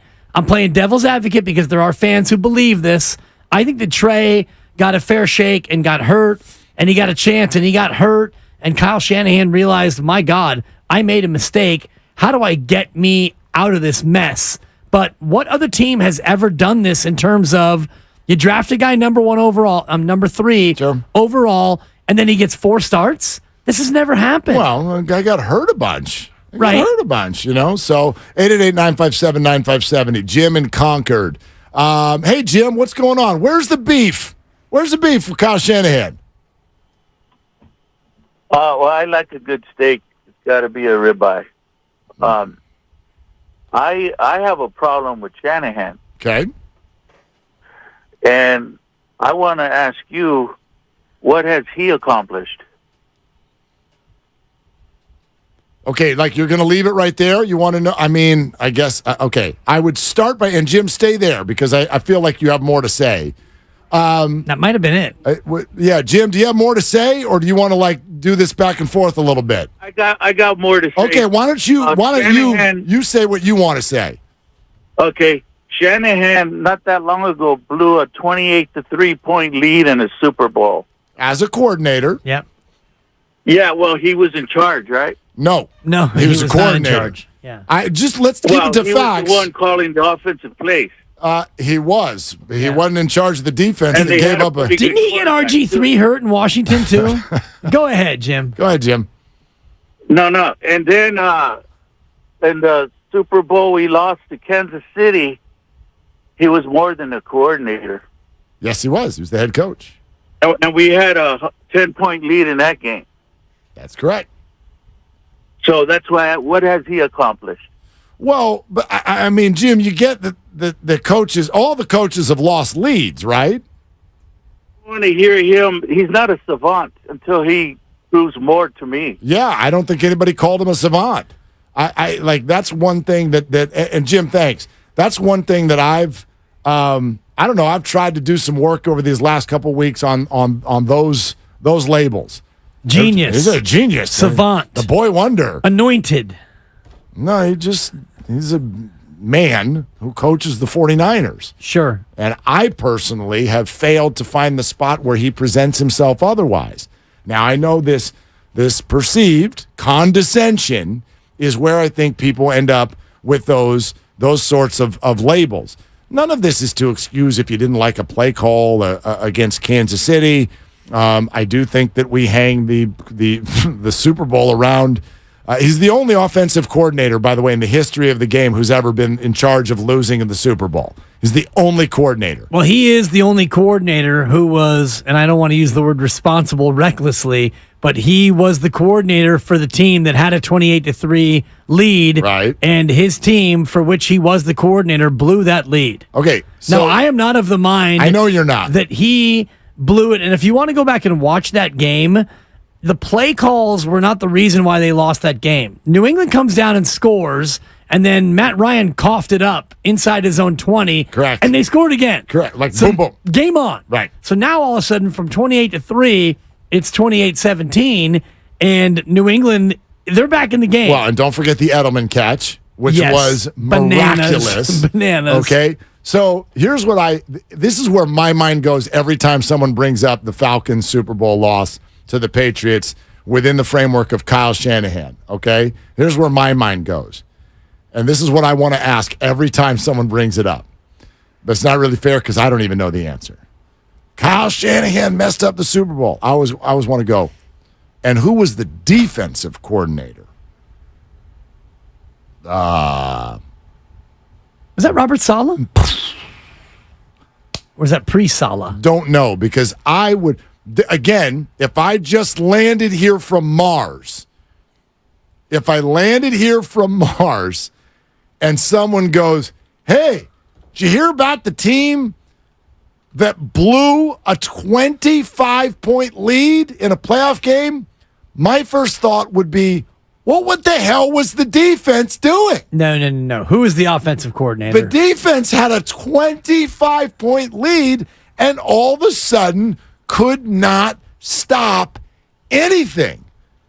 But nobody wants to talk about the defensive coordinator. Ever. And you just pointed out some things that happened offensively that were completely out of the control of anybody on the coaching staff with the Falcons. All right, let me pause, though. The caller asks, and again, I would like to step back, okay? We know where I come from on this. Dibs? Shanahan's guest room is where you come That's from. where I am right now. You guys think I'm in studio today? I'm not. I'm on a Zoom from Kyle's guest Sorry. room. I couldn't resist. You know where I come from. Right? Okay, so how would you answer his question? What has he achieved? Well, what he's achieved is he took a team that was the worst team in football with the worst roster in football, coached by an absolute, and buffoon is probably unfair. I don't know the man, but you want to talk about arrogance? Chip Kelly came in and in a year insisted on his entire team drinking smoothies and tried to single-handedly rework the way NFL teams went about doing their business. By the way, I make my son have a smoothie every morning as well. You're not coaching an NFL team. No, I'm not. I am the You're coach in my house. parenting a 9-year-old. Unless I'm over at Kyle's house. Then I'm not there. But I'm usually there. Sure. No. 2-14, Chip Kelly. Correct. So Kyle takes the reins the next year, and this team has got awful. And so what has he accomplished? He went from the worst roster and the worst team in football to a team that is, year in and year out, for the past few years, expected to be there on conference championship weekend. He's had 6 years. 3 years they have had losing records, including the first year that I mentioned. The other years he had quarterback injuries and other injuries. I'm not excusing it because that goes on your permanent record. But 3 times he had his team to the conference championship or the Super Bowl. So half the time he's been one of the best 4 teams in football. The other 3 years they weren't. So that's what he's accomplished. He's a winning coach. They have a winning record. He's developed a culture. He's got a very talented team. He's got a GM who's a Hall of Famer with whom he works very closely. He has turned this Niner organization into a real organization again. So that's what he's accomplished. Now, he hasn't won a Super Bowl. He has not climbed the mountain. He has not. But as we've talked about it before, I think only 35 coaches ever have. So I don't hold that against him in terms of, well, if you don't do that, then you're garbage. I do say this, though. Your window to make something special happen, to me, is 2 or 3 years and then this team's going to look totally different. Yeah, probably, but it could still. Who knows? It might be. It might still be very good. He's got 3 more years under contract. Yeah, I appreciate where you're coming from there because that would be my quick answer for people without going into the real weeds. Sure. Right? Is he great? Is he good? He hasn't climbed the mountain. All that. I think that this fan base sometimes forgets where we were before he got here. And you Chip can Kelly. just leave it at that. You went from Jim Harbaugh, who was spectacular, but he's a classic 5-year guy. And by year 5, he was fighting with the ownership. He had alienated the GM. He had worn out his welcome. They went 8-8. And then Jimmy Tomsula. We had the Tomsula era, which was a disaster, only to be outdone by Captain Smoothie, who went 2-14. So you went from a Harbaugh team that peaked to 8-8 to Tomsula to Kelly, and then Kyle took over and they lost their first 10 games. That was the low point. Bobby in Los Altos next up here on Willard and Dibs. Hey, Bobby, thanks for calling. What's up? Hey, so you're asking where's the beef? I think there's as much beef as there is on a White Castle mini slider. Here's the point, I think. People need something to complain about. You guys, not we, because I'm not including myself here, you guys don't know how good you have it. This whole point about he gets a free pass, I'm not quite sure. What do you want to do? You want to fine him? You want to fire him? Then ask yourself, who are you going to get that's better? So there's really 3 points here. You don't have to like him. Number one, you don't have to like him. You need results. He delivers results. Of course, he had an inside track to get into the league. But he isn't still in the league now because of his dad. He's in the league because he brings wins. Number 2, for some reason, Dibs and Steiny, they seem to think that it doesn't matter who the QB is. We shouldn't have a drop-off. But why is that? It's because I guess Shanahan is talented enough to game plan around the most important position in the game. So maybe there's other coaches that can do that. But whoever you name, I don't think they're coming here. And number 3, I still have never seen the team quit on Shanahan. So when I see it, then maybe it's time to move on.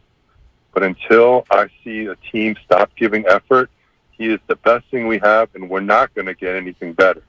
Now, I'm sorry about your illusionist cancellation, but I could say if Shanahan is producing the show, I guess it won't matter because there'll be no drop-off in the show, according to Dims and Steiny, because the backup is just as good as the starter.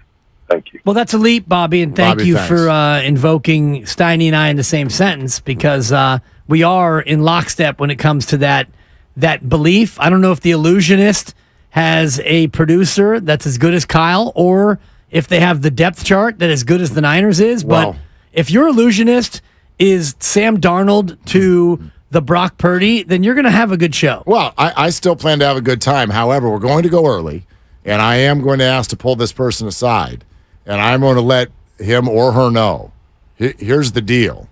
We are absolutely expecting for you to come in here and do everything your predecessor normally does, and we are expecting to feel like we've won a championship at the end of the night. Now, if we have to drink a lot in order to do that, that's okay.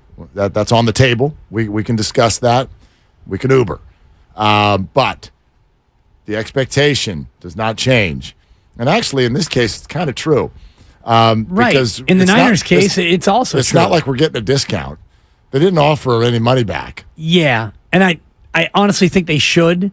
In terms of, you're going to see. Have you ever had that happen? Like I went to. But it should happen. I went to a Broadway show one time in my life, and the lead role was an understudy. They don't offer you anything back. No, and that's an absolute crime. So my son went to see Beyonce last night, and let me guess where he got those tickets. Actually, Anyway, Nina didn't hook him up. He got his own last-minute tickets because he knows how to do it. And Sure. I've offered for him to walk you through it, but you're too. No, you're in this devolution of hate for my son and his best friend. I'm offering to walk you through why your son and all of his friends need to be in jail. That's what. Go ahead and walk me through that. But if you don't want to accept, that's fine. I understand. You're coming down Questy's Road right now, and I'm not going to stand for it.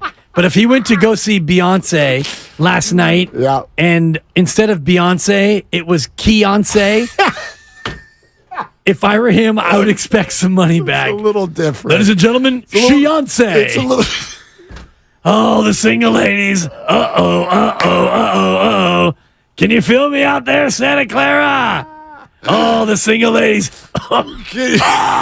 This emphysema's getting to me. By the way, I've had this happen in a show. I had this happen because Sorry. Well, what you're I took painting, it too far. What you're painting is a concert, which is a little different. Right. We're only here to see one person. But I think I've told this story before, and maybe you've heard about this. This was probably, this is 30 years ago. 30 years ago, Golden Gate Fields and Golden Gate Park, I should say. It wasn't a horse track. Golden Gate Park. And this was at the height of the grunge era. And Pearl Jam was coming, and it was a huge crowd, okay? Vedder got sick. He did 7 songs, and he rolled out. He puked on stage. Oh, jeez. And he rolled out. It was like 100-and-something degrees in the city, one of the hottest days on record. And he rolled out. Guarantee you some of you listening were at that show. He rolled out, but you thought he was going to come back. It's like, he's going to go in the back, right? Like an NFL game. Get a little shot. Come on back out, Eddie. He go in the blue tent. Neil Young comes out. Wow. Okay. Here comes Neil Young. Sure. Which to some people, wow, Neil Young. But to other people like me, I was 18. I'm like, yeah, I'm not a Crosby, Stills, and Nash guy. So this is not really doing a lot for me. And you've now performed Rockin' in the Free World 4 times. Are you out of songs? What's going on? I'm hot. I need water. This is what it felt like the whole time. Yeah. Well, he ended up performing for like 2 hours, and Eddie never came back. He never came back. Now, do you think that I was offered my money back? No. And if Eddie do you think I was offered anything? If Eddie did 5 songs, then it's like going to a baseball game where you have rain after the 5th. Hey, you went 5 innings. If Eddie goes 5 songs, it's the same thing. Now, if you go see Pearl Jam and Eddie doesn't show up at all, and hey, it's Billy Cheddar, ladies and gentlemen, then we've got a whole different argument. Actually, what they did was they offered, I think a year later, if you had held on to your ticket, all you had to do was send it in, and you got a free ticket the next time they came back to the Bay Area, which was at the San Jose. It was HP at the time, probably. Well, no, but it was the outdoor. The outdoor. Oh, yeah. Yeah. Okay. It was the stadium. Municipal Stadium. Yeah, it was the stadium. Or Spartan Stadium. Yeah. And we got free tickets, and they played for 3 Yeah, hours. that's good. And, so we got that. You had to hold on to your ticket. But anyway. Yeah. I've always believed in dynamic pricing on the way out. Like, if you go to a Warrior game and Steph gets load managed, then you should get your money back. Yeah, but what happens if he hits a buzzer beater? You're asking for You pay extra. more money? Yeah. Folks, on your way out, that game was special. You'll be paying an extra 20% on your way out the door. We decided that you owe us $56. Exactly. We take Venmo or cards Totally. on the way out the door. Can you imagine those In-N-Out drive-through people chasing you to your car with those little gizmos? Please insert your card right here, sir. Oh, my gosh. Dynamic pricing. Okay. Half hour away till Adam Rank, who's going to rank our fantasy draft from last night, but get into some of the breaking news for your drafts, many of which coming up this weekend on Labor Day weekend, but also plenty more of your phone calls. 888-957-9570. Where's the beef? We're presented by Fremont Bank, full-service banking, no compromises. This is Willard and Dibs. Watch parties aren't what they used to be.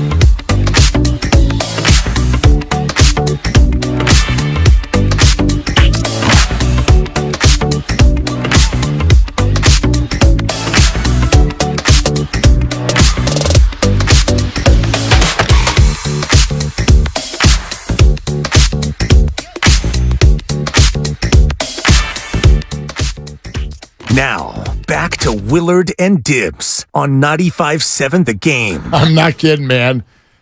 It was like, oh my God, he's playing it again. I mean, it's Neil Young. He's been in the business for 117 years. Sure. Why are you playing this again? When you were 18, so 30 years ago, Neil was probably 50? Because I think he's darn near 80. I mean, you could look it up. Yeah, I'll look it up. The peak, I mean, that's almost peak Pearl Jam, right? 93? I mean, that's... Oh, peak. That's, yeah. It was big. Yeah, he's 77. 77 So years there old. you go. He's a 47 year... Yeah, Neil Young coming out and, I got you, Eddie. I'll pick this up for you. That's wild because actually in 1993, he seemed much older than 47 years old. Well, now that you're north of 47. Yeah, well, I'm right where Neil was then, essentially. And I'm like, because right through our eyes, you're a teenager. Right. You're at a PJ show in the height of the grunge. You're like, who's this old timer? Neil Young? Right. And there's a few fans who show up who are like from the Neil Young age, right? They're 50, they're 40, and they're like, yeah, like random Neil Young show. The rest of us were not pleased. Sure. We were not pleased. We're like, come on, is there some water? What are we doing here? What are we doing? And now here we are 30 years later, and you're the Neil Young of local radio. You are still rocking in the free world. Damn right I am. You're damn right, and I'm not going to stop. Not until Kyle Shanahan makes me a permanent resident. Then maybe I'll be able to retire. Well, you keep it up, and you're going to get your own wing at the Shanahan Manor. That's for sure. It's Monster Monday, Labor Day, okay? We're going to be live and local all day Monday, 6A, 6P, right here, 95.7 The Game. So make sure you're with us just like you always are. Let's keep going on the phones. We were listening to this earlier. Here's Shanahan attacking Matty Mayoko out of nowhere. Yeah, I think anytime you trade up to the third pick in the draft and it doesn't work out, that's a weird situation. But that is a situation. So that's what happened. I don't think it's that weird. It's unusual that doesn't work out. But I wouldn't think that's weird. I think it's unusual. What do you think? The fact that he said goodbye, the day after that one season's over, and he's, all the things that happen with him physically, he comes back, he's, on the side field and ends up re-signing and starting, and it just seems like, it's been a unique. Do you remember why that happened? I remember why everything happened, but I'm just saying it's been a unique situation. I agree it's been unique. Man. Everybody else was laughing. Kyle was not laughing. Yeah. So. Well, and, Matt Mayoko with a great response. Yeah, I remember exactly why everything happened. It's like, I'm Matt Mayoko. Yes, I've been here longer than you've been, Kyle. Exactly. By a long shot. Man. So, yeah. Look, some will call that annoyed, frustrated, arrogant, condescending. But the question we're sort of getting at is, and again, well beyond the obvious, we all understand the Trey Lance dynamic. We've been around that block 1,000 times. I guess my question is almost like, why does all the other stuff not drown it out in the end? Where's the beef? It was a loud offseason following a 13-4 record and heading into a season where they're one of the favorites. So where's the beef? I've tried. I've listened. Apparently, I need to do some more listening. I've tried to find the beef with Kyle Shanahan that apparently makes him more bad than good. I've not been able to find it. So that's what we're throwing out to everybody today. Let's go to Jonathan in San Francisco, right here on Willie and Dibby, like he often is. Jonathan, it was great to meet you a couple of days ago as well. Hey, Mark, nice to finally meet you, and thank you to all the good people of the 95.7 The Game for doing that again. That's always fun, I always look forward to meeting you guys and watching everything unfold before my eyes, what you guys do behind the scenes. Thank you, Jonathan. Thanks for making the drive, man. I got a couple of beefs.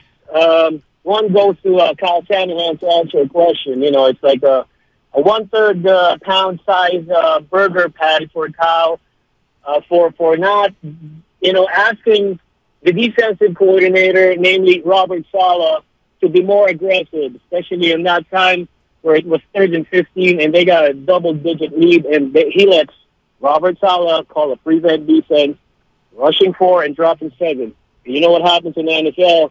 If you go prevent, you don't win the game.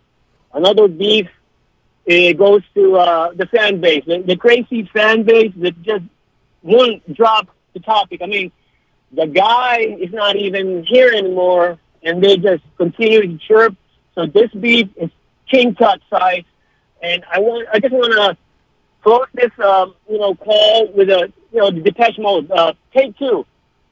Don't say potential. Don't say rocket arm.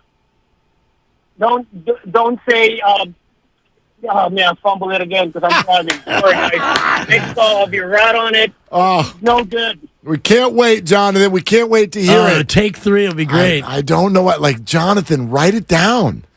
Just write it down, right? Just write it down. Great. Rack that guy. Thank you. That's what all the Rome callers used to do. Just sit there and write that thing down. How else are you going to go 2.5 minutes with your script? Impossible. You can't do it. Tough to remember all your points, especially when you're going Depeche Mode. No, but you know me. Like, I'll go for whoever tries to be creative over who nails the read every time. Yeah. So, Jonathan, you keep on taking hacks. And he had a 3rd pound worth of beef in the burger, and the whole thing about, Robert Saleh not being aggressive enough in the Super Bowl. There's a case to be made, but there's also cases to be made around the horn in terms of all the plays in that game that didn't break their way. If one of those plays goes their way, the game probably winds up different, whether it's the Bosa hold or the 3rd and 14 to Tyreek, or it's the deep ball to Emmanuel Sanders, or the throw to George Kittle that you like to talk about where, Kittle's open and he doesn't get into him. There's another pass that was batted down when there was a player open. There were a number of plays in that game. If one of them or 2 of them goes the Niners' way, they probably win the Super Bowl. I think what you're talking about there, though, is very sort of like standard operating procedure between a coach, a team, and its fan base. Never has there been a Monday where we don't all gather and go, what the hell were they doing on that play? You know what I mean? I don't think Kyle takes any offense to the idea of, oh, you should have run the ball there. Or you should have, right? Don't call the prevent. That's fine. Yeah. That's normalcy. And that makes all the sense in the world. That's how we fan.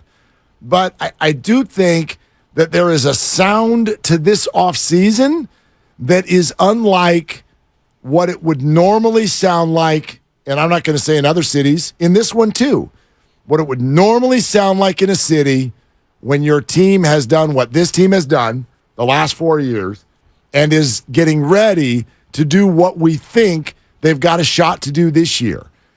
This sounded different than that. It sounded way angrier. Yes, but I think it's because every single offseason going backwards, it feels like there is a question about this same thing, the quarterback position. This year, the question was, is Brock going to be healthy? Can Trey be QB2? What the hell is Sam Darnold doing here? Last year, it was Jimmy's gone. Jimmy's not gone. Is Trey really going to start? Who the hell is Nate Sudfeld, and why did they waste a pick on Brock Purdy? And the year before that, it was, oh my God, they took 3 first-round picks to trade up and take Trey Lance. They must really hate Jimmy Garoppolo. Who is this Trey Lance guy? Is he any good? And the year before that, that might have been the last time where there was no noise because Jimmy was coming off that very Super Bowl we talked about. And there was noise. There was switch to Brady. You should switch. Right. You should switch to Tom Brady. Tom wants to come. My mistake. And you should move on. You're My mistake. No, the last time there was no noise was after Jimmy tore his ACL prior to them going to the Super Bowl. And the reason there was no noise is nobody thought they were going to be any good. Right. I remember being laughed at because I said they were going to go 10-6. And people laughed me out of the room. I think I called into your other show and laughed. You homer jerk.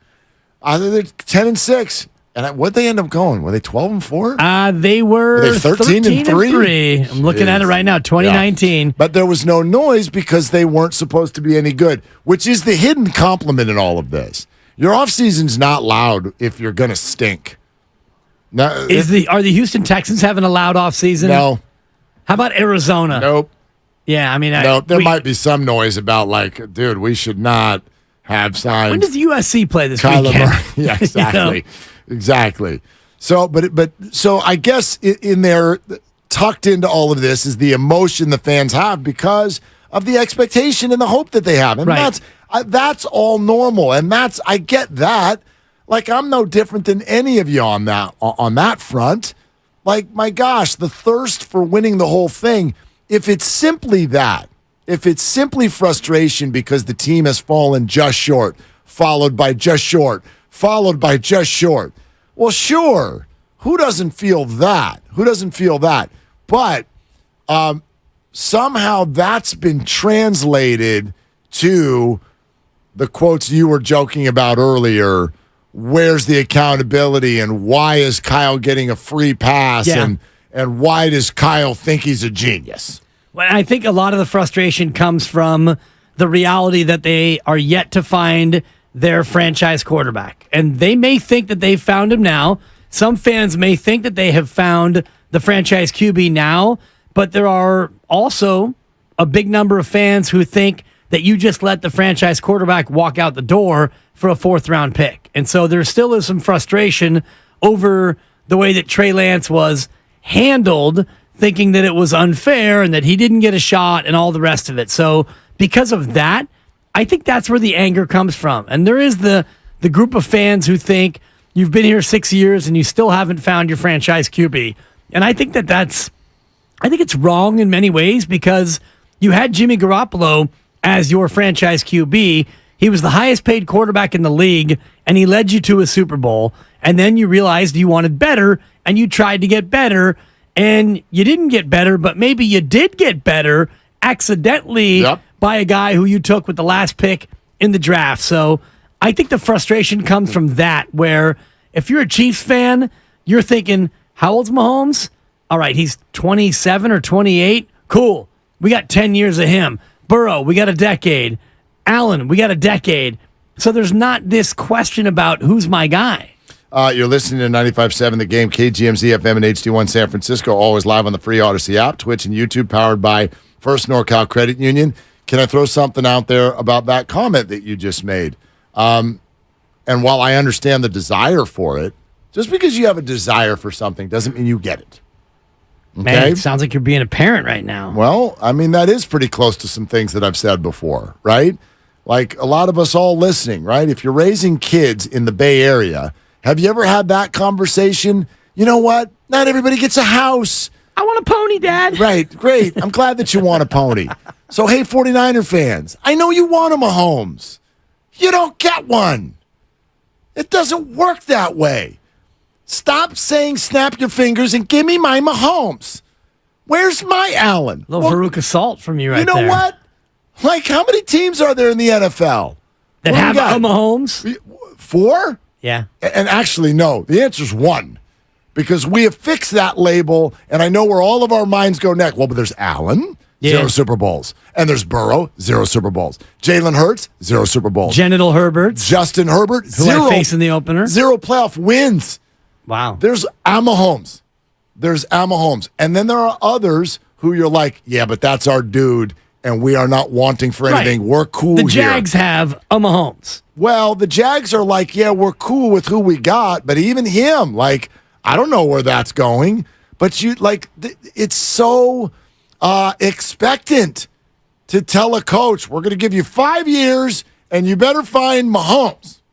And if you don't, well, then who are you, genius? Like, wow. Holy hell. Well, I think that's where it comes from, because he is the quarterback whisperer. He's the boy genius. And these are not labels that he never came out and said, you know, I'm a genius and stuff. And I was told to do more breathing in my impersonation. I'm trying to work on that. But that's something that we created, like 2 timelines. We foisted that upon the Warriors. They never said, 2 timelines, guys. Wait till you see this. We're going to win then. We're going to win now. Yeah.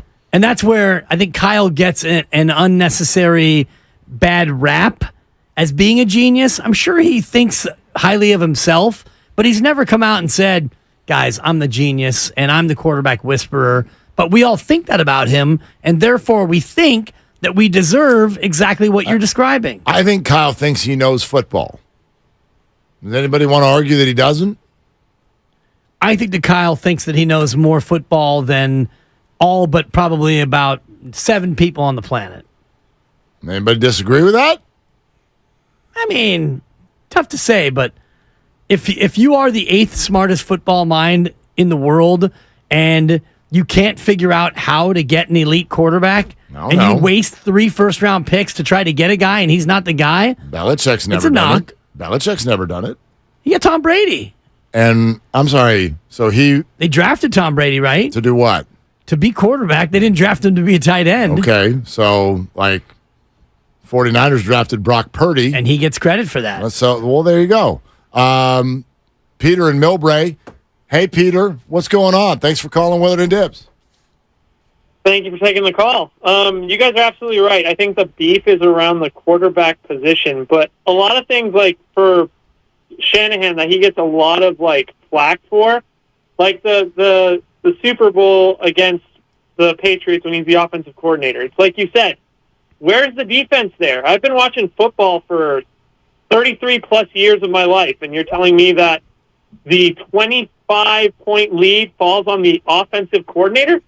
Makes no sense. Against the Chiefs, 10-point lead with 8 minutes left. Where's the defense? Where is the defense? There are 2 sides of the ball. There's an offensive side of the ball, and there's a defensive side of the ball. Granted, maybe he should have gone to Solomon and been like, yo, we need to hold this lead a bit more, get a little more aggressive. Fine. Throw that on him. The Rams won in the championship game. A lot of people don't bring this up. If Jaquaski Tart catches that interception, that gift from God of an interception, with 5 minutes left in the game's over. Instead, it goes right through his hands. And the rest is history. Saleh blows another lead. How about that? I mean, and then what do you want to blame on him for the Eagles game?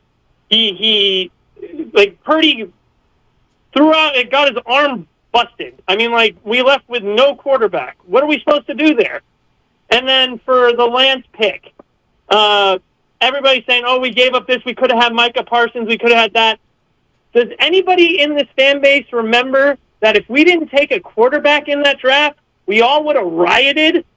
If we had stayed at 12 and picked up Micah Parsons, do you think anybody in the Bay Area would have been like, oh, yeah, we got Micah Parsons. Don't know what we're doing at the quarterback position, but we got Micah Parsons. No, we would have rioted here for not having a quarterback. He missed on Lentz. I mean, it happens, but we got Purdy. I mean, does that make sense? It does to me. Peter, thanks. I love the passion, Peter. Yeah, and the octave changes were on point. Here's the fun thing with the whole draft stuff, because I actually really enjoy that conversation. They could have had Micah Parsons, and the picks they gave up turned into Jalen Waddle, and they were used as capital to get Tyreek Hill and Bradley Chubb. And people go, we could have had that. All of them. I'm sorry. How are you? You're having a hard time paying Nick Bosa.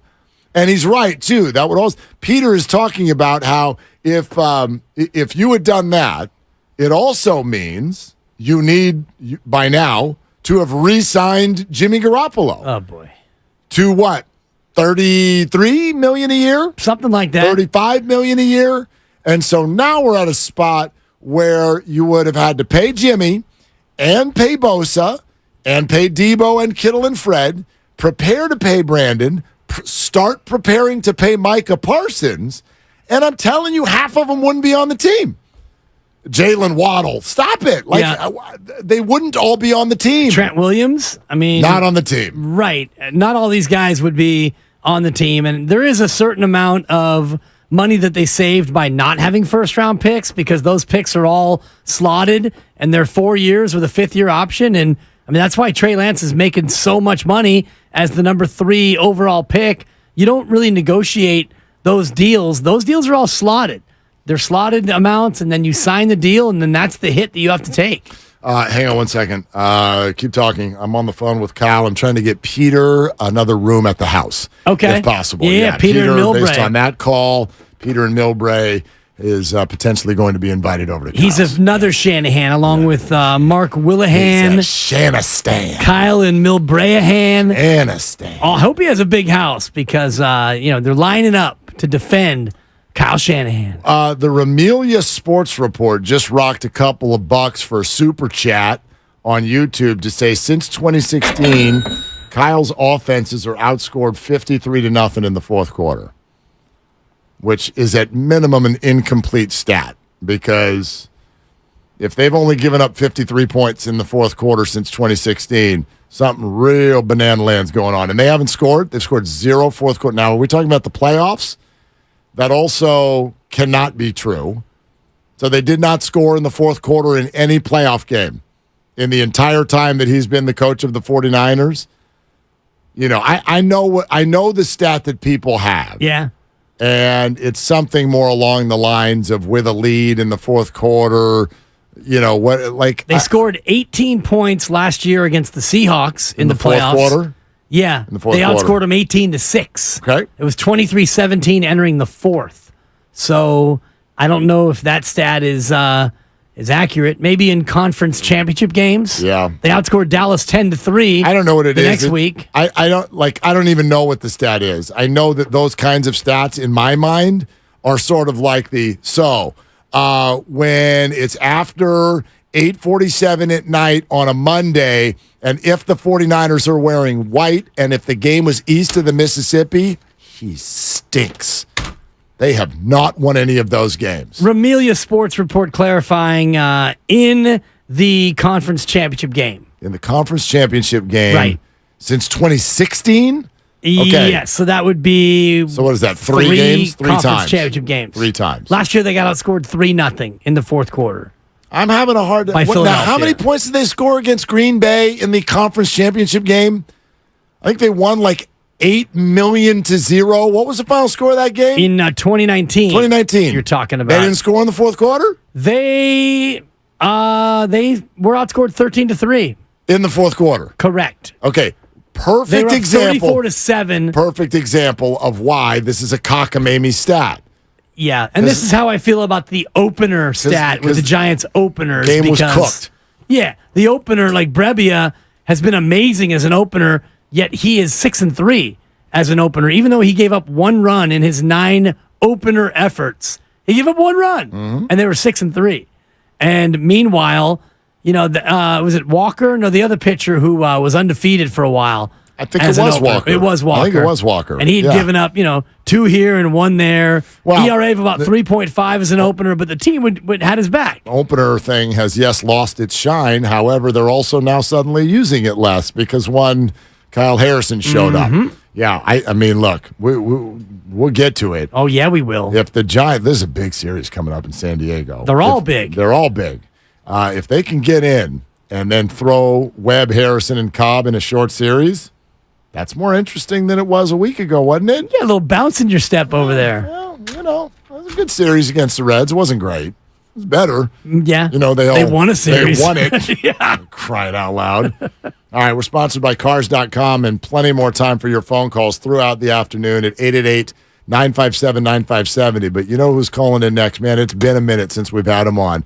Our buddy Rank, Adam Rank, NFL.com, NFL Network. He is not just an NFL analyst, but also a fantasy expert. There is developing breaking news in the first round of your fantasy drafts. Plus, we need to get a reaction from him on Auto Pick, Steiny, and others, and whether it's a weapon, a curse, or somewhere in between. All of that coming up next on Willard and Dibs. Oh, that's the sound of a car being added to Cars.com. And since up to 50,000 cars are added per day,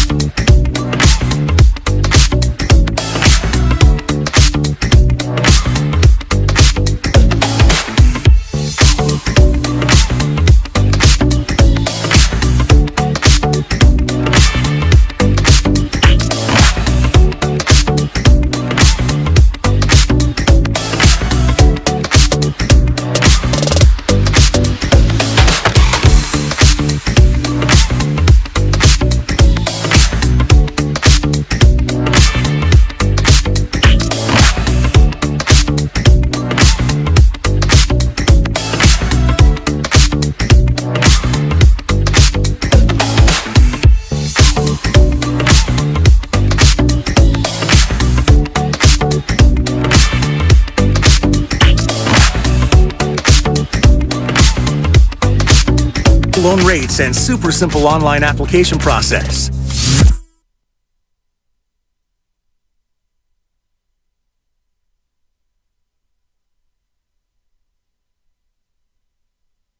Now, back to Willard and Dibs on 95.7 The Game. Okay, these are the moments we wait for in life. That's just how it is. These are the moments we wait for. We wait for the opportunity to connect with old friends, and we also wait for bad things to happen to Los Angeles sports teams. These I'm sorry, I'm kidding. I don't root for anybody to get hurt. But I do think of people like Adam Rank, NFL Network, NFL.com, when someone like Cooper Kupp has a re-aggravation. What's it like in the fantasy community when something like this goes down, Adam Rank?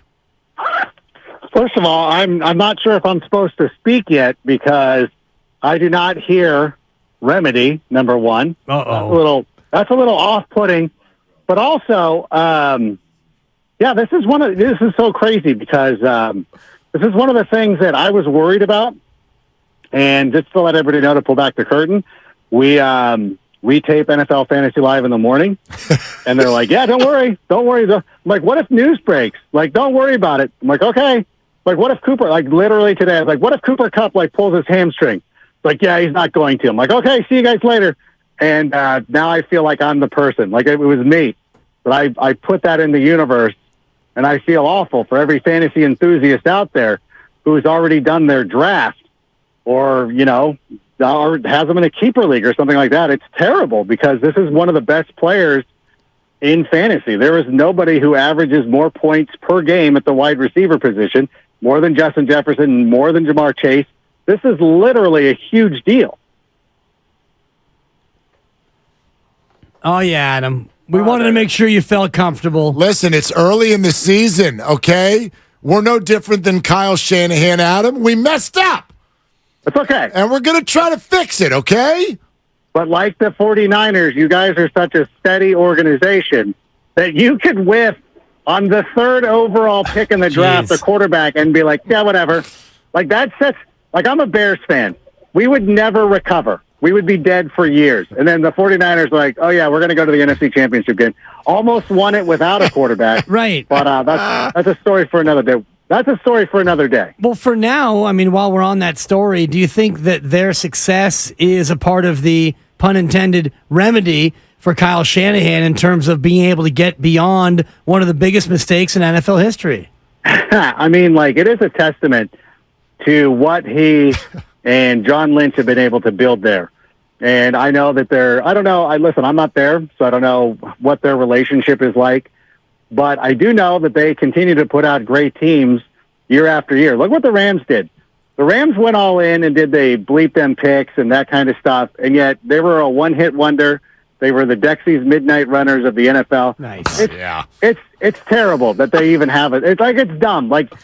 Nobody in LA cared that they won a Super Bowl. It was okay, cool. Whatever. If your neighbor, his son came over and was like, hey, we won our region 143 song. You're like, okay, cool. That's great. We like other teams. And so that was a waste. It's like watching wrestling and they gave the belt to David Arquette. What are you doing? There were 14 people at the parade.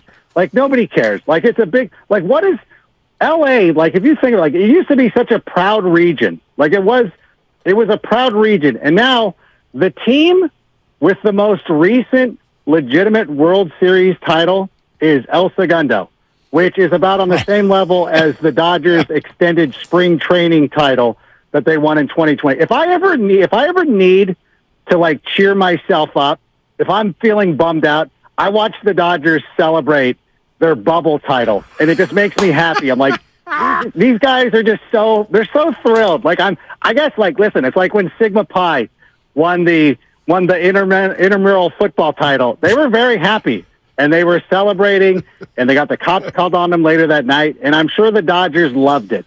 But don't ever tell me that it was a real title. It was a joke. And so I don't even know what we were talking about. But, the 49ers. Doesn't matter. Just keep saying it. Sigma Pi. You're in the process of getting every single one of our listeners to love you, Adam. That's what you're doing right now.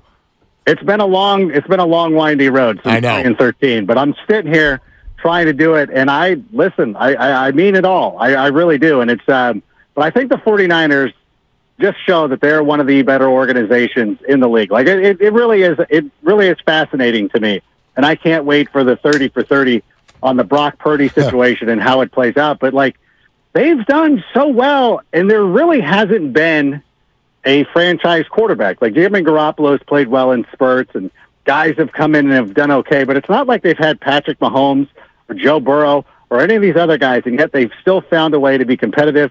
They're going to be the favorite to be in or at least the NFC Championship game. Like it is kudos to you guys. And I get jealous watching it. I'm like, why did I not become a 49ers fan when I was a kid? There was no team in LA. It was wide open. I could have just done the right thing, but nope. No, Dad, I'll follow you. I'll be a Bears fan. This can't go wrong. There's still time, Adam. I know that Justin Fields could be the guy that got away for the 49ers someday, but there's still time. Adam Rank, NFL.com, NFL Network. While we're on the 49ers, I wonder what your take is on what Dan Graziano wrote earlier today, and I'll just give you a quick synopsis. He said, don't be surprised if Christian McCaffrey has 1,000 yards rushing and 1,000 yards receiving, and he knows the offense even better this year, but the Niners will take McCaffrey off the field more than Carolina did and use some of his backups to avoid overloading him. What's your take on where McCaffrey's going and what that'll look like this year? I'm doing the Michael Scott. Don't like that. Don't like that at all. Put him on the field. He's fine. One of the things that was amazing about McCaffrey last year, and maybe they were trying to work in some of the backups, he had a touchdown in at least, or total of 11 games. He had just a touchdown in 11 games. That is one of the safest floors in the league. That you're basically guaranteed that he's going to get 100, that he's going to get a touchdown to go with his 100 combined scrimmage yards. I know it's the topping, it's the dessert. You know what I'm saying? It's the dessert cart that comes around when he gets the touchdown. But he is so valuable running and catching the football. He gets so many targets, so many receptions that we shouldn't be greedy. Like when you're at Chick-fil-A and you're like, can I get the Polynesian sauce and the buffalo? I know I'm asking too much. There's a lot of good things happening here. So maybe it's a little bit too much, but I still think that, he is one of the most valuable players in the league. And if we've got to, listen, if it means that he plays all 17 games, so be it. But I still think that he's an excellent player. He's still the number 2 guy off the board for me, so I'm not even going to sweat it. Played all 17 last year over the 2 different stops. So if health is not an issue, then yeah, you're absolutely right. What do you think about Brock Purdy in terms of being somebody's QB1 in fantasy? If they averaged 30 points a game with him last year toward the end of the year, is that a mirage or are you a Brock believer?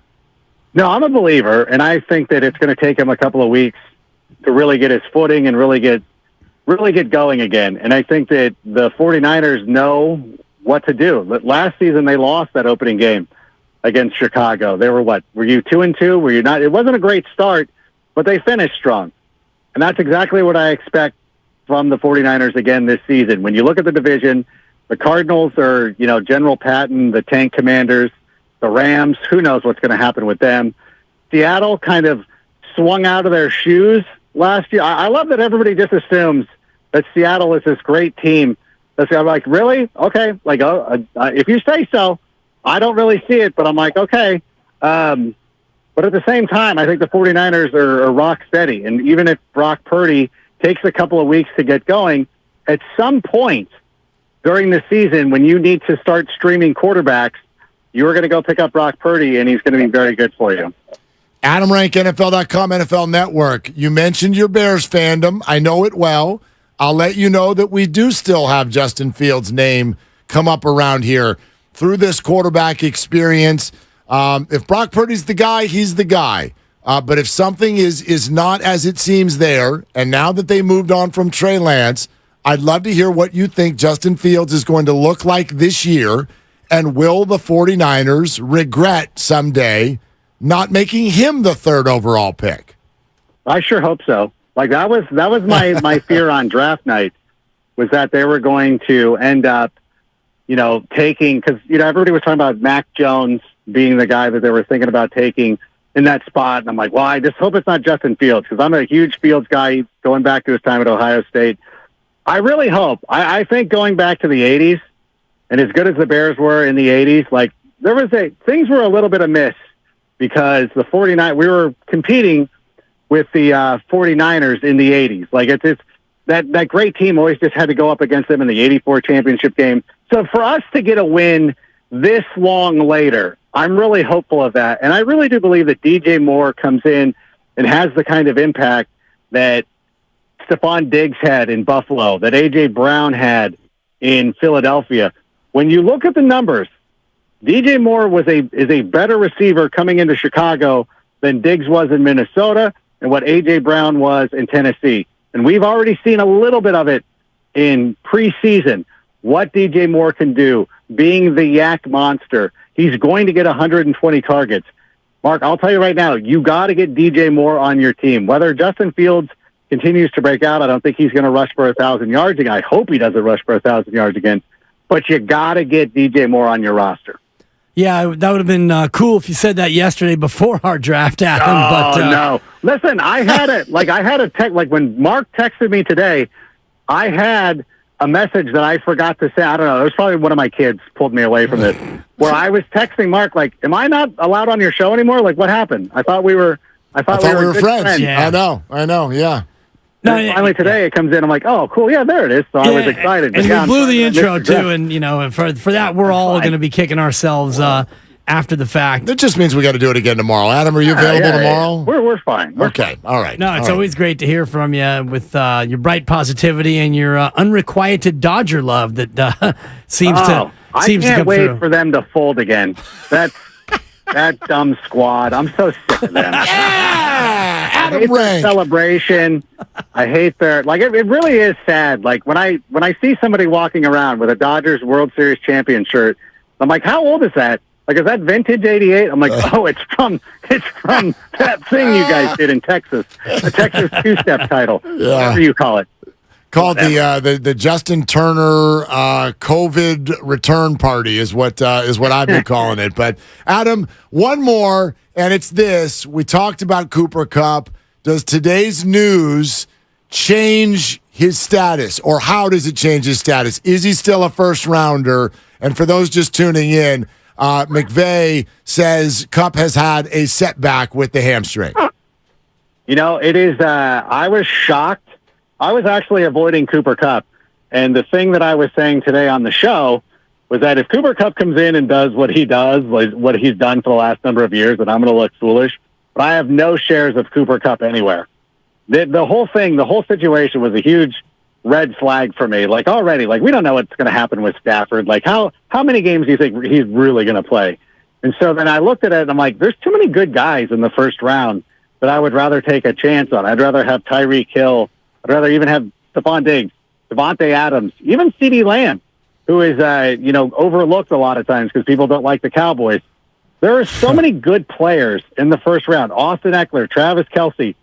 To me, it's too risky to go with Cooper Kupp. I think that if you're in a league and you're at you're in a 12-team league and you're sitting there at 12, if your league mates are smart and they know what they're doing, you're going to be looking at a draft board that's going to have Derrick Henry and Cooper Kupp. And it's like, do you just go all in? Like, whatever. Like, that's the biggest YOLO team of all time. All right, I'm riding it out, or else are you going to avoid it and let those guys slip into the second round?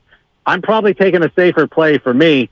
I might take one of them, but not both of them. Yeah. So it really does impact me. And so if I'd rather have a safer play. Like, it's course management, Mark. Like, sometimes you're like, you know what? I got to hit the 3-wood. I can't sit here and go driver. Yeah, make it a 3-shot hole sometimes. It's okay. Hey, Adam, we also need this comment from you. One of our brethren here at 95.7 The Game in the draft, the host that comes on right before us, one of the hosts that comes on right before us, in the draft last night, both failed to remember his login credentials, therefore made the draft stop for 15 minutes, followed by getting locked out of his account and having to auto-draft the whole thing. Your take on a human being like that? Well, because he ends up with Jonathan Taylor. I love every second of it. I love. Please tell me he has Jonathan Taylor. Here's the crazy thing. The crazy thing is the guy that had the number 1 overall pick, like, sort of fell asleep at the wheel just for I think 1 or 2 picks, and he let the time roll out, and he ended up with Jonathan Taylor. That's how it my played worst out. Nightmare. That is my worst nightmare. Like, I go into every time I have a draft, I go in because, like, you never know what happens. Like, there's always something funky that goes on. Like, who knows? The internet goes out. You do something strange. Who knows? I draft like 300 players, making sure I don't get Jonathan Taylor. Maybe it's not that extreme, but, like, do not want that at all. And so, how about this? When you know there's a draft, you're not surprised by this. The day before, log in. Just log in. See what happens.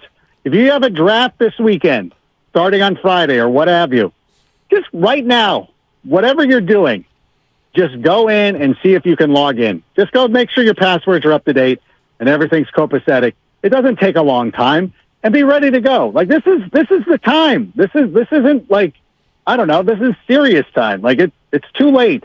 It's too late for mistakes like this. It's like when you start seeing mistakes in preseason in week 3 that shouldn't be happening, that draws some concern. So go get your stuff sorted, people, and don't let this happen to you. Yeah, it's too late to apologize as well. Adam, your comments are very well received. Your appearance also very well received. Our apologies to you. We will make sure that the Crows are ready to sing the next time you come around these parts. Hey, no problem. You know what? For you, never an issue. I really do appreciate you bringing me on. It's been a lot of fun, you know, and I think back to when we started doing this, and going all the way back to your time in San Diego. So I love it. I love hearing from you. I love being on. Your fans are great, and I appreciate you, and that's all I got to say. Okay. Thanks, all Adam. right. We're doing it again soon. That's what that means. Thank you, brother. All right. Anytime. Okay. It's Adam Rank, NFL.com, NFL Network. Stay the heck away from Cup or Coop. Yes, and for those of you yet to draft, get your S together and go ahead and run a test on your system just to make sure that you got everything squared away. I had a situation with a baby. I got a baby that I live with, and her bedtime is at 8, and our draft started at 8. No doubt. So at 7:55, we had to go to the early put down. I had an emergency diaper change situation. Your guy was up there like NASCAR. I got the cream in and the wipe. Is that what it was all about? There was a lot going on. See, but I thought, going on. That sounds like a 15-minute break would be a great thing then. But I didn't anticipate the 15-minute break, so I'm rushing at 7:55 so that when 8 o'clock hits and I'm picking 5th, and I know that the first few picks go bing, bing, bing, bing, bing. Yes, there's everybody not knows a lot what of they're debate. doing. If you're if you know the draft order, and Lucas did a great job of giving it to us a week in advance, I knew that I was going to get one of 3 players, and so I just wanted to be there to make sure that I got the one that I wanted. I wanted Eckler. Eckler went 4th. I was stuck between Tyreek Hill and Travis Kelce, and it was a hold your nose special because I don't love Tyreek Hill, but you know I felt like I had to take him. Yeah, you probably did. I think you made a wise choice. I do too, but I'm not. You could have queued him up. You could have queued him up. Yeah, but I wasn't anticipating going to the queue that early. I was, I saved the queue for later when I had dish duty and I had other things going on, as we all did. You get to the 8th and 9th round and it's less serious, then you can queue up some players. Okay, now there is potentially a developing situation. This just handed to me. The delay happened after your pick. Right. So what's the problem? The problem was the delay happened, period. Right. So I was not given 15 minutes to make my selection. No. That's the problem. So I'm rushing around with Boudreaux's butt paste on my hand. Shout out Boudreaux's. It's America's. Hi, I'm Dan I'll do Dibley. the live reads. Whenever I have to change a diaper, I use Boudreaux's butt paste. And send that to sales. Okay, perfect. Dan Dibley here. Thank you. And I'm dealing with Boudreaux's butt paste, which is the best butt paste in the market. And I didn't have a chance to wash my hands because I'm rushing around. I make my pick, and now I'm still a little bit frantic. And now we go to a 15-minute stop down. I see. So yeah, I'm still trying to figure out what this cost you. It cost me. You're not wrong that Steiny mishandled this. Lucas stepped in mud without realizing that he was. Right. What did this cost you? Why are you so mad? Because it created an uneven playing field. So this individual... whoever was next. Well, just in general. Okay. He was allowed to take 15 minutes to get his affairs in order, where I didn't get 15 minutes later when I needed it. You did? You needed 15 minutes to make a selection later in the draft? Round 9, I had to take out baby's diaper pail. Right. Because you can't leave that thing lying around for more than 4 or 5 hours. Sure you can. This has a little bit of 49ers fans clamoring against Kyle Shanahan. What are we supposed to do here? What are we supposed to do about this? Treat everyone the same way. That's a good question. The lesson has been delivered yet again that the rules don't apply to everyone. And in this case, when I needed 15 later in the draft, I didn't get it. But that's fine. You actually didn't ask. I did in the chat, but it was tongue-in-cheek. Exactly. But had I asked, I would not put out the 13 of you so that I could get my S in order. This is belly aching. If you want Lucas replaced, who's the commissioner you do want? Have you ever thought of that? Grandy, who's a little bit more even keel. He hates you. Not anymore. What, you want Grandy? You guys have spent the last year talking about how the guy does nothing but come down your road. There are drops that he could play on how much I love Mark Grandy. I don't think you'd be in the league if Grandy was the commissioner. Untrue. Grandy, confirm or deny? I'm a fat red pumpkin. Exactly. Now you're starting to piss me off a little bit, Grandy. I'll be honest. You got redder than that light that comes on in front of you. I hate Mark Grandy. I do, but I respect him. Real quick, can we go to Dave in Napa? Hey, Dave. Thank you for your patience while we have fun with Adam Rank. What are you doing? Hey guys, just always love your show. Makes my day go by much more quickly, and you do a great job. But enough kissing up. I just wanted to ask, if Brock Purdy were a first or second pick, would our vision on his actual talent be different, or conversely? What's it going to take for people to say, you know what, he's not Patrick Mahomes, but he's a really great quarterback, just based on his talent alone? I think you're tapping into something that's really, really important here, Dave. Thank you very much for the call. I think this is a huge part of the conversation with Brock Purdy. I mentioned it a couple of weeks ago, Dibs. Our conversation went this way. We all left here in February feeling a certain way about Brock Purdy. And yes, there was a surgery involved. But somehow, in the months of March, April, May, June, and July, a lot of Niner fans worked themselves from excitement to concern when actually nothing happened.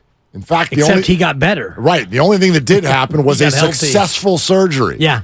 But you've worked yourself from 8-0 to 0-0 without any realistic data. The only thing that happened was you had time to sit and think about how unlikely of a story it was. But it's already in the past.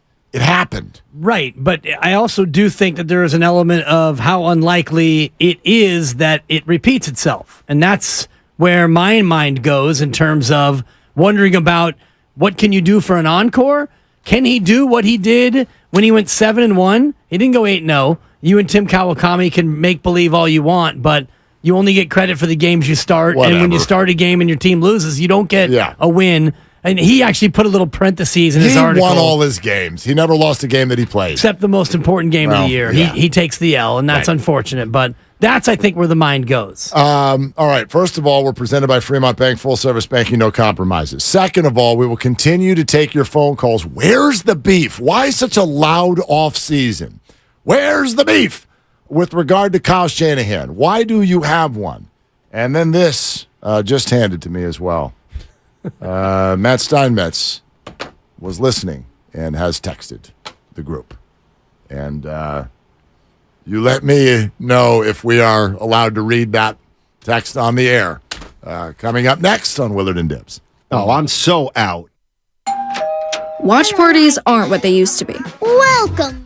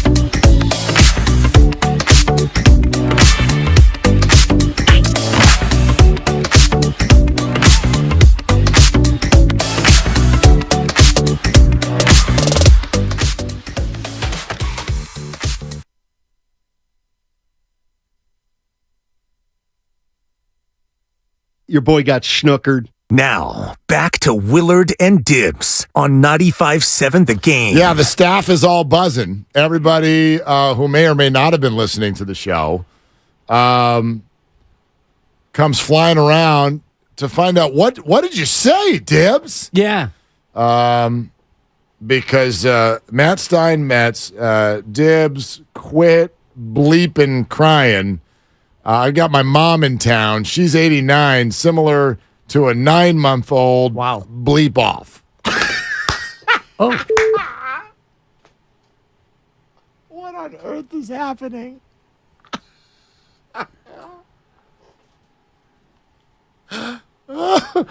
Weren't you guys just sitting in here 3 hours ago going, it's a bit? It was a bit. It's a bit. Oh, whoa. Hit the breaking news sounder. Hit it. Did you just use past tense? It was a bit? Oh, I mean, it is a bit. It is a bit. I mean, okay. I could. Is this part of the bit? Doesn't feel like it's part of the bit. He basically is saying that his mother is akin to being, and my daughter's 1, not 9 months old. That's true. Keep up. So he's basically intimating that his mother is akin to being a 1-year-old.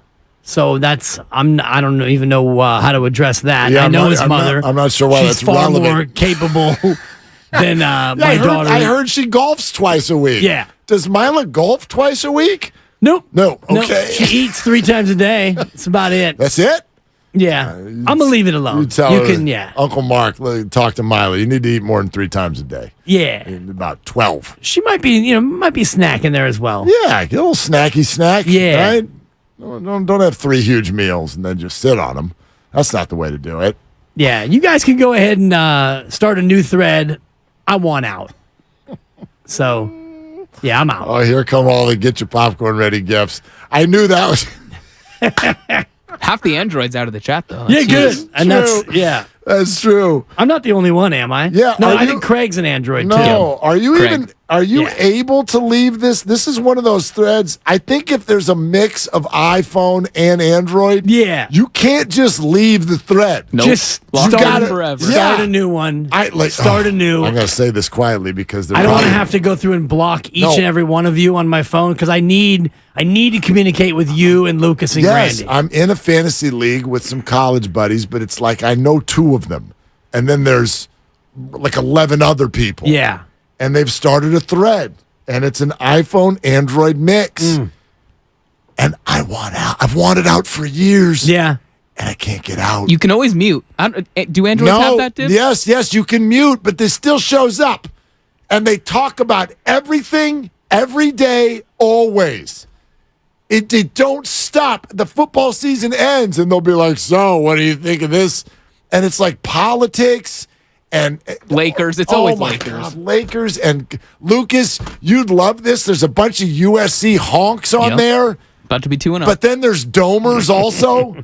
There's domers and USC people, and they fight. And I'm like, I don't like either of you. So just stop. Get off. I'm like Harrison Ford on that. Get off my phone. Nothing I can do. You're there forever. It's tough. So, Dibs, thank you for your request. The answer's no. You're on the thread forever. Yeah, we'll see about that. What are you going to do? Break your phone? Block all 13 of you. You're not blocking and then, me. I'll hit you from the home phone if I need to talk to you. We'll go from there. You send me a letter? Yeah, exactly. Pony Express. Oh, gosh. All right. 888-957-9570. Here it is again. Kyle Shanahan talking about, gosh, that guy, Jimmy. What a bleep starter, huh? Jimmy Garoppolo with all of his comments on the SI podcast about how the 49ers quarterback situation is pretty weird. And so then this developed between Kyle Shanahan and Matt Mayoko, NBC Sports Bay Area, which led to our question, which we will reiterate after you listen one more time. Yeah, I think anytime you trade up to the 3rd pick in the draft and it doesn't work out, that's a weird situation. But that is the situation. So that's what happened. I don't think it's that weird. It's unusual that doesn't work out. But I wouldn't think that's weird. I think it's unusual. What do you think? The fact that he said goodbye, the day after that one season's over, and he's, all the things that happen with him physically. He comes back, he's, on the side field and ends up re-signing and starting, and it just seems like, it's been a unique. And you remember why that happened? I remember why everything happened, but I'm just saying it's been a unique situation. But I agree, it's been unique. I thought everything was fine until he looked at Matt and said, "Do you remember why that happened?" Wow. Matt's like, well, I remember why everything happened, but I just thought it was unique. Yeah. It was. It was very unique. Matt. Right. And I get it. He's fed up, Mark. He's fed up with having this thing get dragged through the mud yet again. I'm so glad you said that, because I wonder, and again, our conversation today, where's the beef? Like, explain. I really want to understand. I want to sit back and listen. Homer Willard over here. I want to hear why you're so mad at the 13-4 coach. But even that, the condescension, many will say. Do you not have some understanding of it? All of us. Do you not see from Kyle Shanahan's perspective? You're supposed to walk a mile in another one's shoes, right? Do you not understand from Kyle's perspective how he might look at all of this discussion and just go, are you kidding me? Like, for real? This is how this is going to go?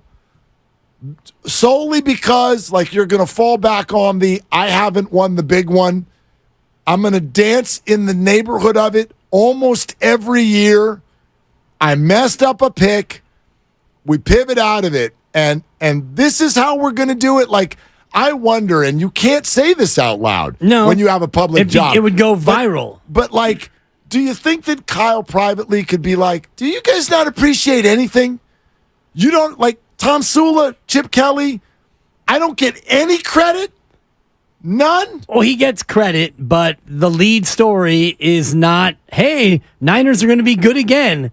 What? Well, the lead story is this quarterback controversy and this quarterback question and the Trey Lance debacle and Sam Darnold and all the rest of it. That is what the majority of fans are more interested in. If we put it out there to the callers, how concerned are you about the kicker? Or what do you think about the linebacker depth? Or who's going to be the inside corner for this team? Are you at all concerned about Isaiah Oliver and his ability to cover in space? The majority of people are not going to get riveted or be that interested by that topic. And so Kyle Shanahan knows that. He knows the way this works. But in real time and in actuality, when he has to go there in front of the media day after day after day, and the questions are largely the same. How did Trey look today? Why are you dividing the snaps the way you're dividing them?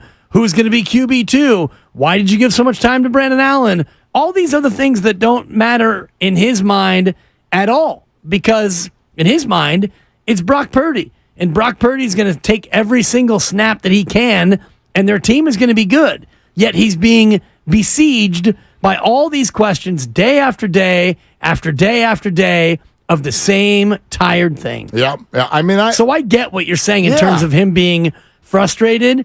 And you're right. You can't just go off anymore. I mean, it's like Jim Mora playoffs. Well, you know that, right? You know that commercial? Mom, mama, yeah, mom.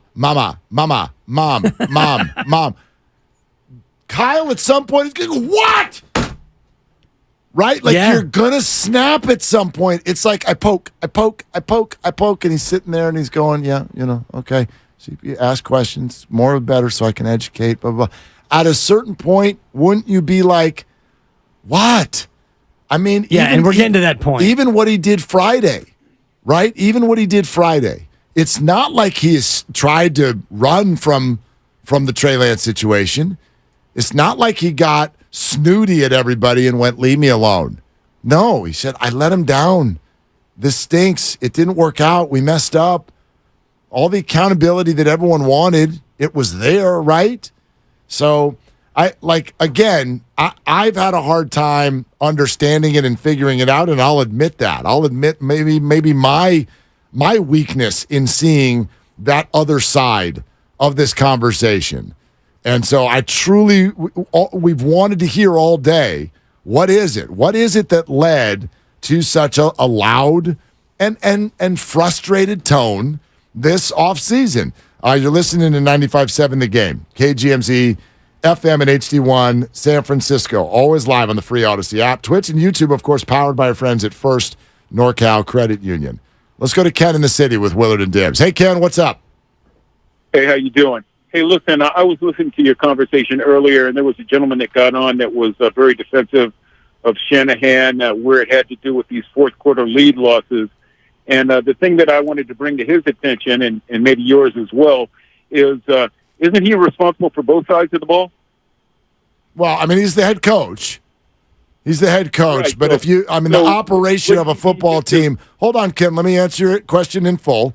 The operation of a football team, especially when you have a head coach who operates more on one side of the ball than another, Kyle is going to be more involved on the offense than he is on the defense. You know what I'm saying? Now go ahead with the rest of your point.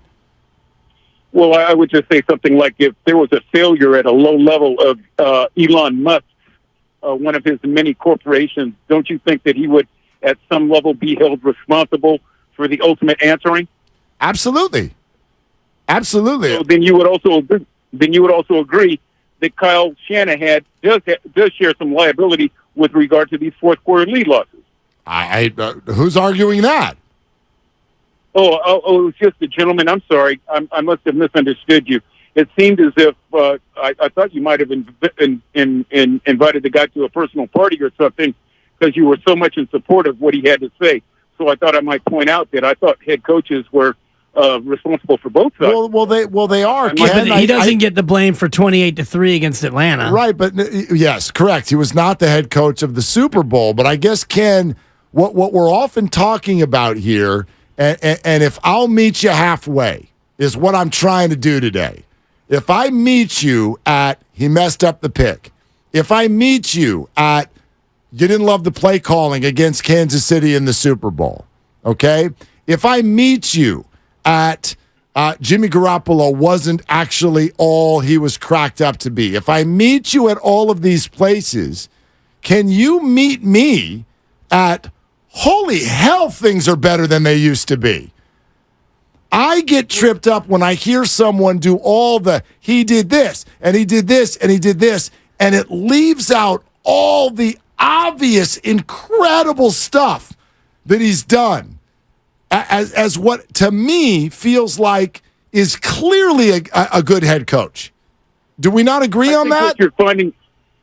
I think what you're finding with fans is that I think personnel is a direct relation. There's a direct relationship between personnel and expectation.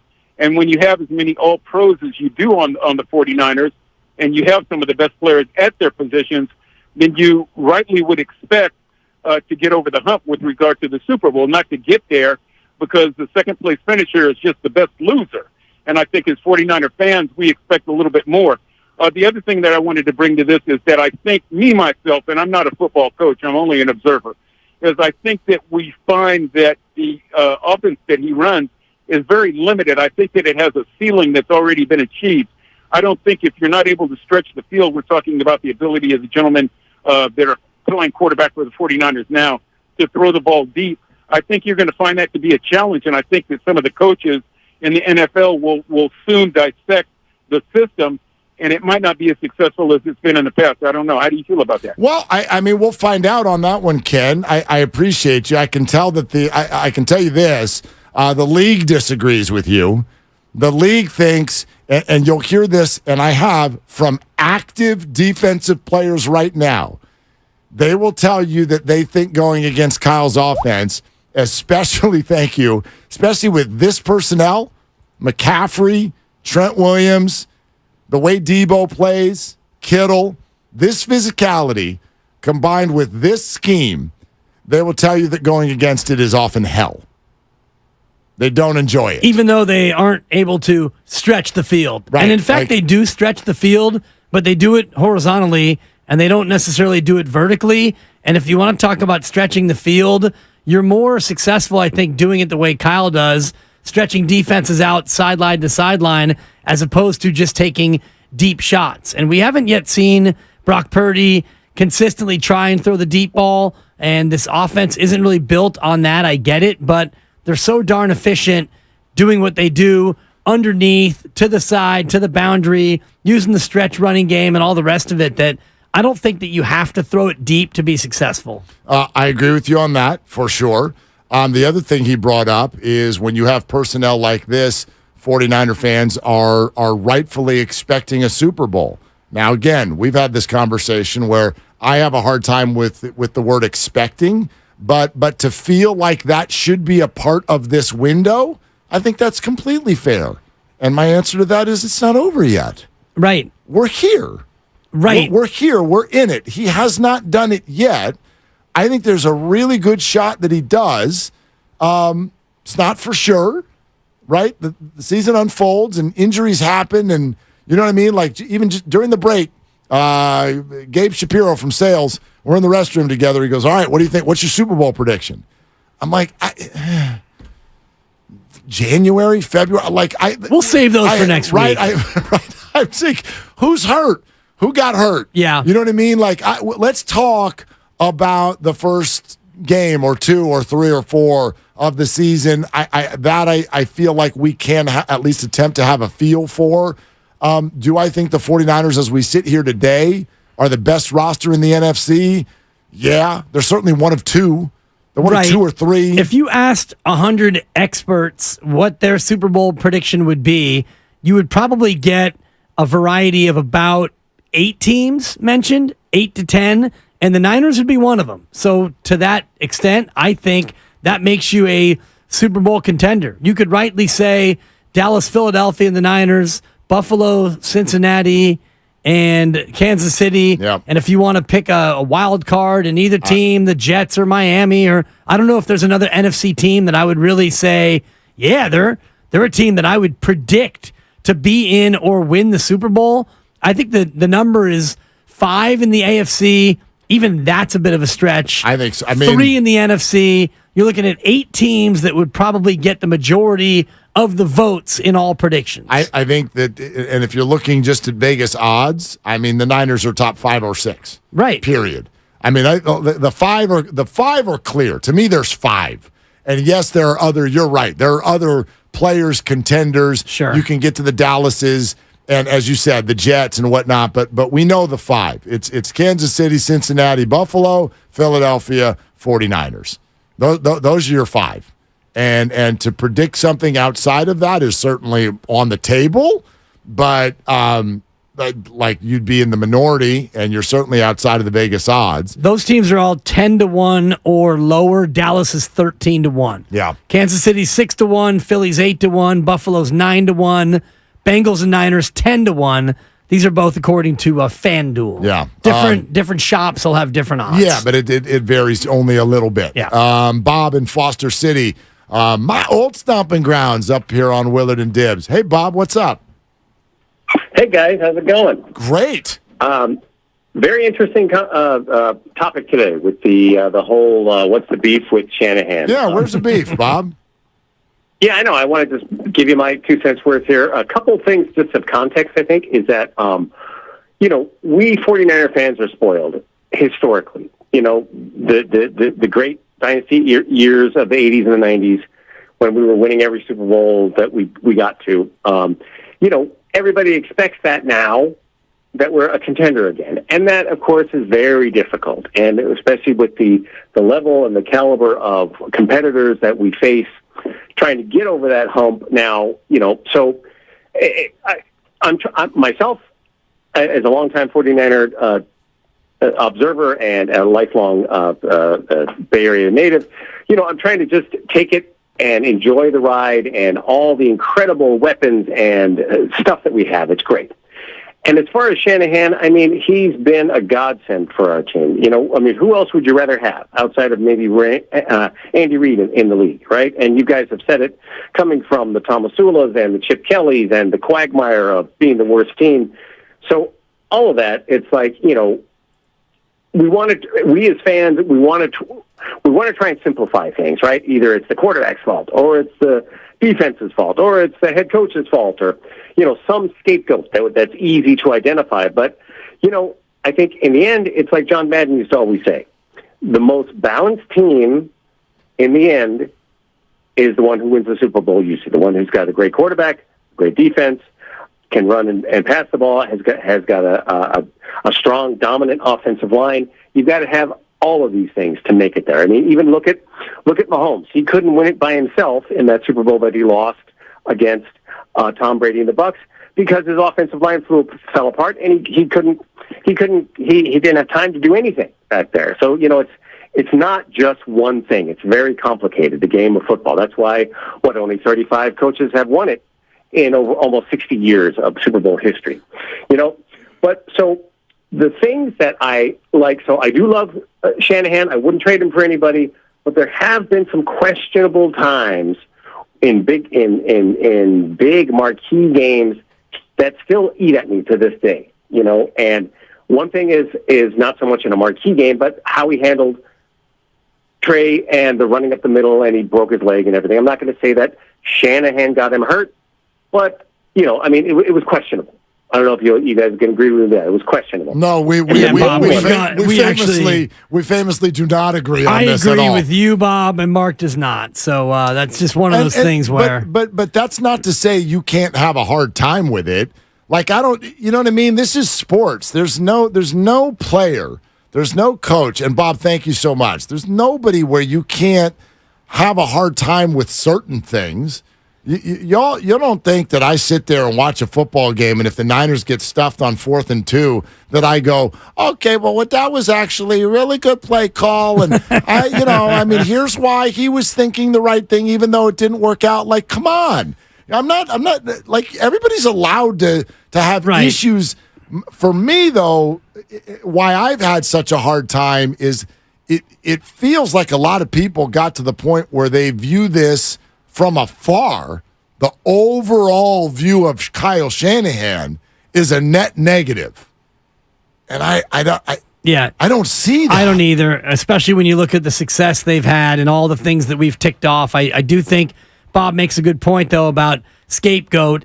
And a lot of times when our team loses, when you lose the conference championship game, forget this last year because it's easy to point to Brock Purdy. Some people want to blame the tight end for whiffing on a block that provided the hit that Brock Purdy got hurt. Okay, if you want to point to that one play, some people even point to Kyle Shanahan no doubt. For a bad play call. Yep. And a play call oftentimes is only bad when it doesn't work.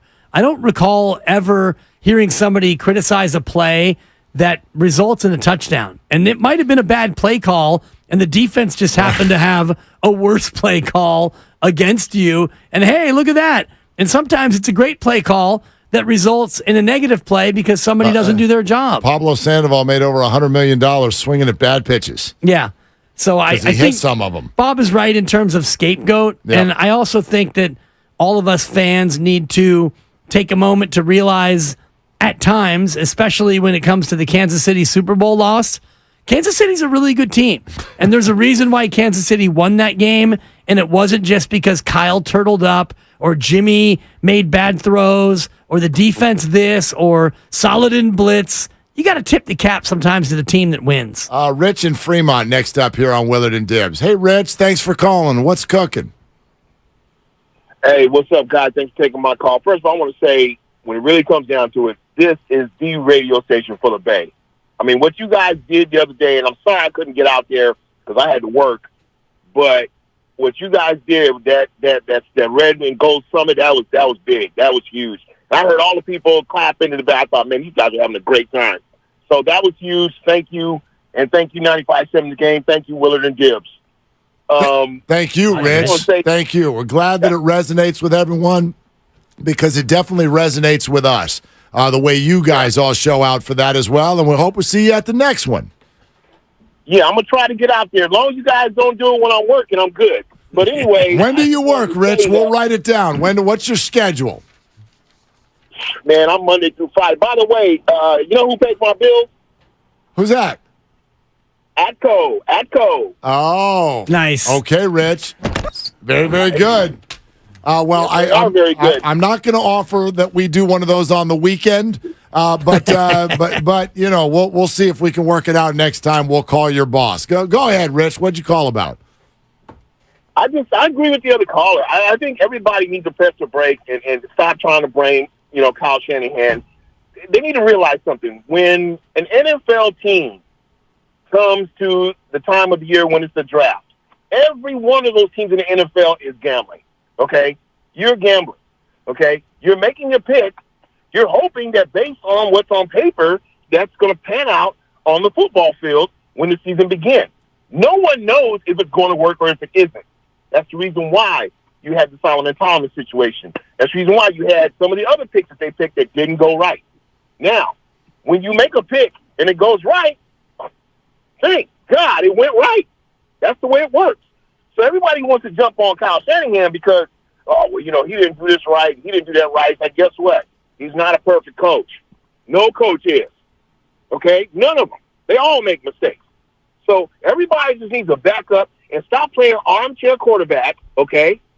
And the other call, they came in talking about, I'm just an observer. Well, if you're an observer, then observe, okay? Because really when it comes down to it, the season ain't start yet, and we don't know what's going to happen. Niners. Yep, amen. Rich, good call. Thanks, and thank Rich. you for those comments. And truly, we do hope that you meet us out there for our next summit. Yes, plans in the works for a Warriors summit already. And, of course, the last one was pretty much after things had kind of wrapped up. I wonder maybe if this one had happened in the middle of the season. I don't know. But we're working on all that. And thank you to all of you who did make it out to the Red and Gold Summit. Yeah, the whole thing for me, look, obviously, there's got to be a spot where we can attempt to meet one another halfway.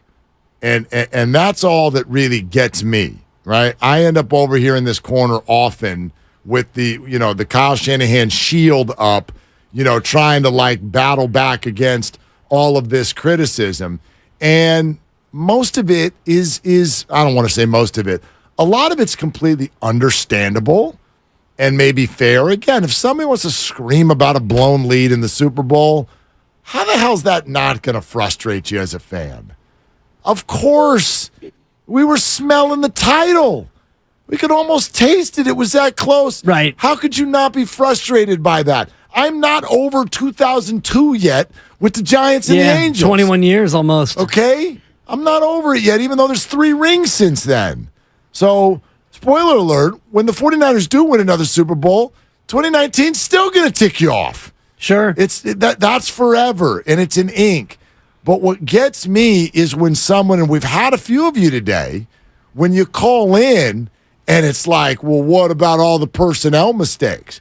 And what about all the play call mistakes? And what about the snooty press conferences? Condescending and arrogant. Lining all this stuff up as if there aren't good play calls. Right. And good personnel decisions. Quality wins. And amazing draft picks. All that, yeah. Like, your expectation is actually born from all the incredible players that they've loaded onto this roster.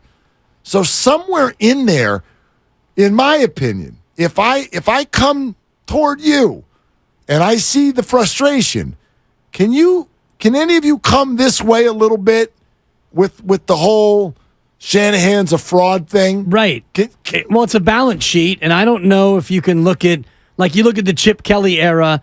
And I'll go back to that just one more time just to make the point. They were 2-14, and when you look at the Chip Kelly balance sheet, what he did right, what didn't go right, the negatives far outweighed the positives, and so you moved on from Chip Kelly. Kyle Shanahan's been here 6 years, and if you want to lay out all the draft picks and put him in the positive or the negative side and all of the seasons, and the 3 seasons where you went deep and the 3 seasons where you didn't go deep, and the quarterback selections, and the coaching staff, and all the rest of the things that Kyle's had his hand in, I think you'd be hard-pressed to see that the negative outweighed the positive, especially the last 2 years where you are 23-11 in the regular year, 4-2 in the postseason, and you look like you're going to be good again. So I'm with you in terms of the overall macro view of it. I don't know how you look at it and say, Kyle's got to go. Or, Steve Kerr, you got to get rid of Steve Kerr. He doesn't play the young guys. Well, if that's one piece of it, if you believe that's one piece of it, you also have to look at the young guys he has played and the 4 titles that they've won while he's been the coach. And the same thing for Shanahan. If you want to balance it out, pros and cons, to me, you'd be hard-pressed to find more cons than pros. It's Willard and Tibbs. Really glad you're with us. We're having fun on the YouTube and Twitch chat. Xfinity Mobile text line. Keep going with your calls as well. 888-957-9570. Burns in the city. Hey, Burns, what's cooking? What are you doing? What's up, my guys? I just got home, so you know it is. But how are y'all? Hey, man. Good, Burns. We're heading toward where you already are, man. Yes, sir. Yes, sir. All right. So my take, this is like the only time I hear people like scrutinizing the details of the process without like acknowledging the results. In like a business world, you look at results, you accept those results, you move on, right? And his results have been positive. And I just got to say, it's like, I'm 30 years old. My entire life, been a Niners fan. This is the only coach I can see outside of maybe Harbaugh. And Harbaugh ended in this fiery mess. But, like, what I'm so confused is, do people want him? What do people want him to be? Do they want him to be bashful, apologetic? You want to see him bend over backwards for you and admit all of his wrongdoings? Or do you want a sharp, diligent man that believes in, has confidence in his system and can get positive results? So this man took us from these dark ages and brought us to the gold-blooded era that we're currently in, and we're due, y'all. This is like Steph Curry going in the slump, missing his shots. We are due for this ring. I feel it. I think this is the year. I know karma and jinxing and all of it, but I really do. This feels like the most balanced team from top to bottom. Like maybe very small things, nickel corner line, we'll see. But I think Shanny's a great guy. He's going to get us there. So let's do it, boys. Go Niners. Burns, thanks, man. That's a fun call, and have a good evening. You know what? Just listening to him talk, here's a question that sort of pops into my mind. I mean, we live in this day and age of social media, and arrogance is often celebrated, right? I mean, Deion Sanders takes over Colorado, and everybody shows up to the spring game. Go to anybody's Instagram feed in our building or any other building, and every post is about how great X is or Y or Z. My life is great. My trip is great. My dog is cute. Everything's wonderful. Yeah, I mean, guilty. But right, like, although that, I don't know if that, when people post their favorite moments, never rings to me as condescending or arrogant.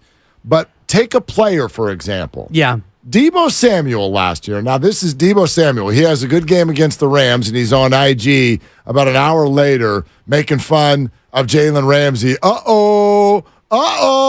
Like all that stuff, right? And he holds out and asks to be traded until they give him $85 million.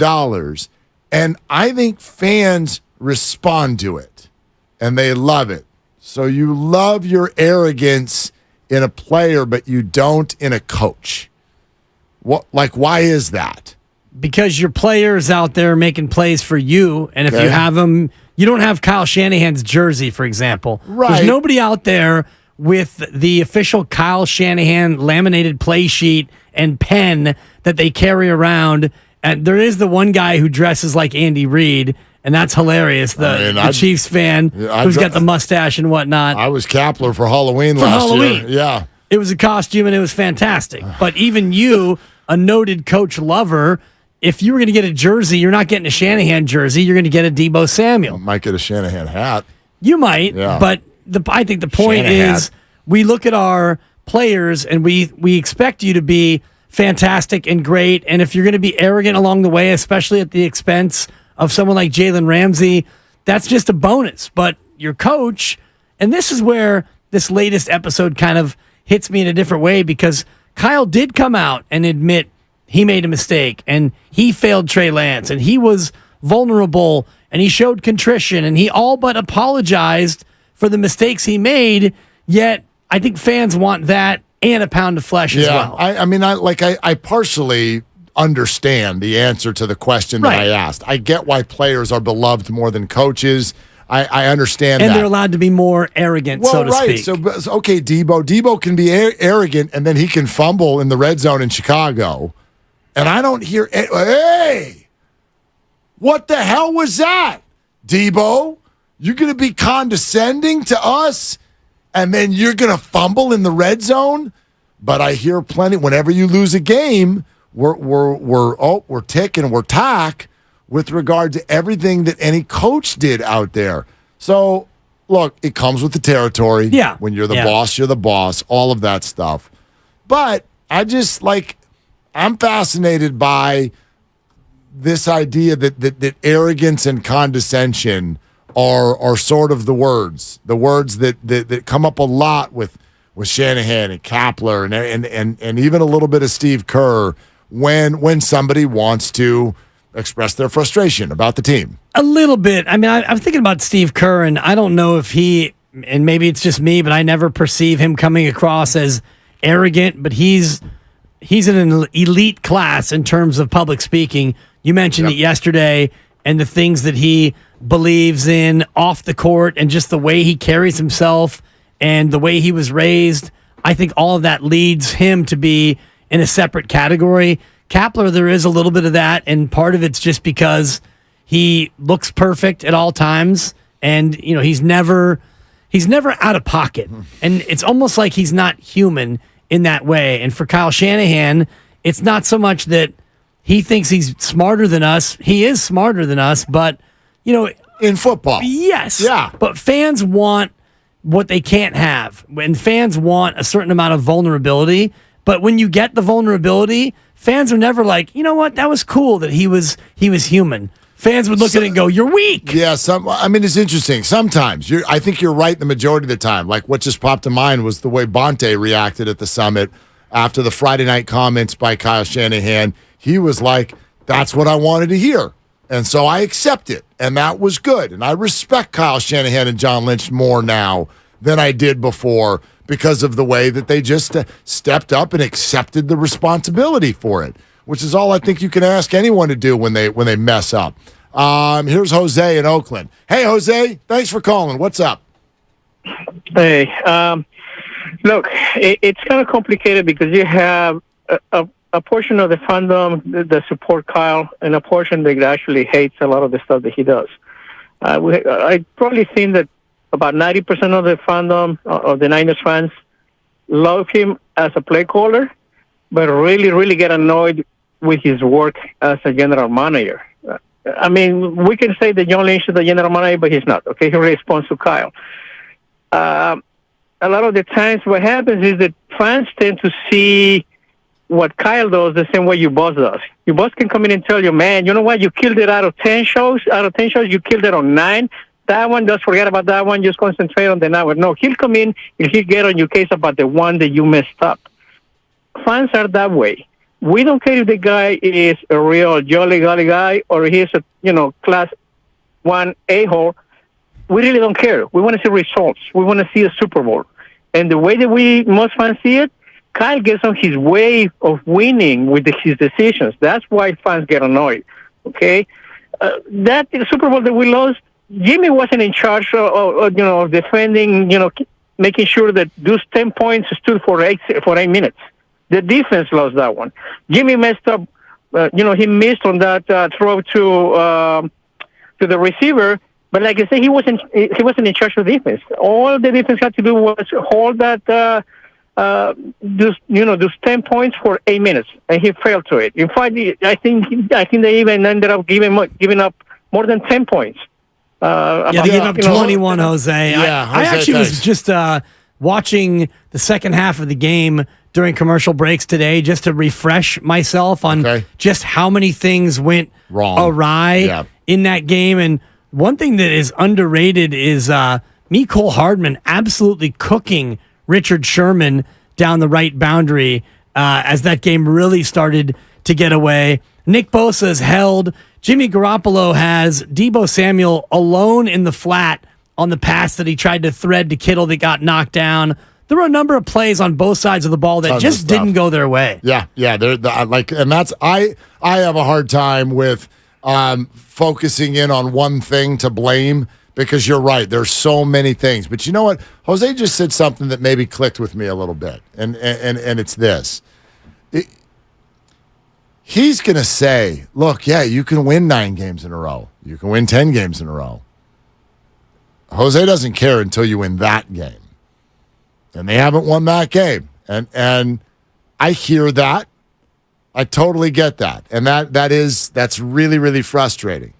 I wonder, Jose, if you can understand people like me who feel that, and this is truly how I feel. If you don't like Kyle Shanahan, I believe you're a person who focuses on the negative. That's what I think.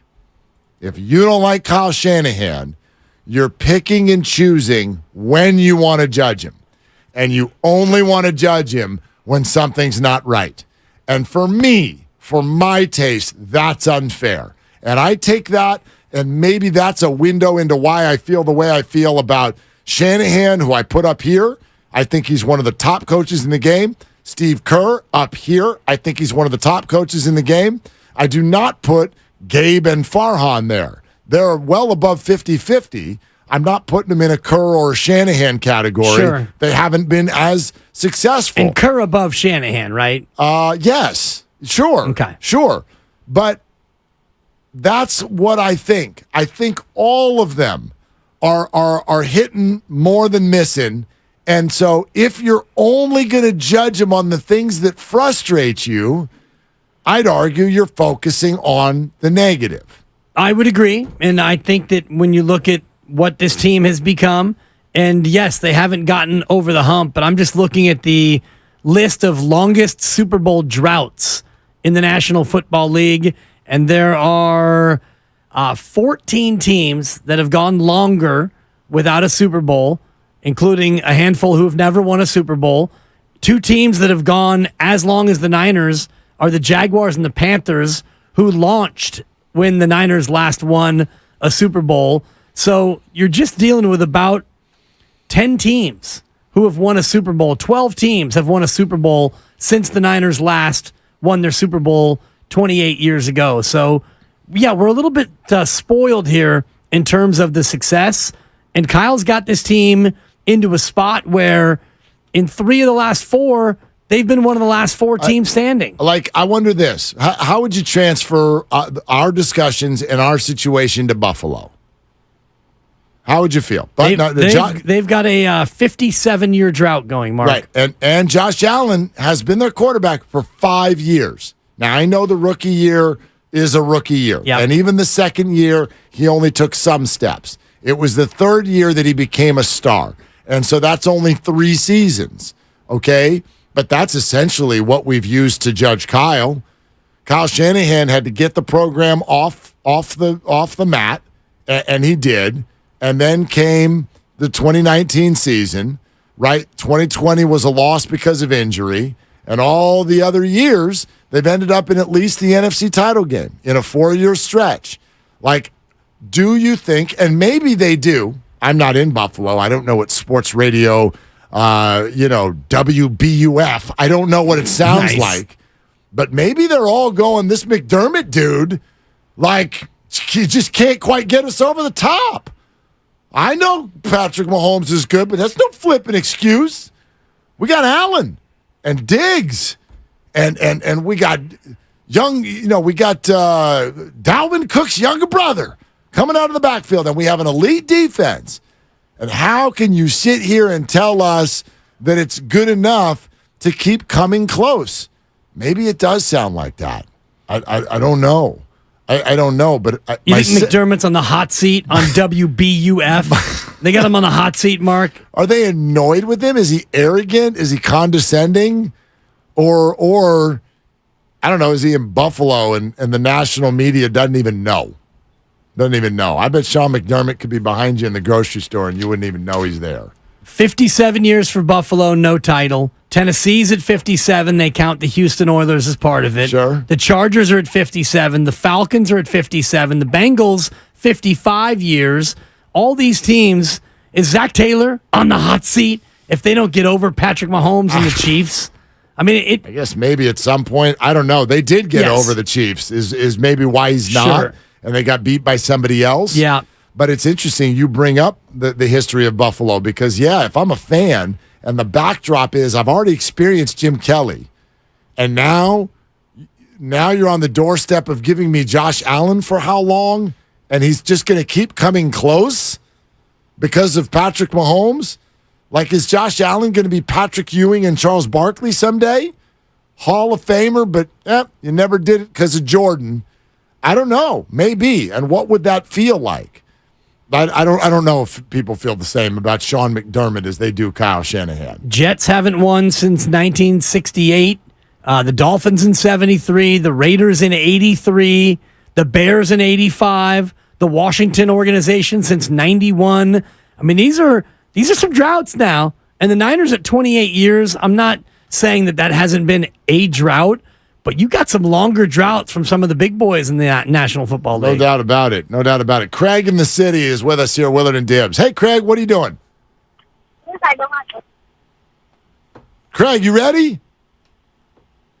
Craig is like Steiny at a fantasy draft. Not ready. Let's go to Fabian in Maryland. Hi, Fabian. What's up? Hey, what's going on? Couple comments. First of all, I am going to that week 1 game. But, as far as arrogance go, you brought up Debo. Look what happened when Debo had a little bit of arrogance. He had a season that he's not proud of. So I think that's what goes on when there is arrogance. And as far as Kyle goes, I mean, even like Jimmy's comments about it being weird, Matt Mayoko had to be like, dude, can you at least admit it that it was weird? And instead of him saying, you know what, it was weird and we just hope to not have a situation like that again, he's like, well, I can't go with the word weird. We got to find the word that I come up with. No, it was unusual. And it's just like, I just think like at the top, that arrogance is not as okay as if it's like players. And, that's basically the point. Like at the top, you just can't be that way. Well, actually, I disagree with you, Fabian. I totally hear you.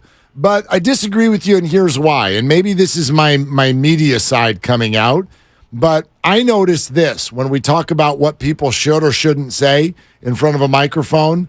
I noticed that if you're boring as hell, we rip you for being boring as hell. We're on to Cincinnati. There you go. But if you speak your mind, we rip you and go, you're not supposed to say that. Don't say that. That's arrogant.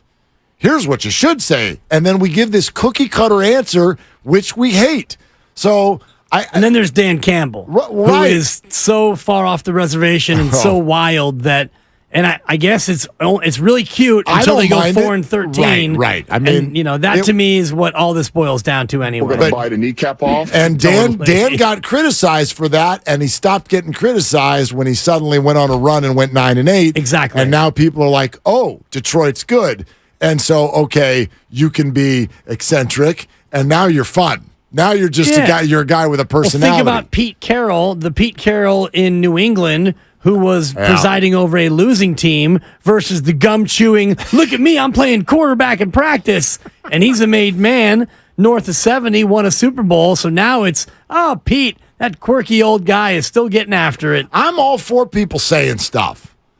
And sometimes it's not going to come off that great. Look at us. Talking in front of mics all day. Man, all day. Sometimes it doesn't come off that great. I get it. I got guys texting me F-bombs. Really?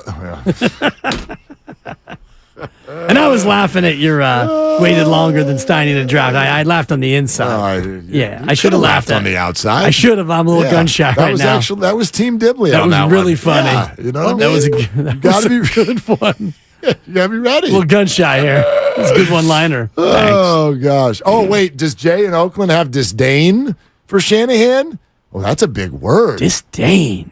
Hey, Kyle, was that the right word to use, disdain? Or, Jay, is your disdain unusual? Is it weird or unique? Hi, Jay. What are you doing? Hey, how's it going, fellas? Stuck in traffic. Sorry, man. That's all right. Before I get to my point, can I ask you guys a question? Please. Yeah, so we all know how big of a mistake it was with the whole Trey Lance thing and moving up to get him. But I was kind of wondering, what do you think is a worse trade? The whole trade that the 49ers did, or the fact that the Boston Red Sox traded Mookie Betts? Oh, God. Mookie Betts. Mookie Betts would be my answer simply because they knew what they had, and they gave it away anyway. Good point. So my point is I hear, two adjectives that you use with Shanahan. You say arrogant or condescending. Well, I'm going to use one where I don't like Shanahan. And I feel like a lot of times he's non-transparent. Now, I'm not going to say he's a liar or he's misleading, but I think a lot of times he just doesn't tell the whole truth. Example being the whole Trey Lance thing. But even if you go a couple years back when the 49ers got fined and he got fined because the whole thing where the OTAs got canceled, and he was like, oh yeah, I decided to cancel it. No, the leadership council decided to cancel the OTAs. So I think, I don't know, something about Shanahan when he speaks at the podium, I just feel like he doesn't tell a whole story a lot of times. Yeah, Jay, that's an interesting one. Thanks, Jay. And we can get into this a little bit more coming up because we got to pause real quick. But I'll just say this. I don't think coaches can tell the whole truth. Right. I don't think you can. When you're head of a sports organization, you can't tell the whole truth. I mean, and nothing but the truth. Well, you used Trey Lance as an example. Did you want him to just hold a press conference and be like, so I don't think he's very good? Right. How would that have gone over? Probably wouldn't help the trade value. No. We're sponsored by Lazy Boy Furniture Galleries. Lazy Boy makes so much more than recliners. And right now, don't miss the Labor Day event. 30% off store-wide. There's a Lazy Boy Furniture Gallery near you, so hurry in. These prices are not going to last. Lazy Boy Furniture Galleries, long live the lazy. More of your calls coming up next on Willard and Dibs. Hi, this is Brian Bakhtiari, Executive Manager of Stevens Creek Subaru. It looks like it's going to be...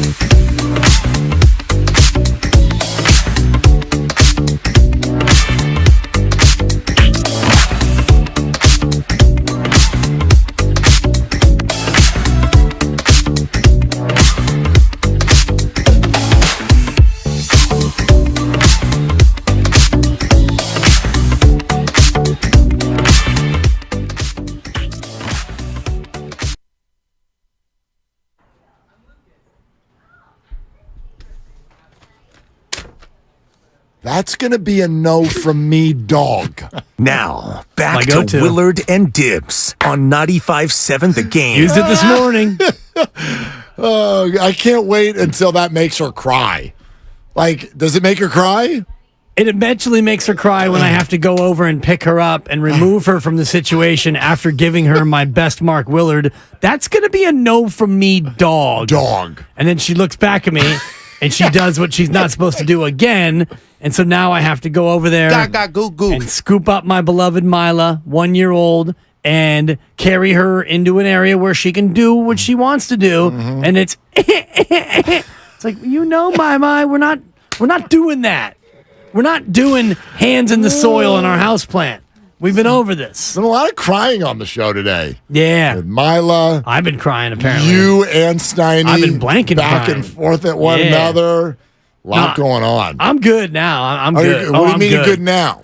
What does that mean? What happened? I'm out of the chat. You're not. Oh, it's been muted, so now I don't have to see it. Well, it's been muted, but it's still going to show up on your phone. Instant delete when I see those messages. They won't be observed. They won't be read. Take it from someone who's been through this. It will still annoy you. Take it from a guy who has taken dramatic measures to get things right. I will take additional measures, including maybe changing my phone number. So no, you're not. If it has to come to that, I will. I've already been assailed on this thread for being the Android guy, and I get it. Take me off. I don't want to be a part of your neat little back and forth with the iPhone people. Do you know what? The only thing that, by the way, why does everybody get so bothered that the texts come in green? I don't even know what that means. You don't know what that means? No. Oh, because you don't have the iPhone. I'll tell you from an Android standpoint what I don't like. What when... Like, if Lucas says, like, for example, Lucas, hey, here's what Doc Pandy is going to talk about tomorrow. And if you were to like that, that message comes in as a separate message from Mark saying, Mark liked, right. And then the message is in quotations. Right. So it's an additional message that comes in, and that's kind of annoying. It's like... But you understand that it's your fault. I understand that it's an iPhone thing where we got to... Oh, I love that. I like that. Yeah, the I iPhone. prayer hands it. Well, the iPhones, they talk to one another in a different way. They got their own language. Yes, so I totally get that. If we all had iPhones, the text would come through as blue. But if somebody doesn't, they come through as green. I don't care what. I like blue and green. Many people don't like the green text coming in. They do not like green. It makes people very, very uncomfortable. It's weird. I like blue and I like green. What I don't like is when I send you a link. If I send, and I do this all the time, Lucas, Grandy, you, me, we're on our show thread. Yep. And I'll be like, oh, I saw this on Twitter or X, whatever you want to call it. Oh, look at this tweet. Now, if you send this, if you had an iPhone, Dibs, that link to the tweet will actually pop up as a full-blown window where you can read what is in the tweet. In the text window. In the text window, you can see a picture of who tweeted it. Yeah. You can see...